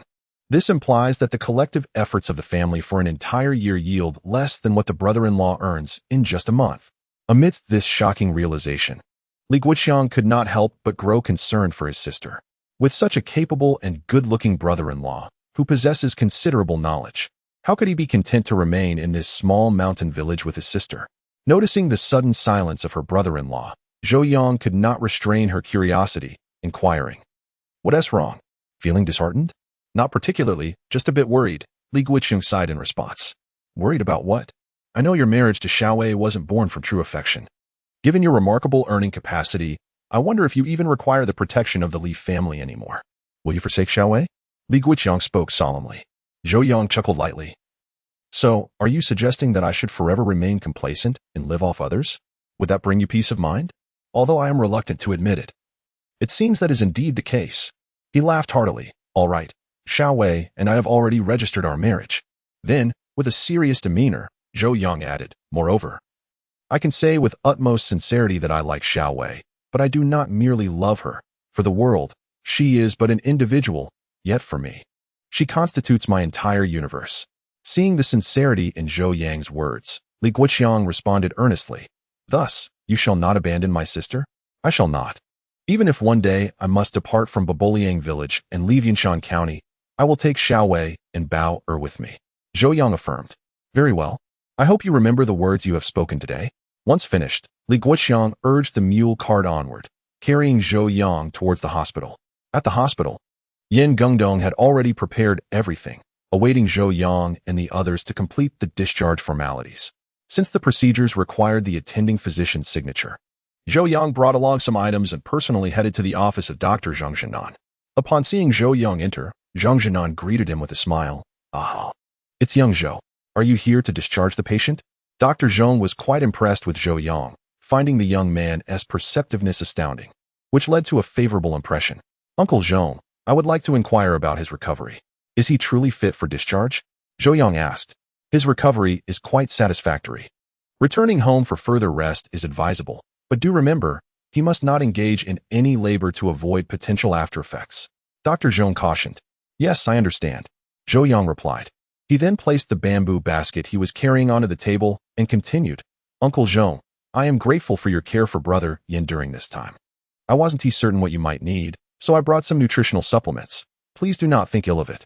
Dr. Zhang glanced at the contents of the basket, which included 2 cans of malt extract, a bottle of honey, and some pastries, certainly not inexpensive. "What are you doing, young man? Healing the sick is our duty as doctors. How can I accept your gifts?" Quickly take it back. Dr. Zhang insisted. After all, I do call you uncle. This is my token of respect for you. Accepting it is entirely appropriate, Zhou Yang declared, not allowing him the opportunity to refuse, and left promptly, closing the door behind him. Chapter 61. Offering shelter to others upon returning to the village. It was already 2 o'clock in the afternoon. Zhou Yang first escorted Yin Gingdong and old Zhang back to the livestock shed, leaving them some rice and flour before taking his leave. As he exited the shed, Li Guiqiang couldn't help but express his concern, saying, "You know, it's one thing to cover the medical expenses, but why go so far as to give rice and flour? What do you gain from it?" Zhou Yang smiled and replied, "Fourth brother, seeing him reminds me of my arrival here, feeling just as lost and destitute. I am immensely grateful for the support I received from Xiaowei during my darkest days and for the acceptance from your family. Without that, I might not have survived that winter in my desperate state. People are like that. Having weathered the storm ourselves, we wish to offer others an umbrella. Thus, when I saw him amidst the ruins that day, I acted without hesitation to save him." Zhou Yang spoke with heartfelt sincerity. His assistance to Yin Gungdong stemmed indeed from compassion, devoid of any expectation of reward. This compassion was rooted in his own past experiences. As the sight of Yin Gungdong and his son evoked memories of his own struggles years ago when he faced immense hardships. While other children were sent to the countryside with some financial support and provisions, Zhou Yang arrived with merely 2 old garments and 2 books, nothing more. With no money for provisions, he had to rely solely on the free water available on the train for sustenance during the 2-day journey from the capital to Yushan County. He had anticipated a hearty meal upon arrival, but due to train delays, they reached the village late, finding no food prepared for them. Thus, Zhou Yang endured 3 days and nights of hunger from his departure in the capital to the Ba Baoyang Brigade. And this was just the beginning. As the educated youth were temporarily assigned to the countryside, they received no food rations, though the county provided a small settlement allowance to each individual. The meager monthly sum was insufficient for survival. Consequently, hunger became the prevailing theme for every educated youth during their first year in the countryside. Those from more affluent families would occasionally send money and food stamps, but Zhou Yang received none. Thus, for the first half of the year, he was perpetually troubled by how to fill his stomach, often reaching a state of dizziness from hunger. It wasn't until Li Yue graduated and returned to the village that the young lady, captivated by his gentle demeanor, fervently pursued him, having lost all hope for life. Zhou Yang found himself surrendering willingly without resistance. This led to a rather poignant marriage. Upon hearing Zhou Yang recount his past, Li Guiqiang couldn't help but sigh. Let bygones be bygones. Living well in the present is what truly matters. Indeed, the 2 men, driving a mule cart, transported the supplies they had procured back home. As Li Guiqiang returned the cart to the production team, Zhou Yang carried half a bag of flour along with several bottles of wine towards the old residence. As always, the old house was filled with laughter and cheer. His mother-in-law, Zhang Guiying, and 4th sister-in-law, Zhang Na, were under the eaves preparing the wild vegetables they had dug up, while the children played merrily in the yard. Upon seeing Zhou Yang enter, Li Hu, the elder brother's child, joyfully exclaimed, "Nai, it's our little uncle who has come." The little ones were particularly fond of Zhou Yang, not merely due to his affable demeanor, but more importantly because he always brought them delightful treats. Upon hearing the commotion, Bauer dashed over, her short legs moving as if propelled by little wheels, full of exuberance.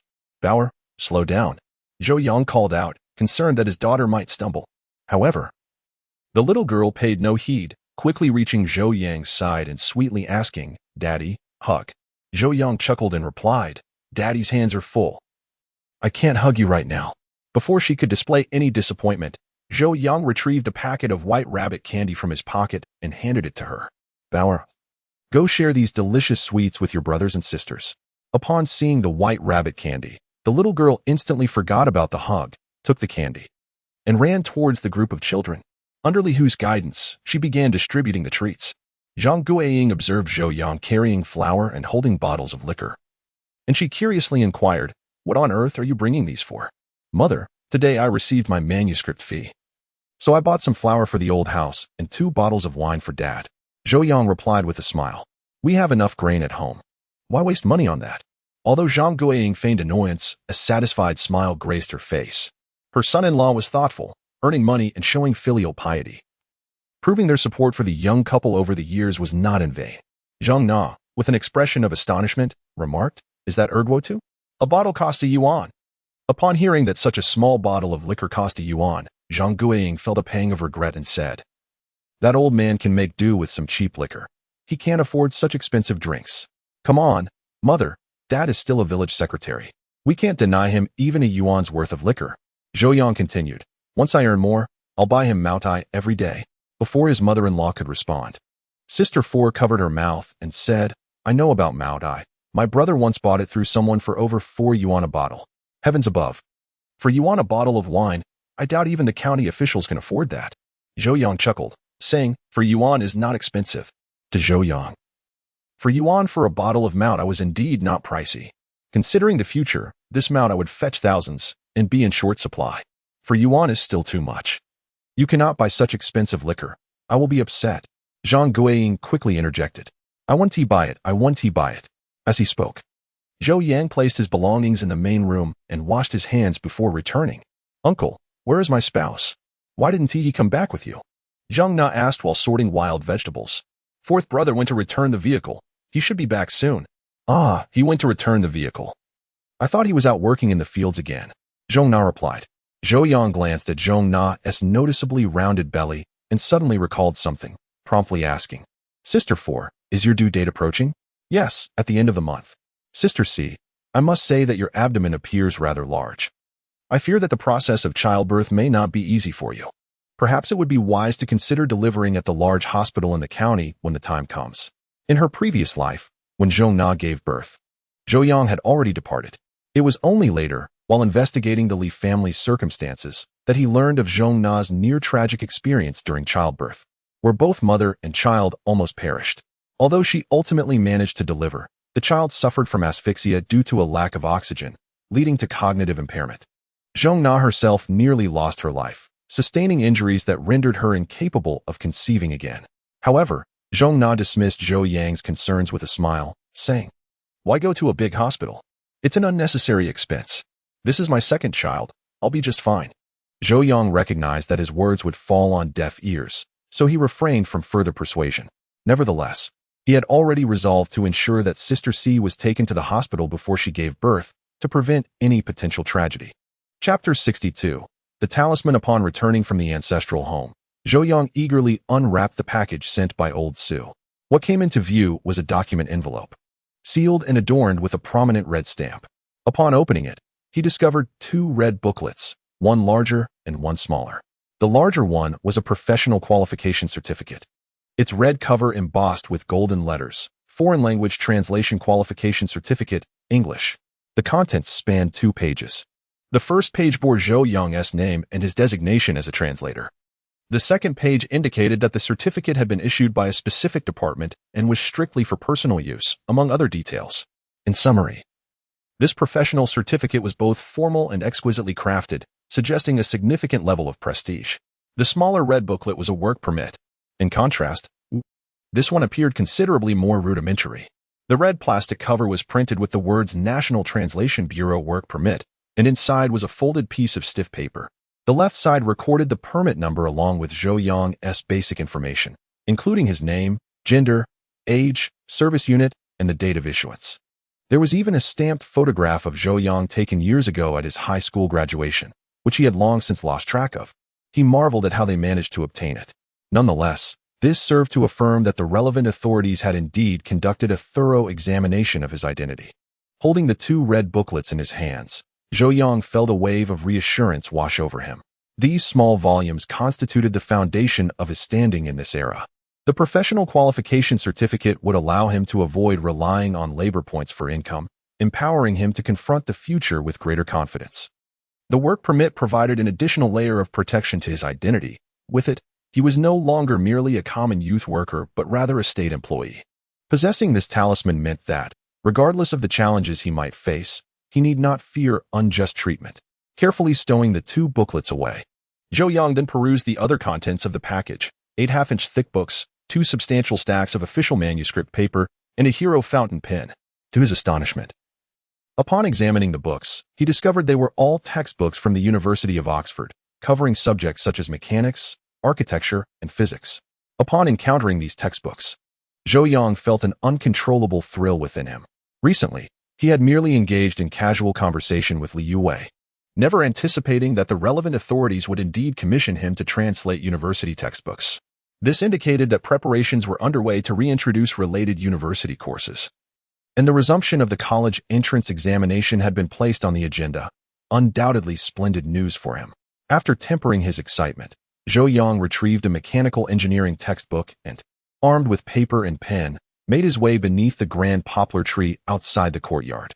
There, he leaned against a stone grinding wheel and commenced his translation work. Meanwhile, as Zhou Yang embarked on his translation endeavors, Li Guoqiang had finally returned to the ancestral home after returning the car. Upon entering, he immediately spotted the flour bag and bottled wine on the floor, calling out to his mother outside, "Mother, did my brother-in-law come over?" Before Zhang Guiying could respond, Zhong Na chimed in with a smile. "Yes, my uncle has indeed come, bringing half a bag of flour and 2 bottles of wine, a considerable sum." Zhang Guiying added, "That child is truly something. Although he has earned some money, there is no need to splurge so extravagantly." However, Li Guoqiang replied nonchalantly, "Mother, accept it from my brother-in-law. He is not lacking in money. How can he not be lacking? You know his family's situation," Zhang Guiying retorted. "Mother, you have no idea. My brother-in-law is thriving now. Do you know how much he cashed today at the credit cooperative?" "How much?" 326 yuan. Hearing Li Guoqiang's words, both mother-in-law and daughter-in-law under the eaves could not help but gasp in astonishment. After a long pause, Zhang Guiying regained her composure and remarked, "Where could he have acquired so much money? Is it solely from that flipping business of his?" Li Guoqiang clarified, "It is from translation.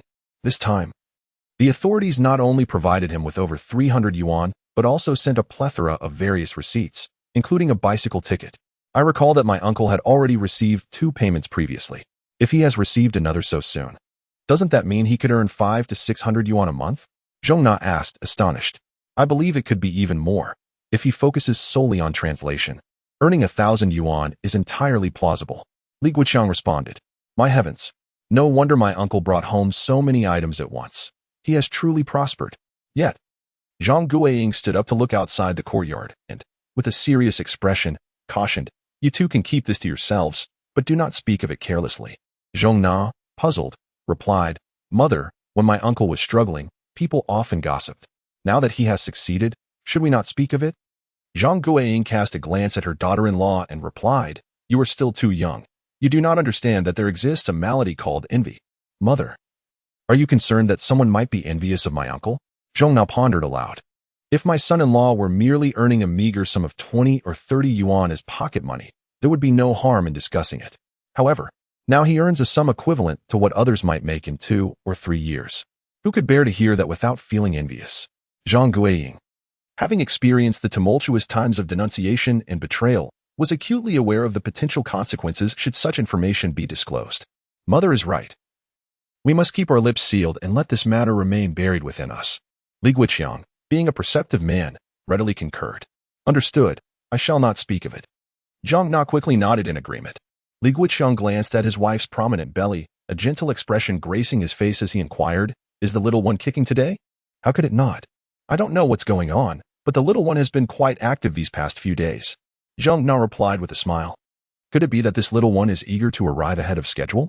Zhang Na paused for a moment before responding, "Earlier, my uncle mentioned that my belly is rather alarming and suggested I should give birth at the large hospital in the county." Zhang Guiying chuckled and remarked, "Those city folks are quite peculiar. Counting the little one in your belly, our family has already welcomed 9 children without a single mishap.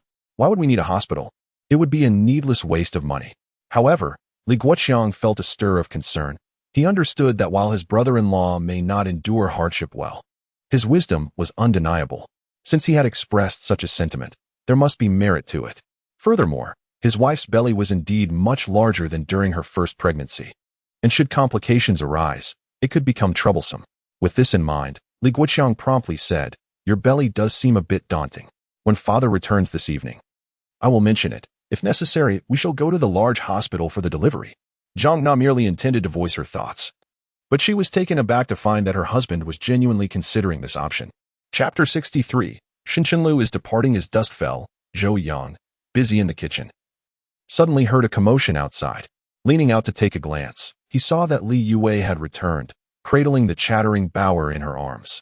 Noticing that Li Yue appeared somewhat fatigued, Zhou Yang immediately addressed Bauer, saying, "Dear, get down and walk on your own. Your mother has toiled in the fields all day and is quite weary." Bauer, clearly reluctant to leave her mother's warm embrace, stubbornly replied, "No. Bauer likes to be held by mommy." As she spoke, the little girl playfully made a silly face at Zhou Yang. Li Yue, smiling, chimed in. "She is only 3 years old and doesn't weigh much. Carrying her is no trouble at all." Zhou Yang shook his head, deciding not to dwell on the matter.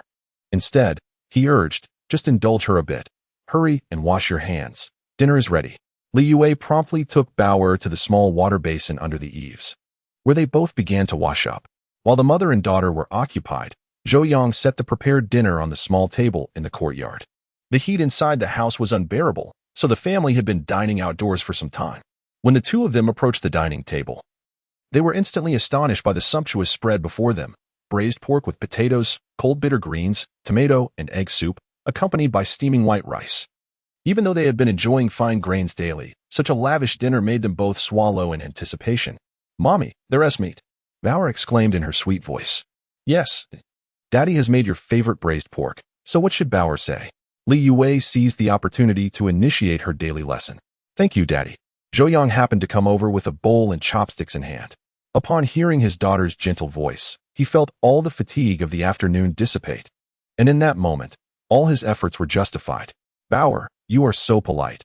I shall reward you with an extra piece of meat," Zhou Yang said while serving rice.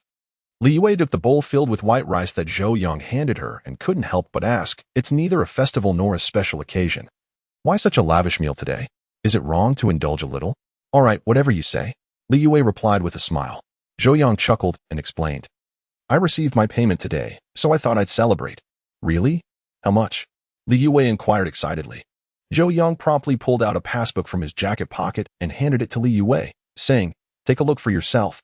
With a racing heart, Li Yue received the passbook and cautiously opened it. "Wow, so much.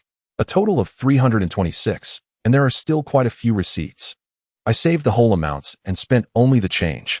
Zhou Yang continued, "Additionally, when I finalized the discharge paperwork for Brother Yin today, the hospital returned 46 yuan, which I placed along with the receipts and remaining money into the jar where you usually keep your funds."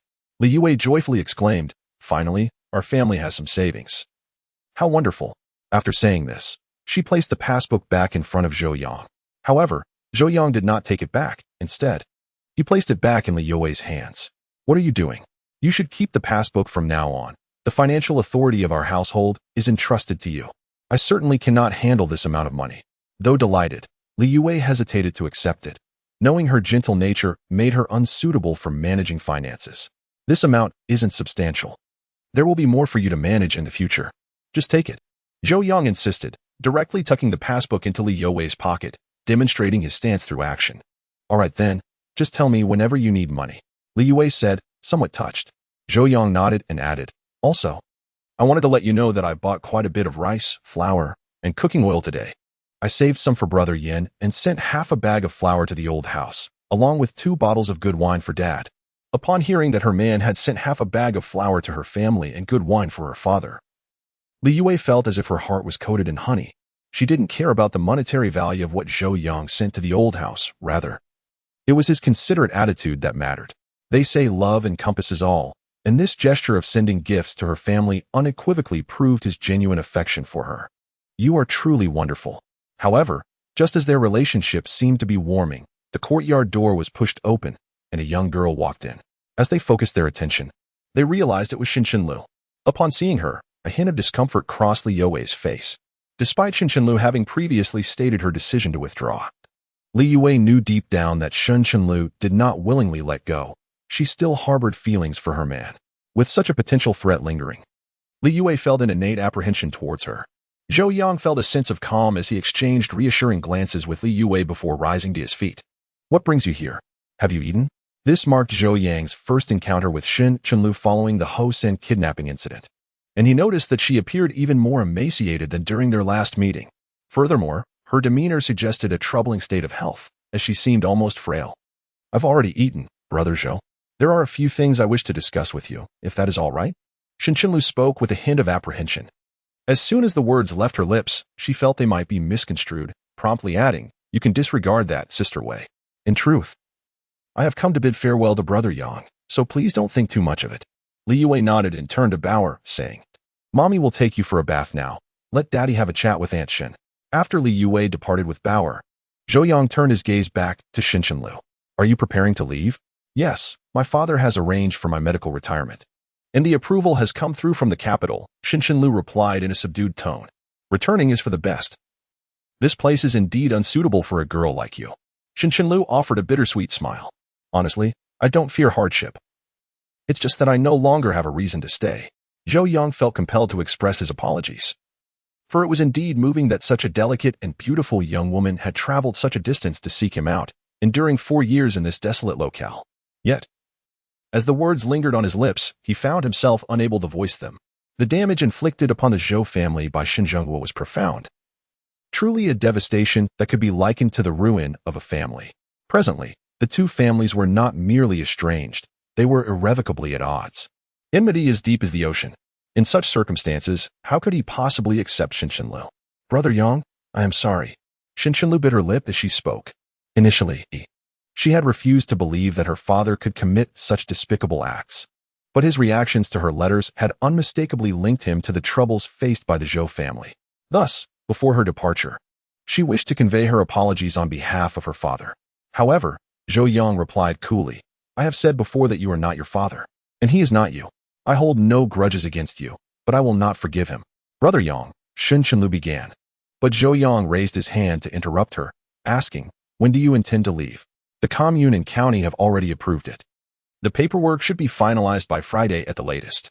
However, I plan to wait until Xiaoya's wedding before I depart," Shinshinlu explained. "Xiaoya is getting married? To whom?" Zhou Yang inquired, astonished. "To Captain Shen's second son, Chen Gang." "Chen Gang? I hadn't heard they were in a relationship. I'm not entirely sure of the details myself, but a few days ago, Xiaoya suddenly returned and announced her intention to marry Chen Gang. And that's when we learned of it," Shinshinlu responded.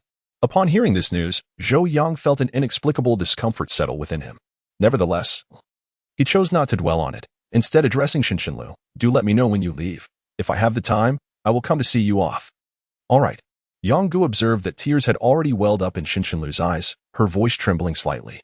He promptly interrupted her, speaking in a measured tone, "It's time to go." Shinshinlu understood that they could never return to the past.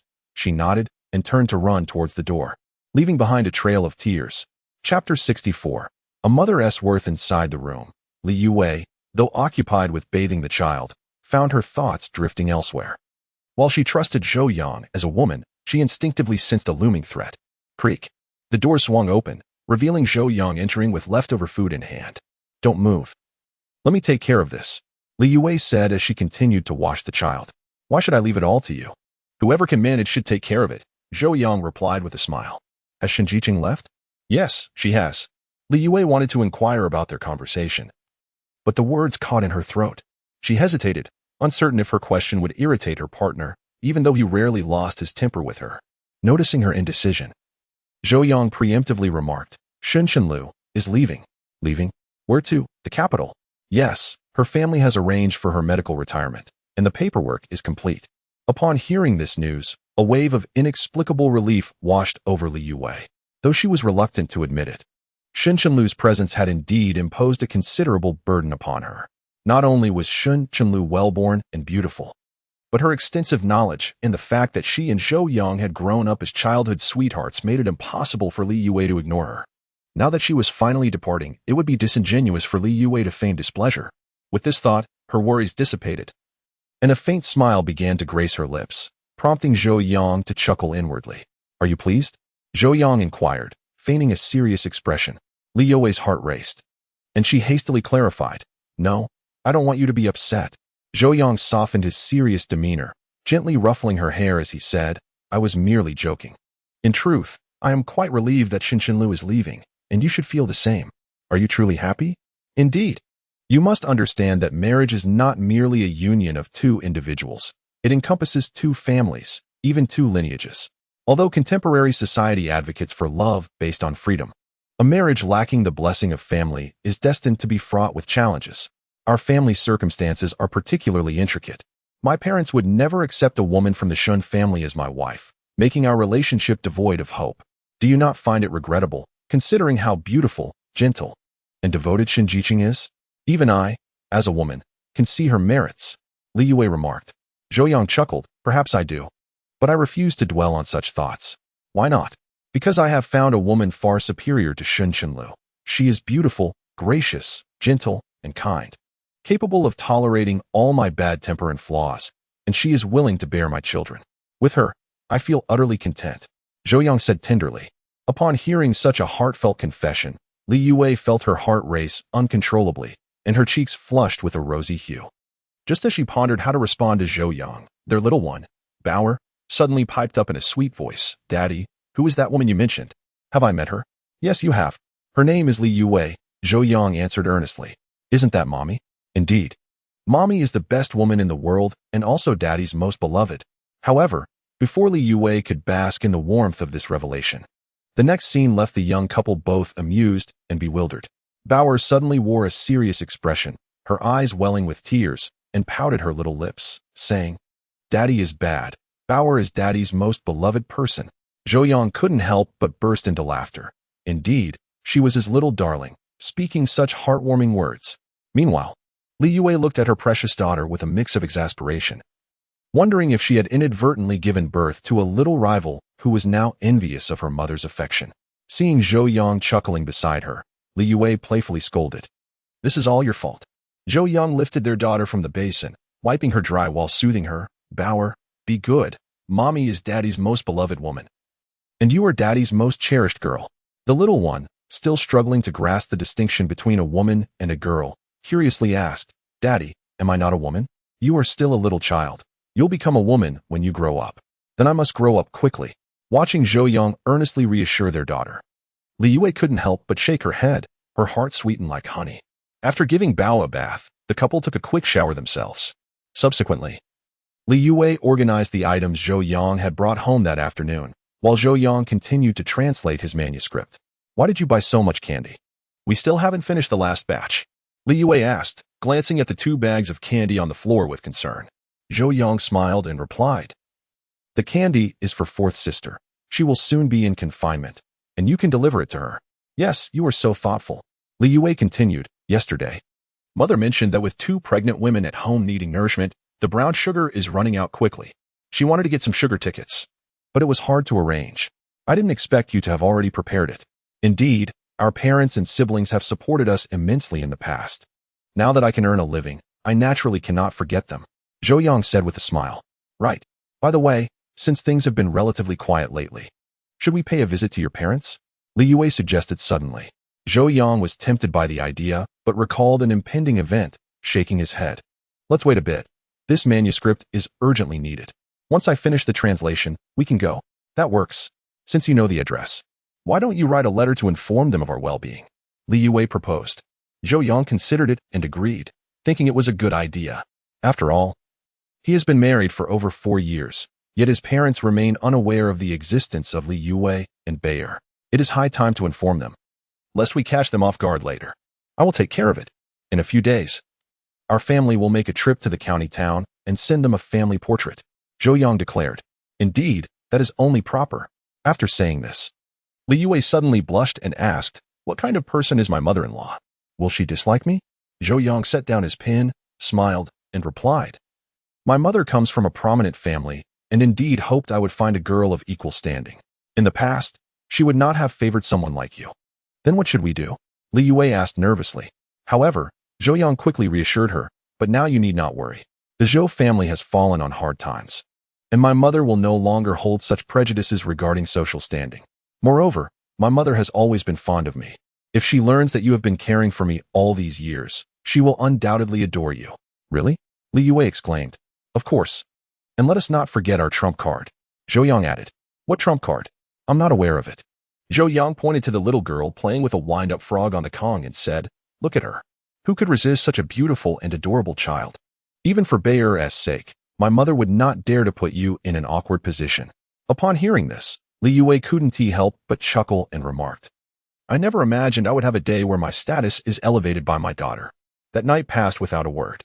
The following morning, Zhou Yang was awakened by Li Fengyan, who had been summoned early due to news from the commune that the film projection team was arriving. Additionally, there was an unexpected announcement. The county's amateur cultural propaganda team would also be visiting to perform model plays for the members. With this last-minute addition to the program, the village's preparations seemed somewhat insufficient. Thus, Li Fengyan had summoned Zhou Yang at such an early hour. Upon arriving at the brigade headquarters, Chen Jianying and Zhang Jinwang were already present, along with 2 accountants from the team. Once Li Fengyan arrived, Chen Jianying was the first to speak. Comrade Li, the projection team and the cultural propaganda team are en route. You must decide how to arrange things promptly. Zhang Jinwang chimed in, yes. We initially thought it would just be a few projectionists showing a few films, so we did not prepare thoroughly. Now that the cultural propaganda team is also coming, we must have a plan in place. Li Fengyan took a puff from a pipe filled with dried tobacco leaves and said, everyone knows the projection team usually consists of only 3 members. However, the size of the cultural propaganda team is uncertain. It could range from 3 to even over 10 members. My suggestion is that everyone takes the afternoon off, attends the performance at the primary school, and then watches the film in the evening. But what about the arrangements for food and accommodation? Chen Jianying asked in a serious tone. Regardless of how much grain was harvested, we will split the cost between the 2 teams. Li Fengyan replied. I think that sounds good, Chen Jianying stated. I have no objections. Zhang Jinwang agreed as well.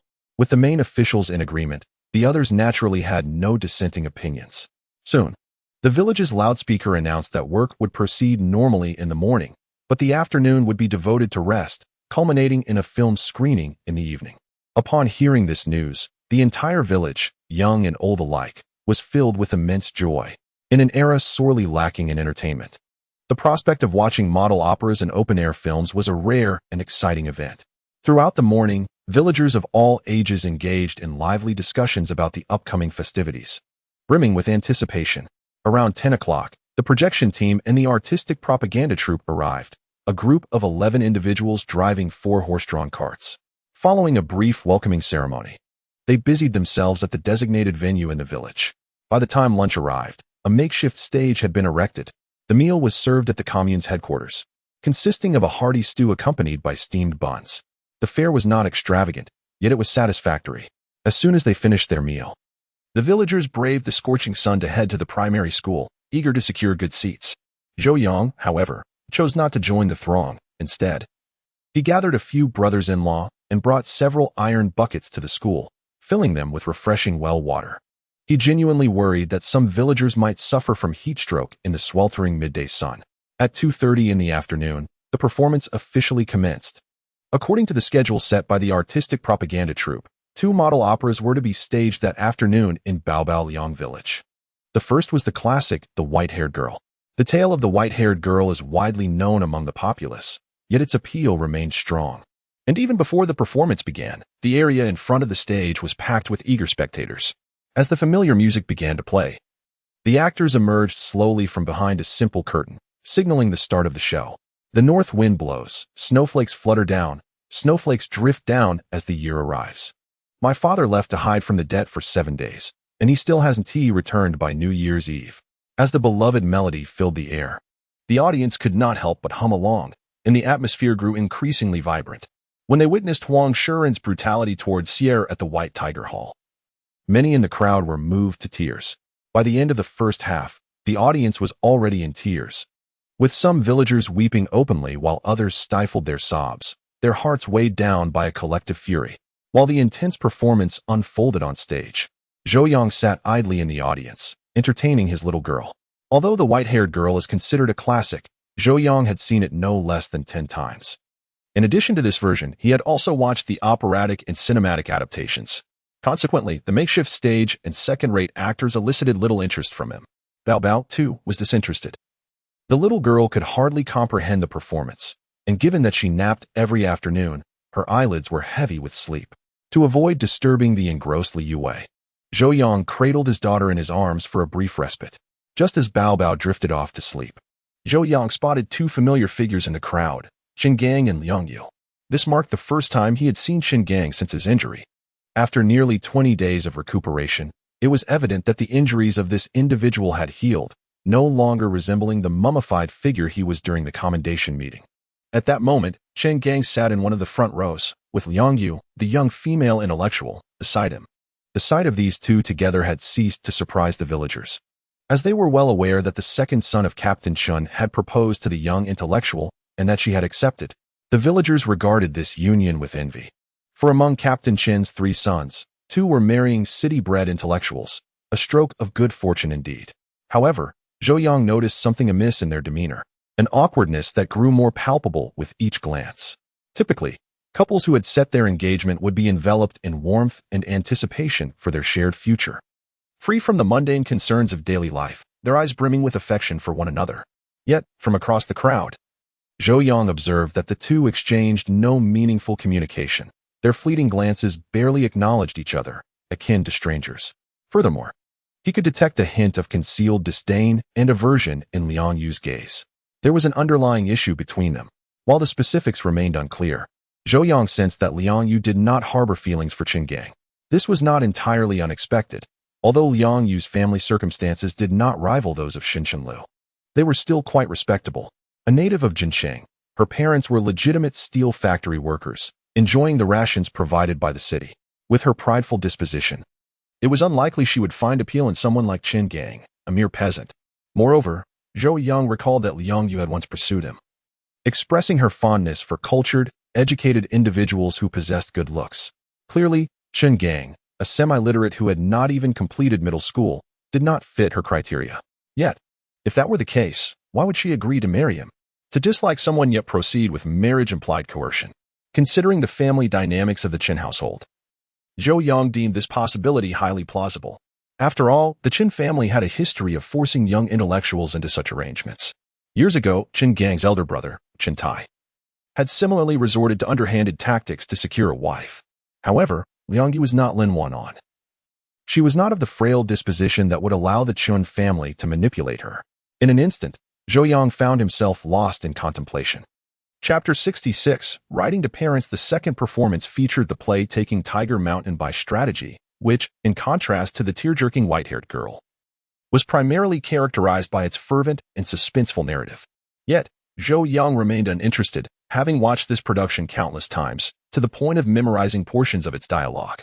For instance, he could effortlessly recite the lines where Yang Zirong conversed with a group of bandits in code. Phrases like "the king covers the earth tiger," "the pagoda subdues the river demon," and "spirited and revitalized," coated with anti-cold wax. Even the finest delicacies become tiresome after excessive indulgence. Thus, once Bauer fell into a deep slumber, Zhou Yang chose to carry her home. After settling the little girl, Zhou Yang initially intended to translate some documents. But upon taking out his pen and paper, he found himself disinclined to write. After much contemplation, he resolved to seize this opportunity to compose a letter to his parents. While he possessed some knowledge about their circumstances, it was limited. After all, in his previous life, he did not reunite with his parents until 5 years later. And before that, he was unaware of their whereabouts, rendering any visit impossible.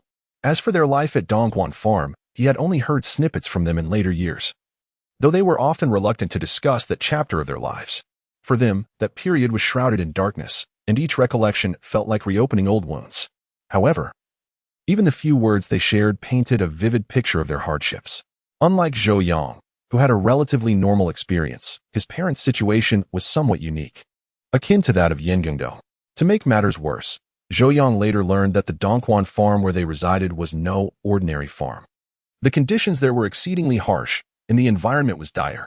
In less than a decade, his parents aged 2 to 3 decades. Moreover, it was during those years that their health deteriorated significantly. Even after returning to the capital and years of recuperation, they could not fully regain their former vitality. Thus, Zhou Yang longed to see them.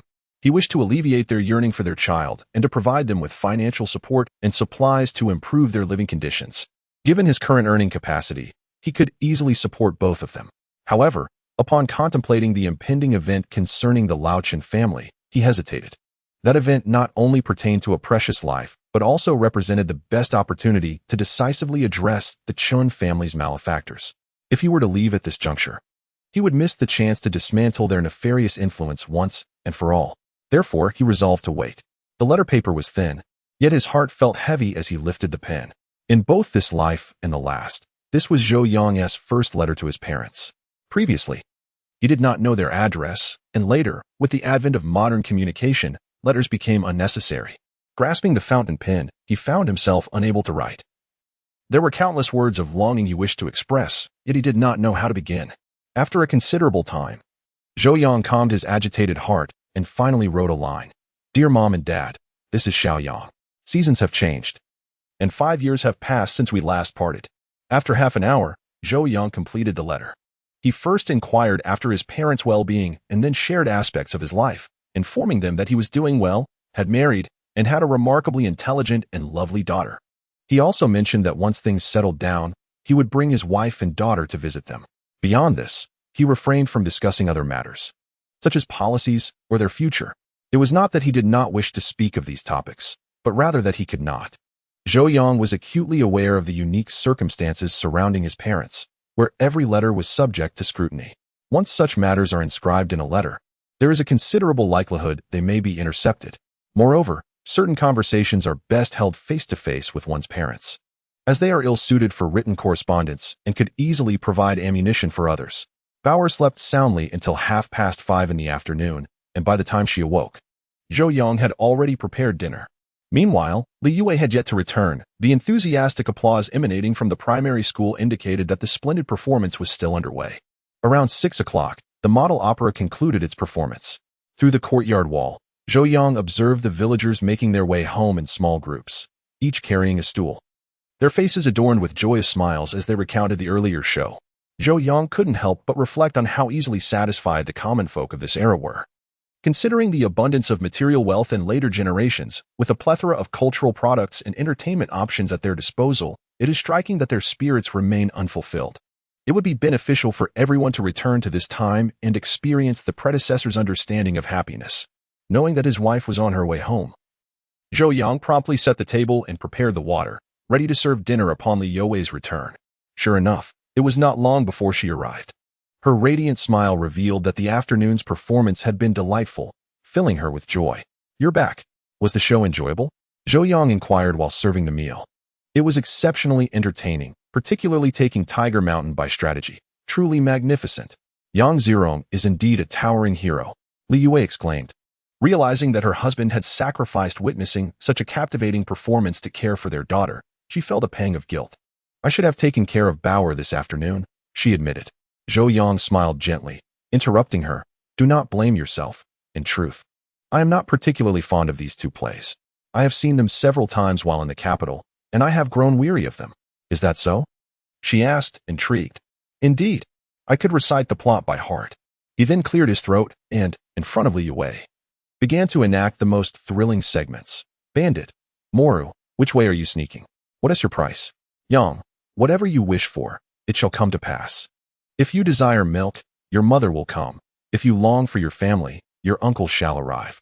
Yang, hurry up, whether fast or slow. Why can't we see Tianwang Mountain? Bandit, a wild chicken burrows its head. How can it ascend Tianwang Mountain? Seeing Zhou Yang skillfully perform scenes from taking Tiger Mountain by strategy, Li Yue realized he was not deceiving her, and her guilt dissipated instantly. When she noticed he had prepared her favorite dish of coarse rice porridge and fried egg pancakes, her spirits lifted even further. During dinner, Zhou Yang observed that Li Yue was eating rather quickly. Slow down. There's no one competing with you, he remarked. However, Li Yue responded with a smile. I must hurry, otherwise, the movie will start soon. It was then that Zhou Yang remembered there was an outdoor film scheduled for the evening. Do you know what movie is playing tonight? Li Yue immediately said, Understood, there will be 2 screenings, The Shining Red Star and The Ambush on the White Tiger Regiment. Zhou Yang was familiar with both films. The Shining Red Star was a children's film that had just been released last year, telling the story of the young hero Pan Dongzi. In contrast, The Ambush on the White Tiger Regiment was a war-themed film released several years ago, depicting the tale of the Volunteer Army's reconnaissance unit disguising themselves as the enemy during the Battle of Jincheng, assisting the main forces in destroying the White Tiger Regiment's headquarters and capturing its commander along with an American advisor. Both are excellent films, Zhou Yang sincerely remarked. Have you seen them? Li Yue asked curiously. I've seen The Ambush on the White Tiger Regiment, and I've heard about The Shining Red Star, but I haven't watched it. Zhou Yang replied honestly. Then let's go watch it together in a bit, shall we? Upon hearing his wife's invitation, Zhou Yang could hardly refuse. promptly saying, "All right, I'll prepare. And then we'll head over." Although Li Yue was unaware of what he needed to prepare, she felt delighted to hear that he was willing to accompany her to the movies. Chapter 67. Homemade popcorn. While Li Yue tidied up the dishes, Zhou Yang went into the house to fetch half a bag of corn and a jug of oil, also bringing a jar of sugar into the kitchen. "What are you up to?" Li Yue asked, somewhat puzzled. "I'm preparing some snacks for us to enjoy during the movie," Zhou Yang replied. Although this was merely a simple outdoor movie, it marked the first cinematic experience for Zhou Yang and Li Yue in this life, making him place great importance on it. In later years, young people would typically enjoy popcorn and milk tea while watching films. Though he couldn't procure milk tea, he could certainly attempt to make popcorn. "Is that really necessary? We just had a hearty meal. How can we eat more?" Zhou Yang realized that she wished to spare him the trouble. He chuckled and turned to the little girl beside him, saying, "How about I make popcorn for you, darling?" The little girl remembered having popcorn at their old home and immediately brightened up. "Daddy, you can make popcorn? That's amazing." Seeing his daughter's adoring gaze filled Zhou Yang with a sense of accomplishment. "You and your mother should rest for a while I prepare it." "Okay." Making popcorn at home is not a complicated task. Zhou Yang had done it before. However, he was concerned about the quantity he was preparing today, fearing he might struggle to manage the timing. After all, there were quite a few children in the Li family, and he couldn't just let Li Yue and the little girl hold the popcorn while the others watched in envy. Thus, Zhou Yang decided to make a larger batch so everyone could have some. The corn was homegrown, plump yet slightly impure and a bit dry. To transform this corn into fragrant popcorn, it was essential to first remove any impurities.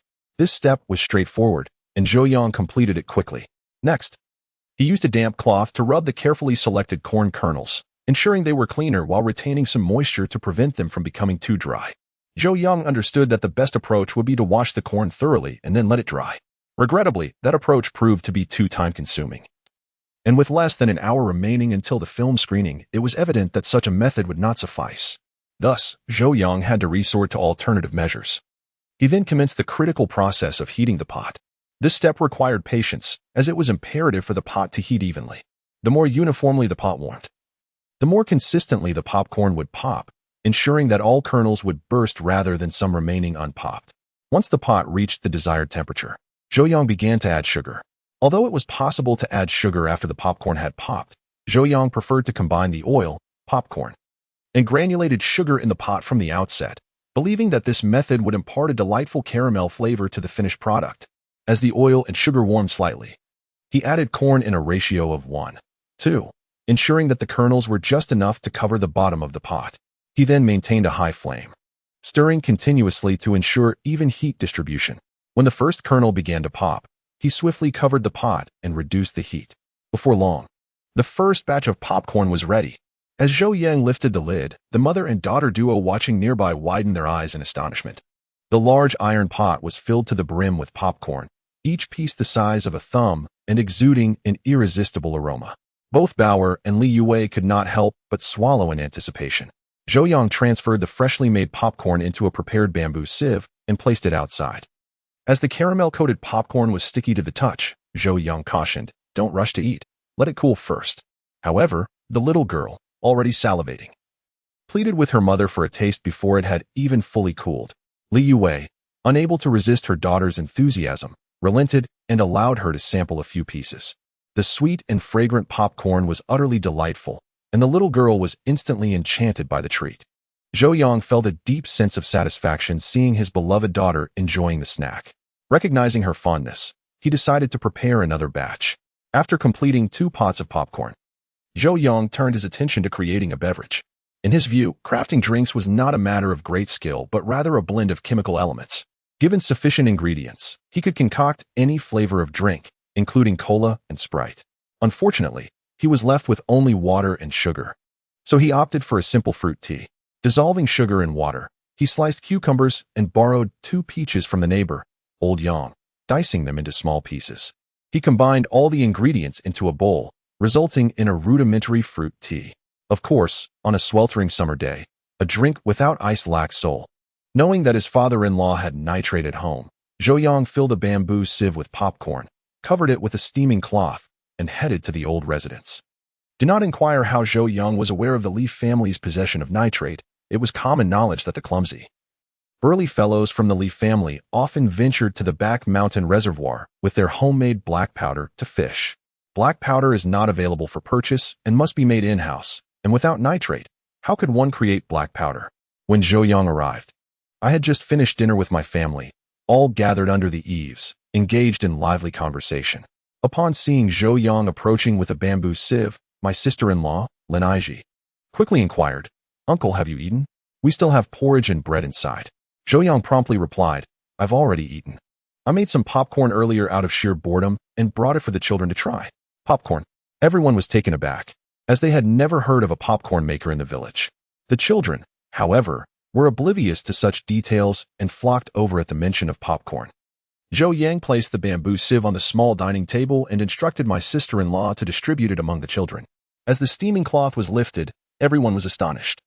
This popcorn was unlike any they had ever tasted. It was not only larger in size, but also emitted a delightful caramel aroma that was utterly irresistible. "Brother-in-law, did you buy this popcorn from the commune? It's delicious," inquired my sister-in-law, Zheng Na, after sampling a piece. "No, I made it at home using a cooking pot," Zhou Yang replied candidly. "Can you really make popcorn in a large iron pot?" Zheng Na seemed somewhat incredulous. "Of course, whenever I find the time, I can teach everyone how to make it, so the children can enjoy it whenever they crave it." "That would be wonderful." After a brief exchange, Zhou Yang brought up the need for some saltpeter, learning that he merely intended to make ice.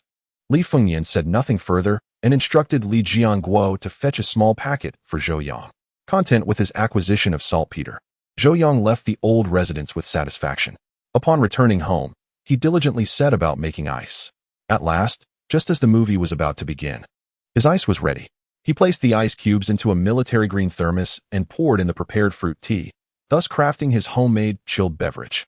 Subsequently, Zhou Yang fashioned 3 paper cups from old newspapers, filled them with popcorn, and the 3 of them headed towards the screening venue with small stools in hand. Chapter 68. A bold move. Upon arriving at the movie screening venue, it was already bustling with a sea of people. Zhou Yang casually scanned the crowd and spotted several familiar faces. To the right, a lively group of young people, all sent to the village as educated youth, including Shen Chenlu, Liang Yu, and Cui Qianjin, were present. To the left, some of the more boisterous women from the 5th team were even louder than the educated youths.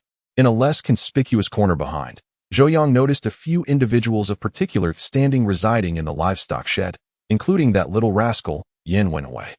He even spotted several unfamiliar faces, clearly not from the village.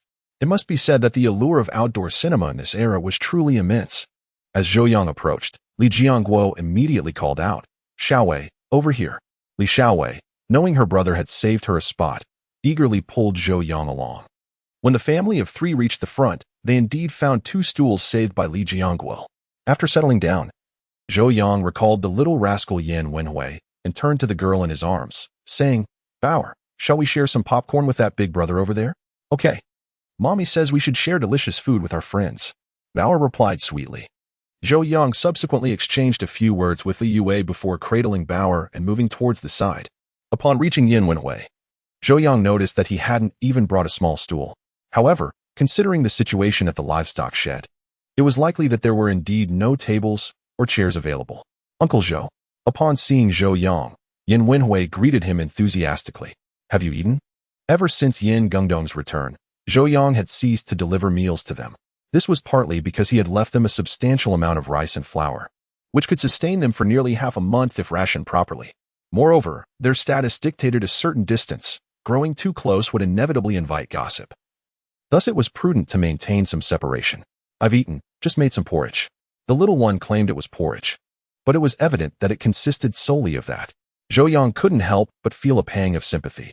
The child had to clean the livestock shed daily and feed the animals hay, and how could one sustain themselves on mere porridge? Nevertheless, most people were enduring similar hardships during these times, and he could hardly voice any complaints. At that moment, Bauer began to squirm, eager to be set down from Zhou Yang's embrace, prompting him to gently place her on the ground.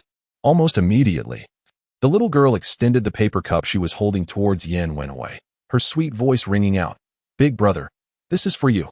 Yin Wenhui appeared momentarily bewildered by Bauer's gesture, standing there in astonishment. The popcorn in the cup was enticing, the caramel sent wafting towards him, causing his throat to involuntarily swallow a few times.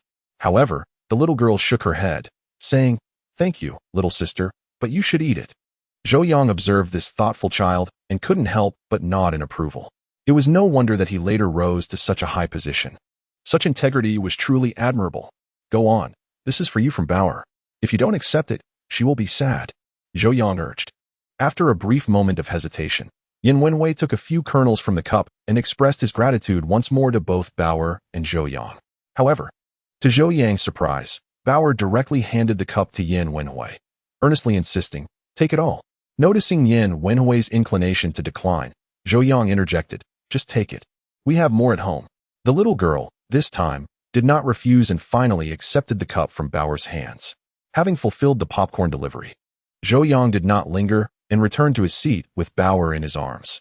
Li Yue, observing Zhou Yang's roundabout journey with Bauer, noticed that the popcorn in her daughter's hands had vanished and could not help but voice her complaint. "Why did you give away Bauer's popcorn?" Zhou Yang chuckled. "Your daughter wants to be a kind-hearted little friend. How could I possibly stop her?" Li Yue shot him a knowing glance. "I know you too well. You just use Bauer as an excuse." The little girl, clearly able to comprehend her parents' conversation, promptly interjected, "No, Daddy. It was Bauer who wanted to share the popcorn with Big Brother." "But if you gave the popcorn to Big Brother, what will you eat?" Li Yue asked Bauer. The little girl seemed to ponder this, her lips pursing as a thin veil of moisture glistened in her eyes. Upon witnessing the imminent outburst of his precious daughter, Zhou Yang hastily remarked, in recognition of Bauer's generous act of sharing popcorn with her friends, "May I offer you some of Daddy's popcorn?" The little girl, upon hearing the mention of popcorn, instantly transformed her gloomy demeanor into one of joy, wrapping her arms around Zhou Yang's neck and planting a fervent kiss upon his cheek. After the affectionate gesture, she gleefully laughed and boasted toward Li Yue. Li Yue, somewhat at a loss for words in the presence of this father-daughter duo, was relieved when the film finally commenced. The first film was The Shining Red Star, a children's movie that had only been released the previous year, and thus most attendees were unfamiliar with it. Though categorized as a children's film, it narrates the coming-of-age story of a child from a destitute family, allowing nearly everyone present to see a reflection of their own past in the young hero, Pan Dongzi. Consequently, both adults and children were thoroughly engrossed. However, Zhou Yang was not among them. Having watched the film multiple times in his previous life, he already knew the plot, while others were fixated on the screen. His gaze remained steadfastly on his wife. Li Yue, despite her attention being on the storyline, found it difficult to resist the fiery intensity of his gaze. "Why are you staring at me instead of watching the movie?" she inquired, her cheeks flushed. "You," he replied candidly, flattered by her husband's direct compliment. She felt a jolt of surprise, but quickly admonished him, "Stop joking and watch the film." Nevertheless, Zhou Yang paid her no heed, taking advantage of the distraction around them. He subtly reached out with his right hand, grasping her left hand and gently tickling her palm. Startled by Zhou Yang's audacious act, Li Yue felt a rush of anxiety. Although they were married, engaging in such playful antics in public made her apprehensive. She attempted to withdraw her hand, but Zhou Yang held on tightly. "Let go," she whispered. "Not a chance. It's not illegal to hold my wife's hand," he replied with nonchalance. Observing her flustered yet restrained expression, Zhou Yang couldn't help but feel a sense of amusement. This girl is still so innocent. In modern times, young couples in cinemas wouldn't think twice about holding hands, let alone more daring displays of affection. Fortunately, Zhou Yang was mindful of societal decorum. He merely held his wife's hand without venturing into more intimate gestures, unbeknownst to him. However, their playful interactions were being keenly observed by another individual who seethed with jealousy. Chapter 69. Chun Gang's resentment and helplessness in the rear 2 rows. Chen Gang glowered at Zhou Yang and Li Yue from a distance. Ever since the incident last month, Chen Gang had been cooped up at home to recuperate. It wasn't that his injuries were severe, rather, his father, Chen Jianying, forbade him from going out. The rationale was simple. Despite the circumstances surrounding Ho San's demise, which he had caused, it was prudent for him to keep a low profile. Moreover, although Ho San was deceased, many of his relatives and elders still resided in the village. Despite the fact that Ho San's inadequacies led most of his elder relatives to sever ties with him, the bonds of kinship are notoriously resilient. While they may not openly dare to act against him, it is quite possible they harbor clandestine intentions to seek justice for Ho San. The crux of the matter lies with Chen Jianying, who is acutely aware of the injustice surrounding Ho San's demise. Initially, he was merely a pawn in the Chun family strategy against Zhou Yang, yet, ultimately, he met his end at the hands of Chun Jianying's own son, Chun Gang. Astonishingly, the son faced no repercussions. Rather, he received accolades from the county.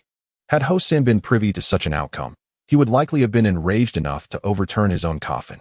Consequently, as soon as Chun Gang emerged from the hospital, Chun Jianying sternly instructed him to refrain from venturing outside, threatening to break his legs if he did.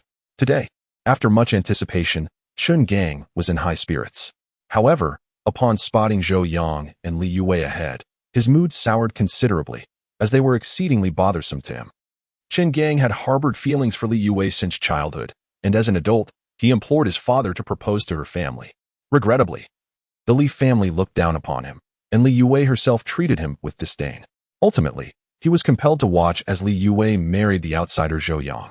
Already seething with frustration, he was further aggravated when the couple displayed their affection before him, which plunged his spirits into despair. Noticing his elder brother's discontent, Chen Tai furrowed his brow and remarked, "Elder brother, I just saw sister-in-law. Do you wish to go and see her?" Chun Gang understood that his brother was referring to Liang Yu, which only darkened his mood further. No. Chun Gang's voice was icy, and his tone exceedingly brusque, devoid of any joy one might expect from an impending marriage. Truth be told, he harbored no affection for that woman whatsoever. In his eyes, Liang Yu paled in comparison to Li Yue, lacking both her grace and charm, and he found her cunning and malicious. He truly did not wish to marry her. Chen Tai was aware that his brother was still fixated on Li Yue, which accounted for his persistent animosity towards Zhou Yang. Yet, alas, Li Yue simply did not reciprocate his feelings. It was a cruel twist of fate. "Elder brother, I believe Father S. words hold merit. You should endeavor to get along with sister-in-law. After all, our family cannot allow her to leave." Upon hearing his younger brother's words, Chun Gang fell silent. Marrying Liang Yu was not Chun Gang's desire. It was a directive from their father, Chun Jianying. The rationale behind this was to silence Liang Yu, thereby eliminating any potential threats. Although the circumstances surrounding Hosan's death had been resolved and the county had closed the case, both Chun Jianying and his son were acutely aware of a critical loophole in the matter. This loophole was Liang Yu. To facilitate the successful abduction of Shin Shinlu and to frame Zhou Yang, Chun Gang had enlisted Liang Yu's help. He knew she had once pursued Zhou Yang but had been ruthlessly rejected, a fact that somehow became public knowledge, rendering her a laughingstock among her peers. Thus, Liang Yu had long held a grudge regarding this incident. Even she believed that it was Zhou Yang who had leaked the matter, intending to humiliate her and compel her to retreat. Thus, she harbored deep animosity towards Zhou Yang. It is said that the enemy of my enemy is my friend. And Chun Gang was convinced that with Liang Yu, the educated youth, as an insider, their plan would undoubtedly succeed. Indeed, upon learning of his intentions, Liang Yu readily agreed to cooperate, and they quickly found common ground. On the day of the incident, Liang Yu first informed Chun Gang of Zhou Yang and Shun Chenlu's whereabouts. Furthermore, it was she who, whether intentionally or not, got Shun Chenlu intoxicated, aided by Zhou Yang's covert assistance, ultimately leading to Shun Chenlu losing consciousness. Subsequently, Liang Yu used Shun Chenlu's inebriation as an excuse to take her away from the gathering, personally handing her over to Hosan. However, they never anticipated that the group sent to kidnap Zhou Yang would encounter problems, inadvertently revealing their plan and implicating Hosan himself.